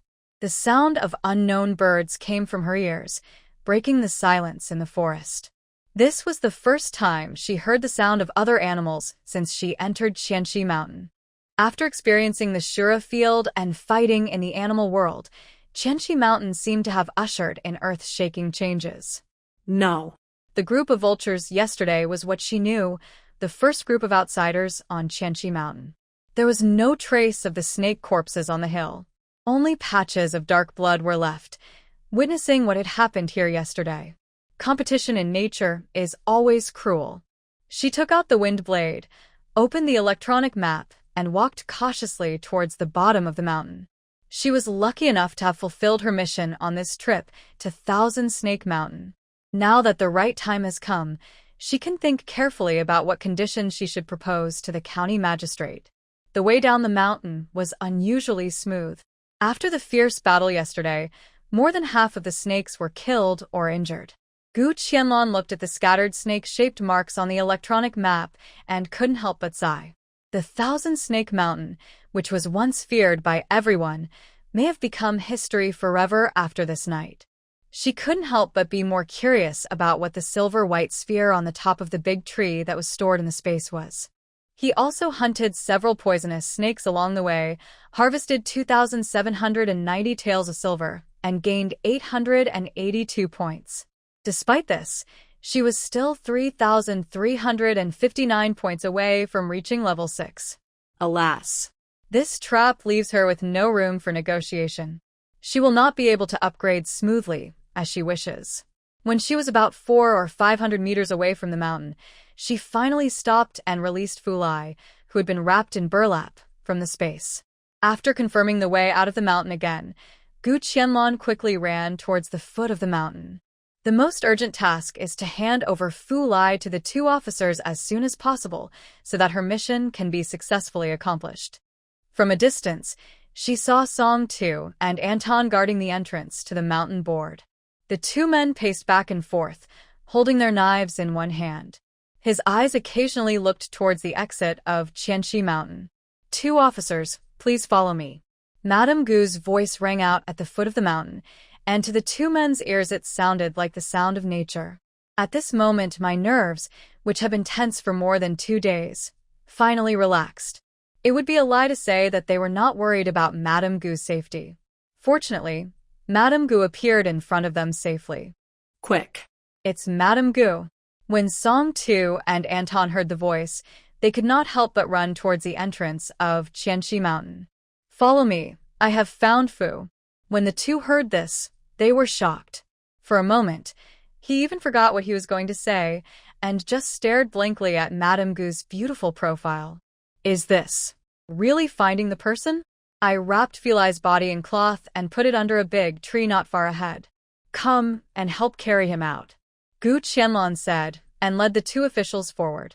After several rounds of cleaning, there was almost no snake within a 3-kilometer radius of Qianxi Mountain. Qianxi Mountain, once famous, is now not worthy of its name. When Song Tu and Anton heard this, they followed without saying a word. Under a towering tree, there was a human-shaped object wrapped in burlap from head to toe. They hurriedly walked forward, opened the package, and took a look. In the package, there was a boy with a slightly painful face, with his eyes slightly closed, looking like he had just died. The two looked at each other and saw shock and disbelief in each other's eyes. Since they became yamen runners, they have seen many corpses of people who died unjustly, big and small.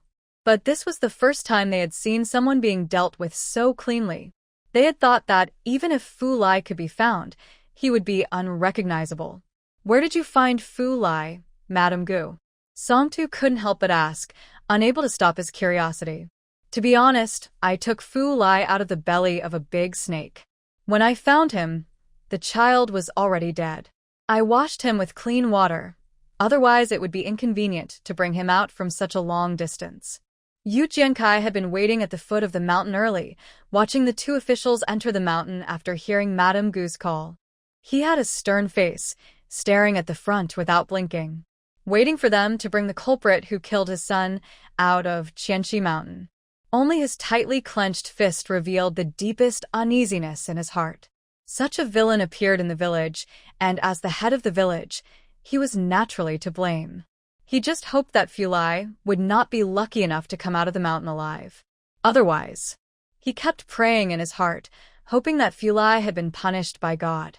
After a while, two figures of officials appeared at the other end of the mountain road, one in front and one behind, carrying something. Being carried? Yu Jiankai showed a very faint smile on his face. It's good to be carried. Those who are carried out mean that someone has had an accident. There is a saying that when a person dies, his debts are settled, and there is no longer any pursuit of responsibility. His position as the village chief is still stable. He took 2 steps at a time to greet them.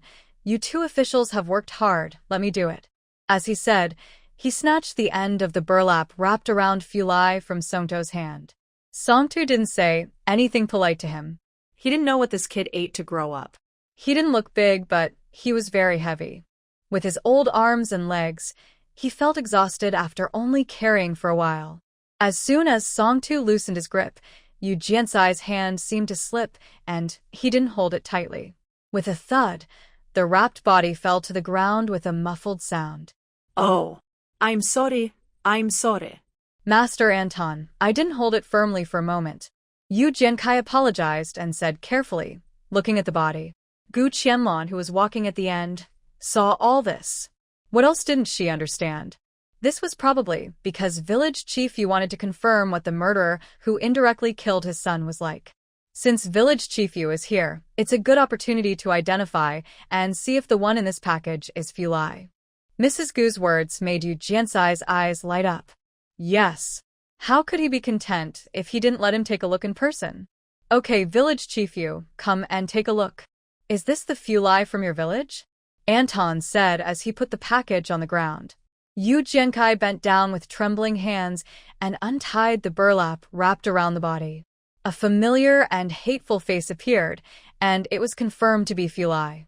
It looked like he had experienced pain before his death, and his blue face showed reluctance and struggle. He let out a long sigh, with a trace of comfort on his face. You kid, you have come to this day? You have come to this day, too. Yu Jiankai said, beating the corpse's face left and right without caring. While beating, he screamed in pain. Give me back my fatty, give my fatty back. This was the first time that Yu Jiankai showed sadness and pain as a father. Thinking of Fatty's chubby appearance, Gu Qianlong's eyes were sour. The root of all this came from the bare child in front of him, who had no life at all. What a huge price, and how painful it was for the injured person. Songtu and Anton silently looked at Yu Jiankai, who was venting in front of them, and no one stepped forward to stop him. No one knew how long Yu Jiankai had been venting his anger. He finally collapsed on the ground, as if he had exhausted all his strength. His face was covered with sweat and tears, but he was unaware of it. Thank you, officers, and thank you, Madame Gu. He struggled to kneel on the ground and kowtowed deeply to the 3 people in front of him. At this moment, Yu Jiankai was no longer the village chief who cared only about the interests of the village, but just a grieving father. When the 4 of them brought Fu Lai back to the village, most of the villagers were still busy in the fields. Only a few women witnessed this historic moment. Village chief, is Fu Lai in the package carried by the officers? Seeing that the woman who was peeking out was Qian Hongxiu's handkerchief friend, Yu Jiankai nodded unhappily. I wonder where the 2 officers are going to take the child?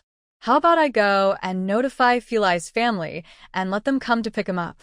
Seeing that the officers looked like they were going to take Fu Lai away, Wang Guixiang hurriedly blocked their way. The officials are doing their job. Why do they need a village woman like you to point fingers here? Song Tu glared at the woman in front of him. She was really brave. But Wang Guixiang didn't seem to be afraid at all. She smiled and said, I say, 2 officials, since Fu Lai has already gone, where are you going to take him? Now it's almost noon. Why don't you eat before leaving? Even if you want to take Fu Lai's body away, let his family come to see it and cry. Don't you think so? She was willing to risk her life for the sake of her old sister. Besides, she didn't commit any crime. What could the officials do to her? At most, they would yell at her a few times, and it wouldn't cost her a piece of meat. But if Fu Lai was really taken away by the officials, she didn't know what would happen. For the sake of her old sister, she would fight for it no matter what. Aunt Wang, you don't have to say anything more. don't affect the two officials' investigation. They're still waiting to go to the county and report to the county magistrate. Seeing that she couldn't stop them, Wang Guixiang simply shouted at the top of her voice. Hurry up, Sister Hongxiu. Your Fulai is about to be taken away by the officials. Qian Hongxiu heard the voice in the room, and she jumped up from the bed and rushed out of the room without even putting on her shoes. She looked at the two officials eagerly, who were about to lift a human figure wrapped in burlap onto the carriage. Was that her eldest grandson Fulai? She stood not far away, with disbelief in her eyes and a trace of relief. Sister Hongxiu, hurry up. Fulai is about to be taken away by the officials. When Wang Guixiang saw Qian Hongxiu's figure, her eyes showed a little excitement. She couldn't continue to stop him, let alone open the package. But she was really curious about what the person corpse taken out of Qianxi Mountain would look like. Don't you want to see Fulai again? Don't take a last look at him? If you take him away, you don't know when you will bring him back. Wang Guixiang stepped forward, pulled Qian Hongxiu's sleeve, and moved towards the carriage. Qian Hongxiu's mind was full of Fulai's naughty figure, so how could she see the little thoughts deep in her good sister's heart? Two officers, are you going to take my Fulai back to the county government to report? Since you know, why dare you stop us? When the officers are investigating a case, all outsiders must stay away. The woman in front of her is not like village chief Yu, who is the victim. Song Tu and Anton naturally cannot treat the two people in the same way. Officers, just let me take a look at our Fulai, just one look. Qian Hongxiu looked at the human-shaped cloth bag wrapped in the carriage with red eyes. After all, it was her sweetheart since she was a child. It was impossible for her to see it. If it hadn't been for village chief Yu's tossing, it would be okay to open it now and let this woman take a look. But now, it's her fault that she didn't teach her grandson well. It took a lot of effort to wrap it up. How can you just look at it when you say so? Seeing that the two officers refused to let go, Qian Hongxiu couldn't help but kneel down with her knees softened. Sir, please be kind and let me, an old woman, take a look at him. I have spoiled this child since he was a child, and he has never suffered. Let me see him for the last time. Qian Hongxiu's words were moving, but it was a pity that Song Tu and Anton had seen many such scenes. If she was so distressed about the child, she would have been doing something else long ago. After reporting to the county magistrate and handing it over to the coroner to verify the identity, we will notify your family to go to the county to pick him up. After all, they took half a basket of plums from someone else. Seeing that the old lady looked sad, Anton kindly advised her. After that, she jumped into the carriage with Song Tu and drove out of the village without looking back. The speeding carriage passed by an ox cart that was slowly driving into the village, and the dust was flying all over the side. The woman on the ox cart was holding a child of several months old in her arms. She didn't care that her face was covered with dust, and quickly covered the child with her sleeves. After seeing that it was two officials driving the car, she didn't dare to speak. Just a pair of eyes glared fiercely at the direction where the carriage left. Mother, I told you not to come back. Look at your face full of dust. Did Bauer get choked? Yu Jianfeng ate a mouthful of dust on the ox cart and quickly turned around to look at his wife and son sitting in the back, with a look of heartache. Nothing. If I don't come back with you, can you argue with my second brother and his wife? Besides, my parents are watching over the shop, so there won't be any trouble. At most, we will be delayed for a day, and the business will not be affected. Han was very confident in her own wine shop business. It was the only wine shop in the surrounding towns, so there was no need to worry about buyers. Speaking of her own business, Yu Jianfeng felt much more relieved. Now, as long as the second brother's family's problems were solved and their thoughts were stopped, their family's life would be more prosperous. The ox cart slowly stopped in front of the gate of Yu Jiansai's house, and the two of them went straight into the yard, as comfortable as if they were back home. Second brother's wife. Are you home? Han got off the ox cart holding Bauer and shouted towards the house. Ever since Fatty left, Tian Xinger has been in a daze. She doesn't wash her face, hasn't combed her hair for a long time, let alone cook a meal. These 2 days, Yu Jiankai has to take time out to take care of the family and work on the crops in the fields. She has deeply experienced the difficulty of life. Tian Xinger in the house moved her ears, but did not stand up to greet her as usual. Hong frowned slightly, but didn't care. But when she entered the house and saw the disheveled Tian Xinger, she was almost scared to drop the child in her arms. Oh my God. Second brother and sister-in-law, what happened to you? Hong's face was filled with worry, but her heart sank. She knew that her second brother and his wife would probably resort to some means to get Qingji back. But I didn't expect that my second brother and his wife could be so cruel to me. They must be playing a trick on me. As she spoke, she winked at Yu Jianfeng and handed Bauer in her arms to him. Alas, I know that my second brother's wife is sad, but no matter what, we still have to live our lives, right? Hong said softly while combing Tian Xinger's hair. It's a pity for Fatty's child. When Tian Xinge heard Mrs. Hong mention Fatty, she burst into tears again. Sister-in-law. As if she had finally found a soulmate, Tian Xinger threw herself into Mrs. Hong's arms and burst into tears. Mrs. Hong sighed softly, patted Tian Xinger's back helplessly, and lowered her eyes.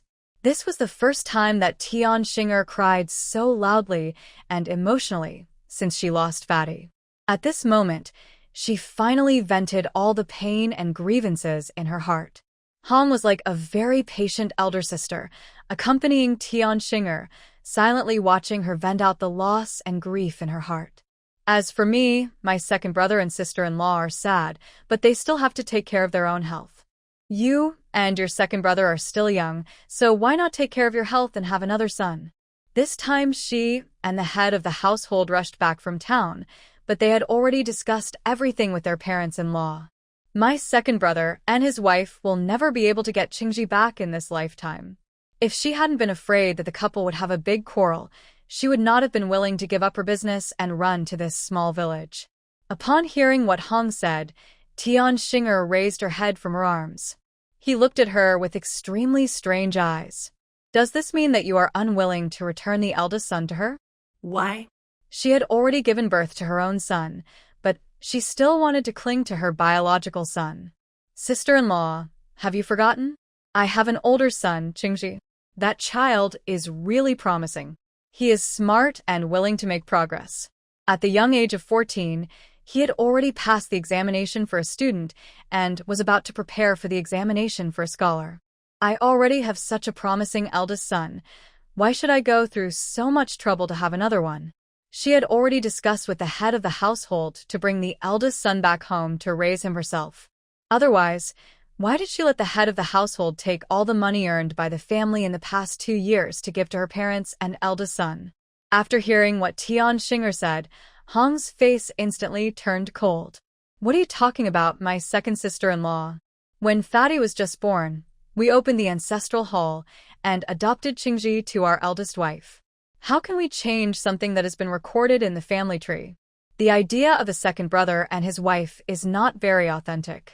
If they hadn't seen that Qingji had a promising future and passed the imperial examination, would they have wanted to take their son back so badly? Back then, they had paid a lot to be able to adopt the son. Besides, how did you get this big blue brick and tile house where you and your second brother live? Let's not talk about this house. Let's talk about Qingji. He went to school in town only after he was adopted by our eldest son, and the expenses over the years have been quite a lot. In the yard, Yu Jianfeng looked at his second brother with a face full of emotion. He was looked down upon because he had no son. Now the situation has changed, and the second brother, who originally had 2 sons, ends up having no son at all. Not only that, he is a man who doesn't even have a daughter. Does the second brother and his wife have the same idea? The 2 of them were sitting under the eaves at the door of the main house, and of course they could hear clearly the conversation between the 2 women in the house. Yu Jianfeng sneered in his heart and curled his lips. Think about how much money our eldest son gave in order to pass on Qingji. Second brother, you won't forget it, right? Just say how much money it costs to build these large blue brick and tile houses. Now, you can't ask for Qingji back just because you lost Fatty. He would not give in at all when it comes to Qingji. There is one thing that Hong said is very right. Qingji is a promising child. Even if he is only a scholar in the future, the land under his name will be exempted from taxes for many years, which is a considerable income. Besides, there are always several layers of distance between cousins and brothers. The daughters will have to discuss marriages in the future, and it is extremely important for Bauer to have a capable brother to rely on when he grows up. We are also very sad about Fatty's matter. But as for Chingji's matter, my second brother should not think about it anymore, and you should also persuade my second brother and his wife. This is also what our parents want. Yu Jianfeng expressed his attitude directly. He would not appease and coax her like Hong did to Tian Xinger. My parents also think that you might as well have a few more children while you are young, and you will always have sons in the future. If it really doesn't work, I, as the eldest brother, can help you again. Yu Jianfeng glanced at the closed door of the main house, lowered his voice, and whispered softly in Yu Jiansai's ear. When the time comes, just spend a few taels of silver to get you a maid. Young and beautiful, as lively as a flower bud. You can just sit at home and enjoy the happiness of having many wives, and don't have to worry about not having a son? As he spoke, he winked and showed a meaningful smile. After hearing this, Yu Jiansai's heart beat uncontrollably, and his old face turned red instantly. For a moment, he was speechless. For some reason, the stunning and graceful figure of Madame Gu appeared in front of him. No. How could he dare to think of a stunning beauty like Madame Gu? And besides, she was someone who could even beat the officials. He only needed to find someone similar. She didn't have to be as stunning as Madame Gu, and she didn't have to be good at martial arts.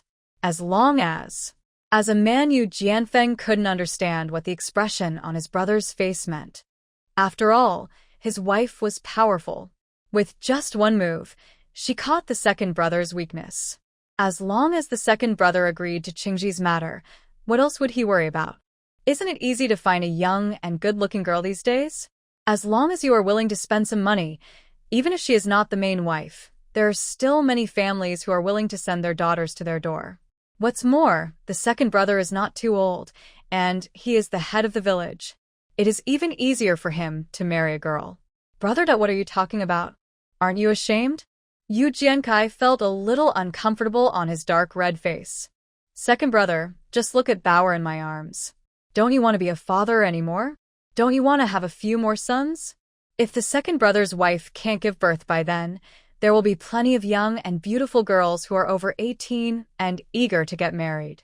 Listening to his elder brother's words, Yu Jiansai's mind kept emerging with the graceful figure of a stunning woman and her slender and attractive body. He swallowed unconsciously, and his heart beat faster and faster. Yu Jianfeng was talking excitedly, but he saw that his second brother didn't respond, so he couldn't help but look over. Yu Jiansai's face flushed red. His thoughts seemed to have drifted far away, and he was inexplicably excited, and his crotch was suspiciously raised. He couldn't help but raise his eyebrows in surprise. Wow. This second brother is usually silent, but he really has no. You can see it. It turns out that he is the guy who keeps silent the most. He always thought that his second brother and his wife were in love and in harmony. He never expected that he had just started a conversation, and his second brother's heart was already surging. From the looks of it, it seems that there is already someone. He hasn't lived in the village for many years, and he doesn't know the people in the village very well. Especially in recent years, he has never even seen many of the wives who married into the village.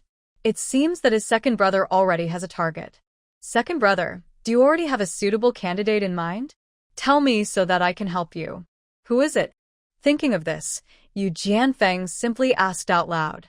The curious and gossipy look on his elder brother's face pulled Yu Jiankai back to his thoughts. He couldn't help but spit on himself in his heart.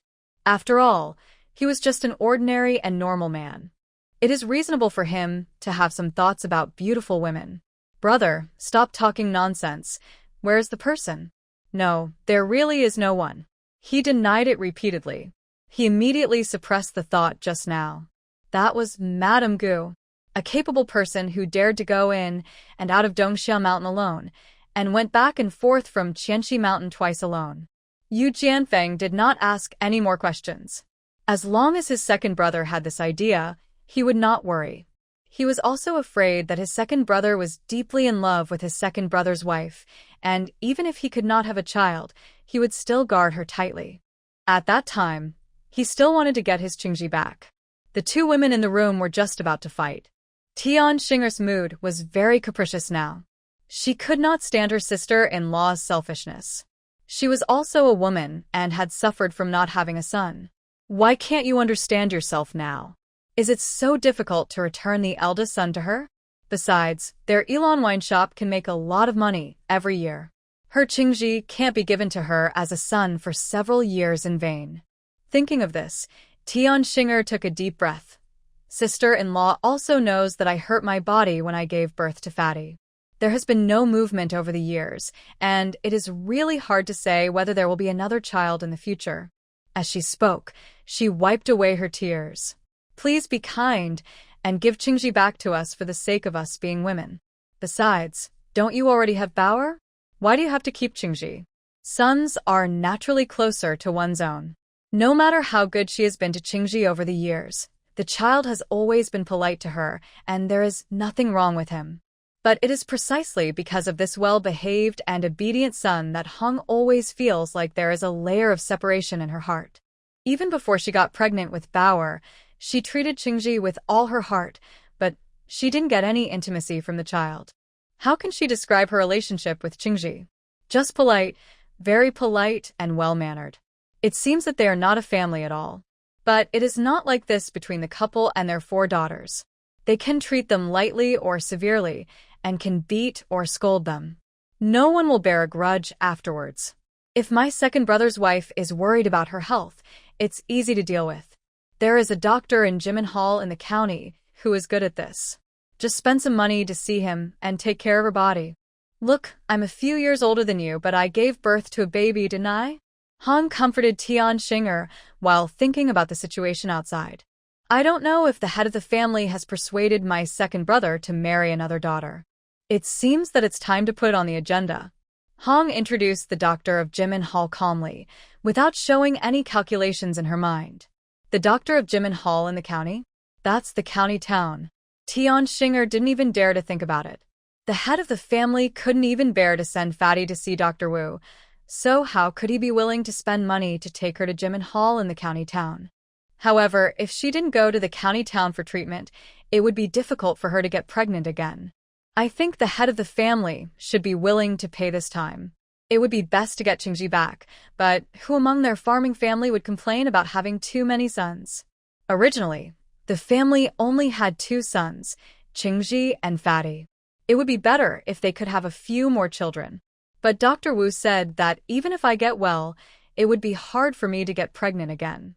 Tian Xinga hesitantly told Dr. Wu's diagnosis, which was why she valued Fatty. Dr. Wu is just a local doctor in our village. How can he compare with the doctors in Jimin Hall in the county? Just look at my Bauer, this is a living example. How can I, as your sister-in-law, lie to you? As long as the couple don't always keep their eyes on Qingji, they can do whatever they want. Then, why don't you let the eldest brother talk to our head of the family? This matter still needs the head of the family to decide. Tian Xinger obviously entrusted the important task of getting the eldest son back to Yu Jiankai. As for her, if she could have another son, even a daughter would be fine. don't worry about this. Didn't you see that your eldest brother is trying to persuade them? Mrs. Hung finally showed a satisfied smile. She knew this woman. One son is not enough. Even if Qingji is very successful now, he has been separated from them for so many years. The couple from the first wife went to brainwash the second wife's family.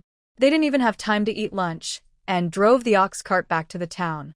Yu Jiankai couldn't calm down after watching his eldest brother and his family of 3 go away. Thinking of the unkempt Tian Xinger at home and the stupid things she had done several times, his heart couldn't help but become active. Gu Qianlong went to Lu's house first after returning to the village and brought the 2 children back. I haven't seen them for almost 2 days, and I still miss them a lot. The children had been taught and accompanied by Master Anton for the past 2 days, and their days were very fulfilling. As soon as they saw Gu Qianlong appear at the gate of the yard, the children ran over happily. One on the left and the other on the right threw themselves into her arms. Thank you for your help these 2 days, Sister Lu. You've been taking care of the children. In the past, Lu paid her 10 cents a day for helping to look after the children. Now that she refused to take her money no matter what, she felt a little guilty. This matter was easy to deal with in a short period of time, but how could it last for years and months? Mrs. Gu, please don't be so polite to me. I'm just doing a little bit of help. She saved the lives of her own children. Look, Mother. Aunt Lu made a pair of shoes for me and Ruishu. Ruishi wore the new shoes made by Lu and pulled her mother's hand with joy. Why did you make shoes for them? Gu Qianlong looked at the new shoes on the children's feet in surprise and was very surprised. Lu was skillful and made shoes for the children quickly. In just 2 days, she made a pair of new shoes for each of the 2 children. In her opinion, what she had done was not even a fraction of the kindness that Mrs. Gu had shown to their family. It's just 2 pairs of shoes, not worth much. Children run around everywhere every day, so their shoes are worn out. I see that although Ruishi and Ruishu have shoes to wear, children never have too many. Compared with the indifference of the Yu family, the Lu couple used their actions to thank Gu Qianlong as much as they could. You are too polite. Don't bother with this again in the future. Make it for Taohua and Maodan. Ruishi and Ruishu will have to trouble you many times in the future. It seems that the Lu family can get along well, and she doesn't mind hanging around with them more. Hey. No trouble, no trouble. As long as Madame Gu is willing, I wish they would come to my house every day. Lu is still good at talking, but she made people feel comfortable inexplicably. That's fine. Thank you for making shoes for them. I'll take the children back first. The matter of Qianxi Mountain finally came to an end, and she was finally able to settle down and have a good rest. Mother, Master Anton has taught us Kung Fu these 2 days. When we go back later, we will practice it for you. As soon as they saw their mother, the children immediately regained their former vitality. They chattered about what they had learned in the past 2 days, and Ruishu even started to demonstrate it on the way. It's true that the few movements he made were quite realistic. As soon as she walked to the door of her house, she saw an unexpected person waiting outside the courtyard. Dr. Wu? Gu Qianlong looked around and was sure that Dr. Wu was waiting for her. What brought you here? She really met Dr. Wu because of Gu Dehunzi's wedding. The 2 of them went back to the village together and chatted for a while. After that, they never met again. She didn't expect that one day, Dr. Wu would come to her in person. Mrs. Gu is back. I'm not visiting you for no reason. Do you have time now? Let's go inside and talk. You are a rare guest. Please come in and sit down. Dr. Wu walked into the house with a smile, looking at the clean and tidy small courtyard. I wanted to come to see Mrs. Gu 2 days ago, but I heard that you went to Qianxi Mountain again. Did you go well this time? Dr. Wu looked at Gu Qianlong like an old acquaintance, smiling with satisfaction. This was the first person to ask her about her trip to Qianxi Mountain. There are many snakes in Qianxi Mountain, so you have to be very careful when you go in.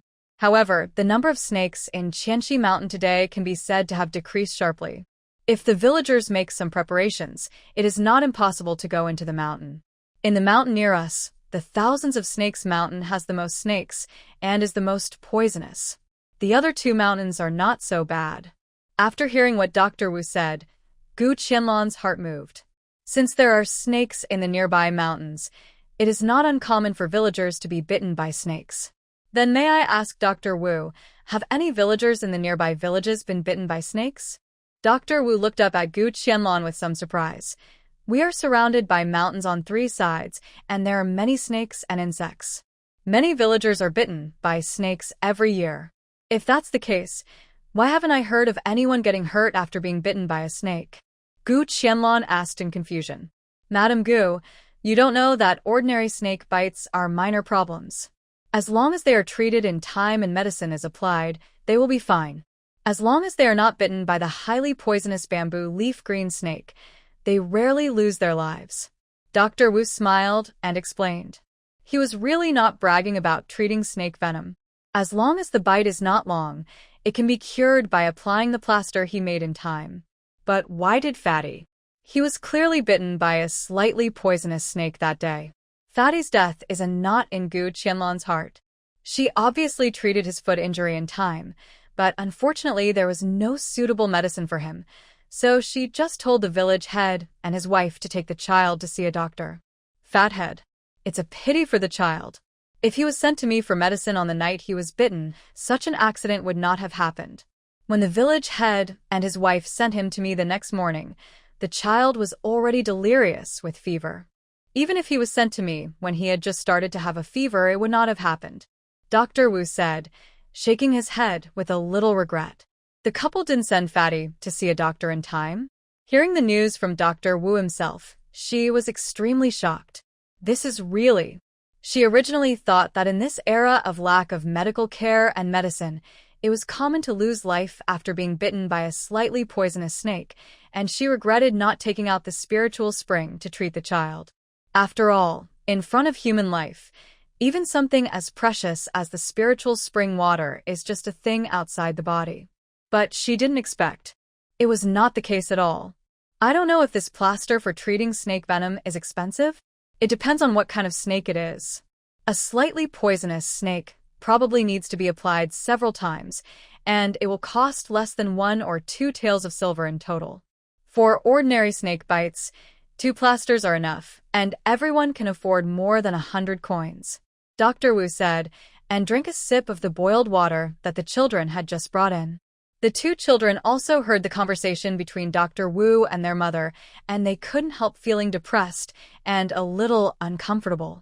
If it was them who were bitten that day, their mother would definitely not be reluctant to spend these hundreds of coins, and would definitely send them to see a doctor immediately.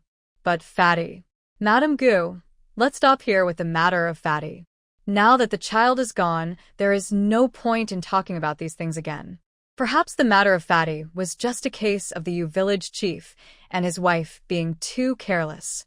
Seeing that the child was fine, they ignore him. Mrs. Gu, I came to see you today because I actually have an unwelcome request.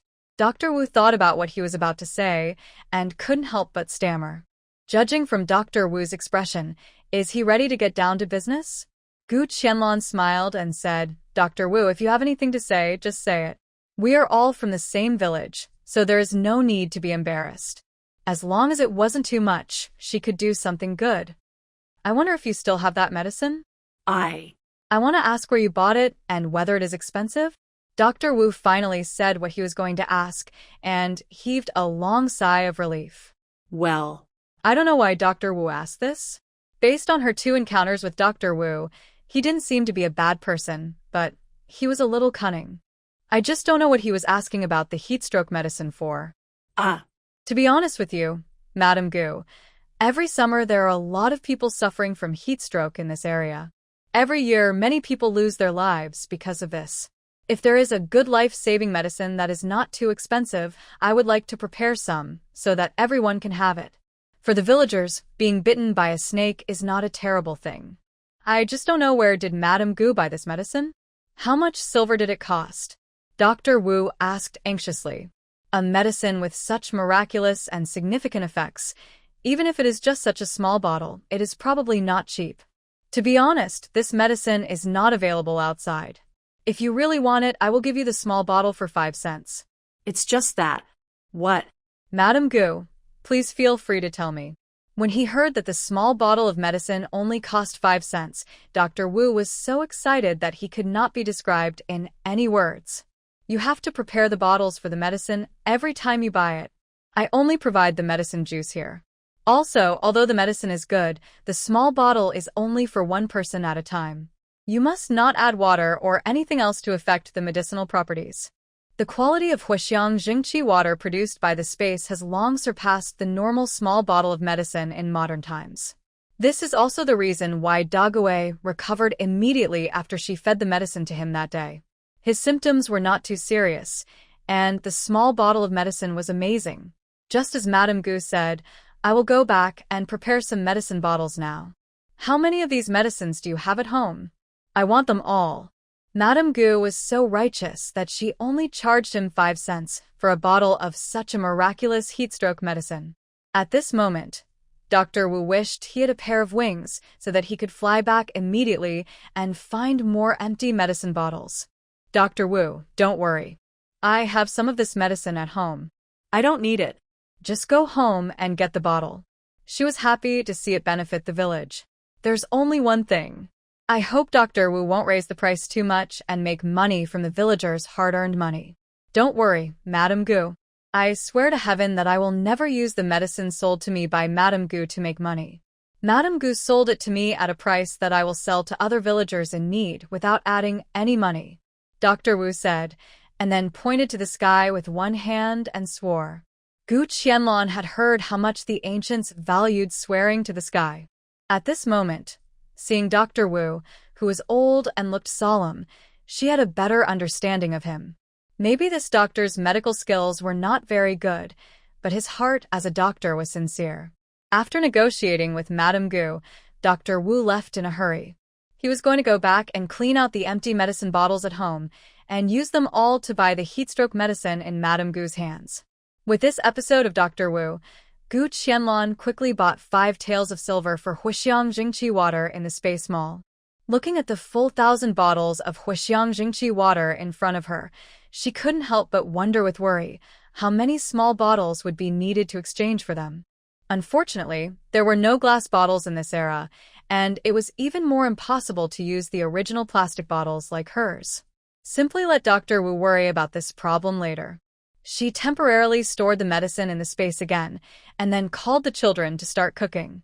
Although Gu Qianlong left some food at home before entering the mountains, the children ate with the 2 officials these 2 days, so the food was naturally not bad. Village chief Yu would arrange for an old lady to come over at mealtime every day to help prepare the meals. What's more, some villagers would send some prepared meat dishes to make friends with the 2 officials. But no matter how well-fed they're still far behind Gu Qianlong's cooking skills. Mom, I want to drink chicken soup. Ruishu pouted and said to his mother coquettishly. Everything his mother cooked tasted good, but he still missed the taste of chicken soup more. Okay, let's stew chicken soup.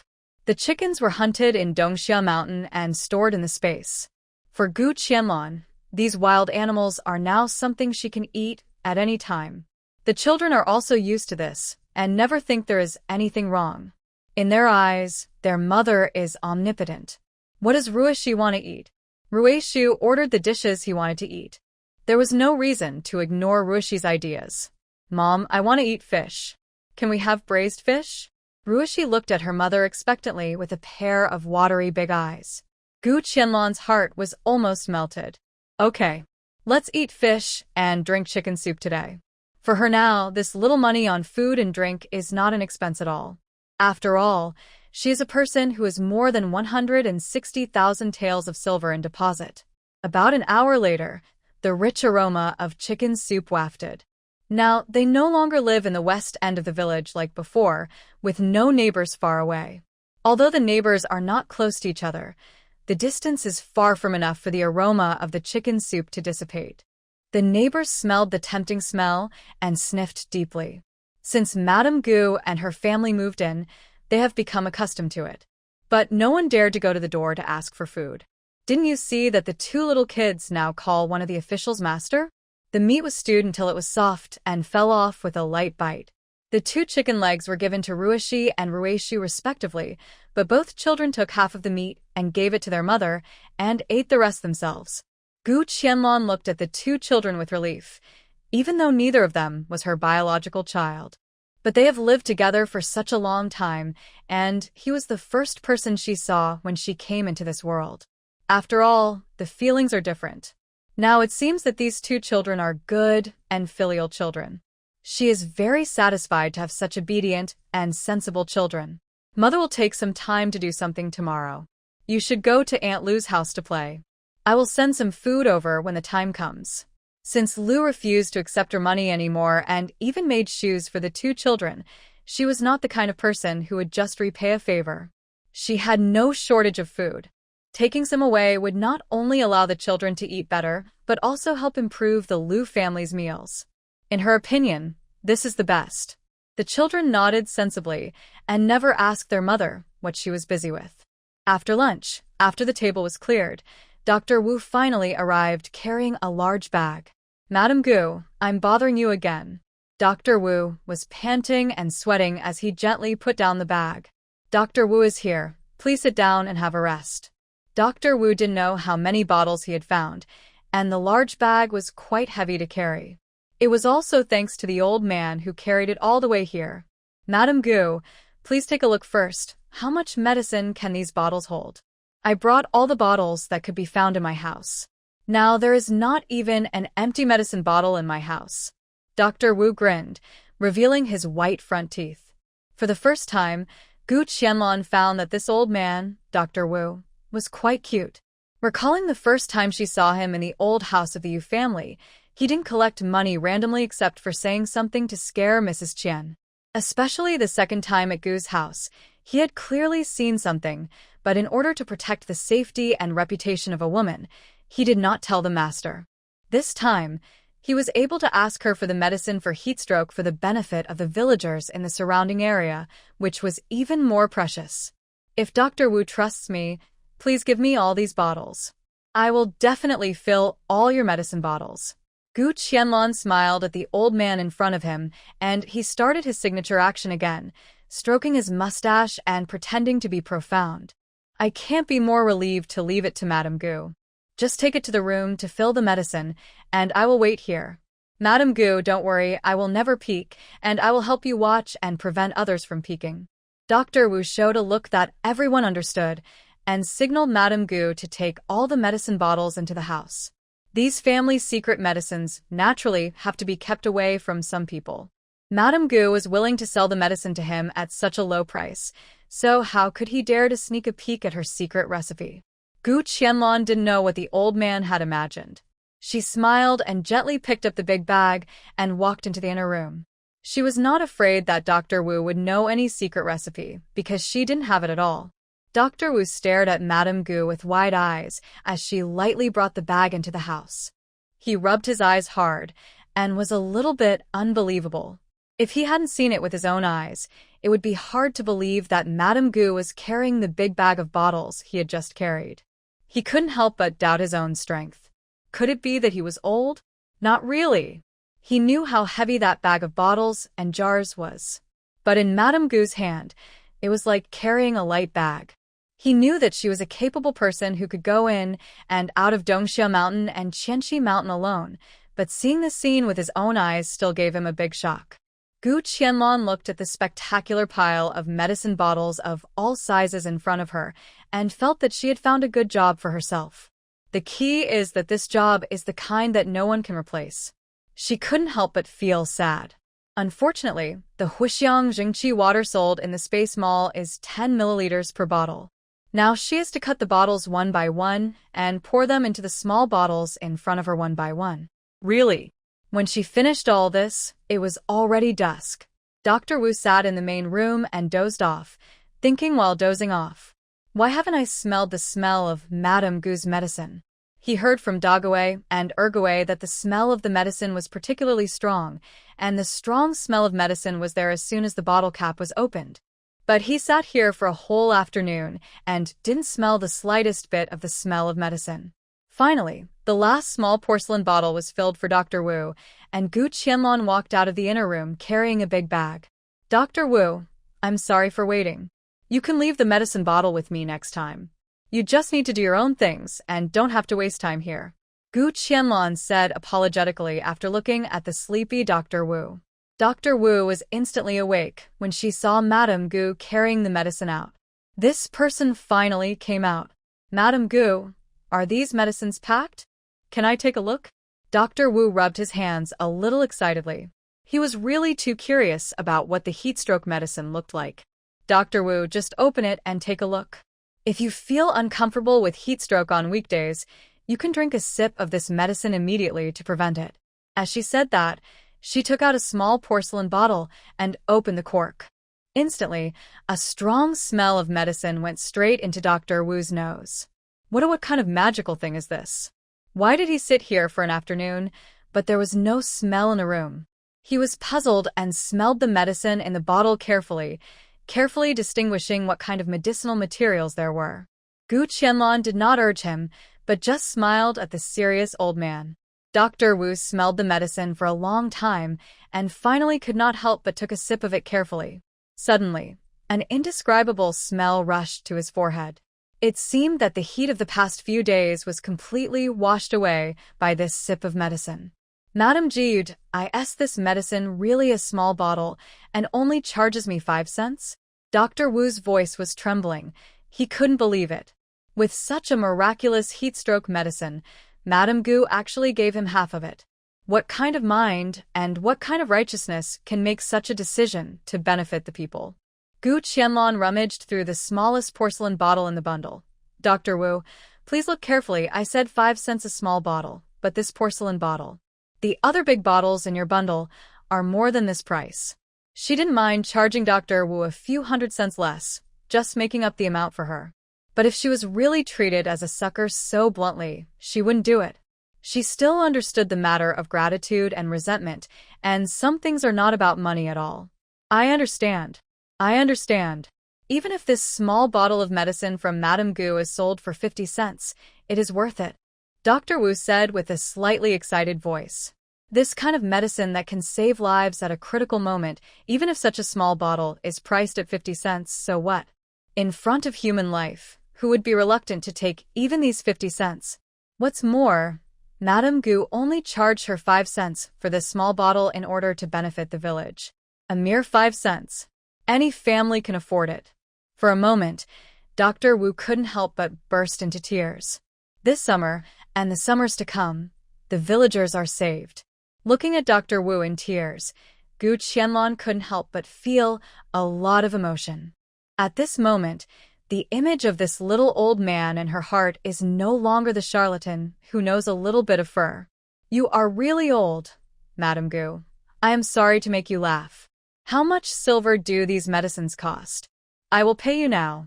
Dr. Wu cried for a while and soon recovered, touching the purse in his hand with some embarrassment. Just pay me 2 taels of silver. The bundle of medicine in front of him actually cost Gu Qianlong nearly 3 taels of silver in stock, and there were still more than 2 taels of silver left in the space that could not be bottled. But looking at the old man in front of him, who was wholeheartedly for the villagers, how could she accept his hundreds of coins? How can this be possible? Madame Gu, these medicines did not fall from the sky. You are a woman with 2 children to make a living, which is more difficult than ordinary people. How can you not calculate your life like this? After hearing Gu Qianlong's offer, Dr. Wu said angrily.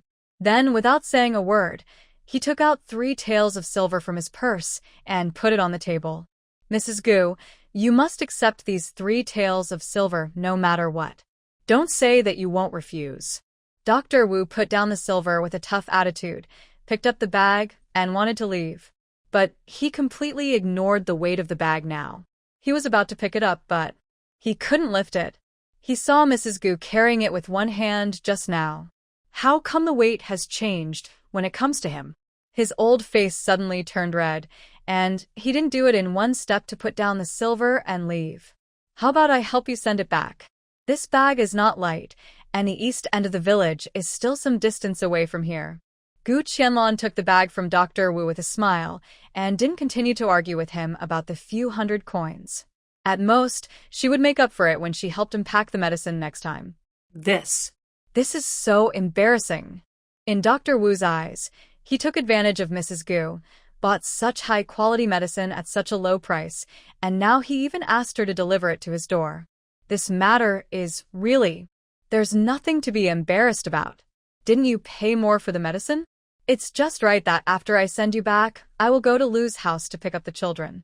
Under the gradually sinking sunset, the peaks not far away appear taller and more majestic.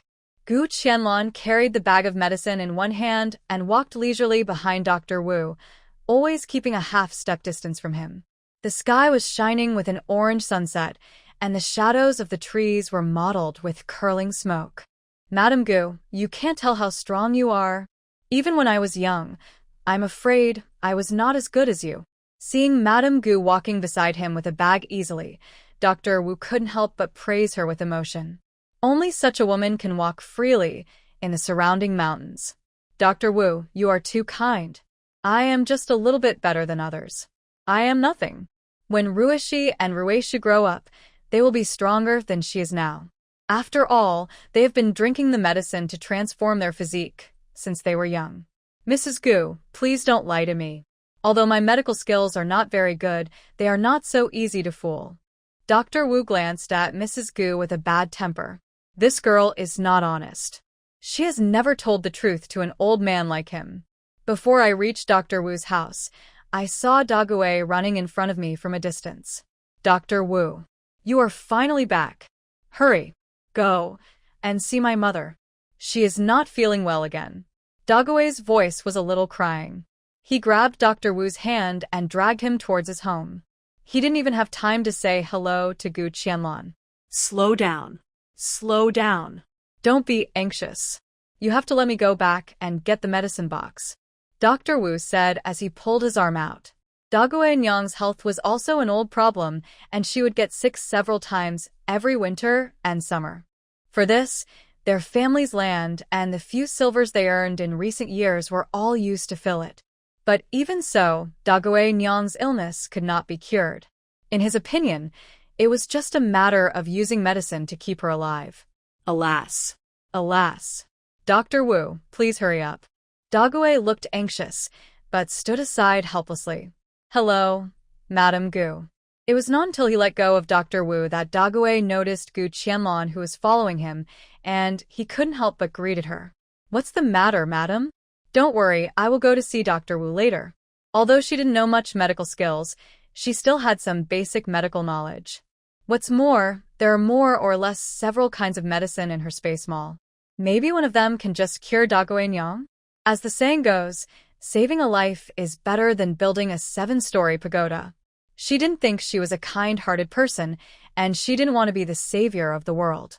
But as long as the people around her were not evil, she wouldn't mind helping them if she could. After hearing what Madame Gu said, Dague's eyes lit up. Thank you very much, Madame Gu. Although he had never heard that Madame Gu knew medicine, she actually took out the medicine to save her life. The taste and effect of the medicine are still fresh in his memory. Dr. Wu put away the extremely precious big bag, then he carried the medicine box and followed Dague to his home. Dague's home is not far from the Wu family. They live in the same village, and they arrived in just a moment. Ergue was also waiting at the door with an anxious look on his face. When he saw a group of people, he said hurriedly, Dr. Wu, come in quickly, my mother just fainted again. Saving lives is like putting out a fire. After hearing Ergue's words, Dr. Wu did not hesitate and rushed into the house in 2 steps. He took out silver needles from the medicine box with skillful movements and inserted the needles into several acupuncture points on Dague Nyang's body. The lady, whose face was pale and seemed to have passed out, slowly exhaled a breath of foul air, and her chest began to rise and fall. It's okay. It's okay. I'm barely able to recover this time. Dr. Wu took back the silver needle in his hand with some fear and let out a long sigh. Hey, let's go out and talk first, Dr. Wu said to the 2 young men after checking Dague Nyang's pulse.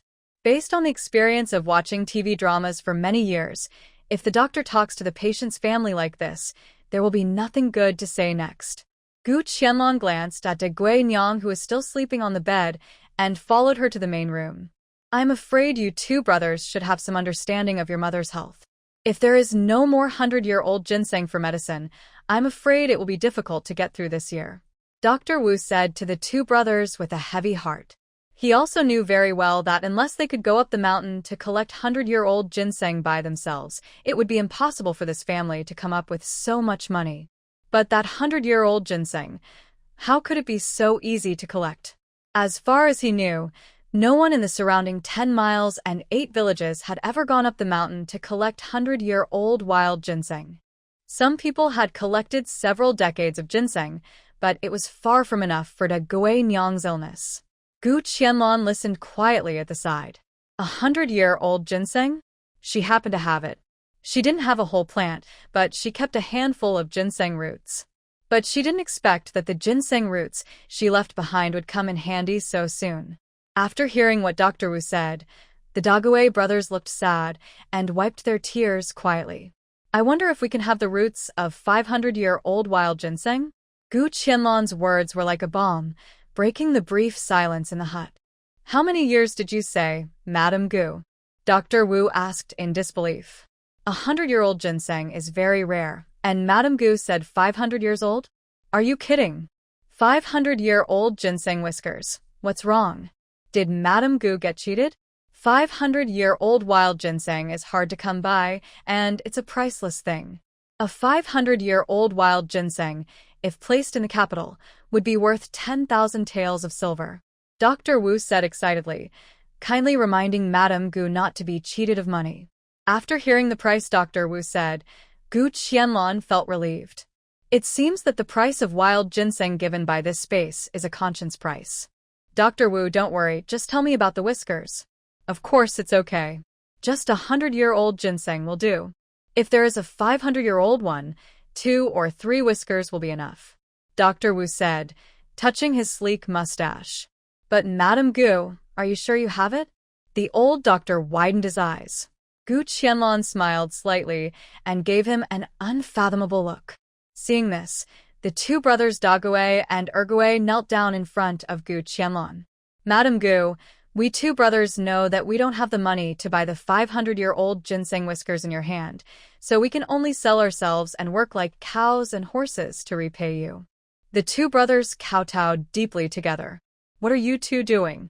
Isn't it said that a man's knees are made of gold? Why are they kneeling at every turn? Gu Qianlong frowned. When she left the ginseng whiskers, she didn't think much about it. She just wanted to keep some with her for safety. Now that she can use it to save Dagui's mother, she thinks it is a good use of it. Although she did plan to buy some servants from the county town, she still felt a little at a loss when Dagui and Ergui suddenly wanted to sell themselves to her as slaves. You 2 should stand up and talk first. The most important thing now is to cure your mother's illness first. Other things can be discussed later. She walked up and helped the 2 of them up. There was no rush for servants. She had to wait until her new house was built and all the furniture was ready before adding more people. Moreover, she didn't understand the situation of good people selling themselves. She had to ask clearly and complete the necessary procedures to avoid future troubles. Madame Gu is really righteous. Although he hadn't seen the 500-year-old wild ginseng whiskers, Madame Gu's words were worthy of admiration. Not to mention that those few ginseng whiskers could be used to buy the 2 brothers. Even if they were used to buy 5 or 6 strong laborers, it would be enough. Dr. Wu, please prescribe the medicine. Prepare the other medicinal materials first. I happen to have those ginseng whiskers with me. Gu Qianlong said as she walked into the inner room alone and took out 3 ginseng whiskers from the space. Looking at the remaining wild ginseng whiskers, it was okay. There was still a handful. Fortunately, when she was in Qianxi Mountain before, she had picked up a handful of ginseng beards and lost more than 2,000 taels. At least she could use it a few more times. Is it Dagui? Just as she was about to turn around and go out, she heard the Dagui Nyang on the bed slowly open her eyes and call out slowly. If it weren't for Gu Qianlong's extraordinary hearing, she might not have heard it. Auntie, are you looking for Dagui? I'll go call him in now. Gu Qianlong walked forward and looked at the Dagui Nyang on the bed. This is a middle-aged woman with a thin figure and pale face, but still a bit of beauty. It can be seen that when she was young, Dagui Nyang must have been a woman with outstanding temperament and beautiful appearance. Excuse me, who is this? Dagui Nyang looked at Madame Gu in front of her, a little stunned. I am Gu Qianlong, who used to live in the west end of the village. I am the wife of Yu Jianzhong, the 3rd son of the Yu family. Although she didn't want to have anything to do with the 3rd son of the Yu family, the people in the village all called her that, and she couldn't escape the custom. You are Madame Gu. Madame Dagui tried hard to sit up. Seeing that the aunt who had just woken up seemed to want to get up, Gu Qianlong hurried forward to support her. Wait a minute, do you want to drink some water? Or go to the toilet? I'll help you. Thinking that the 2 brothers Dagui were both men, it would be more or less inconvenient to take care of the aunt. Gu Qianlong did not call them in. Madame Dagui grabbed Gu Qianlong's arm and stared at her beautiful face. Really like. As she spoke, 2 lines of tears slid down her cheeks. I've finally waited for it. The hands of the eldest lady were thin but strong, tightly grasping the woman in front of her, as if she was afraid that if she let go, she would disappear. Auntie, what's wrong with you?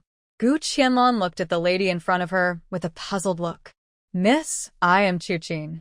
When you were little, I secretly ran to Gu's house to see the young lady. You were less than 1 year old at that time, and I held you in my arms at that time. Chuqin's tears flowed even more fiercely as she spoke. After all the fuss, this person turned out to be an old acquaintance of the original mother. Chuqin was extremely excited, and her tears fell like beads that had broken off the string. Gu Qianlong sat down on the bed, holding Chuqin and leaning against her body gently. Annie, you just woke up, talk slowly. Don't be too excited. Chuqin gently leaned on Gu Qianlong's body and took a deep breath. The eldest lady exuded a light and elegant fragrance, not like the ordinary powder fragrance, nor like the fragrance of flowers, but inexplicably made her feel at ease. I was originally a maidservant by the young lady's side, and I followed the young lady to marry into the Gu family. I thought that the Gu family was simple and just a farming family, and the young lady could live a peaceful and happy life. But who could have thought that the Gu family was also a den of dragons and tigers that would eat people without spitting out bones? Chuqin wiped her tears while speaking. Later, the young lady had no choice but to spend all her family wealth to seek a peaceful life. Even I was arranged by the young lady to marry in Yujia village, and I couldn't stay by her side to protect her. Thinking of the days in the Gu family, Chuqin couldn't help but grit her teeth. It's a pity that she is in poor health. In the past 2 years, she has been lying in bed all year round. The farthest she can go is just a few steps slowly in her own small yard. All this is thanks to the past. Originally, the young lady gave her a sum of money to buy some dowry and land, so she should have a rich life. It's a pity that in the past few years, except for paying for her son's military service, all the money has been filled into her broken body. I heard earlier that the eldest lady married in Yujia village. I wanted to meet you several times, but I was afraid. I was afraid of causing trouble for you and becoming a burden to you. Thinking of her current situation, Chuqin's expression dimmed. If she was in better health, she could help the eldest lady with some chores, even if it was just to supplement the family expenses. But now their family even owed a lot of money to many villagers. Today, I finally met the eldest lady. Even if I die immediately, I can rest in peace, Chuqin said, revealing a relieved smile. She also knew that her body was running out of time, and she relied on that little obsession to hold on until now. Now she has no regrets. Auntie, don't say that. I have a 500-year-old wild ginseng beard here that can save your life. You will definitely get better. There is still a long way to go in the future. Gu Qianlong gently comforted the woman in her arms. Her eyes were a little sour, and tears seemed to want to fall down. I will call you Aunt Qin from now on. I believe my mother will be very happy if she knows that I recognize you. When Chuqin heard that the eldest lady was going to take out the 500-year-old wild mountain ginseng whiskers to save her, she was even more excited and quickly propped up her body. Aunt Qin, don't worry. It's just a thing outside of my body. I am willing to use it to save your life. Just for the connection between Chuqin and the original owner's mother, taking out 2 or 3 ginseng whiskers was nothing in her eyes. Mom. You're awake. Dague and Ergue saw that Madame Gu had not come out for a long time, and they vaguely heard their mother crying, so they hurried into the house. Dague, Ergue, come and meet the eldest lady, Chuqin hurriedly ordered when she saw her 2 sons. Although she didn't know why, the 2 young men knelt down again and greeted her obediently. It seems that Madame Gu has already told her mother about the 100-year-old ginseng whiskers, which saved them from mentioning it to her again and making her sad. Auntie Qin, you're making me wonder what to do. Miss, Dr. Wu has gone back to get the medicine, so. That 100-year-old ginseng beard, Dague said, his face slightly flushed. Dague. What nonsense are you talking about? How can you ask Miss for such a valuable thing? Chuqin immediately stopped her son when she heard what she said. She asked her sons to recognize the eldest lady in the hope that they could do their best for her in the future, and she never thought of taking advantage of the ginseng beard. Mother?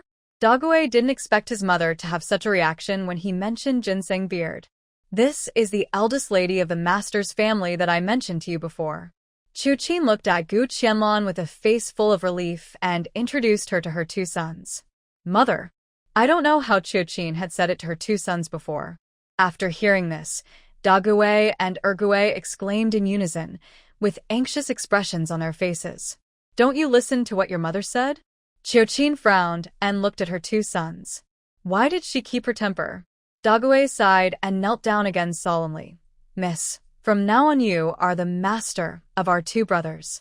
Anyway, after Madame Gu gave them the ginseng whiskers, they would also sell themselves as slaves and serve Madame Gu's family. It doesn't matter if it's earlier or later, or for some reason. Gu Qianlong slightly turned her body to avoid it and looked at the conversation between the mother and her two children in front of her with a calm face. It seems that her new house will soon have a few new members. After handing the 3 ginseng whiskers that had been prepared long ago to Dagui, she stood up and prepared to go back. The last rays of the setting sun sprinkled on the earth, and almost every household in the village had already lit the stove. Gu Qianlong looked at Dr. Wu from a distance, carrying several large bags of medicine and running towards Dagui's house, revealing a reassuring smile. As night fell, the earth finally returned to peace and silence. The children had fallen asleep, snoring softly. Suddenly, a calm announcement came from Xiao Liuzi in the space. Congratulations to the host for successfully saving a person with wild ginseng whiskers. The space rewards 500 points. After the gentle announcement, it returned to silence again. Gu Qianlong sat up from the bed and immersed her consciousness into the space. As expected, 500 points were added to the space panel. Now she is only 2,839 points away from reaching level 6. Xiao Liuzi, what's going on? Could it be that Dagui's mother has already drunk the medicine? She should get better slowly in the future. Xiao Liuzi's judgment must be correct. The wild ginseng whiskers sent out have played their due role. Answer the host. The space has confirmed that Qiuqin has taken the medicine and her body is gradually recovering. If this point is not confirmed, the space would not be able to give out 500 points. Do you really think that their highly intelligent space can be fooled? It seems that saving Dagui and his mother can increase points. I didn't expect it. Gu Qianlong couldn't help but sigh in her heart.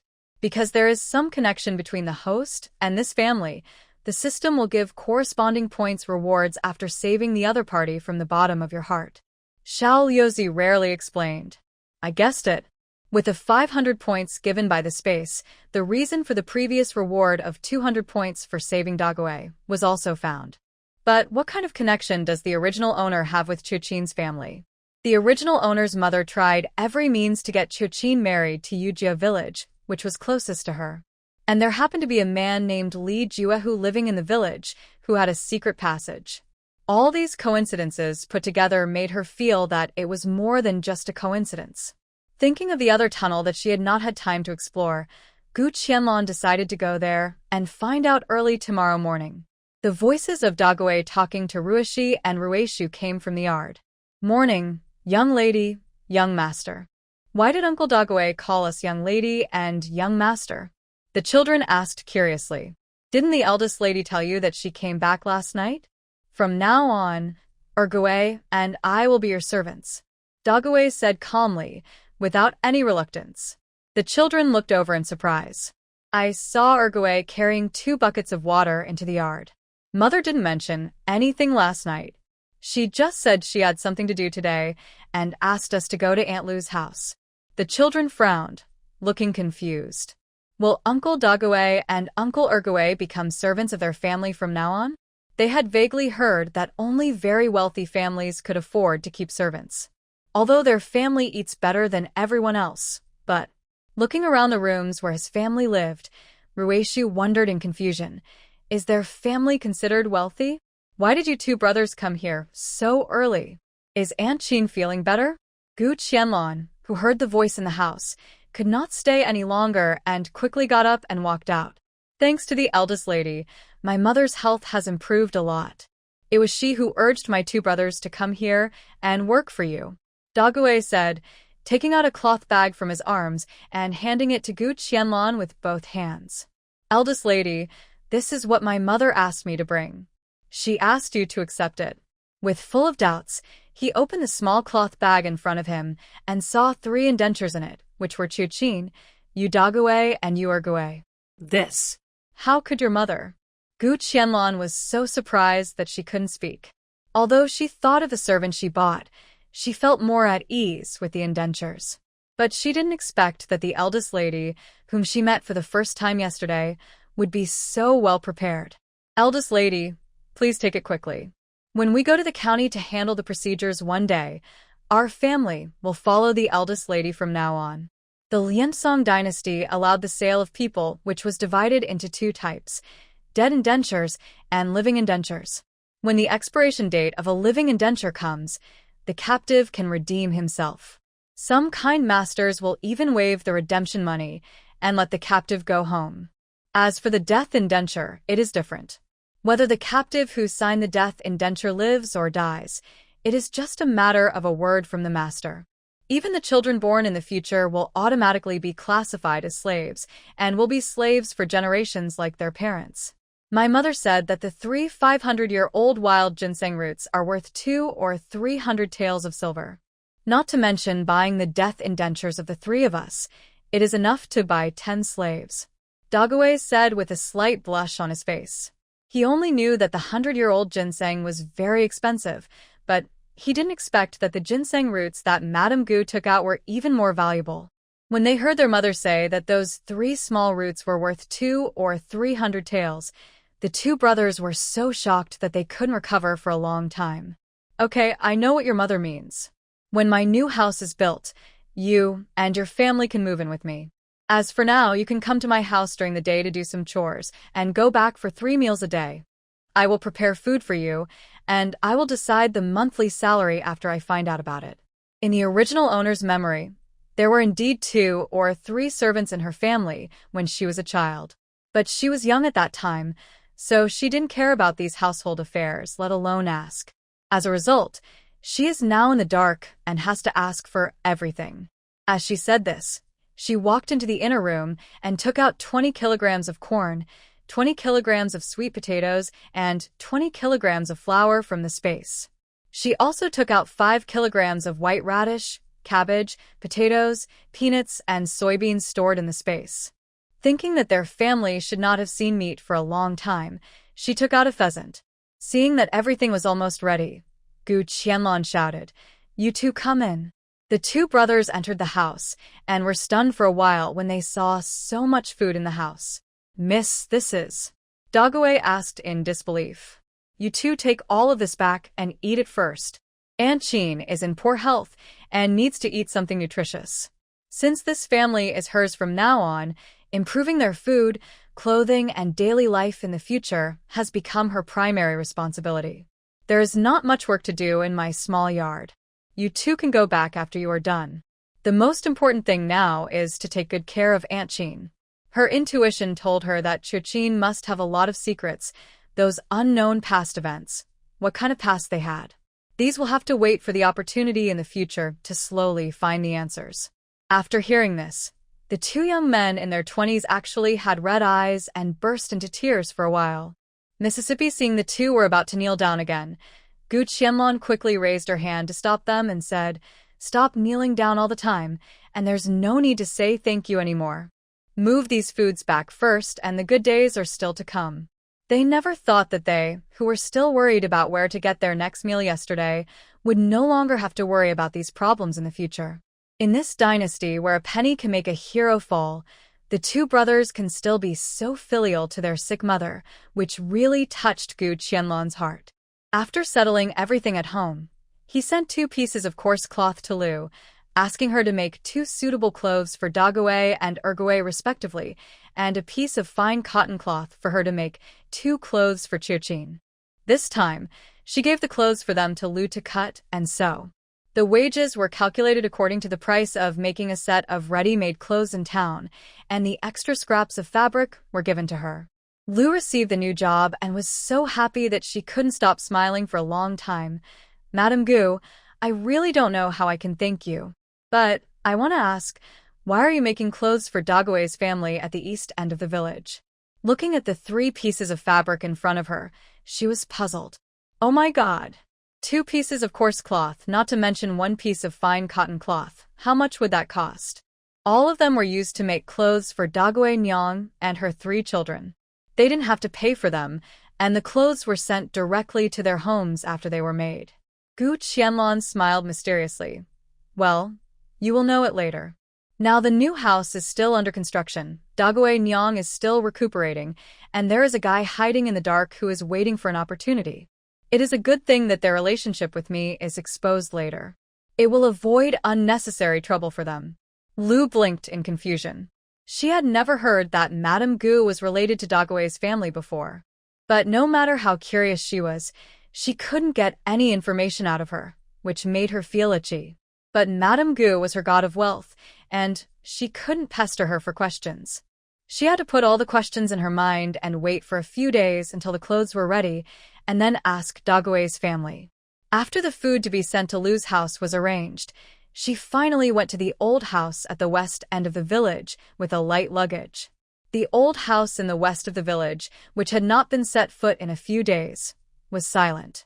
Gu Qianlong first entered a few rooms and checked the places she had marked in advance.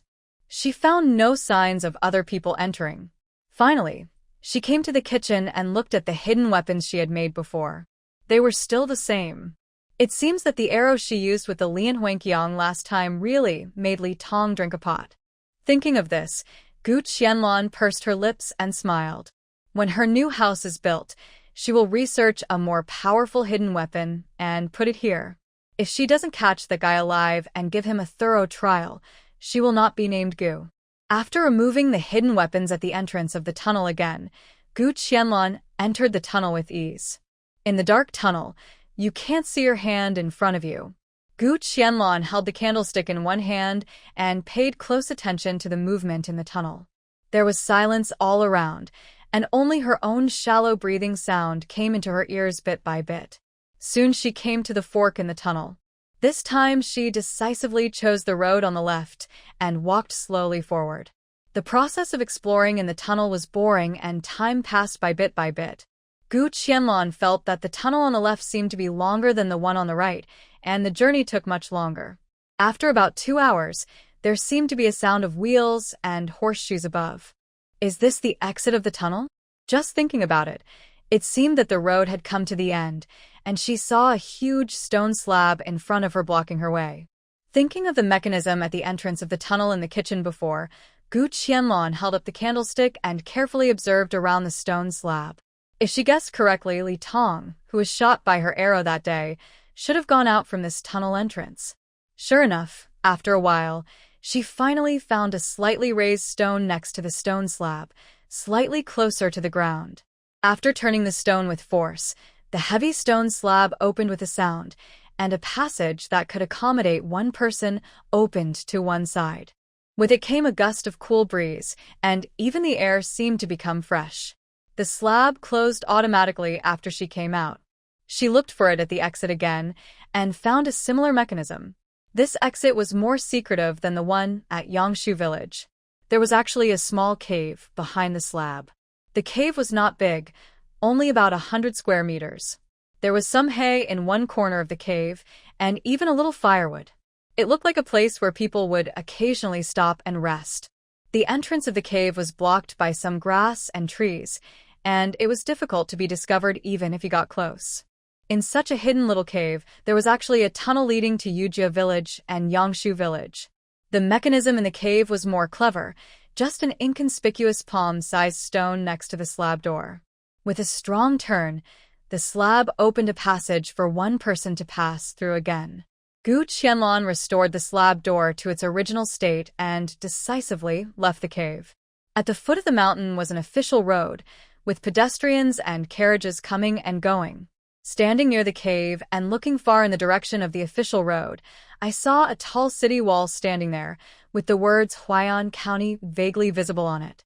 Of course, at such a distance, only someone with a unique physique like Gu Qianlong could see the words clearly. Others couldn't see the big words on the city gate at all. This is a shortcut to Huai'an County. Recalling the last time she took a carriage driven by the Yamen runners, it took an hour to reach the county. And today, She took her time to pass through this small tunnel, and it also took less than an hour to reach the outside of the county. What if she was faster? A passage that only needs to trot to completely surpass the speed of the carriage and reach the county. No wonder Li Tong was willing to kill people and drive away the people living in the old house in the west of the village just to keep the secret. Just thinking about it, she couldn't help but feel a chill on her back. Once this secret is known to the villagers, what kind of uproar will it cause? Gu Qianlong had a cold face and lowered her eyes. No matter what the reason was, it was not a reason for Li Tong to kill people. If she guessed correctly, Li Tong was most likely hiding somewhere in this county to recuperate. Humph. It's better not to let her meet this guy, otherwise. Gu Qianlong snorted in her heart.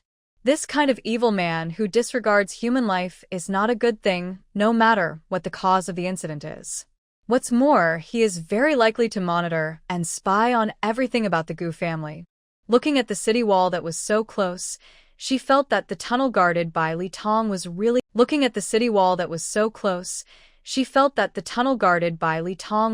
convenient for her this time. She also planned to take some time to go to the county town. There were too many things that needed to be purchased in the new house.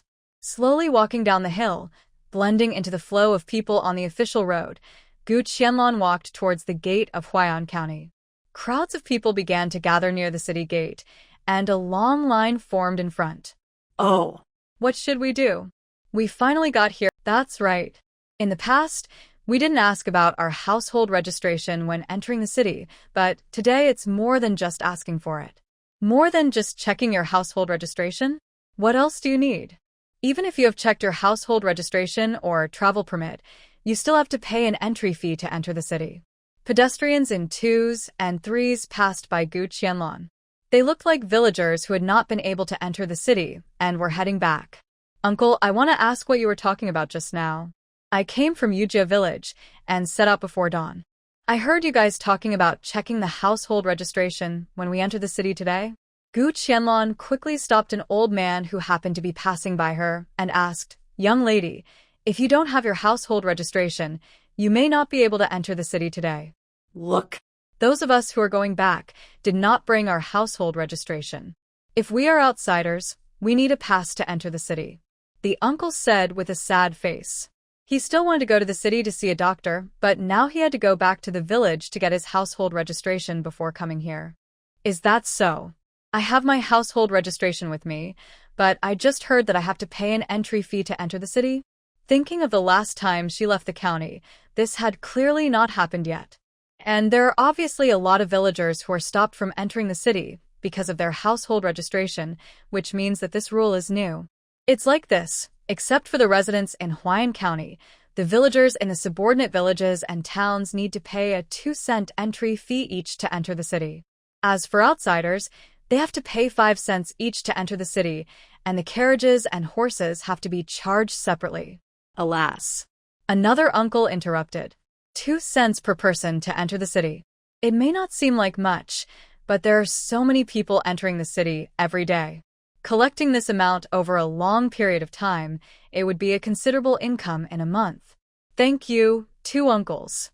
After learning about the situation ahead, the team was also moving forward slowly.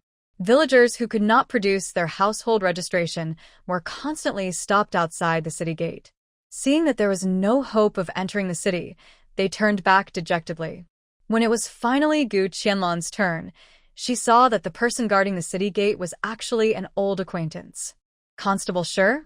What a coincidence that I run into you. Gu Qianlong, who was about to take out the household registration from the space, paused and greeted the constable in front of him. Madame Gu. Shi Zhongliang had a deep memory of the stunningly beautiful Madame Gu. But today, she looked even more elegant and graceful than before. Although Madame Gu was only wearing an ordinary fine cotton dress today, she still looked so out of place when standing next to the villagers. Madame Gu, long time no see. How come you have time to come to the county town today? Shi Zhongliang was deeply surprised by Madame Gu's appearance. Thinking about how he had just heard of Madame Gu's name not long ago, and how she was able to enter and leave Thousand Snake Mountain safely alone. This courage and ability alone were enough to make him admire her very much. Shi Zhongliang, who had just met Song Tu and Anton, naturally knew the situation of Madame Gu's family very well. This seemingly delicate and beautiful woman could actually make a master like Anton bow down to her, which really made him look at her with new eyes. You know, Anton's continuous kicks were something even he couldn't resist. But he didn't expect that the boy couldn't even touch the corner of Madame Gu's clothes when fighting with her. At this time, Shi Zhongliang didn't dare to neglect or despise Madame Gu. She is the mother of Anton's 2 disciples, and there will be many opportunities for everyone to interact in the future. But you didn't bring your household registration with you? We are all old acquaintances, so there is no need to check Madame Gu's household registration. Hurry up and let Madame Gu go. Shi Zhongliang shouted at the guard beside him while speaking. After hearing what Constable Shi said, Gu Qianlong withdrew her hand that was about to take out the household registration. Just as she was about to pay the 2-cent entrance fee, Constable Shi beside her stopped her. What are you doing, Madame Gu? Since you are the mother of Anton's disciple, then we are all family. Why do we need you to pay these 2 cents? Please come into the city and talk. Shi Zhongliang smiled kindly. Shi Zhongliang's curiosity about Madame Gu was far greater than standing at the city gate and drinking the northwest wind.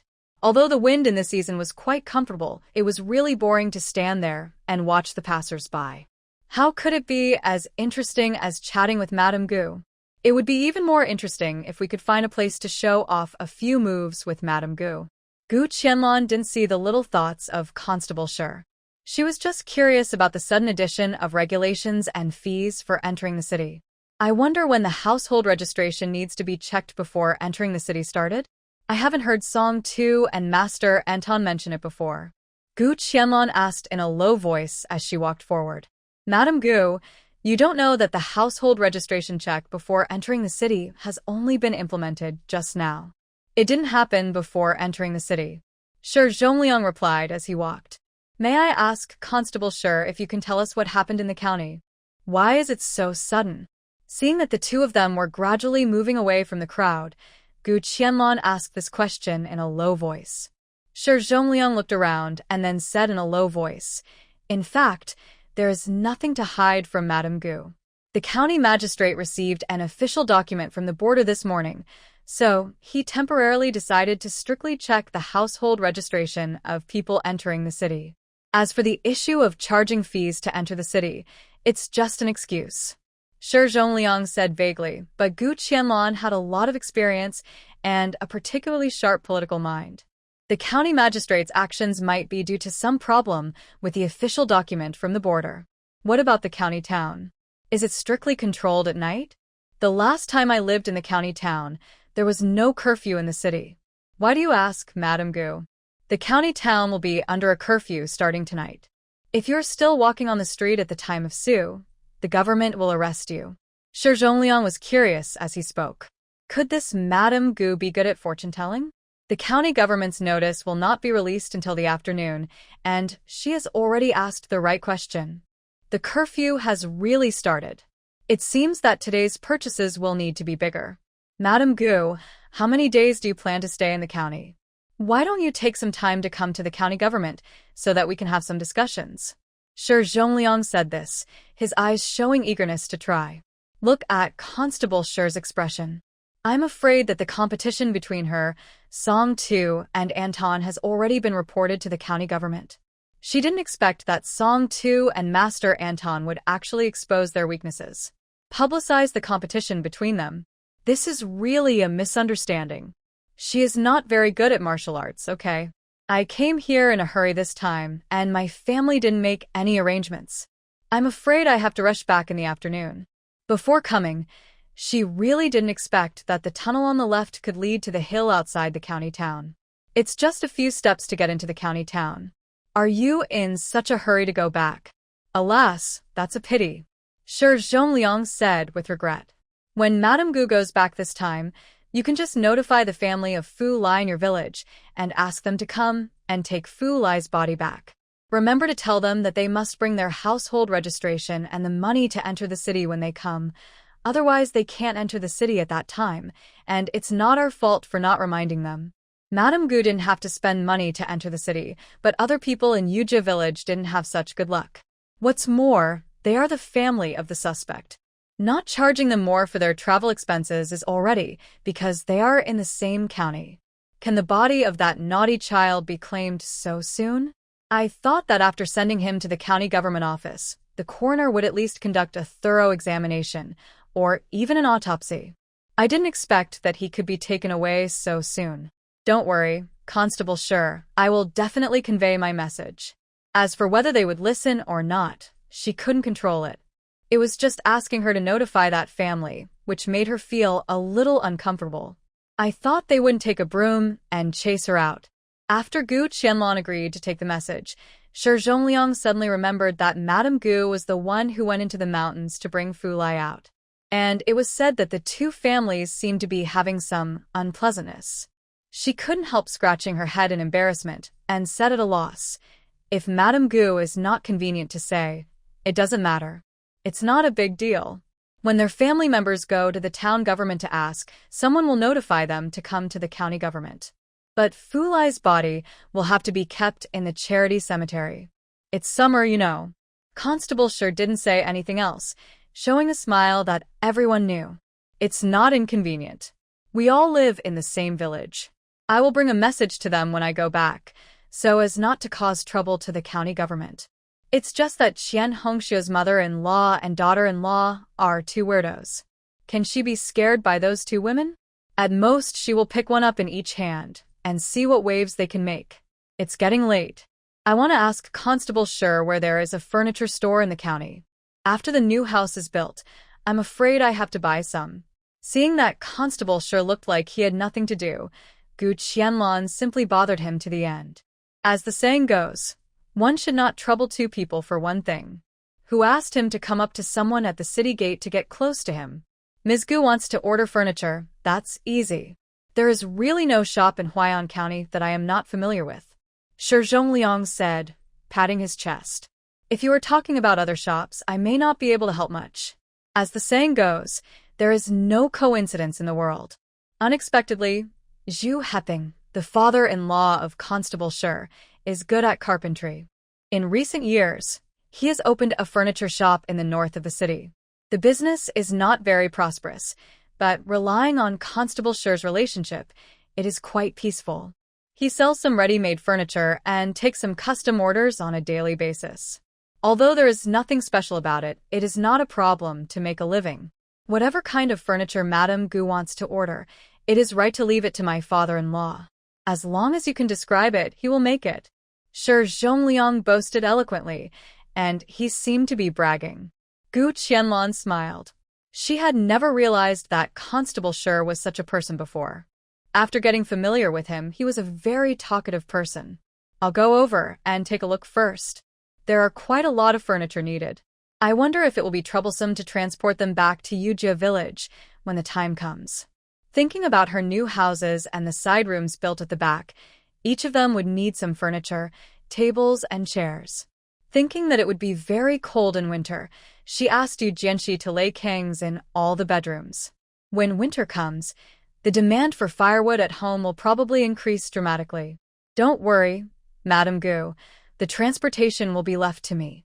I heard that Madame Gu is a very good cook, and her cooking skills are even better than those of the chef at Juxinlu in Chongbei Town. When it's time for the day off, he will help deliver the furniture by car. Even if he can't get a meal, he will always have a chance to compete with Madame Gu. Just thinking about it, Shi Zhongliang felt that this was feasible, and he couldn't help but feel secretly happy. Gu Qianlong didn't have too high requirements for furniture. Economy and durability are the most important, and exquisiteness is not necessary. As they talked, the two walked towards Zhu's furniture shop in the north of the city. Because the county suddenly needed to check the household registration when entering the city, there were not many pedestrians on the streets, and the business of each shop was very quiet. Only a few customers were in a few shops, and there was no liveliness and prosperity of the past. Madame Gu, the shop in front is my father-in-law's, Shi Zhongliang said, pointing to the first shop at the entrance of the alley not far ahead.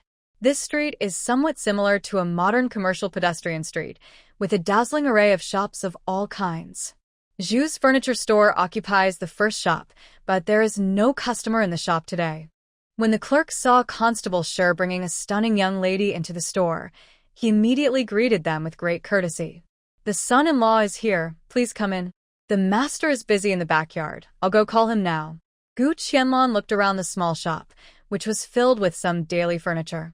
Various tables, desks, benches, round stools, and even couches and bunk beds. The workmanship is very delicate, and the edges and corners are rounded and smooth. She nodded slightly.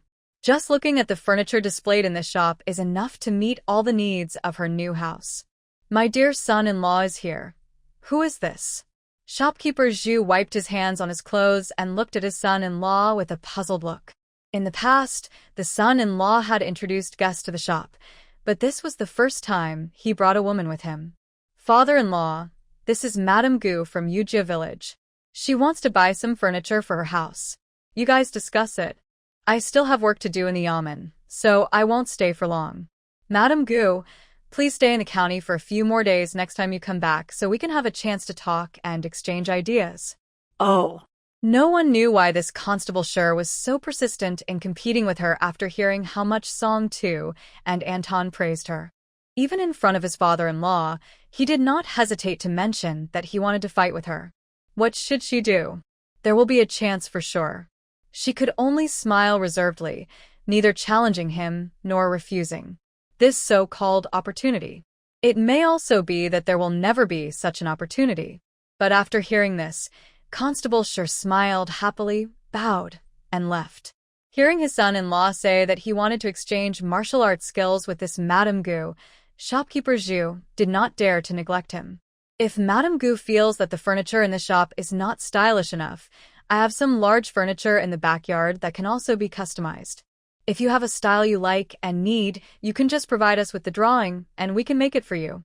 Shopkeeper Zhu greeted them attentively. As long as there are drawings, Shopkeeper Zhu can make any kind of furniture? Speaking of this, Gu Qianlong couldn't help but think of the rosewood bed that belonged to the original owner's mother. From the materials used to the fine workmanship, it is impossible that the bed could have come from a small town like Chongbei. The most likely possibility is that it was originally ordered in Huayan County. Thinking of the ingenious mechanism in the bed, I wondered which furniture store and craftsman made the bamboo bed. I'm not bragging. As long as Madame Gu can provide the blueprint, our shop can definitely make it. Shopkeeper Zhu said proudly. Although his shop is not big, he has been in this business for nearly 30 years, and he has been doing carpentry since his father's generation. What kind of exquisite furniture has he not seen in Huayan County? What about the bamboo bed? Gu Qianlong asked tentatively. Bamboo bed? Shopkeeper Zhu's voice involuntarily increased by several decibels. Yes, bamboo bed. Has Shopkeeper Zhu ever made one? Looking at Shopkeeper Zhu like this, it seems like there is a play. Gu Qianlong couldn't help but ask. But the Wangwali would bamboo bed? Shopkeeper Zhu murmured softly, and his thoughts seemed to drift to the time when he was still an apprentice a few years ago. Did Shopkeeper Zhu really make a Wangwali wood bamboo bed? When was it? Could it be that the original owner's mother's bed, which was worth a fortune, was made by Shopkeeper Zhu in front of him? I did participate in making such a bed in my life, but that was 20 years ago. If Madame Gu really wants to make such a bed, the price is not low. And, to be honest, the shop doesn't have the drawings of that kind of bed. Shopkeeper Zhu shook his head with a little regret. I see. I just don't know how much silver it costs to make that bamboo bed. Does Shopkeeper Zhu know? Thinking of the bamboo bed in the old house of the Gu family in Yangshu village, Gu Qianlong couldn't help but feel curious. It seems that the Xiao family was quite financially strong back then. Madame Gu, are you asking this? I actually know. When my master took over this order, the price of the Wangwali wood bamboo bed was 3,600 taels of silver. That's it. The owner provided the drawings, and we are only responsible for building and installing it.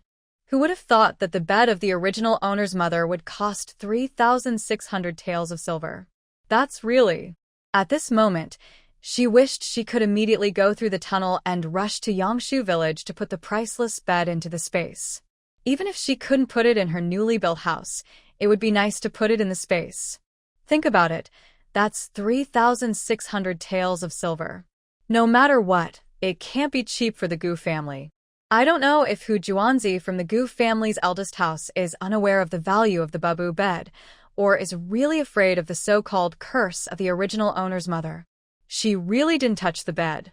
You have to provide the drawings yourself to customize this bamboo bed. Alas, this is probably difficult. Gu Qianlong said with pretended regret. Madam Gu, why don't you take a look at my other beds? Although they are a bit simple, they are sturdy and durable, and the price is much cheaper. Shopkeeper Zhu introduced enthusiastically and took Gu Qianlong to the warehouse in the backyard. Gu Qianlong looked through the warehouse with great interest and actually found quite a few practical items, and the workmanship was not complicated. After a round, she picked out dozens of furniture of different sizes and made a list of the quantity and styles. Shopkeeper Zhu was excited as he looked at the increasing styles and quantities on the list. Madame Gu, who was introduced by her son-in-law, is really a big customer.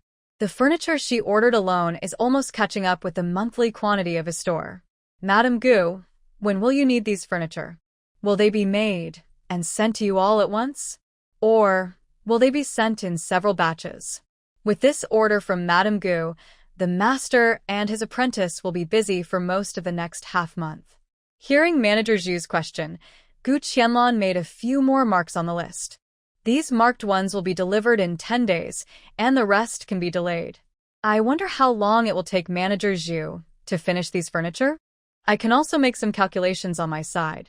What if her servants have bought the furniture, but it's not in place yet? That would be embarrassing. Shopkeeper Zhu calculated carefully, and with the master and apprentices working overtime, he could tell when the furniture could be delivered at the earliest. He agreed with Madame Gu on a date that both parties were satisfied with. It cost less than 200 taels of silver to order all the furniture. All the furniture was made of ordinary wood and was economical and practical, suitable for the decoration of a farmyard. After paying a deposit of 40 taels of silver to shopkeeper Zhu, she finally solved all the furniture problems of the new house. While she was out, she planned to take a good look around the county. The main street of Huai'an County is paved with smooth bluestone. The street is quite wide, enough for 6 or 7 horses to walk side by side. After leaving Zhu's furniture store, there are tea houses, embroidery workshops, cloth shops, and jewelry shops in front. There are also some small restaurants, grocery stores, grain and oil shops, etc. Since wheat appeared in the space, Gu Qianlong has never delayed harvesting crops. Now she has stockpiled a lot of grain and vegetables, but some clothing fabrics need to be replenished. Cotton is already sold in her space mall, so she doesn't have to worry about buying cotton-padded clothes and quilts this winter. Thinking of this, she walked into a nearby cloth shop. The shop is not big, about 70 or 80 square meters. A woman in her 30s with a round face immediately came up to her. What does this lady want? The shop has just received a batch of fine cotton cloth, and all kinds of coarse cloth are also complete. If you like it, I can give you a discount. The store has been open for a long time, and it is not easy to get a customer. She has to be more enthusiastic. How much is your fine cotton cloth? Gu Qianlong pointed to a piece of navy blue cloth and asked. This lady has a good eye. This piece of navy blue cloth is new and is selling very well. It used to be 50 cents a piece, but we haven't been able to open this morning, so I'll charge you 48 cents a piece. Gu Qianlong smiled but said nothing. He also asked about the prices of coarse cloth and fine yarn. I looked around the store and asked about all the prices, but the lady didn't say whether she wanted to buy or not. The shopkeeper couldn't help but get impatient. I say, young lady, have you taken a good look? Which one do you want? Although shopkeeper, he was a little anxious, he still asked patiently, I want all the fabrics I asked about just now. How much do you have in stock? Give me a discount, and I'll buy them all. Seeing that the shopkeeper's offer was reasonable and that he didn't get angry and chase her away after she had been asking him for so long, Gu Qianlong simply bought all the cloth in her shop. Anyway, if you put it in the space, it won't get moldy or discolored, nor will it become old and dusty. The fabrics of this era came in relatively few colors, and the difference between the common people's clothes lay in the embroidery rather than the color of the material.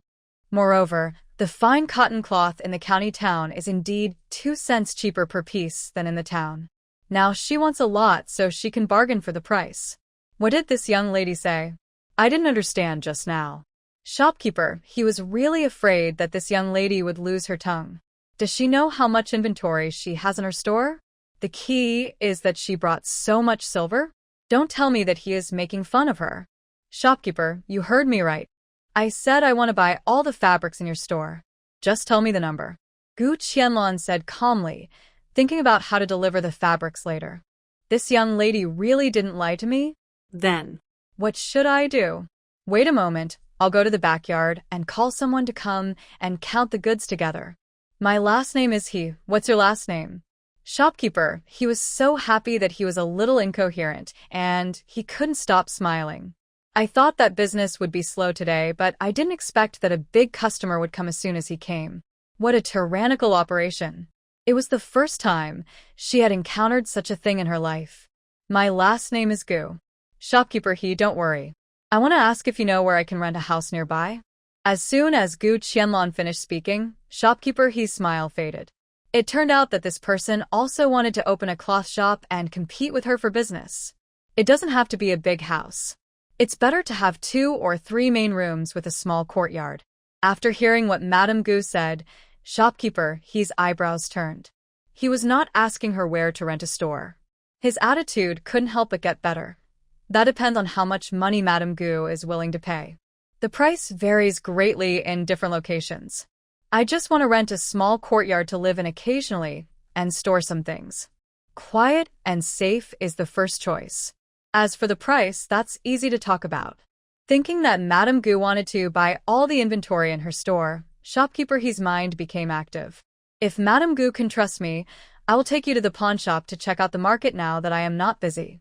To be honest with Manager He, I plan to rent a small yard just to store the fabrics I bought from you. The house has not been decided for the time being, and I have no place to put the fabrics I bought. But Manager He, don't worry that I won't buy them. We can inspect the goods first, and I will pay you a deposit.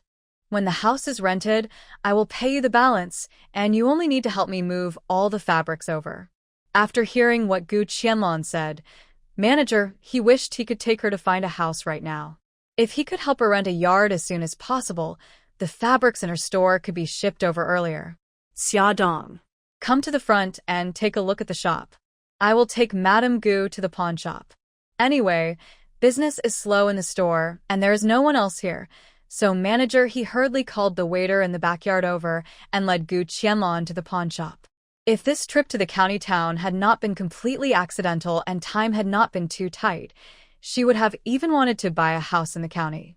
She might not come here to live there, it's just a concept of modern people, buy a house if you have money. Live in one look at another, she feels happy just thinking about it. Madame Gu, this is Ding Chun from the pawn shop. Brother Ding is my old neighbor.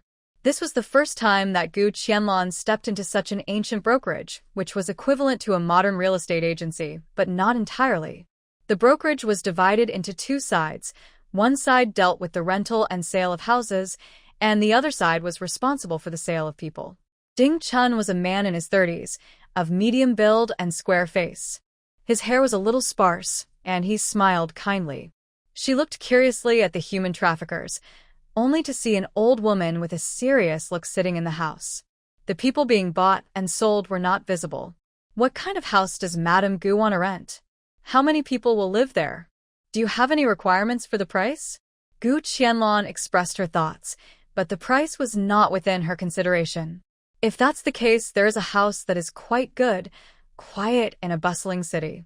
Across the street is the academy, which is exactly what Madame Gu wants, but the price is this. The landlord asked for a higher rent, 1 or 2 silver coins per month. Upon hearing what Ding Chun said, Shopkeeper He took a breath of cold air. What? The floor of his house is paved with gold. The rent is so expensive at 1 or 2 silver coins. Why doesn't he just rob a money house? Really? Gu Qianlong chuckled at what Manager He said. It turns out that this sentence has been around since ancient times. Many years later, this dialogue, with just a change of location, would be exactly like, "Why doesn't he just rob a bank?" Don't be angry, both of you. Just listen to me. This house consists of the main house plus 2 bedrooms, a study, a kitchen, and a utility room. There is also a well in the small courtyard. The room is fully furnished. You only need to bring some clothes and bedding to move in. And the minimum lease period is 1 year. Gu Qianlong heard that this was a house that you could move into right away. It was really nice. Brother Ding, why don't you take me over to have a look? If it's suitable, I'll rent it right away. The three of them left as soon as they said they would, and in less than half an hour they arrived at the house that Ding Chun had mentioned. The house was just as Ding Chun had said, with all the furniture and very clean. The yard was not big, with a well in the corner of the yard, covered with a wooden board. There was a canopy in the yard, under which was a small stone table surrounded by 4 square stone benches. It was obvious that the owner was a very particular person. This is it. Gu Qianlong readily paid 1 year's rent, completed the handover procedures, and received a lease and a bunch of keys. Manager He's heart instantly settled down. I wonder if Brother Ding knows anything about buying people. I have something to ask you. Thinking of the death indenture of Dague's family in her hand, she wanted to find out the matter of converting innocent people into slaves before making any plans. What does Madame Gu want to know? Although this aspect is not my responsibility, I stay in the pawn shop every day, so I know some of the twists and turns here.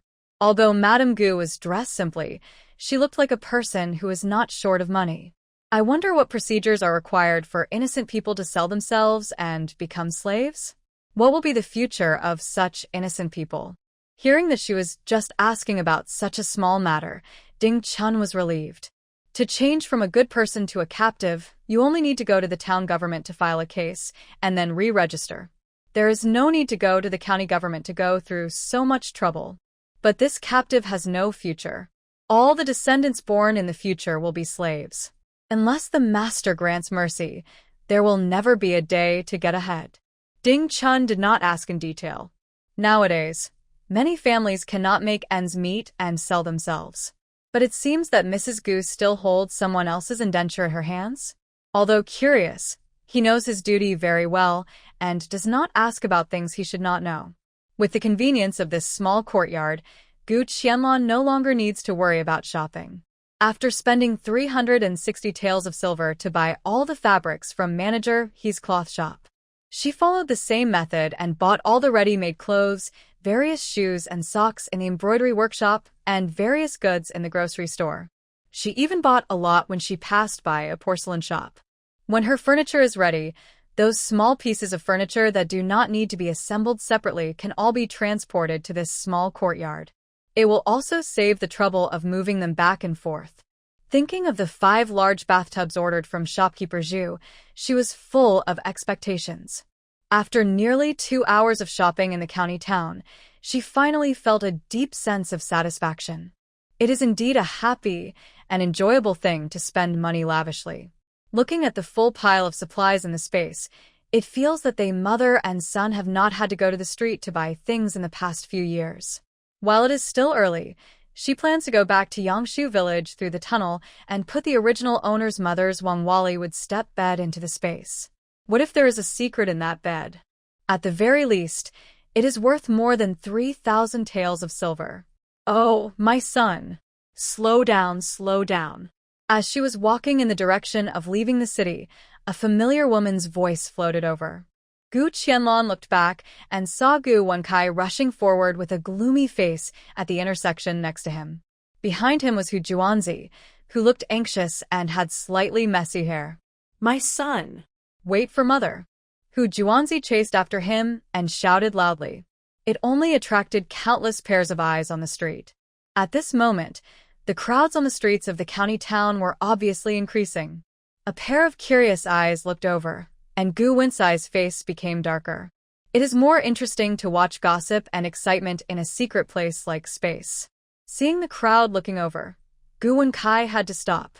Mom. Why are you shouting so loudly on the street? Do you think I am not embarrassed enough?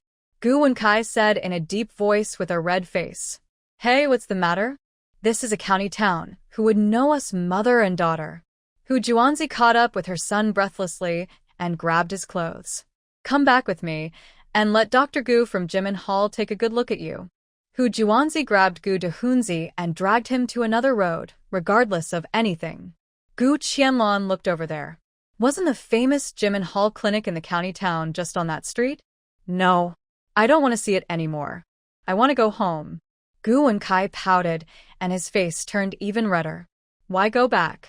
We finally got our household registration and paid money to enter the city, just for you to see a doctor. How can we go back without even getting a prescription? Hu Juanzi really felt sorry for the round-trip carriage fare and the city entrance fee. How could she just leave without knowing anything? No matter what she said today, she had to make her baby son's illness clear. How could a healthy person suddenly become ill?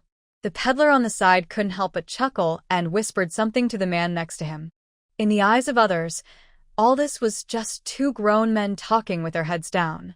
It was impossible to hear what was being said. But in Gu Qianlong's eyes, it was different. In the space, she could clearly hear the two vendors talking in a low voice. That Dr. Gu from Jimin Hall is the best at treating male diseases. What male diseases? Another vendor looked puzzled. It's the disease that men can't do. The vendor who was talking had a smile on his face, and the gossip in his eyes was raging. The two big men showed a look that they understood each other, and looked straight at Gu Wenkai, looking him up and down. This time, Gu Dehunzi was even more upset. Although he didn't hear what people on the street were talking about, he inexplicably felt that everyone looked at him differently when they heard the three words Dr. Gu. Go if you want to. I'm not sick, I'm fine. He stiffened his neck, shook off Hu Juanzi's hand, and ran towards the city gate. Ouch. Hu Juanzi, who was unprepared, was thrown to the ground and sprained her ankle. Son. Wait for me. But the piercing pain in her feet forced her to sit down on the ground again. What are you looking at? It's all your fault. If you hadn't laughed at my son, he wouldn't have run away. Seeing that everyone was still whispering about something, Hu Juanzi couldn't help but get angry. It was these people who caused her eldest son to run away in shame. Seeing this, the women who were originally going to help her up hurriedly stepped back. Forget it, this guy is the kind of person who bites whoever he catches, so they should stop interfering. Hu Juanzi saw that after sitting for a while, no one cared about her, let alone came to help her, and she became even more angry. Oh, my son. How can you not care about your mother, and just leave her like this? Thinking of her beloved baby whom she had loved for more than 20 years, and now having to suffer this, she couldn't help but feel heartbroken. Gu Qianlong laughed when she heard this. The way Hu Juanzi spoke made it sound as if Gu Dehunzi was already dead. She had no intention of caring about the matters between mother and son. After all, her foot was injured by being pushed by her good son. Everyone saw this, so she shouldn't think of blaming anyone. She dodged out of the space, went out the other side of the alley, and quickly walked out of the city towards the small hill she had been to before. Unexpectedly, I didn't meet Gu Wenkai again along the way. I guess the guy had already hired a carriage, and went back. Gu Qianlong returned to the cave with ease, opened the stone slab, and entered the tunnel again. This time, she planned to go directly to Yangshu village and put the priceless bed of the original owner's mother into the space first. She walked quickly through the tunnel holding the candlestick. In less than an hour, she reached the fork in the tunnel. She raised her foot and walked decisively towards the direction of Gu's family in Yangshu village. It was already afternoon when we came out of the tunnel and arrived at the small hill again. The forest was quiet. This time there were no men or women who shouldn't be there, nor were there any dangerous animals. Gu Qianlong carefully went down the mountain, trying her best to avoid the villagers. When she was near the intersection leading to the village, she simply entered the space. Although it can only move 800 meters in space at a time, it is enough to move back and forth in the village and put away the stepping bed. Since she decided to use the function of moving within the space, she no longer had to go through the trouble of taking out the key at the door to open it. I went straight to the inner room of the Gu family's old house and saw the rosewood bed still placed there intact. However, since no one had taken care of the room for a long time, a thin layer of dust had accumulated everywhere in the room and on the bed. Her heart, which had been hanging for a long time, finally settled down.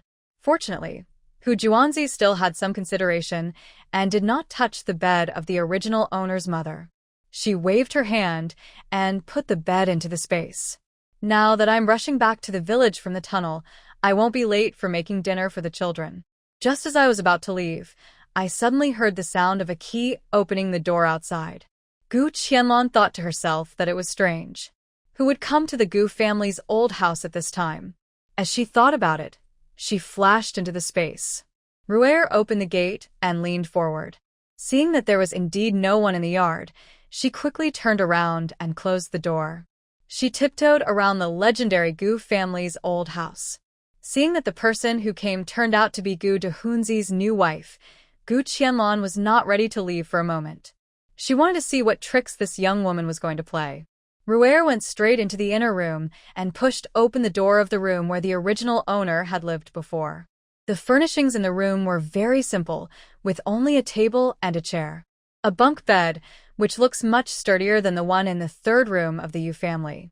Gu Qianlong was very confused as to why Ruer did not go into the main house to search for the step bed, but instead came to the original owner's room. Ruer looked at the simple house in front of her and curled her lips. He walked straight to the table and gently moved it aside. She saw that there was a small secret compartment behind the table. She pulled out the baffle on the secret compartment with familiarity and took out a small bottle from it. This time Gu Qianlong was completely shocked. How could Ruer know these things? Gu Qianlong held the stolen small porcelain bottle tightly in her hand, with 1,000 thoughts in her mind. She couldn't remember that there was a secret compartment behind the table in this room. And what was in this small bottle? Before she had time to open the bottle to confirm what was inside, she heard Gu Wencai shouting from outside the yard. Ruer, madam. Gu Wencai shouted as he walked, his voice coming from far away. Gu Qianlong thought about it and flashed into the space. She wanted to take a good look at what the couple was planning to do. Ruer, madam. Gu Wencai was so angry that he hired a carriage and returned home. As soon as he entered the door and didn't see Ruer, he immediately guessed that the woman must have come to the old house of the Gu family. It was all because of his quick mouth that he actually revealed the secret of having a secret compartment in the house. Fortunately, there was only the half tael of silver he had saved that year. Otherwise, if he really lost something precious, he would have no place to cry. When Gu Dehunzi returned to his old house, he was not as cautious as Ruer before. When he arrived at the door and saw that there was no lock on the gate, he kicked it. Ruer, I know you are in there. Why did you come to the old house when my mother and I were not at home? Gu Wencai cursed as he entered the yard and went straight to the small house where the original owner lived before. When he saw that his good wife Ruer was lying on the ground, the table had been dragged aside, and the secret compartment was empty, he was stunned for a moment. He didn't have time to feel sorry for the lost half-tael of silver, but was only worried that something might have happened to his newly married wife. Wife. Wake up. Gu Wencai hugged Ruer into his arms and gently tried her breathing. Fortunately, she was still breathing. He quickly picked up Ruer and put her on the bed where the original owner had slept before. At this moment, he couldn't care whether it was dirty or not. He couldn't let his beloved daughter lie on the ground forever. Wife. My darling, wake up quickly. Don't scare me, Gu Wencai said as he unbuttoned Ruer's neck. He had to let his wife breathe, but she must not get suffocated. But his hands couldn't stop and went down uncontrollably. Soon, Ruer's body felt cool, and her snow-white skin was as smooth as jade. Despite being rubbed by Hu Juanzi for so many days, Ruer's skin was still as white as jade, so flawless that people couldn't take their eyes off it. Gu Qianlong was anxious, watching in the space. His wife was still unconscious, but he was thinking about doing it on such a dusty bed. This was not good. She was still waiting to see them quarrel, not to stay here and watch them do such an indescribable thing. But how could Gu Dehunzi know that there was a completely secret person like Gu Qianlong in this room? He was seen touching her from head to toe, and soon the two of them were frank with each other. This. Between a young couple, should he be so impatient? In broad daylight, In front of her, it's not good. Although Gu Qianlong has eaten pork, she is very clear about the things between men and women. But such a real scene in front of her was really shocking to her. She quietly moved her eyes away, her pretty face flushed. It was really that the actor was not embarrassed, but she was embarrassed to death in the space, and her heartbeat accelerated involuntarily.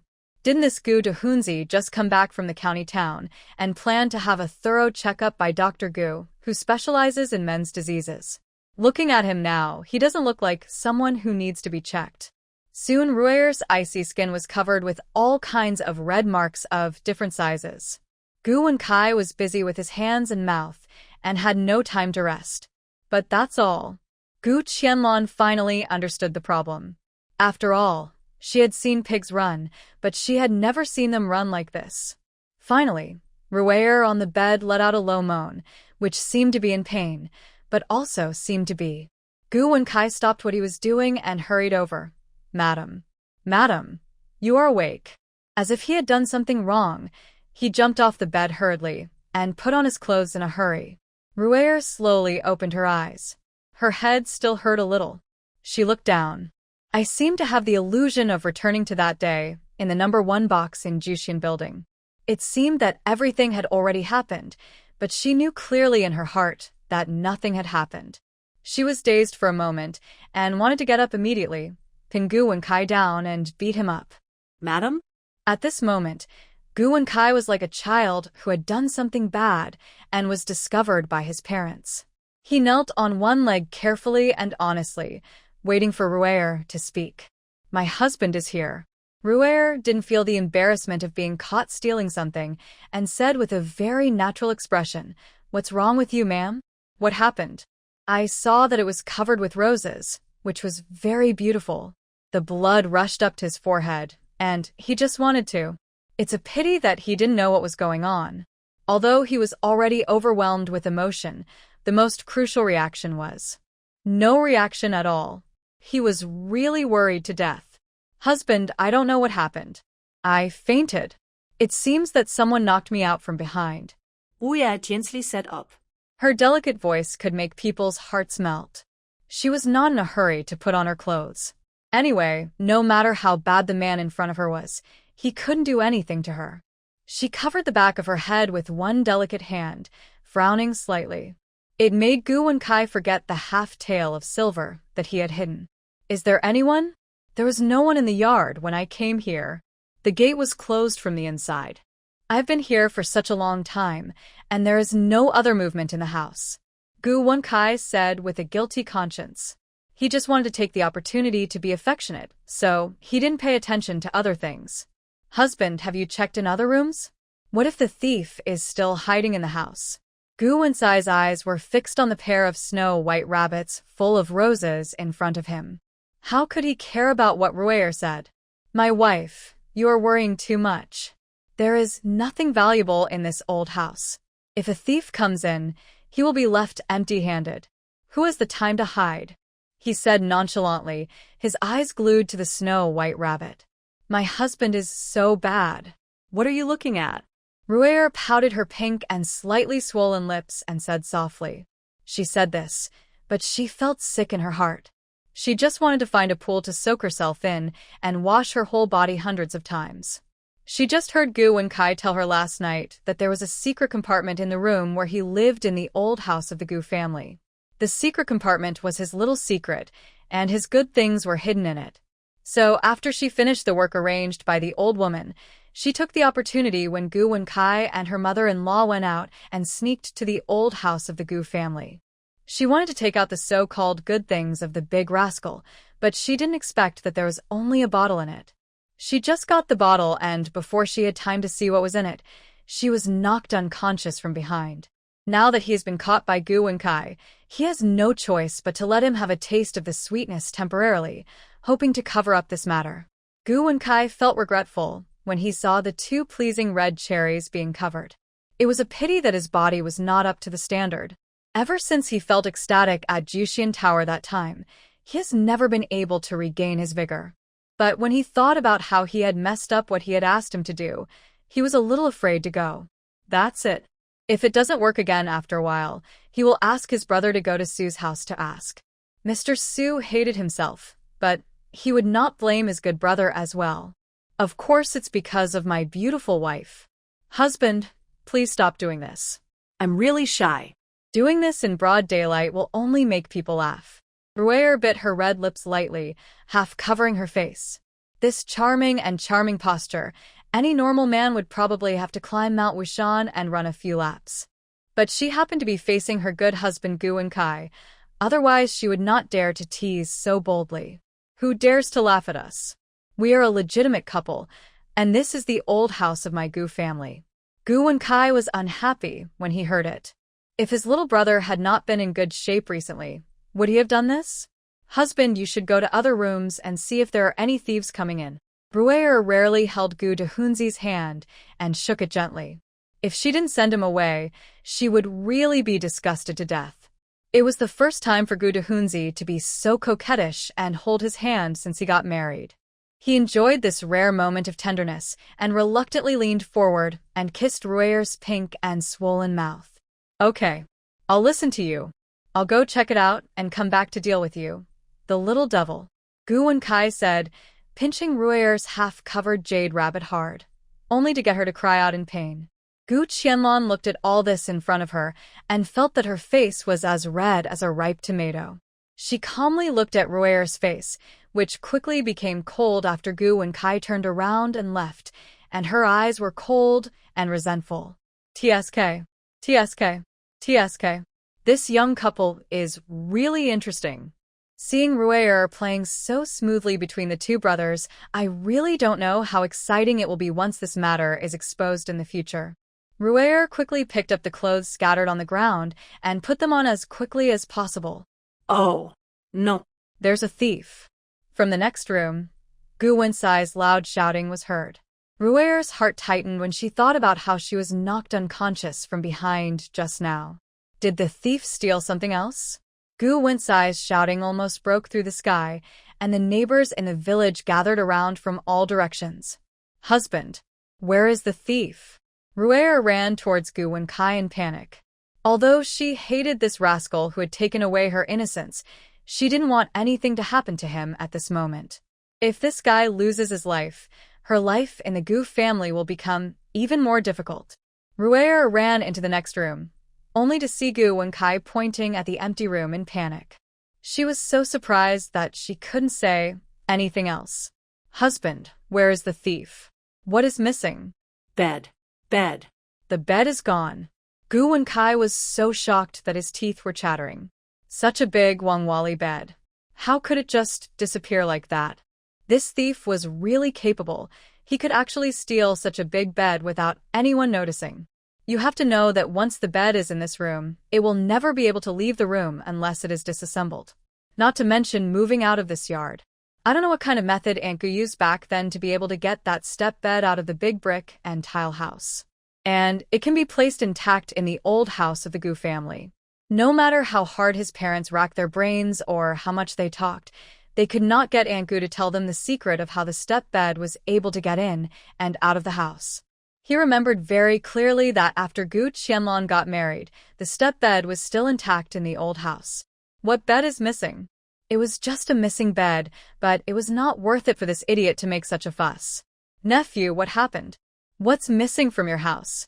When the villagers heard that there was a thief, they rushed in from outside with their farm tools.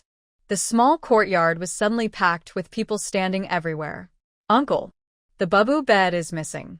The Wangwali Wood babu bed is missing. Gu Wenkai said, his voice tearful. He had heard that the bed was very valuable, but he didn't know exactly how much it was worth. He only knew that his parents said that when his younger brother won the top prize in the imperial examination, they would find a way to invite craftsmen from the city to take the babu bed away. It would be worth more than 1,000 taels of silver. But now, he didn't even get a piece of Wangwali wood. Gu Yusheng naturally knew about the babu bed, but when he heard Gu Wensai's expression as if he wanted to take the bed for himself, he felt unhappy. He really looked down on these people from the Gu family's eldest house. They were too greedy. Even if the bed was lost, someone should have been notified to Gu Qianlong in Yujia village. Why should he cry here? How could such a big bed be lost? That's right. No outsiders have come to the village for these days. The villagers were talking about it. When Ruer heard that there was a rosewood bed in the room, her heart ached. Seeing Gu Wenkai crying, Gu Yushin couldn't help but wonder in his heart, could it be that their family deliberately took the bed away? And then they shouted in the village so that they could legitimately occupy the bed. Anyway, it was stolen by the so-called thief, and it had nothing to do with their eldest house in the Gu family. This thief, crying stop thief, is really a high-level trick. They're the ones who have the key, and they're the ones who shouted that the bed is lost. Don't worry, nephew. It's better to send someone to inform the eldest niece of the Gu family. That's right, nephew Wenkai. That bed was left by Xiao, right? I heard that before Xiao died. Didn't she ask you to swear a solemn oath not to touch the bed? Yes. Xiao also cursed it. Outsiders dare not touch the bed. The villagers are superstitious about these things. What's more, the eldest house of their Gu family snatched so many things from Xiao, but she guarded the bed tightly and refused to give up. Now that the bed has disappeared out of thin air, they can't help but feel more afraid. Could it be that Xiao heard that her daughter didn't marry well and suddenly appeared to take away the bed? When Gu Wenkai thought of sending someone to inform Gu Qianlan, his mind instantly became active. It's a pity that his brother was angry last time, and he gave him the remaining medicine. How should he deal with Su Yuanwei now? It seems that I have no choice but to go to his house and beg him shamelessly, and also ask him what happened to my body. Gu Wenkai made up his mind and wiped away his tears. I have to inform my cousin. After all, that is the memory left by my second aunt for her. Don't worry, uncle. Leave this matter to me. I will definitely tell her. Gu Wenkai patted his chest and promised, and no longer bothered about the whereabouts of the bed. After all, when the time comes, let his cousin have a headache and feel distressed. The crowd gradually dispersed, and everyone was still speculating how the Wangwali wood step bed was taken out of the house without anyone noticing. They were all people who had seen the bed. If they wanted to quietly dismantle the bed and then secretly transport it away, it would not be possible for one or two people to do it in a short time. How did those people do it? Or was it really that Xiao knew about her daughter's experience and suddenly appeared? Seeing that there was no more excitement to watch, Gu Qianlan went directly to the back of the house, moved a distance in the space, then walked out of the space at the right time, and then flashed back into the space. After doing this several times, she finally came to the entrance of the tunnel and sneaked in during the sunset. If she didn't go back quickly, it would affect her making dinner for the children.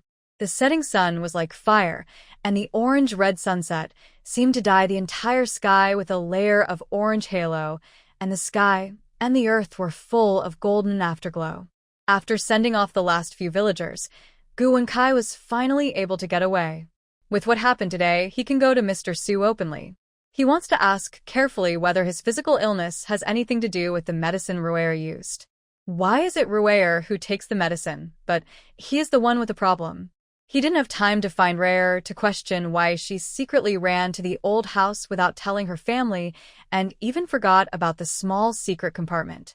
In his opinion, the half-tail of silver was lost. How could it be more relaxing than to recover and have a good time with Ruer? He didn't even have time to eat dinner and rushed to the town in a hurry. Husband, where are you in such a hurry to go? Seeing Gu Wencai's anxious look, Ruer had a bad feeling in her heart. Seeing his young wife looking at him with concern, Gu Dehunzi was even more eager. I'm going to do something for you. Wait for me at home. He smiled ambiguously, walked up to Ruer, put his arm around her waist, and pulled her tightly into his arms. Then he reluctantly let go and ran out of the yard. His belated wedding night was all about seeing what Mr. Su would say. Su Hausa has been very busy recently. Since Tongda Money House stopped accepting his money, his business has plummeted. When the big customers heard that they could only trade with him in cash, they turned around and changed to other shops to cooperate. He was depressed and drank a little wine in the flower hall, with only a little girl serving him. Master, Gu Wenkai from Yangshu village is here. He said he has something urgent to see you. Knowing that the master was in a bad mood recently, Sure spoke carefully. Who? Who did you say is here? How dare he come?